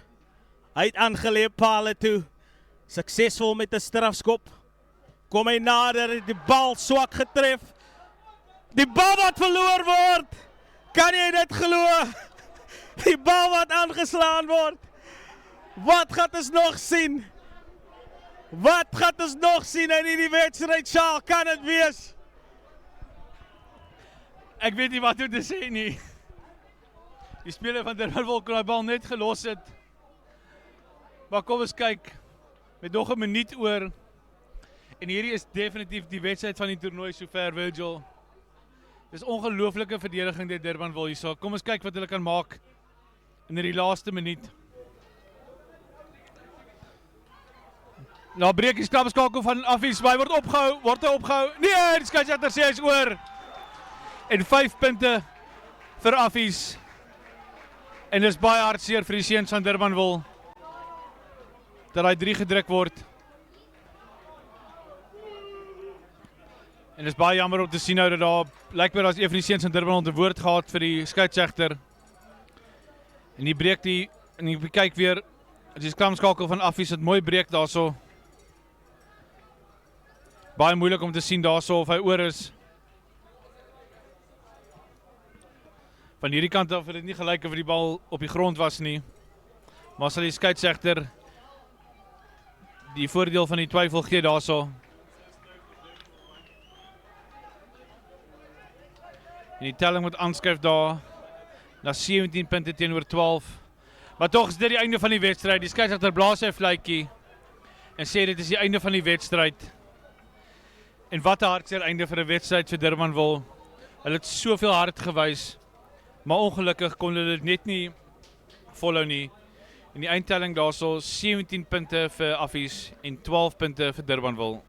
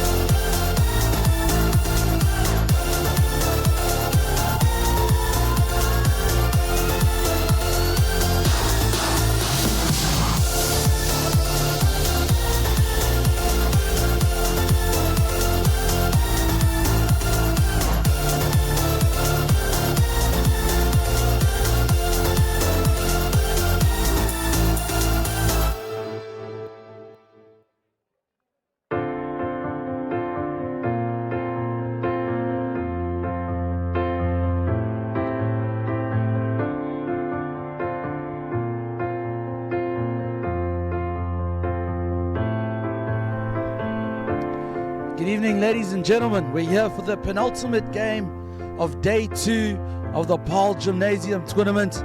Cracking encounter here for us. BOLAND LANDBOU up against MARLOW. They've got big shoes to fill in the game that just followed, the game that just played. Cracking encounter between Durbanville and AFFIES. AFFIES walking away last minute victors in that one. And I hope that we can see the same kind of exhilarating rugby here in this matchup. The sun is more or less dropped. There's a slight breeze and great dry conditions underfoot. Wonderful, wonderful opportunity for attacking rugby. And I'm joined here in the commentary box by Johan Zaya, and excited for a good one. Yes, Andile, thank you very much. Excited to be here. We're going to have a good game, and in shot there is Marlow getting ready for the game and hyped up.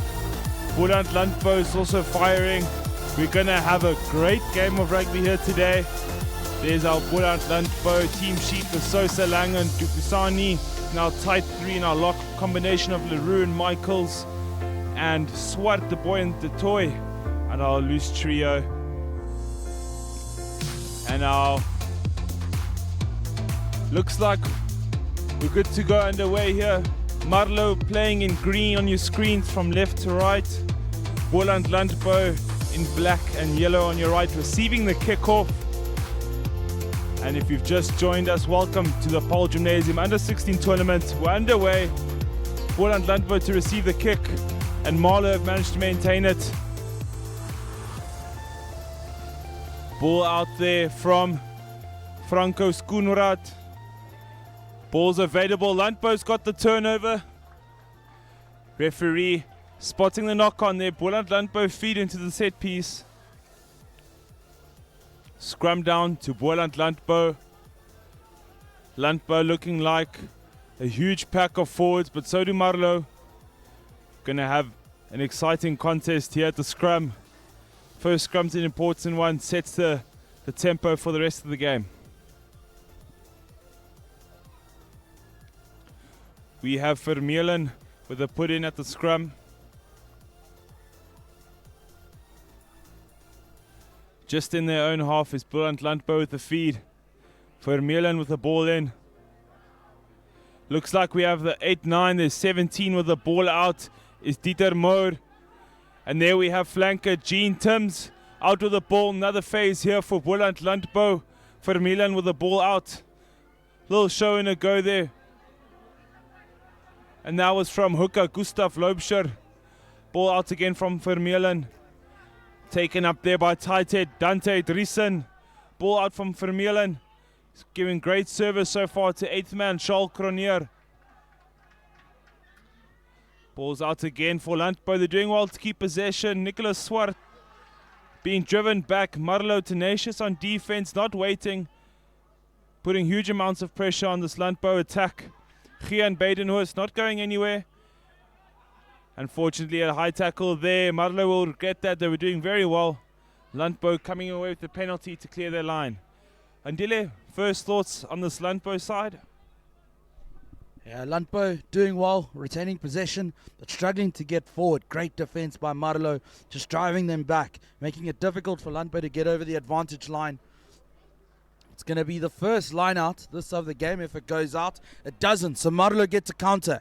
And here they go through their right winger, Gerard Viljoen. Viljoen does well to get it back. Big hit there on the number 9. Not sure if the referee saw that one. He has. Oh, it's actually a penalty for not releasing. So justice is served there for Marlow. They get the penalty. They're going to look now to relieve some pressure, put themselves back into Boland's half. Playing against the wind here in the first half. Breeze coming across the field. And it's Hanno Frolich. He's going to be throwing the ball into the line out. Will he find his jumpers? He does. He finds Duan Stale. But the referee saying that throw not straight. So he's calling them back. Looks like Landbou have opted to go for the line out themselves, even with the crosswind. So that's Gustav Loubscher there, really backing himself to make sure he gets this throw in straight. Here he goes, looking for his target. Great throw in. And here go Boland Landbou, running it from their own 22. Good defense there again by Marlow. Hold up there in the tackle. Marlow doing well to stop Landbou's momentum. And they opt for the kick into space. It's a good kick, rolling away there. Difficult work for fullback Justin van Heeren. But van Heeren cleans up well, and here he goes. Goes for the offload and finds it. Good work here by Marlow. Building up a head of steam. Marlow now trying to find the space. Kerwin Dupree gets a good kick in. Landbou have left it behind. Marlow now defending. But Landbou managed to retain the possession. And here they go now. They get to attack again. Landbou stringing it now to the right. That pass going over. Not quite finding the intended recipient as he'd like it. And Marlow have been incredible in defense in these opening 5 minutes. You can see they're really fired up. And right now it does seem like all we see is green and white, green and white, green and white, green and white, as they are dominating the opposition. Good work here by this Marlow side. So Frolich finds his jumper rather untidily, but they manage to keep the ball. Gerard Duplessis with a run. Ball coming out the back again. Dupree strings it out. Good run there by the inside center, Nicolin Haman. Marlow now giving it to the big ball carriers who taken backwards. Landbou now doing well in defense. Almost turned that ball over. Here they go now. Marlow gets it out. They've got numbers on the outside. Well defended by Landbou, managing to stop that overlap. And that's Frankus Konrad. Gets it out. And Dupree with a kick. But now LANDBOU with a counter attack. Running strongly. Steps inside, outside.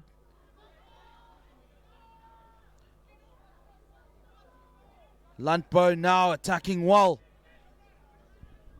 MARLOW had to do a lot of defending in this game. Penalty, says the referee. Not releasing.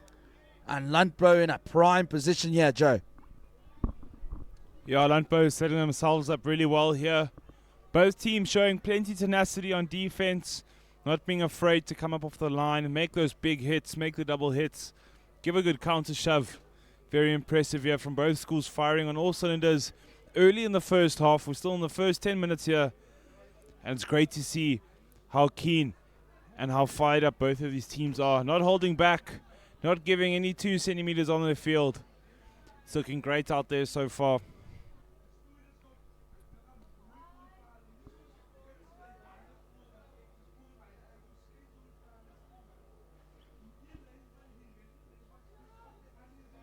Just some running repairs there for BOLAND LANDBOU. They have a player down as we just go through our shots. There's our BOLAND LANDBOU team having a team chat there. Looks like coach is having a few words, making a few adjustments. If you're on social media, connect with us, follow us. We're at School Sport Live on YouTube, Instagram, Facebook and Twitter. Please connect with us, engage with us however you like, whatever suits you. We're happy to have you. Looks like the stretcher is coming on for the BOLAND LANDBOU player. Rather safe than sorry for a neck injury. We wish him a speedy recovery. Jared Jansen van Rensburg enjoying the game. Zander Maynard, go BOLAND, going for the LANDBOU. And Lisa T going for MARLOW.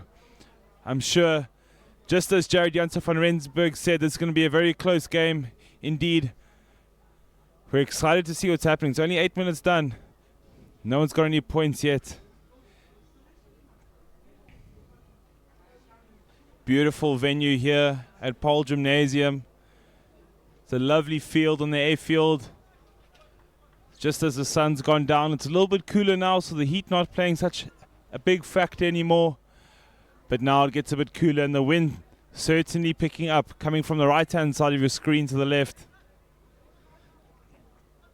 Here we see the forwards and the backs, making sure everyone's on the same page.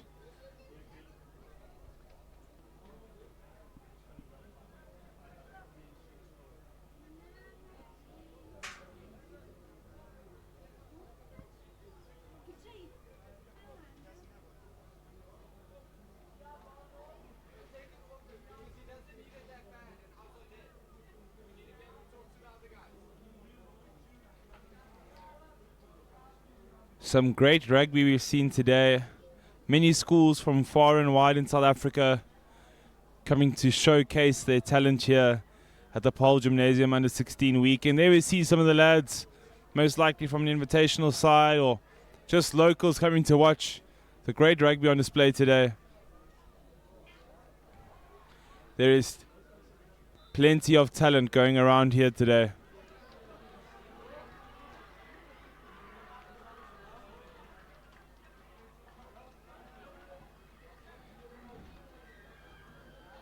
You'll see on the top of your screens another try has been scored in the under 14 tournament. Looks like Paarl Gym just conceded some points there. We could commentate on that game on the fly. Looks like they'll need to fight back with some points. Not too sure what the score is at the under 14 game.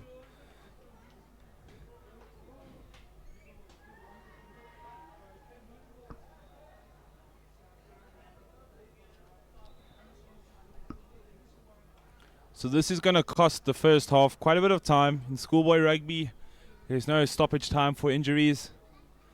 So this takes quite a big chunk out of the first half and could slow down the momentum of this BOLAND LANDBOU and MARLOW side. Andile? Yeah, you can see the coach from BOLAND LANDBOU just pulling his boys together and having a chat. They've had a tough start to the game. Haven't been able to quite gather the momentum that they're looking for. And the coach is having some words with them as they await their player to come off on the stretcher. Very unfortunate to see this always, especially at schoolboy level. To get such injuries at a young age, very, very tough. And the MARLOW side just taking in some order. Their coaches as well, giving them some encouragement from the sidelines. We've seen some wonderful tries here today at Paarl Gym. Always one of my favorite tournaments, this.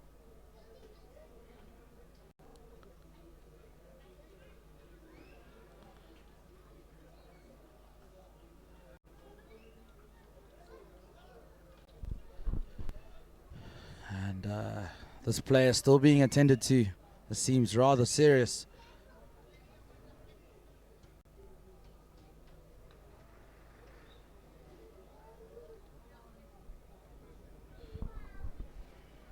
You can see the LANDBOU boys just trying to keep warm. These kinds of stoppages in schoolboy rugby are always tough. And the crowd looking on anxiously.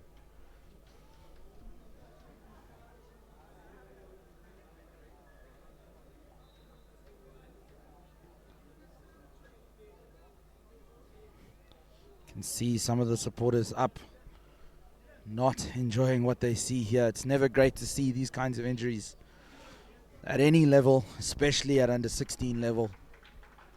And you can hear the claps from the crowd, from people around the stadium, as they clap off the young man on the stretcher, and we wish him a speedy recovery and a career further, hopefully. So the match is back underway. BOLAND LANDBOU had a penalty, and they've decided to use that penalty kick to touch, and they put themselves in between the 22 and 5 meter, probably about 10 meters out from the line now. They find their jumper in the line out and go for the driving maul. The maul at first moving forward, but MARLOW doing well to shove it out, but they peel off at the back. Nicholas Swart gets it away. LANDBOU now attacking the line. BOLAND LANDBOU less than 5 meters out. Can they make this count? String it out to the left. Gene Timms, the flanker, unable to get forward, but provides another opportunity. Here they go now. That's Gustav Loubser. Loubser being held up. Referee saying use it. That's hold up there. And look at the fired up MARLOW, gents. They have successfully defended that, earned themselves a scrum, and they'll be very pleased with that effort. It's always tough to come back after such a long stoppage like that, but they've done well to make sure they didn't concede straight off of that first play, Joe. Yeah, very well done there by MARLOW. Good effort there, didn't give up. Managed to keep the intensity from before the injury and to maintain it afterwards as well, which is always difficult, but they've managed to do well, and they've fired up, and it's great to see how they're sticking together and working. So MARLOW with the feed into the scrum. Looks like Franco Skoenraad with the input on their own 5 meter line in the corner of the 22. Ref isn't happy with the set there, so they're going to reset. MARLOW are going to want to exit here and get out of their own 22. Hopefully in the form of Kerwin Duprier, who can hopefully boot the ball out of the 22.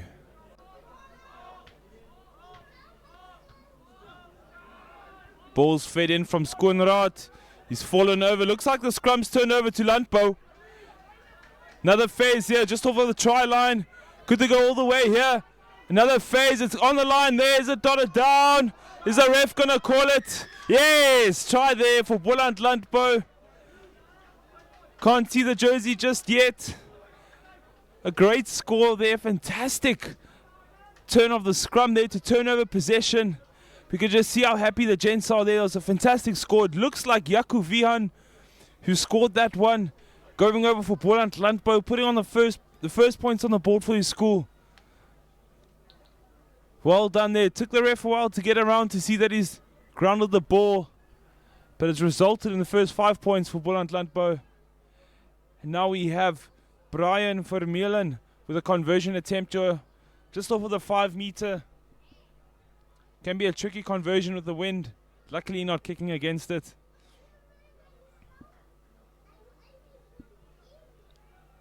And Vermeulen with the conversion attempt to add the extra 2 points. Looks like it's got the legs and the direction. A fantastic kick from Brian Vermeulen. BOLAND LANDBOU, after a tough 16 minutes, are ahead 7-love against MARLOW under 16. Andile, what was your thoughts on that scrum? I thought it was a fantastic turn there for BOLAND LANDBOU. Yeah, the engine room for LANDBOU doing some great work. Big counter shove in the scrum and earning their side a great try through the loose head prop, Yaku Vehan. And now they're carrying that momentum despite their injury. LANDBOU are the ones going forward, but the referee saying holding on, and MARLOW getting themselves a penalty. MARLOW got a lot of support here in the stands. The fans really getting behind them. And it's Cohen Dupree with ball in hand now. Looks like he might just go for touch. No, they've opted to go for poles. So MARLOW really taking this game seriously. And Justin van Heeren is the one who's going to be going for poles. It's a tough kick.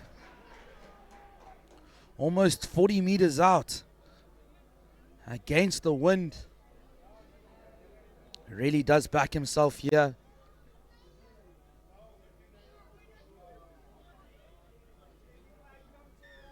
Van Heeren sizes up the kick. Does it have the legs? Strays to the left. Doesn't have the legs. And LANDBOU now with a counter. Big hit there, but looks like it was illegal. High tackle, says the referee. So LANDBOU with a penalty.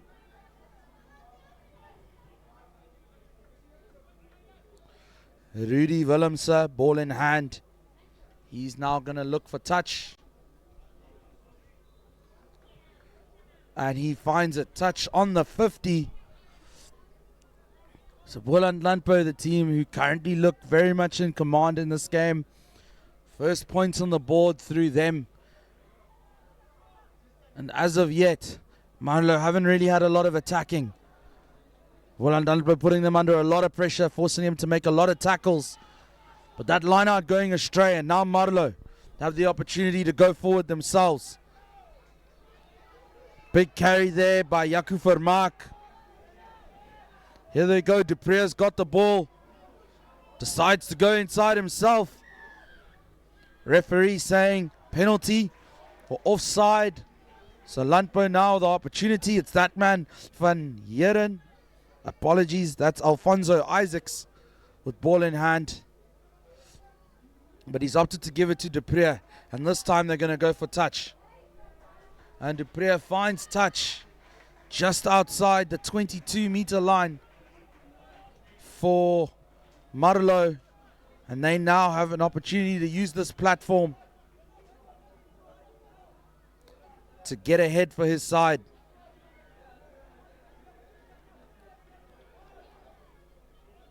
That's a muck throw there, yeah. And the referee saying you're not allowed to do that. No dummy throws from the hooker. So BOLAND LANDBOU gifted possession back, but just couldn't hold on to the big wide pass. So MARLOW again have a second opportunity. Got to make this one count, Joe. Definitely, MARLOW need to hold on to the ball here. They've been given the possession back from BOLAND LANDBOU with an unlucky wide pass. Unfortunately, just not going to hand there. They now have the opportunity for a line out or a scrum, rather. They've opted for the scrum in the opposition half. Just around the 10-meter line, just to the left of the field. It's a nice set-piece possession. It's almost the middle scrum. There's space on the left and right side of the scrum. And Skoenraad feeds the ball in, out to Dupree. There, gives it on to outside centre, on to 22. VJ Null. He's making a couple runs. He's got huge support from the crowd. He must be a fan favorite. Out from Skoenraad, onto flanker, Duan Stale. Penalty for Marlow for a dangerous tackle there. Nice little piece of play there from Marlow. 22 definitely being a crowd favorite. VJ Null got a couple mates in the stand.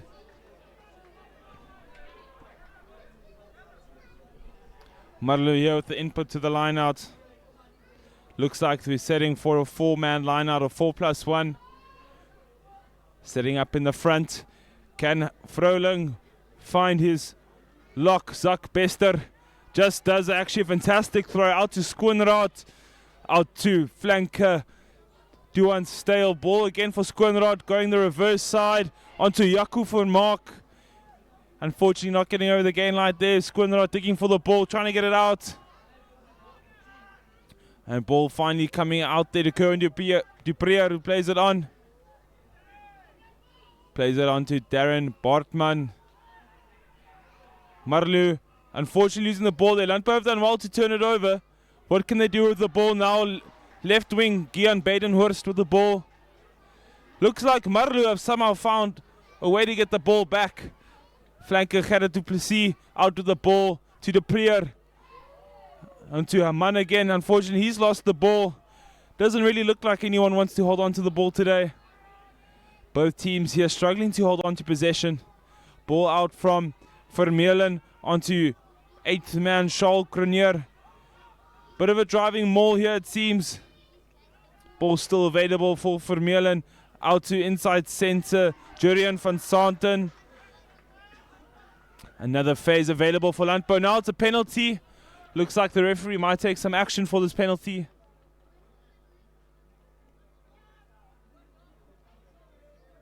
Boland Landbou with a player down might be an injury. Instead, the ref is just having a chat with both captains. It's going to give them a warning. We're assuming the next time he won't be so nice just to give a warning. Boland Landbou just on the 10-meter sign in the line on the opposition half. Going to look to set up for the next phase of play with a penalty. Hopefully going for touch on either the left or the right hand side. Going to look to put themselves even closer to the Boland Landbou try line. Handele, a crucial penalty given by Marlow. It's unfortunate timing with Boland Landbou on the attack. What do you think this could mean for the Boland Landbou side? Yeah, Landbou now looking to get into the danger zone. Opportunity to get themselves into the Marlow 22. And I enjoyed the referee just having a chat with the captains. We've already seen an unfortunate incident with the player going off on a stretcher. So the referee just letting him know that no more dangerous tackles will be acceptable.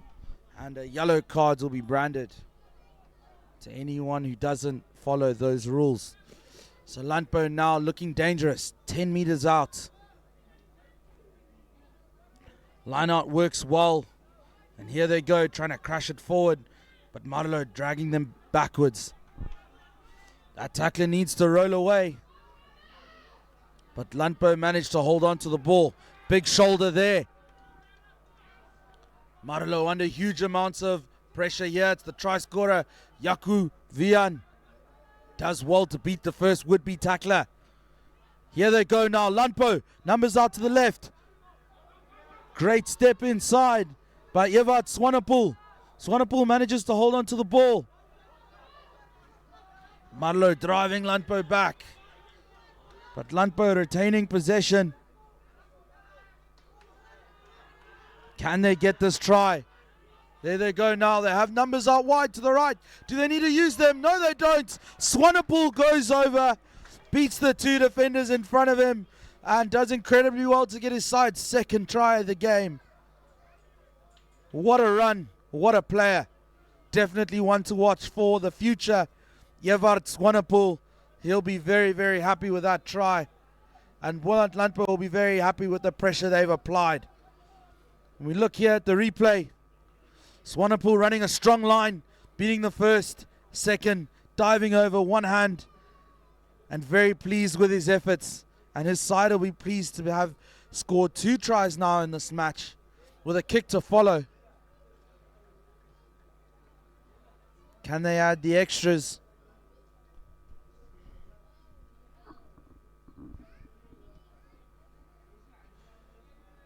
And it's over.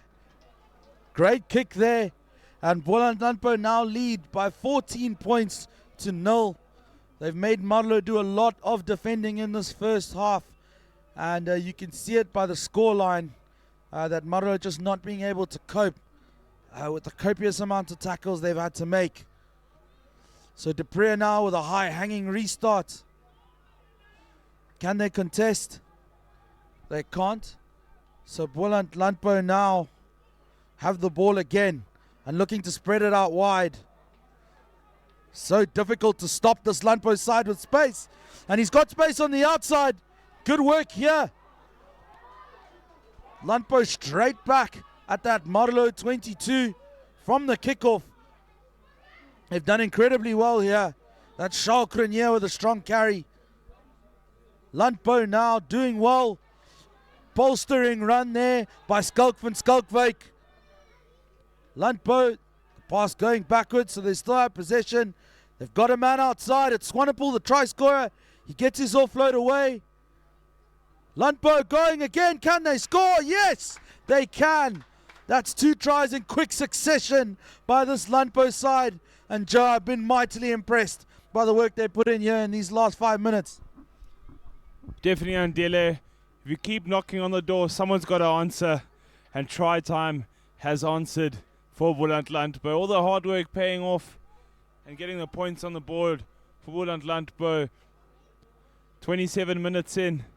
Only got about 2 minutes left of this half. And here you see ball out there from Vermeulen. And a nice pass from Loubser. Wide from Swart.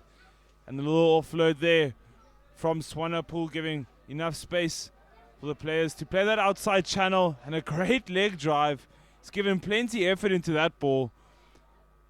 So well done to Rudy Willemse scoring that one in the conversion attempt. It's unfortunately just to the right of the uprights. Minutes and a half left of the first half.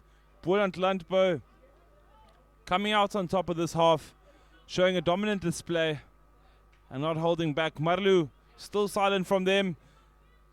Had a very strong first 5 or 6 minutes, but since then they've got a little bit more quiet. Hopefully they have something to show here. And then they've got possession back, which is fantastic from a kickoff. Hopefully they can put together some pieces here. Skoenraad out with the ball.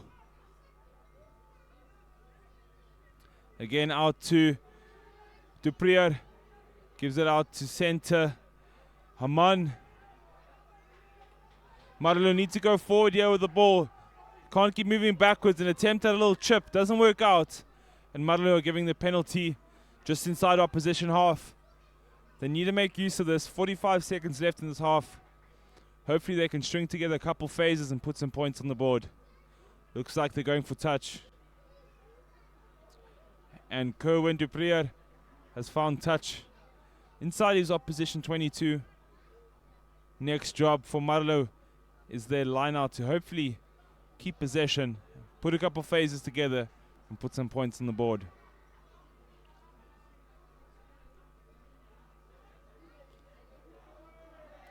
MARLOW sitting with a 6-man line out.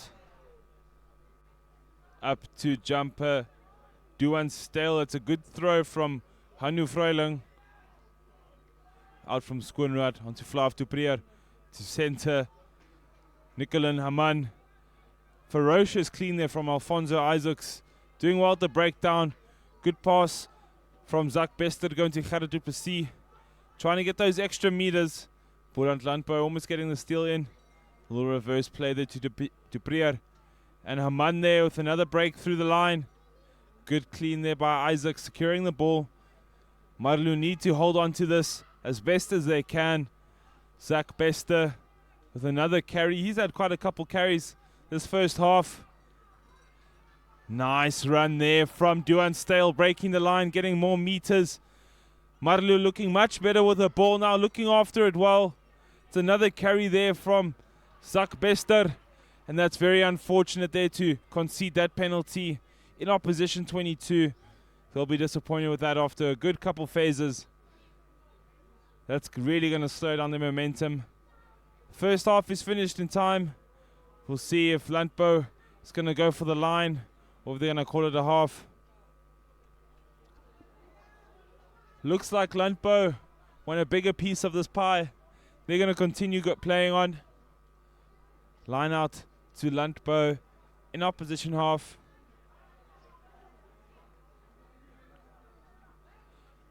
And there we see some other youngsters hanging around watching the good rugby on display. Nice ball to Charles Cronier. Now it comes to the back line of LANDBOU. There's been some space spotted. And there's that defense of MARLOW coming through. Ball out from Vermeulen. A nice chip there from Willem. So there's opportunity here for LANDBOU and collected by Gian Badenhurst. He'll thank his lucky stars tonight for that meat pie of a try.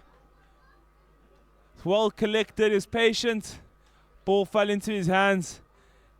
And he didn't need a second invitation to the try party.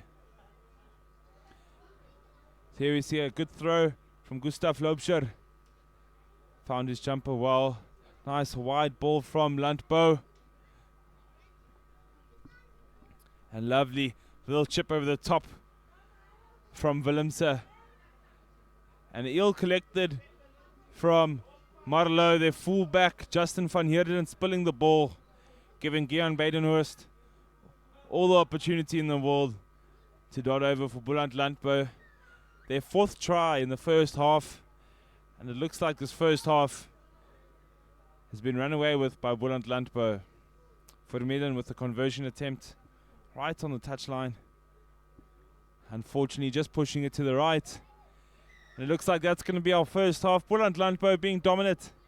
26-24 love, ahead of MARLOW, who we still have to hear from and who still need points on the board. Boland LANDBOU surely looking to bury the second half, and MARLOW are going to look to fight back. Join us after this quick break for the second half of what should be a great encounter.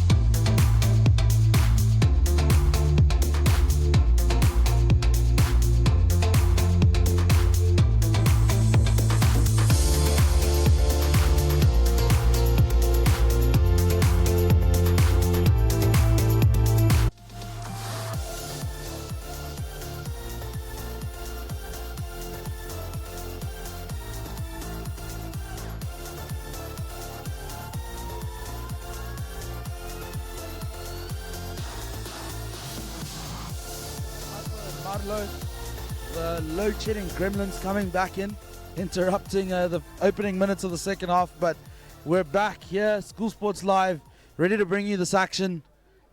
We've got a half left in this game before the final matchup of the day.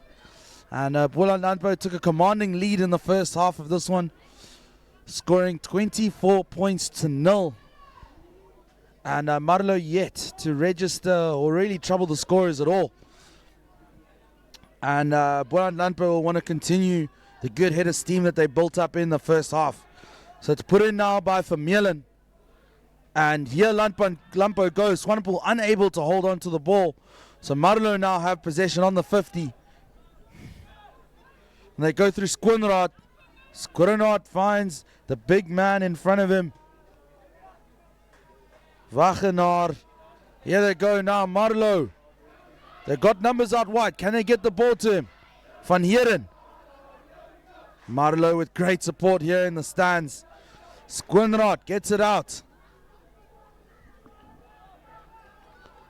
Marlow trying to go forward here.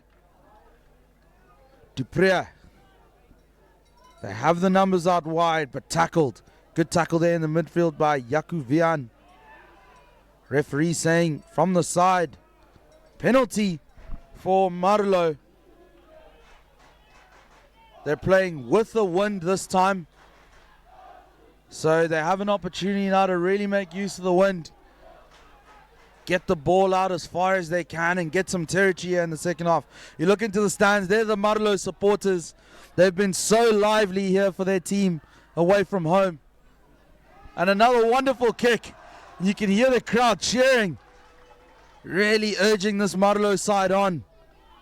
And Marlow now have a line out on the Boland Landbou 10 meter. And will this be a game of two halves where the wind really comes into play? We'll have to wait and see. But these opening encounters indicating that Marlow definitely here to put some points on the board. So Marlow now, it's Hanno Froelich. He's going to be throwing the ball into the line out. Will he find his jumper? Stolen, but lost forward. So Marlow still have possession. Landbou unfortunate there, and it's the big man, Wagenaar. And penalty for Boland Landbou. Marlow will feel hard done by there. Just getting close to the red zone and having to give away possession like that rather cheaply. And it's Boland Landbou now. Vermeulen with ball in hand. He's going to hand it over to his fullback, Nicholas Swart. And it's Swart who's going to look to relieve some of the pressure here that Boland Landbou have been under in these opening 2 minutes. So Landbou now going for the kick. And they found it just inside the opposition 50 with a line out to come. Yes, Andile, indeed. So Boland Landbou in possession inside the opposition half, most likely looking to put more points on the board. Looks like a bit of confusion in the Landbou line out. Ref might call for time wasting here. Look to go for bailout option, hasn't worked. Ball in Marlow to Skoenraad, to Dupré. Off now with Smith and Isaacs. Trying to scramble and look for some space, maybe set up another phase. Marlow being taken back there. That's Marnus Smith receiving a huge tackle. Ball out wide for Marlow. There's options out wide. Can he get a pass away? He's still breaking through. Isaacs with a couple good breaks here. Boland Landbou with the ball. Referee calling with a penalty for Marlow, offsides. Boland Landbou just playing offside there, giving away the penalty. Looks like Marlow are going to be aiming to put the ball into touch. Set up a couple phases. Ball coming just past the commentary box. Line out to Marlow in the opposition 22. It was a lovely piece of play there from Alfonso Isaacs. Breaking through some tackles, stepping his way.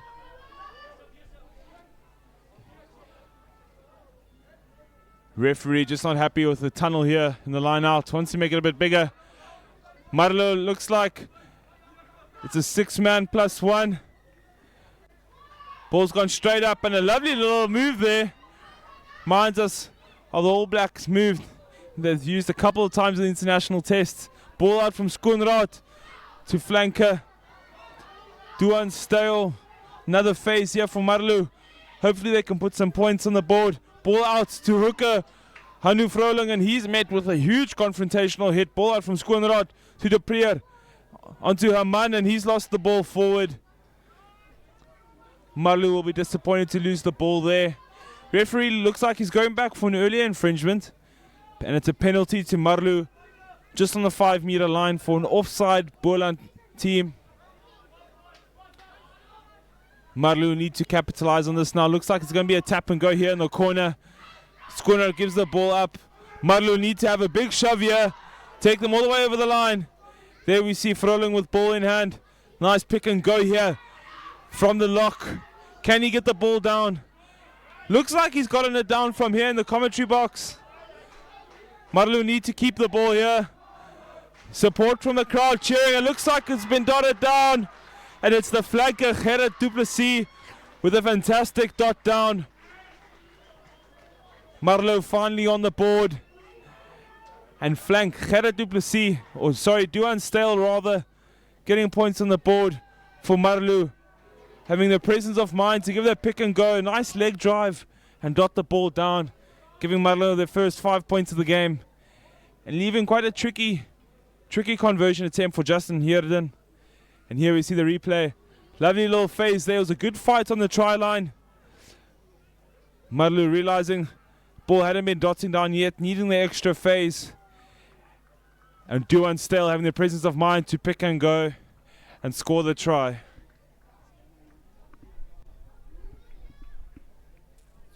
Justin van Heerden with a tough conversion attempt, ball falling over. That's going to cut away at his time.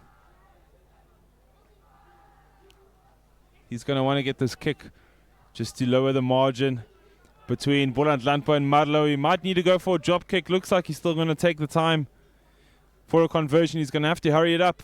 And looks like that might have worked in his favor and he's converted it. Maybe the next couple kicks, you should also drop it twice and then try the third time lucky. It's a great conversion there from Van Heerden. And Dele, it's a good fight back from Marlow. Do you think they can keep it up for the rest of the second half? It's exactly what Marlow would have wanted. They wanted to be the first scorers in the second half, and they are. And it's an opportunity now for them to really claw themselves back into this game. They're playing with the wind here in the second half. Floodlights have just gone on. And it's exciting rugby here by this Marlow side. Putting LANDBOU under a lot of pressure. They did well there at the kickoff to retain possession. Well done there. Gerrit Du Plessis peeling off of the ruck. Marlow doing incredibly well with go forward ball. Squinrad finding another one of his sturdy ball carriers. Now to Dupree. He's got numbers out wide. Haman tries to find the half gap but couldn't get through. And the referee giving Marlow the penalty, which they've taken quickly. That's Isaacs, the live wire. Well done there, Isaacs. He's got it away. Can Marlow tackle them out? Squinrad, great chasing. And unfortunately not able to gather that ball there, but great tackle following up. The referee saying the first knock coming from LANDBOU, and Marlow find themselves right back in the danger zone. They've done incredibly well here in the second half. If they get another try, they're really going to put this LANDBOU side under pressure on the scoreboard. With a scrum to follow, Marlow will be very pleased with this opening stanza in the second half here. Whatever the coaches said at half time is working. And the Marlow side really fired up. And the crowd getting behind them here too. Exciting to see at this Paarl Gym under 16 tournament. Schools coming from far and wide. Great to see the support that travel with them. So many codes of sport on offer over these days. And here they go now. Squinrad finds Dupree. Haman now gets through the half gap this time. Good work by the inside center. Squinrad balls out. Finds Dupree, who opts to go right. It's Gerrit Du Plessis. Almost stolen there, but they managed to hold on. It's the big man. Looks like he went high, but referee doesn't seem to have put his arm out.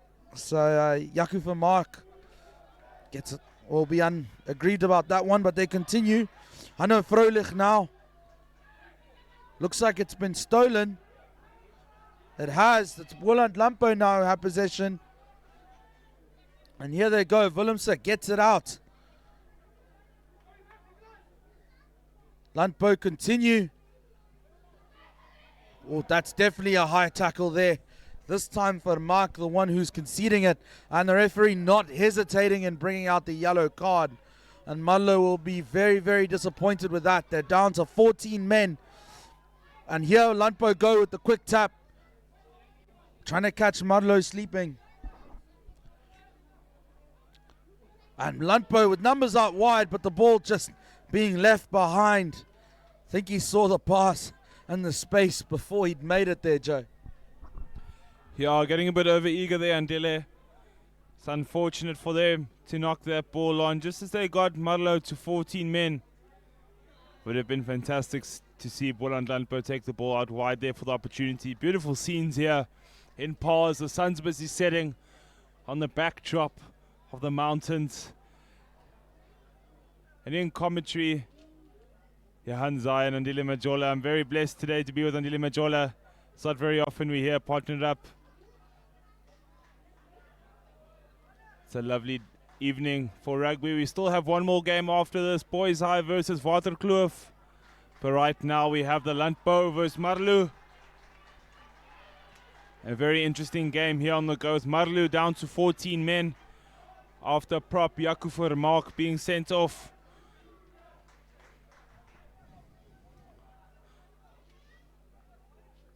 Looks like BOLAND LANDBOU are opting. I was going to say a scrum, but looks like they're just chatting to the captains. Ref most likely just having a word to caution both teams, to have the captains speak to both of them, just to make sure we don't have any more yellow card incidences.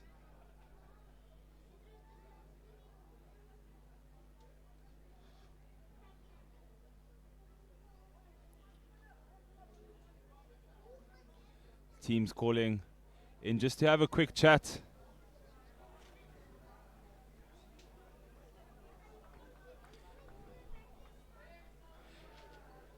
And in picture there's MARLOW needing to come up with a plan with one man down. Going to be tough against this LANDBOU side, who are going to now surely try and take advantage, having one man extra.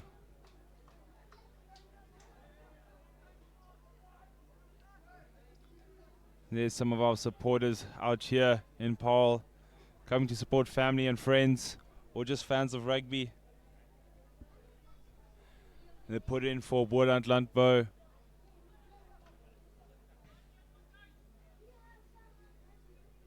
It's a center scrum here. Looks like the feed-in is actually for MARLOW. Seems as though there's a bit of confusion about the input. Some good sportsmanship between Brian Vermeulen and Skoenraad. So the feed is for MARLOW. Looks like they've been completely dominated at the scrum. Hopefully they can get the ball out there. Goes to a reverse play. A great step shown by Justin van Heerden. He's taken down by BOLAND LANDBOU. Nice little offload there. MARLOW with some momentum, and they seem to have lost it now to BOLAND LANDBOU, unfortunately. BOLAND LANDBOU with ball in their own 22. MARLOW conceding a penalty there. MARLOW will be disappointed after making a fantastic break there down the touchline, getting into space.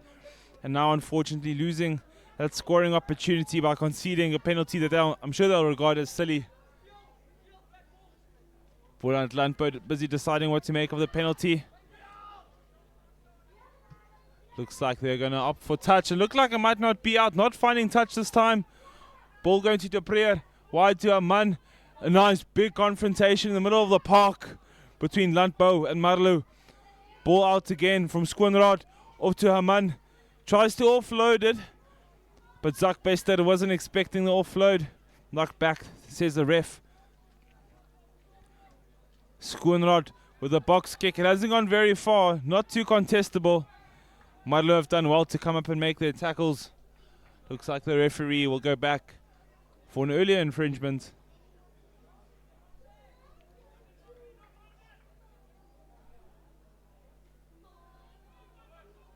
Scrum down here for MARLOW.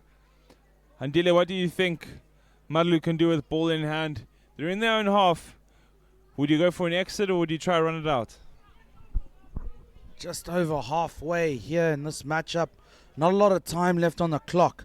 MARLOW need to make sure they're the next side to score, and quickly, that they have any hopes of a real comeback here in this game.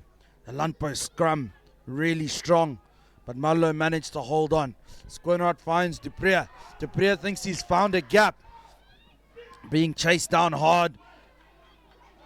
Dupree chasing his own kick and tackling. Great work there. Have they stolen it? They have.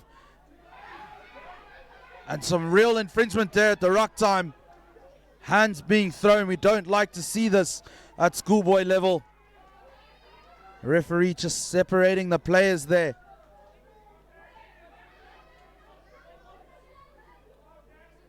But a fly half, Kerwin Dupree, will be very happy with the way that he followed up on that kick. Forcing that turnover that occurred. But the referee just taking a moment to separate the two teams. Have a chat with the captains. Looks like the linesman also has something to say here about who threw the first punch.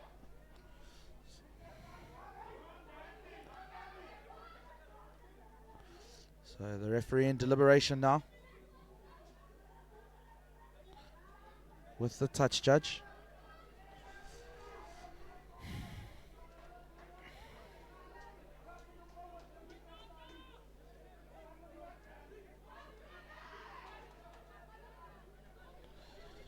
Wish my lip reading skills were a lot better at this stage.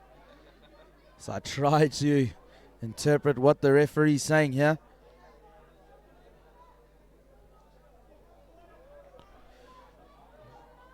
Looks like they've come to a conclusion.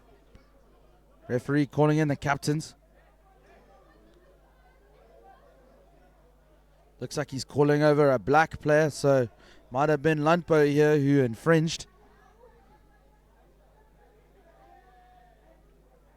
Got players on both sides.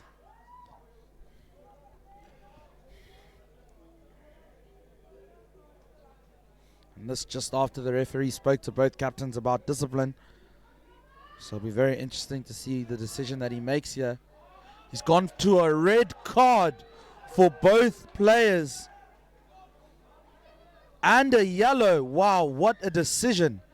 The referee not taking any ill discipline. First punch being thrown by LANDBOU, second by MARLOW, so MARLOW get the penalty. Crazy stuff here. We've just seen 3 cards brandished in a minute.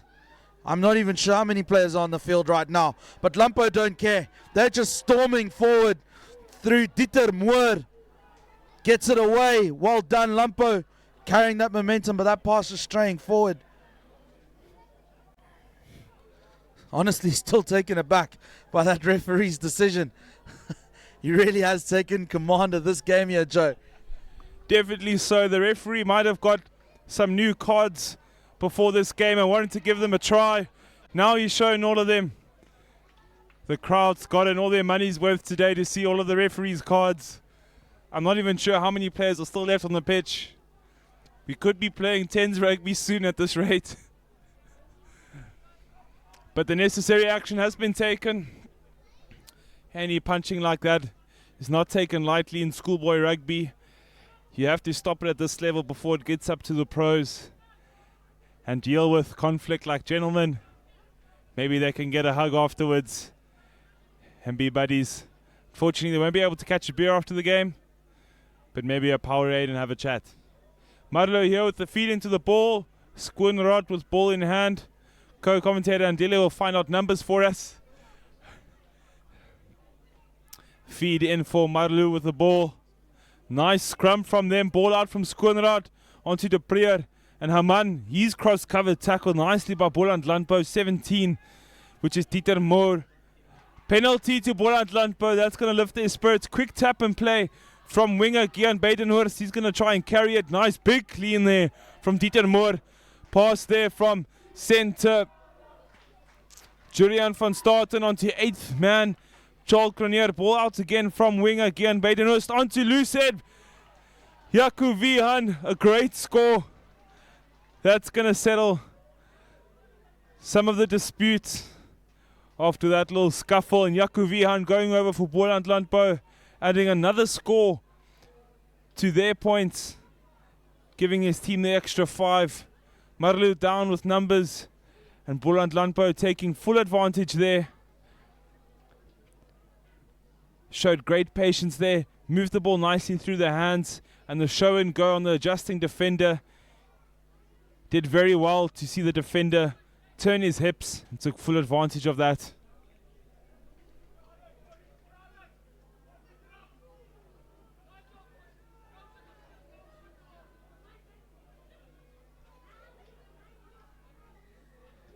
Conversion attempt from LANDBOU. Unfortunately, it's gone short. And Dile, we have 9 minutes left. What do you think's in store for the rest of the game? I think LANDBOU have now taken an unassailable 22-point lead. I think we're a couple of minutes behind here on the feed. The actual scoreboard here on the field saying 6 minutes left to play. MARLOW down to 13 men at the moment. So it's a tough ask for them. And referee has called them back.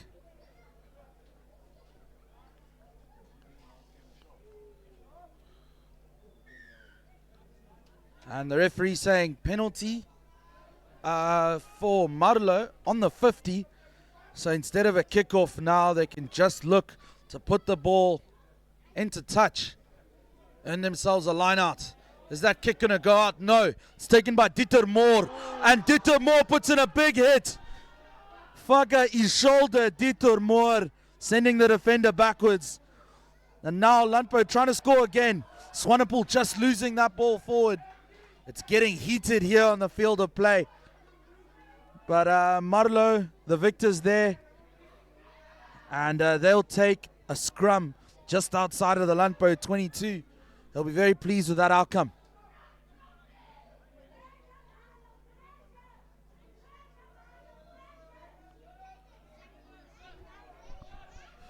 Skoenraad with ball in hand.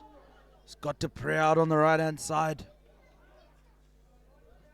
MARLOW will definitely want to get some points on the board again.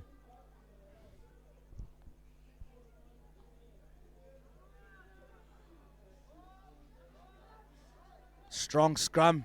Managed to hold on to the ball. Haman goes forward. Good support there by Viljoen. Skoenraad goes to the short side. Finds Wagner. Protecting the ball there. And Dupree going into the scrum half position. Gets it to the big man for Mark. He's back on the field after his earlier yellow card. Haman just unable to get away from the tacklers there. And he's lost it forward too. So LANDBOU now will have a scrum. And you feel at this point, Joe, LANDBOU going to walk away with this one. Yeah, it's looking like we're going to lean more towards BOLAND LANDBOU's side here. Ahead in the points nicely. We're seeing a bit more aggression coming out now at the breakdowns. A little bit of the niggle stuff off camera that no one else is really seeing. Keeping the tension high. Increasing the aggravation and aggression here. Lovely to see some fight coming in the boys. We see MARLOW not with the feed in here. Defending almost on their halfway.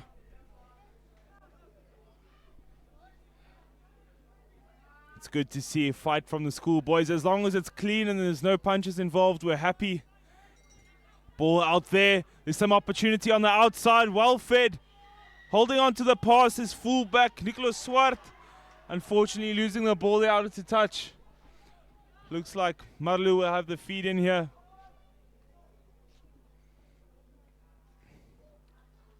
Unfortunate there for LANDBOU, looking to put on some extra points on the board. But it was good shifting defense from MARLOW to use the touchline as their defender. Going for a 7-man setup here is LANDBOU. Hopefully Loubser can find his man.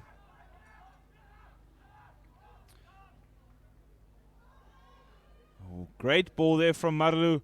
Out to Haman. He's lost the ball. It must be the second or third time, unfortunately, that's happened to him. He'll be a bit disappointed. Carried there from 22 from BOLAND LANDBOU. Ball out from Gian Beidenhorst. Out onto 8th man Charles Cronier. And to lock Donnie Spalmer. Ball here for BOLAND LANDBOU in opposition. 22. Can they go? Nice carry there from the lock. A bit of cheek. And it's what a cheeky try. Lovely score there from BOLAND LANDBOU. Rudy Willemse going over. Locks Skalk van Skalkwijk showing us more than he had to taking the show and go to the next level. Giving the ball out to Rudy Willemse, who dots it over for BOLAND LANDBOU. I'm not too sure if we'll want to see that replay. Might be a PG-13.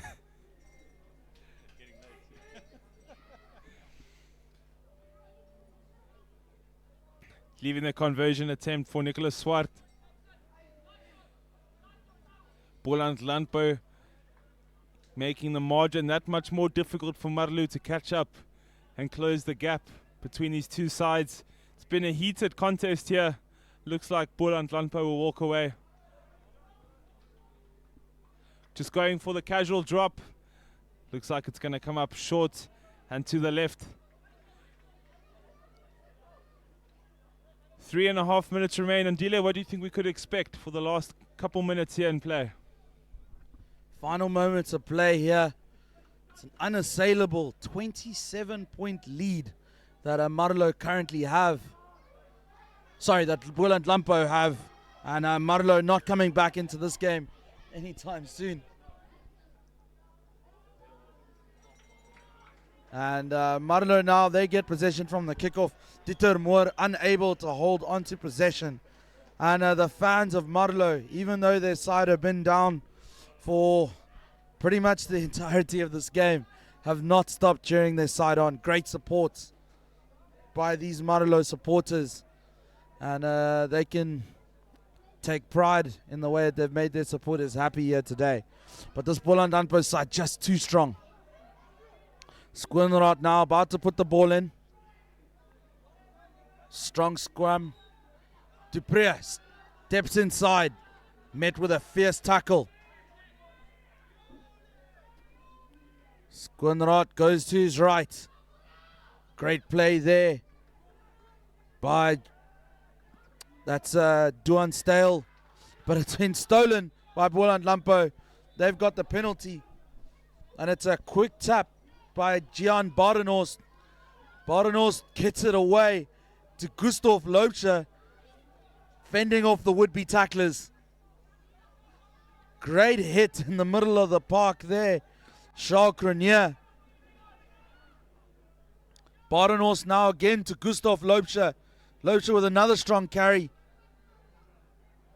LANDBOU in search of another try, just to really put the nail in the coffin.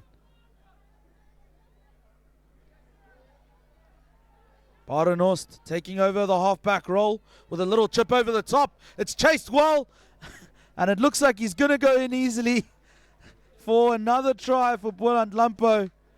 And that takes them to the 39-point mark with a kick to follow. Can they go over 40? And if the clock here at the stadium is correct, I think this may just be the last kick of the game. We'll have to see what the referee decides afterwards. It's Nicholas Swart who's going to attempt to kick this ball before it falls off the tee this time. Swart goes with a kick. Doesn't have the legs. And that's it. The referees called the game.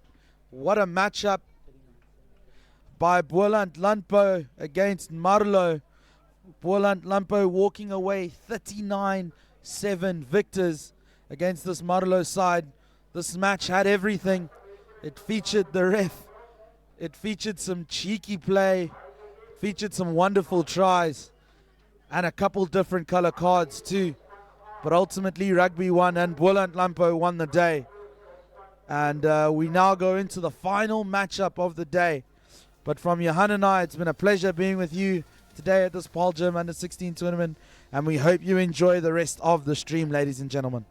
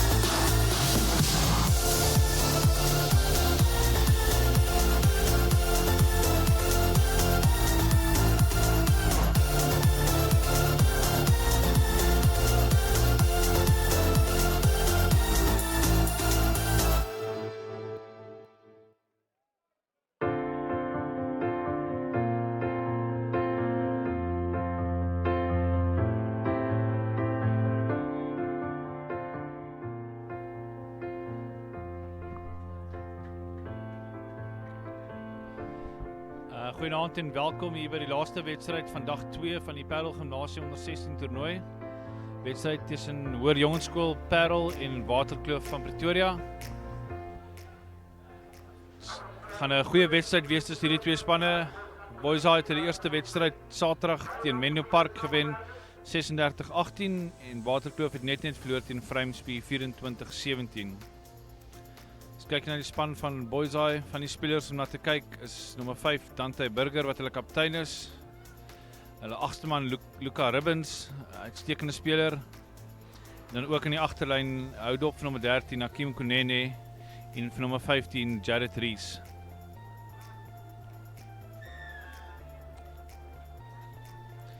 En die afskop van Waterkloof, bal wat gevang word deur Boys en is Kobus Lou wat 'n lang skopveld afskop. Die bal wat aan die kant en uitgaan en sommer vroeg het ons eerste lyn staan. En saam met my hierso is Virgil. Welkom Virgil. Baie dankie Shaal. Natuurlik 'n opwindende dag van rugby. Op die tweede dag van hierdie 116 toernooi. Dis 'n wedstryd, laaste wedstryd van die dag tussen Waterkloof en die manne van Paarl Boys net hier oor die straat. Interessante opwindende rugby skole, seunskole rugby gesien. Skeieregter wat hardop sy vletjie blaas. Wat sê die manne van Paarl Boys het geoortree onkant nadat die bal goed beheer was van die afskop af. En as sosiaal tereg genoem het, die manne van Waterkloof sal wel regmaak waar hulle verkeerd gemaak het op die eerste dag. Verloor teen 'n sterk Vryheidsby span 24-17. En die momentum wat natuurlik aan die kant is van Paarl Boys, Hoër Jongensskool. Hulle eerste wedstryd teen MENLOPARK gewen, gemaklik 36-18.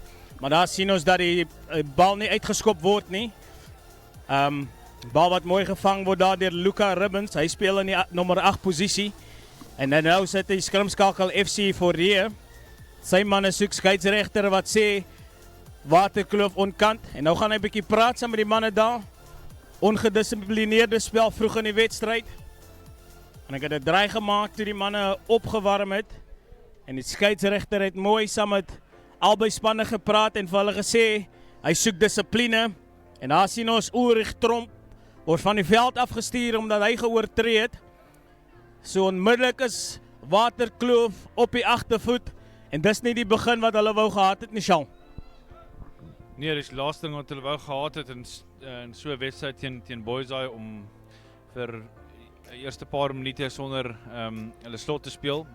Netjies se vang daar deur Ribbons in die lyn staan. Bal wat opgeneem word. Goosen wat daar plat getrek word. Skanskakel vir Rugby daar vir die bal krap. Ek kry dit vinnige hande deur Lou.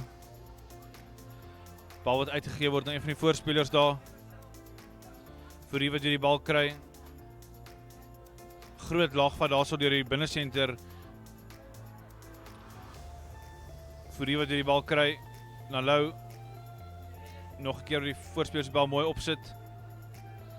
Kaptein Burger en Ribbons er daarby is om die bal skoon te maak. Fourie wat weer hom weer bring na Lou. Klop sy eerste man weer binnekant toe na Fourie toe, maar die bal wat afgestorm word, spring weer in die hande van Boysai. Fourie wat weer krap vir die bal, hy kry dit. Bal wat uitgaan hier na die buitekant toe na die flank. Baart. Waterkloof maar daar van sy voet afgaan, met die skeieregter sê hulle kan aanspeel. Mooi loopie daar deur die voorryman. Fourie wat weer die bal kry. Nog 'n voorryman wat plat getrek word daarso. Fourie weer eens na Lou, na Kunene wat daar deur die gaping gaan. Die bal gee na Keegan Smith en Smith wat vir man klop. Nog 'n man klop en hy draf gemaklik om en druk sy eerste 3 van die wedstryd onder die pale.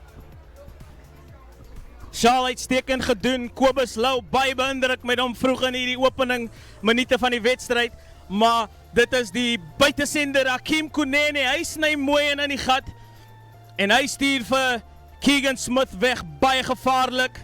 Hierdie manne wil gekeer wees en as Waterkloof nie hulle storie gaan ken, gaan dit 'n lang 60 minute wees vir hierdie span van Pretoria.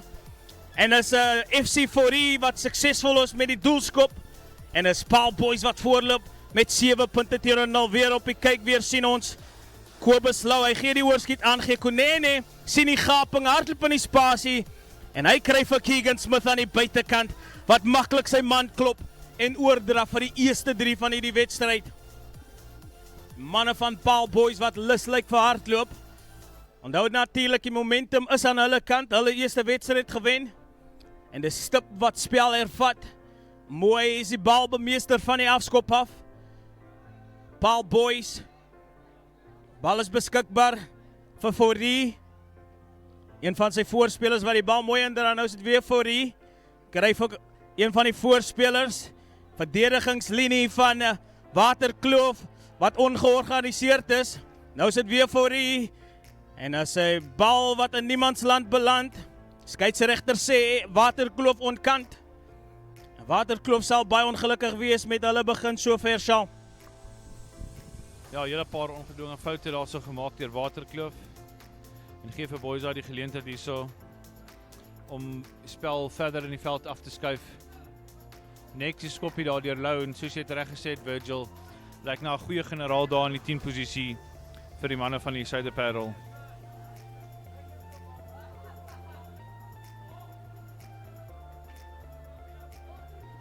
Swanepoel wat die bal insit. Pragtige rank daar deur sy flank. Best wat daar die bal opdra in die middelveld. Amper verby die tweede man kom. Fourie wat vinnig skoor maak na Lou.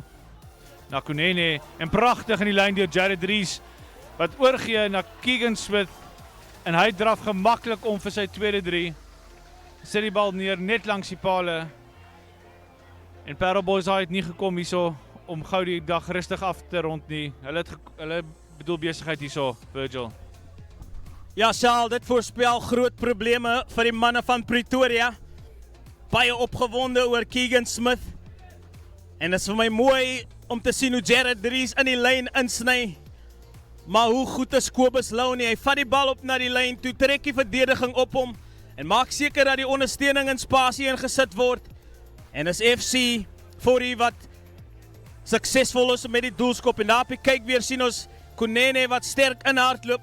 Nou is die bal beskikbaar en die oorskiet aangee wat belangrik is. Rees wat in die gaping in hardloop, skep dan die spasie aan die buitekant en is Keegan Smith wat inhardloop vir sy tweede 3 van die wedstryd.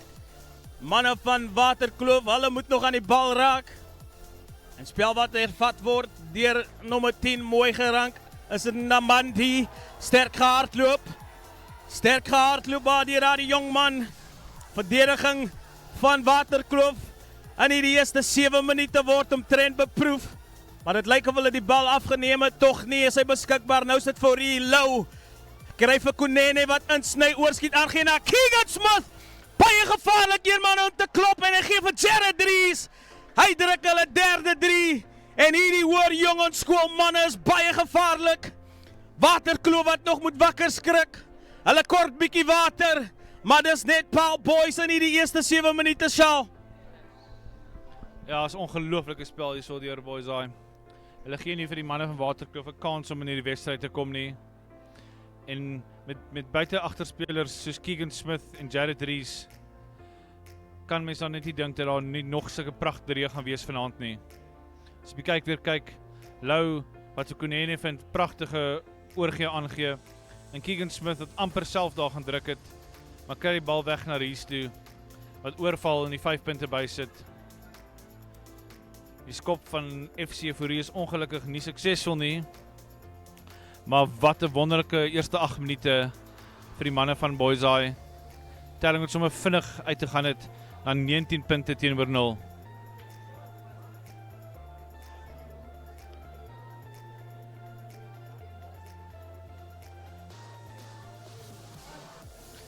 Afskop daar van Reinhard Stip. Bal wat daar gevang word deur van die Boys daai voorspelers. En vir die soveelste maal wat FC Fourie die bal kry, speel dit na Best, wat amper by die eerste man kom. Maar die skeiedsregter blaas die fluitjie, strafskop teen Best daarso. Netjies gedoen daar deur die 5 slot Robinson wat die strafskop gekry het vir sy span. Miskien is hier 'n geleentheid vir Waterkloof om net 'n bietjie rustig te raak en terug te kom na die wedstryd, Virgil. Ja, Waterkloof sal moet konsolideer. Belangrik dat hulle die tempo moet hou. En so gou as moontlik in hierdie wedstryd kom, daar sien ons die heel agterbare Bester in beeld. Mooi gerank deur Waterkloof. Hulle het bietjie bal besit. En net wat ek hulle so prys, is dit Reinhard Stip wat die bal aanslaan, ongelukkig vir hom. En is hierdie ongedwonge foute wat dit baie moeilik maak vir hom en sy span. En 'n guldige geleentheid vir hulle daarmee om 'n aanval te kon loods in die kwartgebied van hierdie gevaarlike Boys Eye. Bester baie min se aan op die bal gelê. Maar FC van Wyk uitgebaljaar met die besit wat hulle gehad het. Twee blonde koppe wat kombineer. Dis nou Fourie en Lou. Kom ons kyk hoe weeg hierdie twee pak voorspelers op teen mekaar. Kant van Paarl Boys is het Jandre Kroe, Ruben Swanepoel en Joshua Pence. Kant van Waterkloof is het Karel Lies, Marno Grobbelaar en Jonathan Jacobs.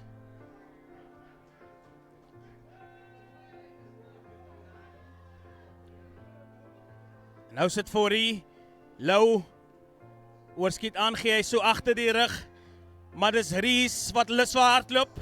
En nou sit Kunene, Smith, hy skop die bal vorentoe. As Kunene wat die bal jaag, kan die kruisverdediging oorkom en ongelukkig is die bal uit by die kantlyn. En dis Paarl Boys wat al die rugby speel sover in die opening 10 minute sal. Ja, as elke keer wat die bal uitgaan na Keegan Smith, toe is daar gevaar. Die skeieregter lyk met hulle teruggeroep hierso en gesê dat daar was 'n onkansspel gewees deur Kunene en is 'n strafskop vir die manne van Pretoria.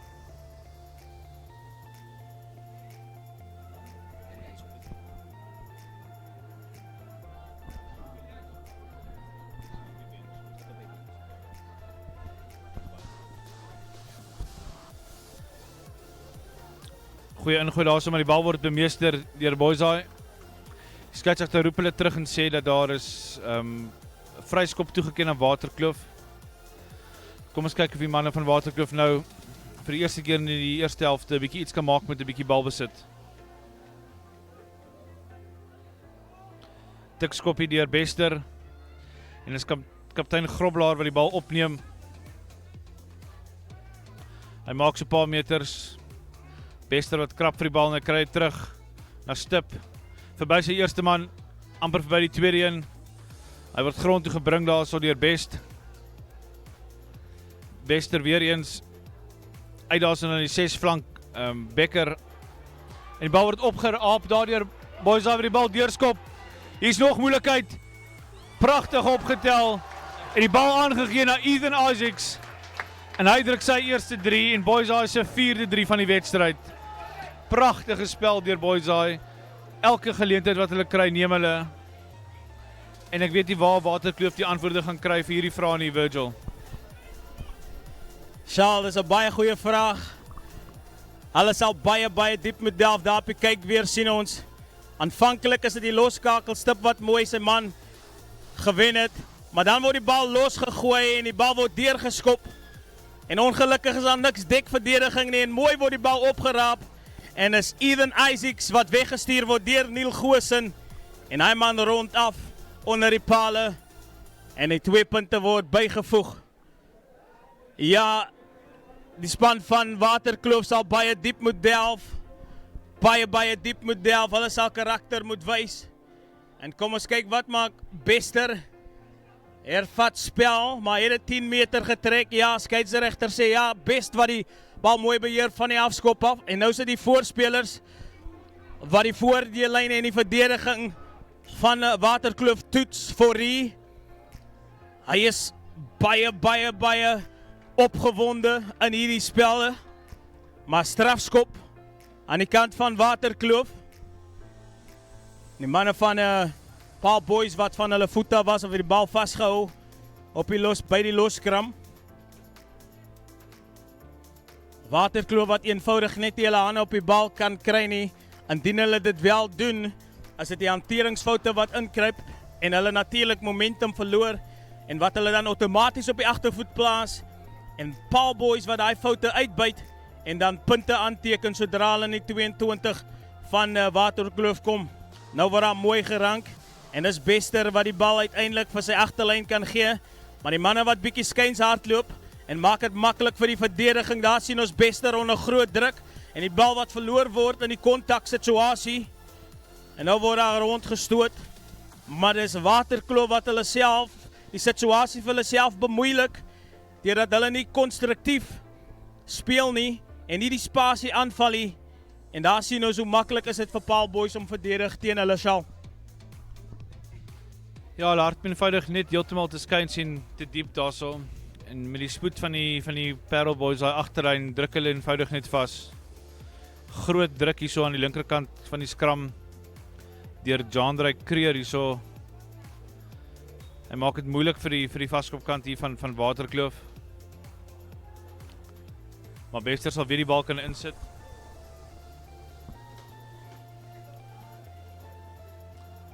Sien Luan Becker staan ook hierso reg om die bal te ontvang hierso.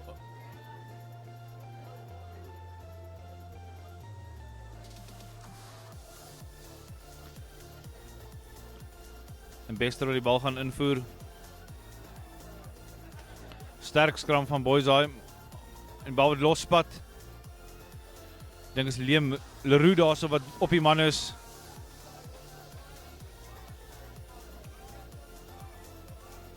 Waterkloof wil die bal so optel. Nog so 'n paar meter gaan. Luca Ribbons wat hom probeer ophou, maar hy kry dit reg nie. En Liam Leroux het pragtig die bal daar so steel vir boys daai. En FC Euphorie kry weer kans en hy skop die bal diep veld af. Waterkloof wil die bal net in die hande kan kry. En hier kom hulle met 'n teeraanval.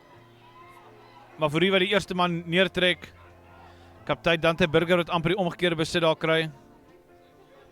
Sterk loopie daar deur die kaptein Grobler.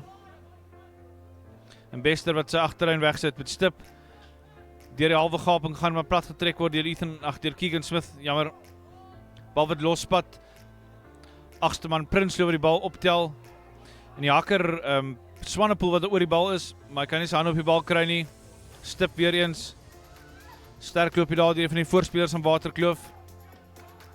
Goeie verdediging hier deur boys daai. Stip weer eens langs die lyn af. Hier agter Bester daarso, maar hy word gekeer.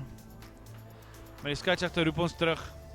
'n Strafskop vir Waterkloof vir onkanspel van die agterlyn.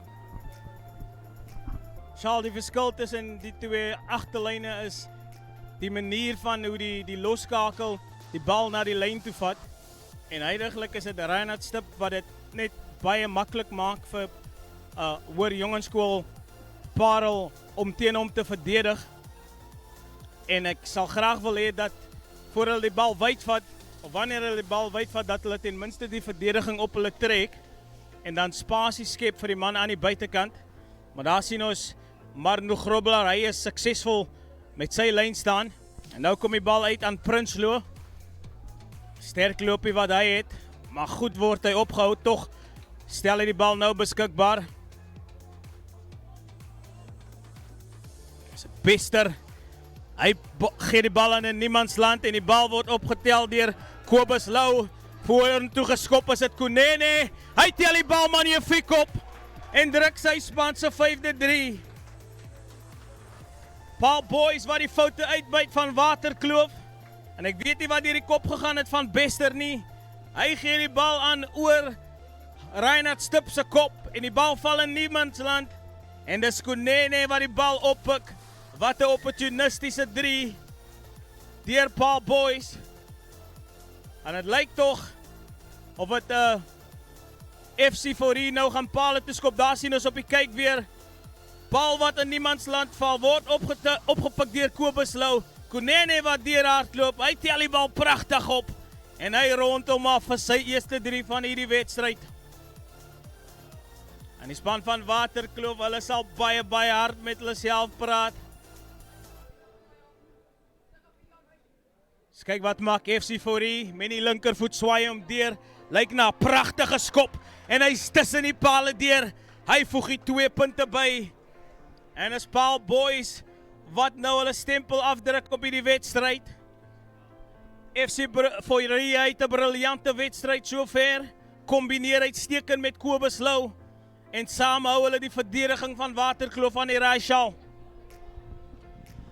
Ja, en nog 'n afskop van Waterkloof reguit na Luca Ribbons toe wat die bal uitkry na Kobus Lou wat weer eens met daai regtervoet van hom pragtige skop. Die spel somme onmiddellik weer afskuif in die Waterkloof helfte. En ek moet sê die manne van Pretoria gaan sukkel om hulle self te motiveer vir die laaste 40 minute van hierdie wedstryd. Maar nou Groblaar wat wag om die bal in te gooi. Skeieregter dat seker maak daar regte spasie in die lyn staan. Bal word ingegooi, maar ongelukkig vind hy nie sy springer nie. En ook ongelukkig het FC Foyerie wat die bal aanslaan, seker die eerste fout wat hy vanaand gemaak het. Heinrich Bester wat die bal optel. Hy gee dit aan sy kaptein Groblaar wat boor die eerste man hardloop, nog so 'n paar meter maak. Bester wat verstip vind dat 'n pragtige loopie vir Barend Bester gee, wat dan die bal aan die buitekant toe uitgee na Becker wat plat getrek word. Nou is dit Heinrich Bester die bal kry. Weer na Stip, na sy loskop Lies wat nog so 'n paar meter maak en hierdie is baie beter spel van Waterkloof. Bester weer eens die bal kry na Stip. Na die heel agter Bester toe. Na die vaskop Stip. Jacobs het so verby een man trap. Maar aan nog so 'n paar meter vorentoe. Skeieregter het sy vletjie blaas strafskop gee. Kom ons kyk wat maak Waterkloof hierso Virgil. Baie beter spel deur die span van Waterkloof. En dis 'n Reinhard Stip wat sy span op die voorvoet plaas, kom deur die gaping. En Steve Becker weg. En dis vir die eerste keer in 'n lang tyd wat hulle in die kwartgebied van Paarl boys is. Het gaan belangrik wees dat hulle die lynstaan besit eers moet wen. En dan van daar af die platform loods vir 'n aanval. Maar hierdie span van Waterkloof wat heeltemal geoordonder was deur die span van Paarl boys. En hierdie kaptein Marno Grobbelaar, hy is die uitstaande speler sover van sy span. Hy is baie sterk in die kontak, die paar lopies wat hy al gehad het. En hy het vir sy span al oor die voordeellyn gebring. Lyk vir my as so 'n kort breek in spel. En die manne wat net hergroepeer, skeieregter wat saam met sy assistent gesels oor 'n insident wat buite skerm plaasgevind het. Toch gaan hulle voort met die lyn staan.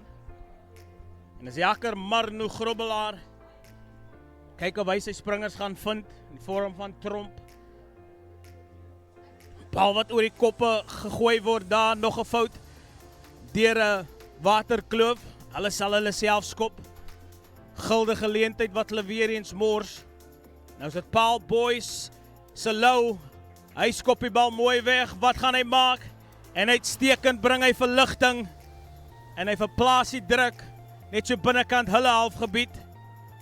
En dit is die span van Waterkloof wat nou weer sal moet werk om in die gebied van Paarl boys te kom sal. Ja, net soos Waterkloof 'n geleentheid kry in die boys daai kwartgebied. Gebruik hulle vir Lou om die spel te verplaas en Waterkloof nie van vooraf aanval. Goeie lyn staan wen daarso deur Tromp. Bal wat opgeneem word daar die agste man Prinsloo wat 'n paar sterk lopies al vandag gehad het. Netjies dat die bal weer optel nadat hy neergetrek is. Maar ongelukkig is daar 'n strafskop. Skeieregter is nie gelukkig nie. En lyk by die geel kaart gaan uithaal vir Ruben Swanepoel. Dink ek kan 'n bietjie ongelukkig wees met daardie beslissing. Dink is sy eerste strafskop wat hy afgestaan het in daardie situasie. So kom ons kyk wat Waterkloof nou gaan maak. Nou is Barend Bester wat die kant in gaan opsoek. En 'n netjiese skopjie van hom wat Waterkloof nog aanvallende posisie gee binne die Paarl boys daai kwartgebied.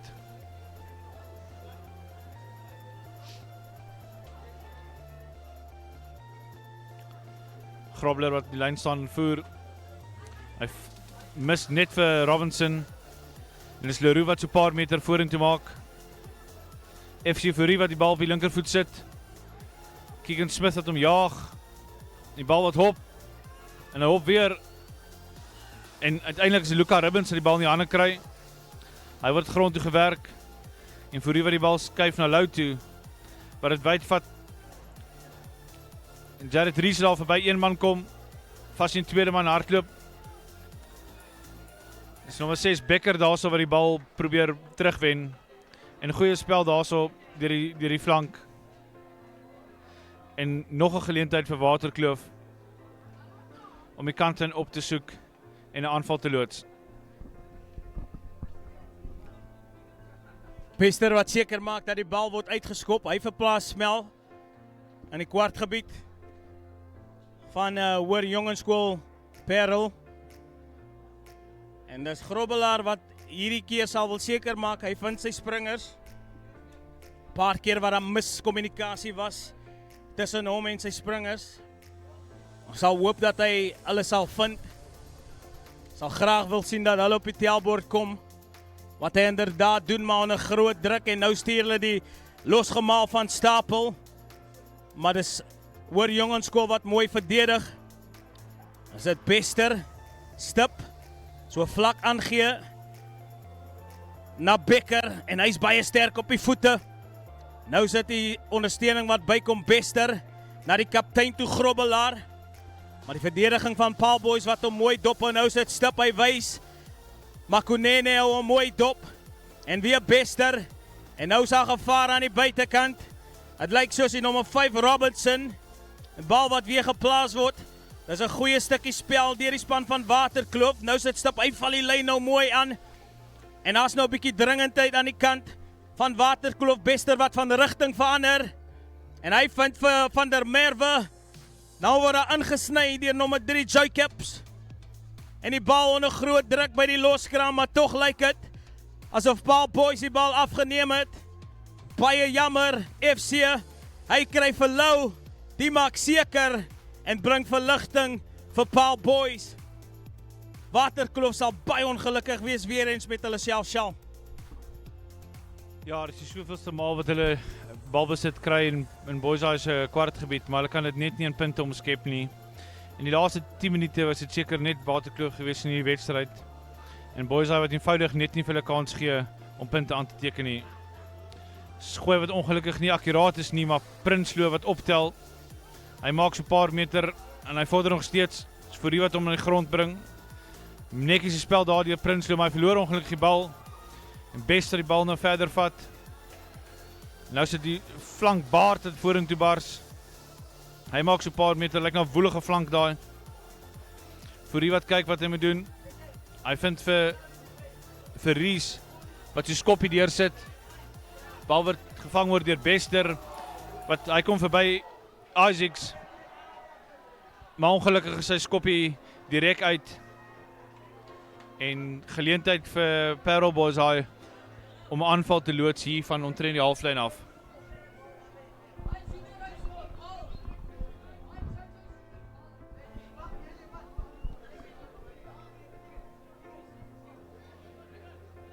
Lyk my daar's 'n breek in spel hierso. Skeieregter wat die gesels met een van die manne van Boysay. My voorkom of daar oor die hakker wat nou opkom. Nou dat Swanepoel 'n geel kaart gekry het.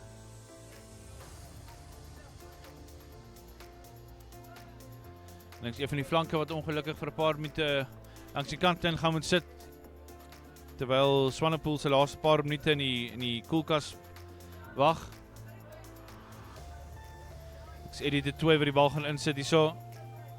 Maar pragtig gesteel deur Waterkloof. Die bal terugkry hierso. En stip wat daar so mooi hardloop. Was Konene wat onder die grond toe bring. Boysay manne wat hard inklim maar en hy losgemaal. Bester. Hy loskop Lies wat grond toe gebring word. Bester wat weer skoonmaak agter die loskram. Maar die bal vorentoe gaan en Konene wat hom vorentoe skop. Maar Waterkloof tel hom tog op. Is die vaskop Jacobs gewees. Bester wat sy heel agter Barend Bester vind. Maar hy vind ongelukkig nie die kantlyn nie. Of doen hy? Nee, skeiersregter sê speel aan. Jared Rees die bal wyd gooi na Ethan Isaacs toe. En hy klop een man. Hy klop twee manne. En hy's amper verby nog een. En hy gee die bal terug na Lou aan die binnekant. En pragtige 3 van Kobus Lou. Welverdiende 3 vir die jong man. Hy het al pragtige spel opgelewer in hierdie eerste helfte, Virgil. Baie beïndruk met hierdie Paarl Boys manne se vaardighede. En is Ethan Isaacs wat 'n uitstekende loop het. Daar sien ons weer op die kyk weer Jared Rees wat na binne speel. En hy vind vir Isaacs. En Isaacs klop een man. Hardloop baie sterk, bal onder die arm. En dan is dit die dekverdediging wat wel bykom. Maar die bal wat lewendig gehou word en die ondersteuning deur Kobus Lou is net genoeg om vir hom om die 3 te druk in die hoekie. En dit is die span van Paarl Boys wat hulle 6de 3 druk. In die vorm van Kobus Lou. Wel verdiend. En dit is FC. Voor hier 'n moeilike skop tot dusver. Wat maak hy met hierdie een? Baie mooi getref. Vlaas omhoor, hy voeg die 2 punte by. En dis Paarl Boys wat die laaste sê het aan die einde van hierdie eerste helfte. En hulle loop voor 36 punte teenoor 0.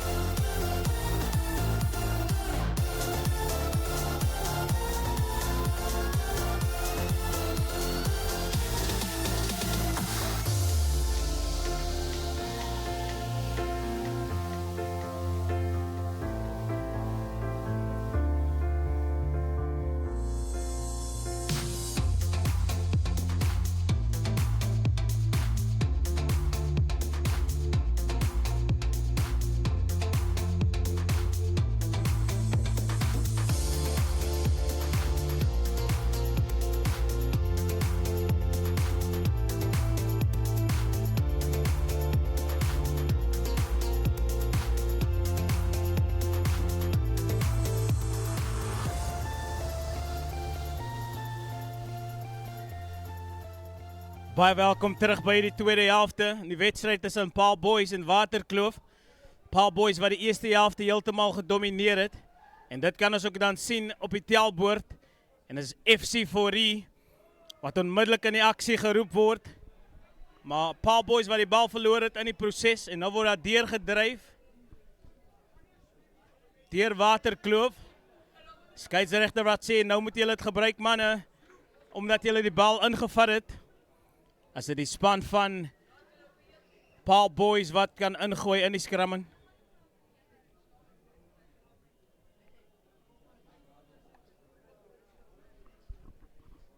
Sjaal, wat sal hy sê is nodig vir die span van Waterkloof om terug te kom in hierdie wedstryd?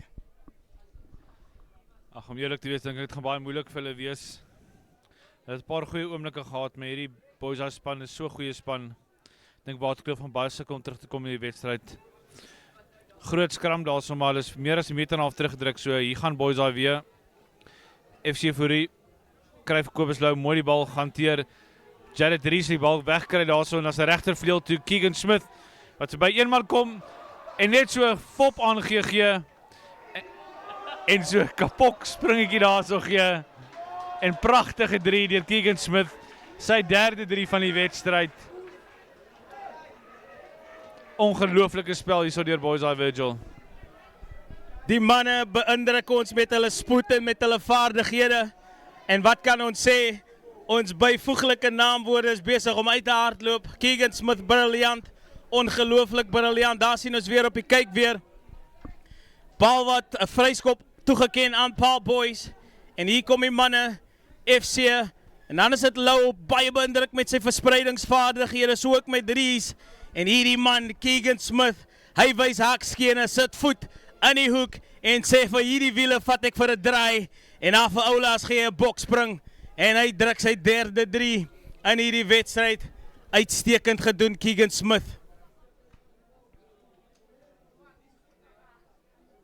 Die manne van Waterkloof, wat nog geen antwoorde het vir hierdie aanvalle van Paarl Boys nie. En die bal wat in niemandsland val van die afskop af. Waterkloof wat besit gekry het, maar hulle word sterk teruggedryf. Nou is dit Bester. Hy vind sy kaptein Grobbelaar. Hierdie man het moedig probeer. Hy het heel aand probeer. Maar hy het nie ondersteuning van die res van sy spelers nie. Nou is dit kry ondersteuning. En van die voorspelers word op hulle bene gehou. En nou word daar vorentoe gedryf. Paarl Boys wat goed doen om die man in die lug te hou. Hy sal nou met grond toe gaan. Hulle sal die bal by hom moet afneem. Skeiedsregter sê gebruik dit. En nou die bal verloor, hulle die bal ingevat. Ongelukkig kon hy die bal plaas en uitstekend gedoen, Paarl Boys. Het lyk of alles wat hulle doen vir hulle uitwerk. En dis net wat jy wil hê. Jy wil hê dat die spring van die bal moet aan jou kant is. En vanaand het hierdie manne baie goeie rugby gespeel. En ons kan dit sien in die telbord sal. Ja, regtig soos 'n professionele span gespeel vanaand. Bitter min foute gemaak en al hulle kansse benut. FC4E uit na Lou. As 'n binnensenter Goosen toe, wat weer eens vir Ries in die hande kry. En hier is 'n pragt loopie deur Jared Ries. Gaan hy aansluiting kry? Hy gaan dit nie nodig hê nie. Al die pad hard op Jared Ries. Wat 'n pragtige 3. Hierdie jong man het senter gespeel Saterdag, maar ek kan sien hy's net so goed op heel agter. Sy tweede 3 vir die aand. En wat 'n pragtige 3. Miskien is ons gelukkig om op die kyk weer te kan sien hoe hy verby hierdie verdedigers gehardloop het as hulle nie eers daar was nie.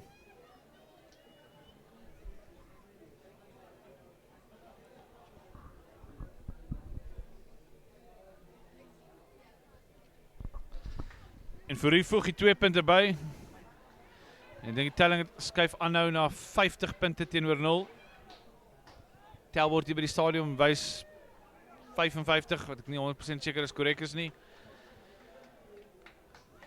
Maar nietemin, as ons nog sulke 3 kry, gaan die telling nie heeltemal saak maak nie. Ons gaan net gelukkig genoeg wees om pragtige 3 te sien vanaand.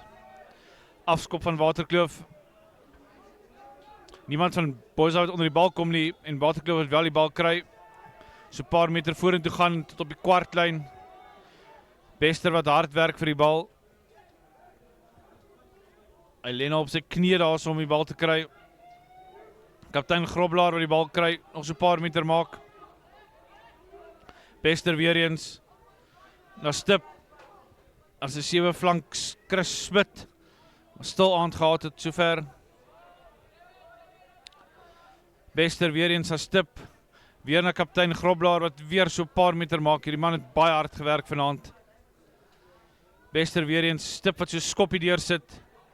Maar Ethan Isaacs is daar so om die vryskop te vat. En Kobus Lou het ons hou net so 'n bietjie aan. Wil 'n bietjie blanskas van. Isaacs het die skop vat en 'n pragtig die kantlyn vind tot binne die boys half, Waterkloof helft. As jy kyk, wie kyk weer, Jared Rees klop sy man met die heel agter voor hom. Kyk hy net so en hy trap weer af. En hy het eenvoudig net te veel spoed. So 'n man gaan nie daar gevang word nie. En onder die paal druk hy die 3. Mooi bal bemeester daar deur Waterkloof. Stip wat die bal kry. Nou hier agter Bester toe wat hom ongelukkig die bal laat val. En die skeieregter roep ons terug, Virgil, vir 'n skram. Ja, ongelukkig is dit die storie van Waterkloof vanaand. Wanneer hulle bal besit het, weet hulle nie wat hulle met die bal te maak nie. Of wanneer hulle bal besit het, dan tree daar hanteringsfoute in. En dit stuit natuurlik hulle momentum. En ongelukkig is dit Waterkloof wat bietjie sukkel vanaand. Hulle kan ongelukkig nie fase bou nie. En dan as gevolg van dit kan hulle nie aanvalle loods nie. En wat dit vir hulle self moeilik maak, maar aan die kant van Paarl boys. As dit maak, laat hierdie manne dit verspot maklik lyk om oor die voordeellyn te kom en 3 te druk. En ek dink die span van Waterkloof, hulle kan so 'n bladsy die boek uitvat van hierdie goeie afgerigte Paarl boys span. Hulle het ons beïndruk. Soos die Engelsman sê, hulle het ons omtrent gespoil met die mooie rugby wat hulle gespeel het. En hier kom Kunene weer, hy skop die bal vorentoe. En die bal word gejaag. Ethan Isaacs, hier die agterste driehoek van Paarl boys, is kookwater. En Ethan Isaacs, hy druk sy tweede span. Ek dink hierdie man het 'n weddenskap aangegaan om te kyk wie kan die meeste 3 druk vanaand. Isaacs op 2, Rees op 2, Smith op 3, Kunene op 1 en dan Kobus Lou op 1. My Magisaal, waar gaan dit alles opeindig? Ja, dit lyk letterlik elke keer wat die manne daar aan die buitekant die bal kry, word dit gevat en dan word 3 gedruk. En ek sal verbaas wees as nie een van hierdie manne, Rees of Isaacs, ook by hulle 3 kants uitkom vanaand nie. Nou die 9e 3 wat gedruk word deur Boys Eye. Ek skelm tellingskrif nou op na 57-0 toe nou.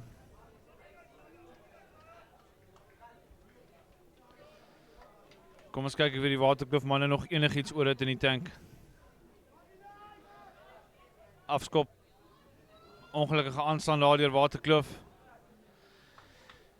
En dan sal 'n skram wees vir Boys Eye met nog 'n geleentheid om punte aan te teken.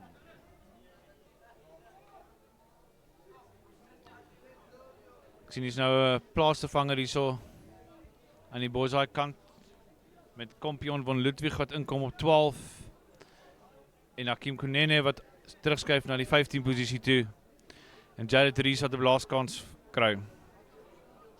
Fourie na Lou, bietjie agter sy man, maar Isaacs kom verby die eerste een. Fourie wat wag vir die bal. Geen een van sy voorspelers toe, wat hulle man vast hardloop. En Luca Ribbons sal die bal daar kry. Die bal losspat en Fourie wat die bal by die kant in gaan opsoek. En vir die eerste keer voel dit asof Boys Eye nie 100% seker was wat moet doen daar in die Virgil. Ja, ek dink die plaasvervangers wat opgekom het net so bietjie die momentum gestuit. En hulle gaan natuurlik net so 'n paar minute nodig kry om in hierdie wedstryd in te kom. is Ndabambi wat nou ook op die veld is. So ook Von Ludwig en Simmons. Maar hier sit die span van Waterkloof wat kom alles as word skyns gedoen en dan word die bal weggegooi deur Bester. Die manne wat eenvoudig net nie met mekaar kommunikeer nie. En elke keer wanneer hulle aanval, lyk dit of hulle nie 'n plan het nie. Sal graag wil sien dat die voorspelers kombineer saam met die agterspelers, tipe van 'n struktuur het. In hierdie wedstryd het ek nog nie gesien dat hulle van 'n aanvalspatroon gebruik maak nie. Maar nou sit die plaasevanger Haker, vind tog een van die manne van Paarl Boys nou wat daar sterk vorentoe gedryf. Paarl wat stader uitkom, nou word daar gepla by die loskram. Is daar iemand wat tas na die bal, maar tog beheer hy hom. En nou sit FC voor hier wat weer daar moet krap en as Waterkloof wat dinge moeilik maak by die loskram. Lou van aansluiting, nou word hy aangesny deur Simmons, maar hy word mooi dopgehou.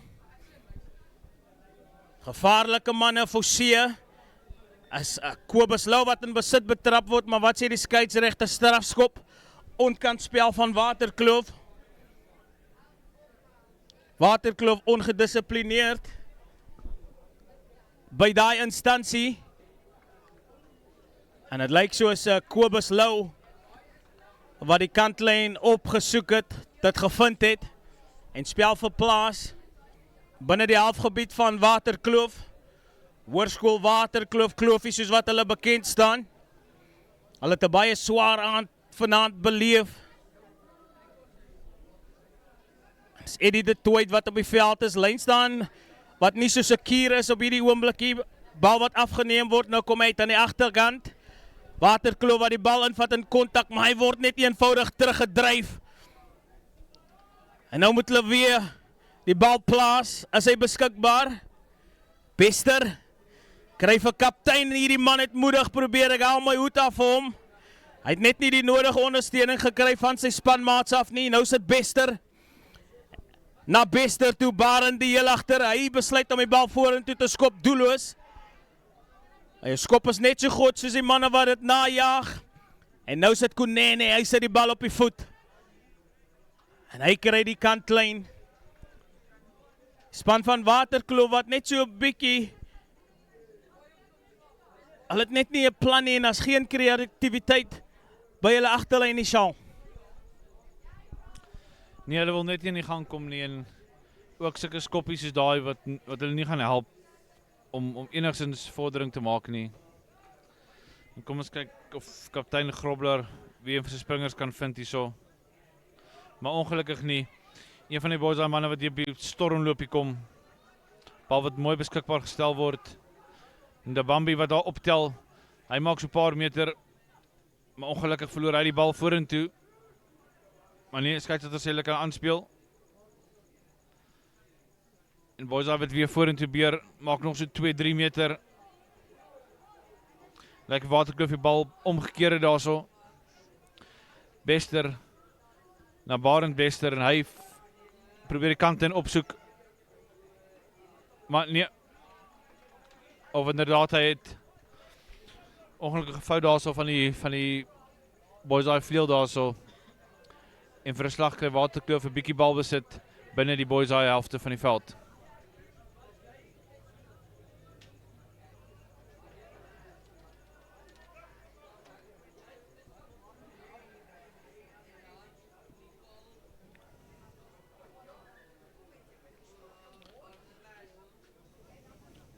Kyk hoe die lyn staan gevorm word. 5 manne in die lyn staan vir Waterkloof. Grobler vind sy springer en Bester na stip. Die agste man Prinsloo wat die bal mooi dra. Lou wat ons bietjie ophou, maar Prinsloo gaan weer. Bester wat weer speel en Grobler wat vir die soveelste maal vanaand die bal dra. Boys hy wat oor die bal is, maar skeiedsregter sê die man met die bal los, hy van sy voete af. Voordeel vir Waterkloof, stip met die skoppie. Maar die skeiedsregter gaan hom terugroep en sê daar was geen voordeel gewees nie en Waterkloof het 'n strafskop reg voor die pale. Ja, die span van Waterkloof wat eenvoudig net die hele ritme kon vind nie. En ek het gesien die opskietverdediging van Paarl boys wat het moeilik maak vir die agterlyn, spesifiek vir die loskakel Reinhard Stip. Wanneer hy die bal kry die bal onder geweldige druk. En het lyk net asof hy nie sy spel kan afwissel nie. En spel wat nou verplaas word hier reg voor ons.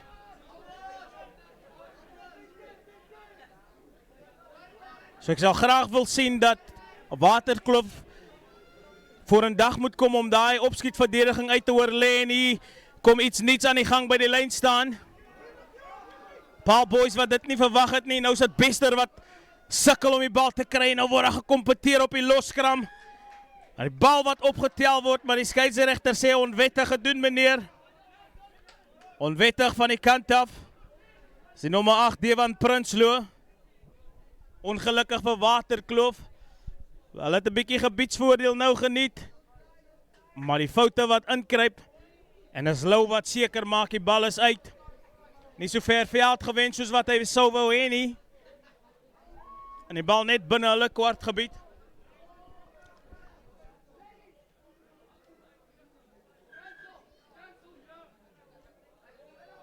Manne wat so 'n bietjie hard praat.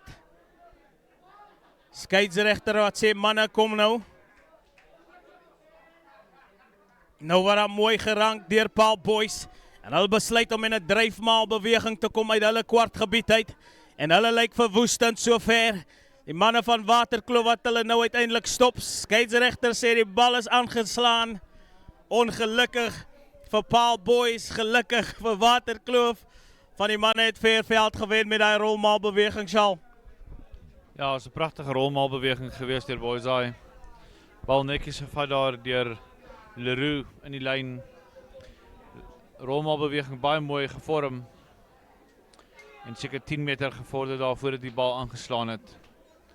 Kom ons kyk of Waterkloof nou 'n slag iets kan doen met hierdie balbesit wat hulle het. En skeieregter is nie gelukkig met daai skram nie.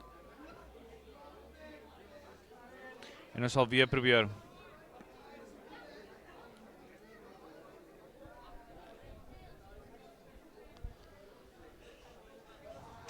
Met so 12 minute oor in die wedstryd. Ek seker Waterkloof sal baie graag punte wil aanteken om dan op die tellbord te kom.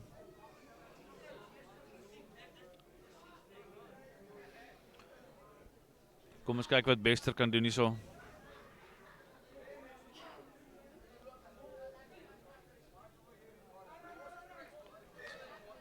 Skeieregter sê het bal skeef in die skram ingegooi. Kom ons kyk hoe hy hom vinnig gaan neem. Maar nee. Ja. En boys daar besluit hulle gaan 'n skram vat. Spel bietjie rustig maak. Met so goeie voorsprong is daar geen rede om die bal vinnig te vat nie.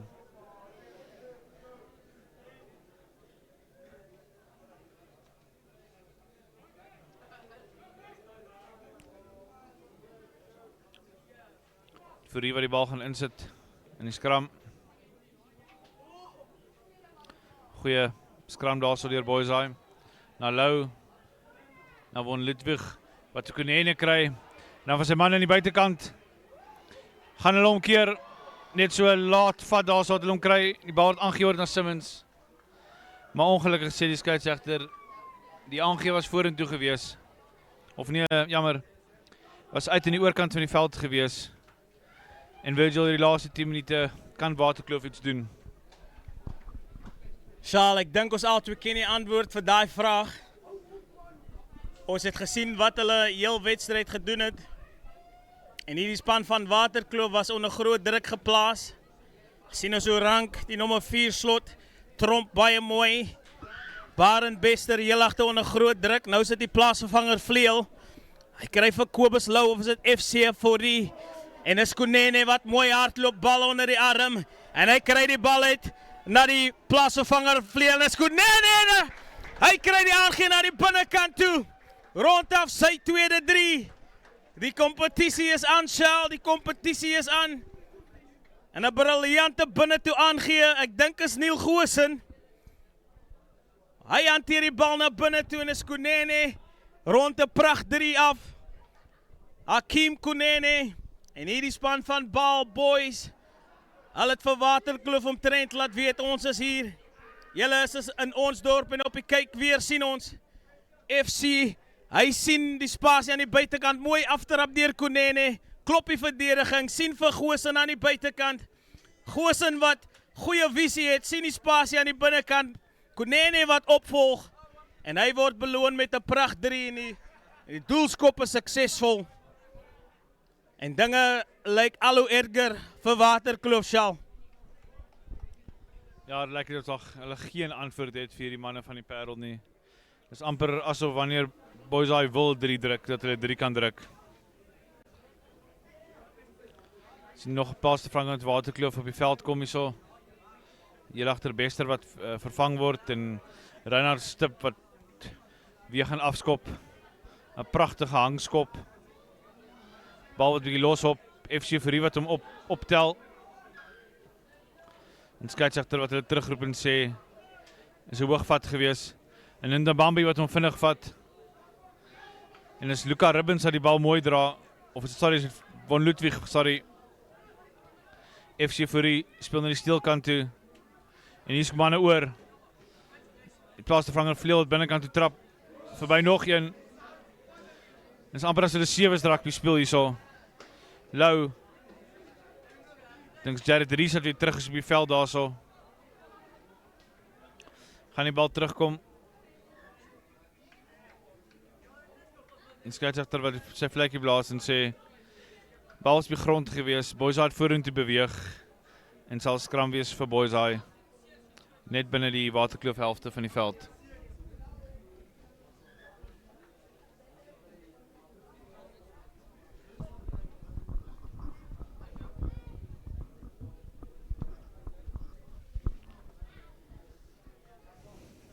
Sien as 'n oponthoud in die spel, lyk een van die Waterkloof manne 'n bietjie aandag nodig het. Maar dit is regtig 'n pragtige wedstryd gewees deur Boys High hierso. Moet sê die uitstaande prestasies vandag vir my van spanne was definitief gewees van Boys High en van MENLOPARK wat groot oorwinnings behaal het. Aan Paarl Gimnasium wat 'n goeie oorwinning behaal het oor AFFIES Middelburg. En natuurlik die spanningswedstryd wat ons gehad het vandag was daar die laaste minuut 3 wat AFFIES gedruk het om van DURBANVILLE te klop 17-12.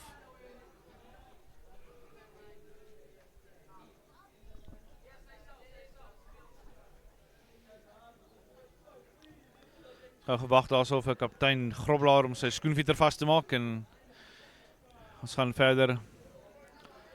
FC Fury wat die bal gaan insit.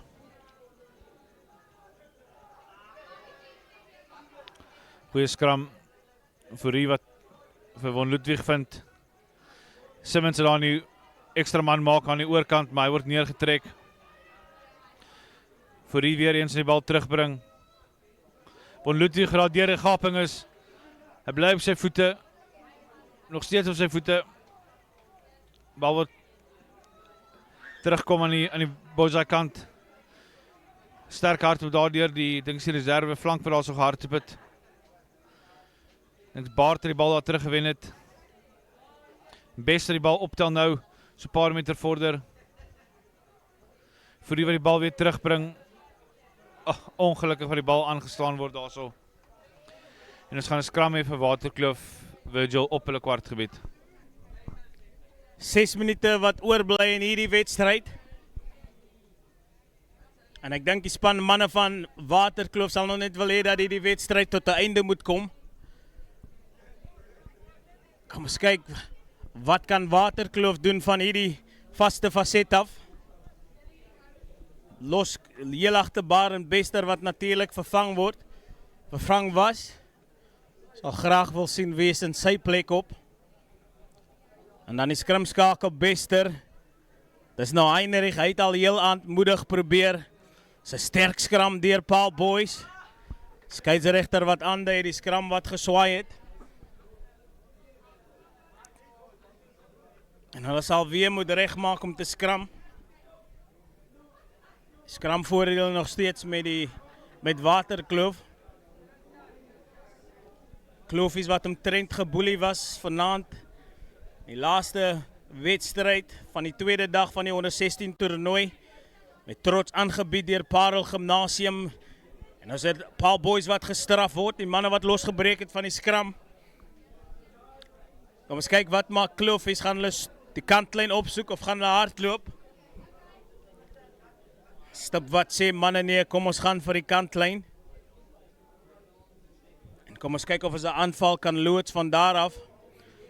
Al het die hele wedstrijd moedig probeer, maar dit is asof die masjien van Kloofies net nie aan die gang kon kom nie. En hulle self sal nie tevrede wees met hulle spel vanaand nie. Ek dink hulle is tot baie beter toe in staat. Hulle het vir ons gewys teen Framesby, wat kan hulle doen? Daai wedstryd, naalskrap verloor. Nou staan hulle weer besit af in die lyn staan. Jy hoor jongens skool wat kompeteer in die lyn staan en nou sit FC. Forrie, die man het baljaar met die bal besit. Tante Burger met 'n sterk loopie, nou sit weer Forrie hy van aansluiting. Een van sy groot spelers, is dit Kreer. Nou sit Forrie vinnige bal. En is dit die loskakel wat breek. Nou word die bal vorentoe geskop en is Simmons wat die bal jaag. Nee, korreksie. 'n groot tykslag word uitgeoefen. Skeieregter sê het oortree FC Forrie. En dit was so 'n te of hy druk sy eerste 3 sjaal. Ja, is 'n prachtloopie daar gewees deur die flank BAART daarso en Forrie ongelukkig gaan net in die bal los voor hy opstaan om verder te gaan en dit kon sy span se 12-3 gewees het, dink ek.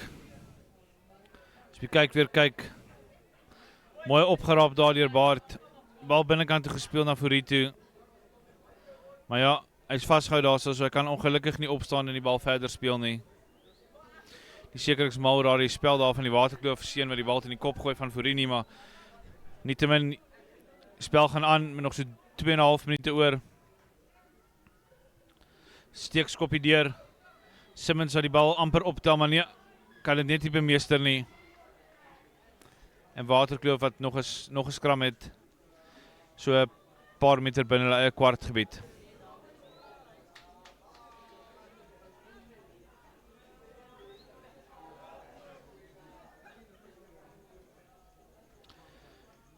Telling wat nou lees 69-0 vir Boys Eye.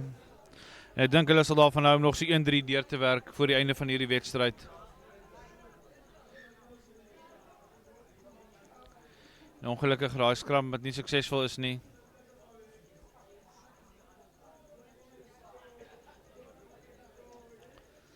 En Bester wat weer sal probeer om die bal in te sit.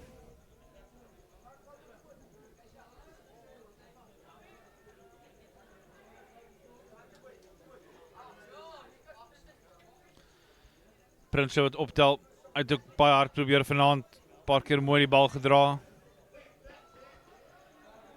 En Bester, na sy loskakel stip wat so steekskoppie deursit. En Jared Dries het die bal optel en wat 'n pragtige 3 gaan dit nie wees nie.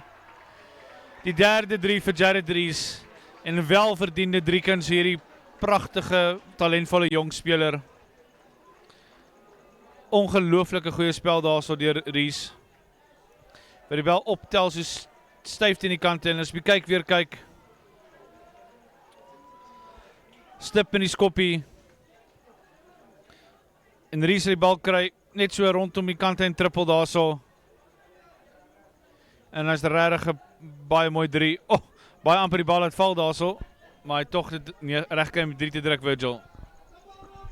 En daai 3 was die 11de 3 wat die span van Paarl Boys gedruk het. En dit is soos jy tereg genoem het daar, Shaal, uitstekend, Jared Dries, op volle vaart, tel hy die bal op, hou sy balans, na langs die kantlyn af, druk uitstekende 3. En kom ons kyk wat maak FC Forrie, trek die bal na regs, en hy misluk met hierdie doelskop, maar in hierdie laaste wedstrijd was het alles net, hoor jongenskool Paarl, die span van Waterkloof was omtrent 'n rugby les geleer, en daar is nog 20 sekondes oor van hierdie wedstrijd, 10 sekondes. En die afrigter van Hoër Jongenskool Paarl sal baie gelukkig voel met Alle spel vanaand. Hulle het omtrent die wedstrijd oorheers in alle facetten. En dan kom ons kyk of het hoor jongenskool Paarl die laaste gesê gaan het in hierdie wedstrijd. Nou is het voor hier van Ludwig. Hy is op die veld, hy is lus vir hardloop. Hy kom deur die gaping, laaste vesting wat geklop moet word. Trap af na binne toe die ondersteuning. Hy het dit nodig hier. Van Ludwig, hy druk die 12de 3. En hy sê ek wil ek op die telbord kom. En hy doen het so makkelijk soos daai. Die manne van Waterkloof eenvoudig net die antwoord nie. My maggies, kan jy nog meer? Kampioen van Ludwig. Hierdie man is briljant. Hy val die spasie aan. Trek die verdediging, klop die verdediging. Die ondersteuning was daar. Hy het dit nie nodig gehad nie. En hy rond 'n briljante individuele 3 rond hy homself af. Kampioen en op die kyk weer sien ons weer. Dis voor hy som op. Hy som sy opsies mooi op. Swak verdediging deur Waterkloof. Nou moet hy die laaste vesting klop wat hy dan wel doen. En dis van Ludwig. Hy sal baie trots voel op daardie 3. En kom ons kyk wat maak FC Forrie met die laaste doelskop, die laaste beweging feitelik van hierdie wedstryd. Tref die bal uitstekend tussen die pale deur. Wat 'n vertoning deur die span van Paarl Boys. En dis die hoogste telling sover in hierdie rugby toernooi.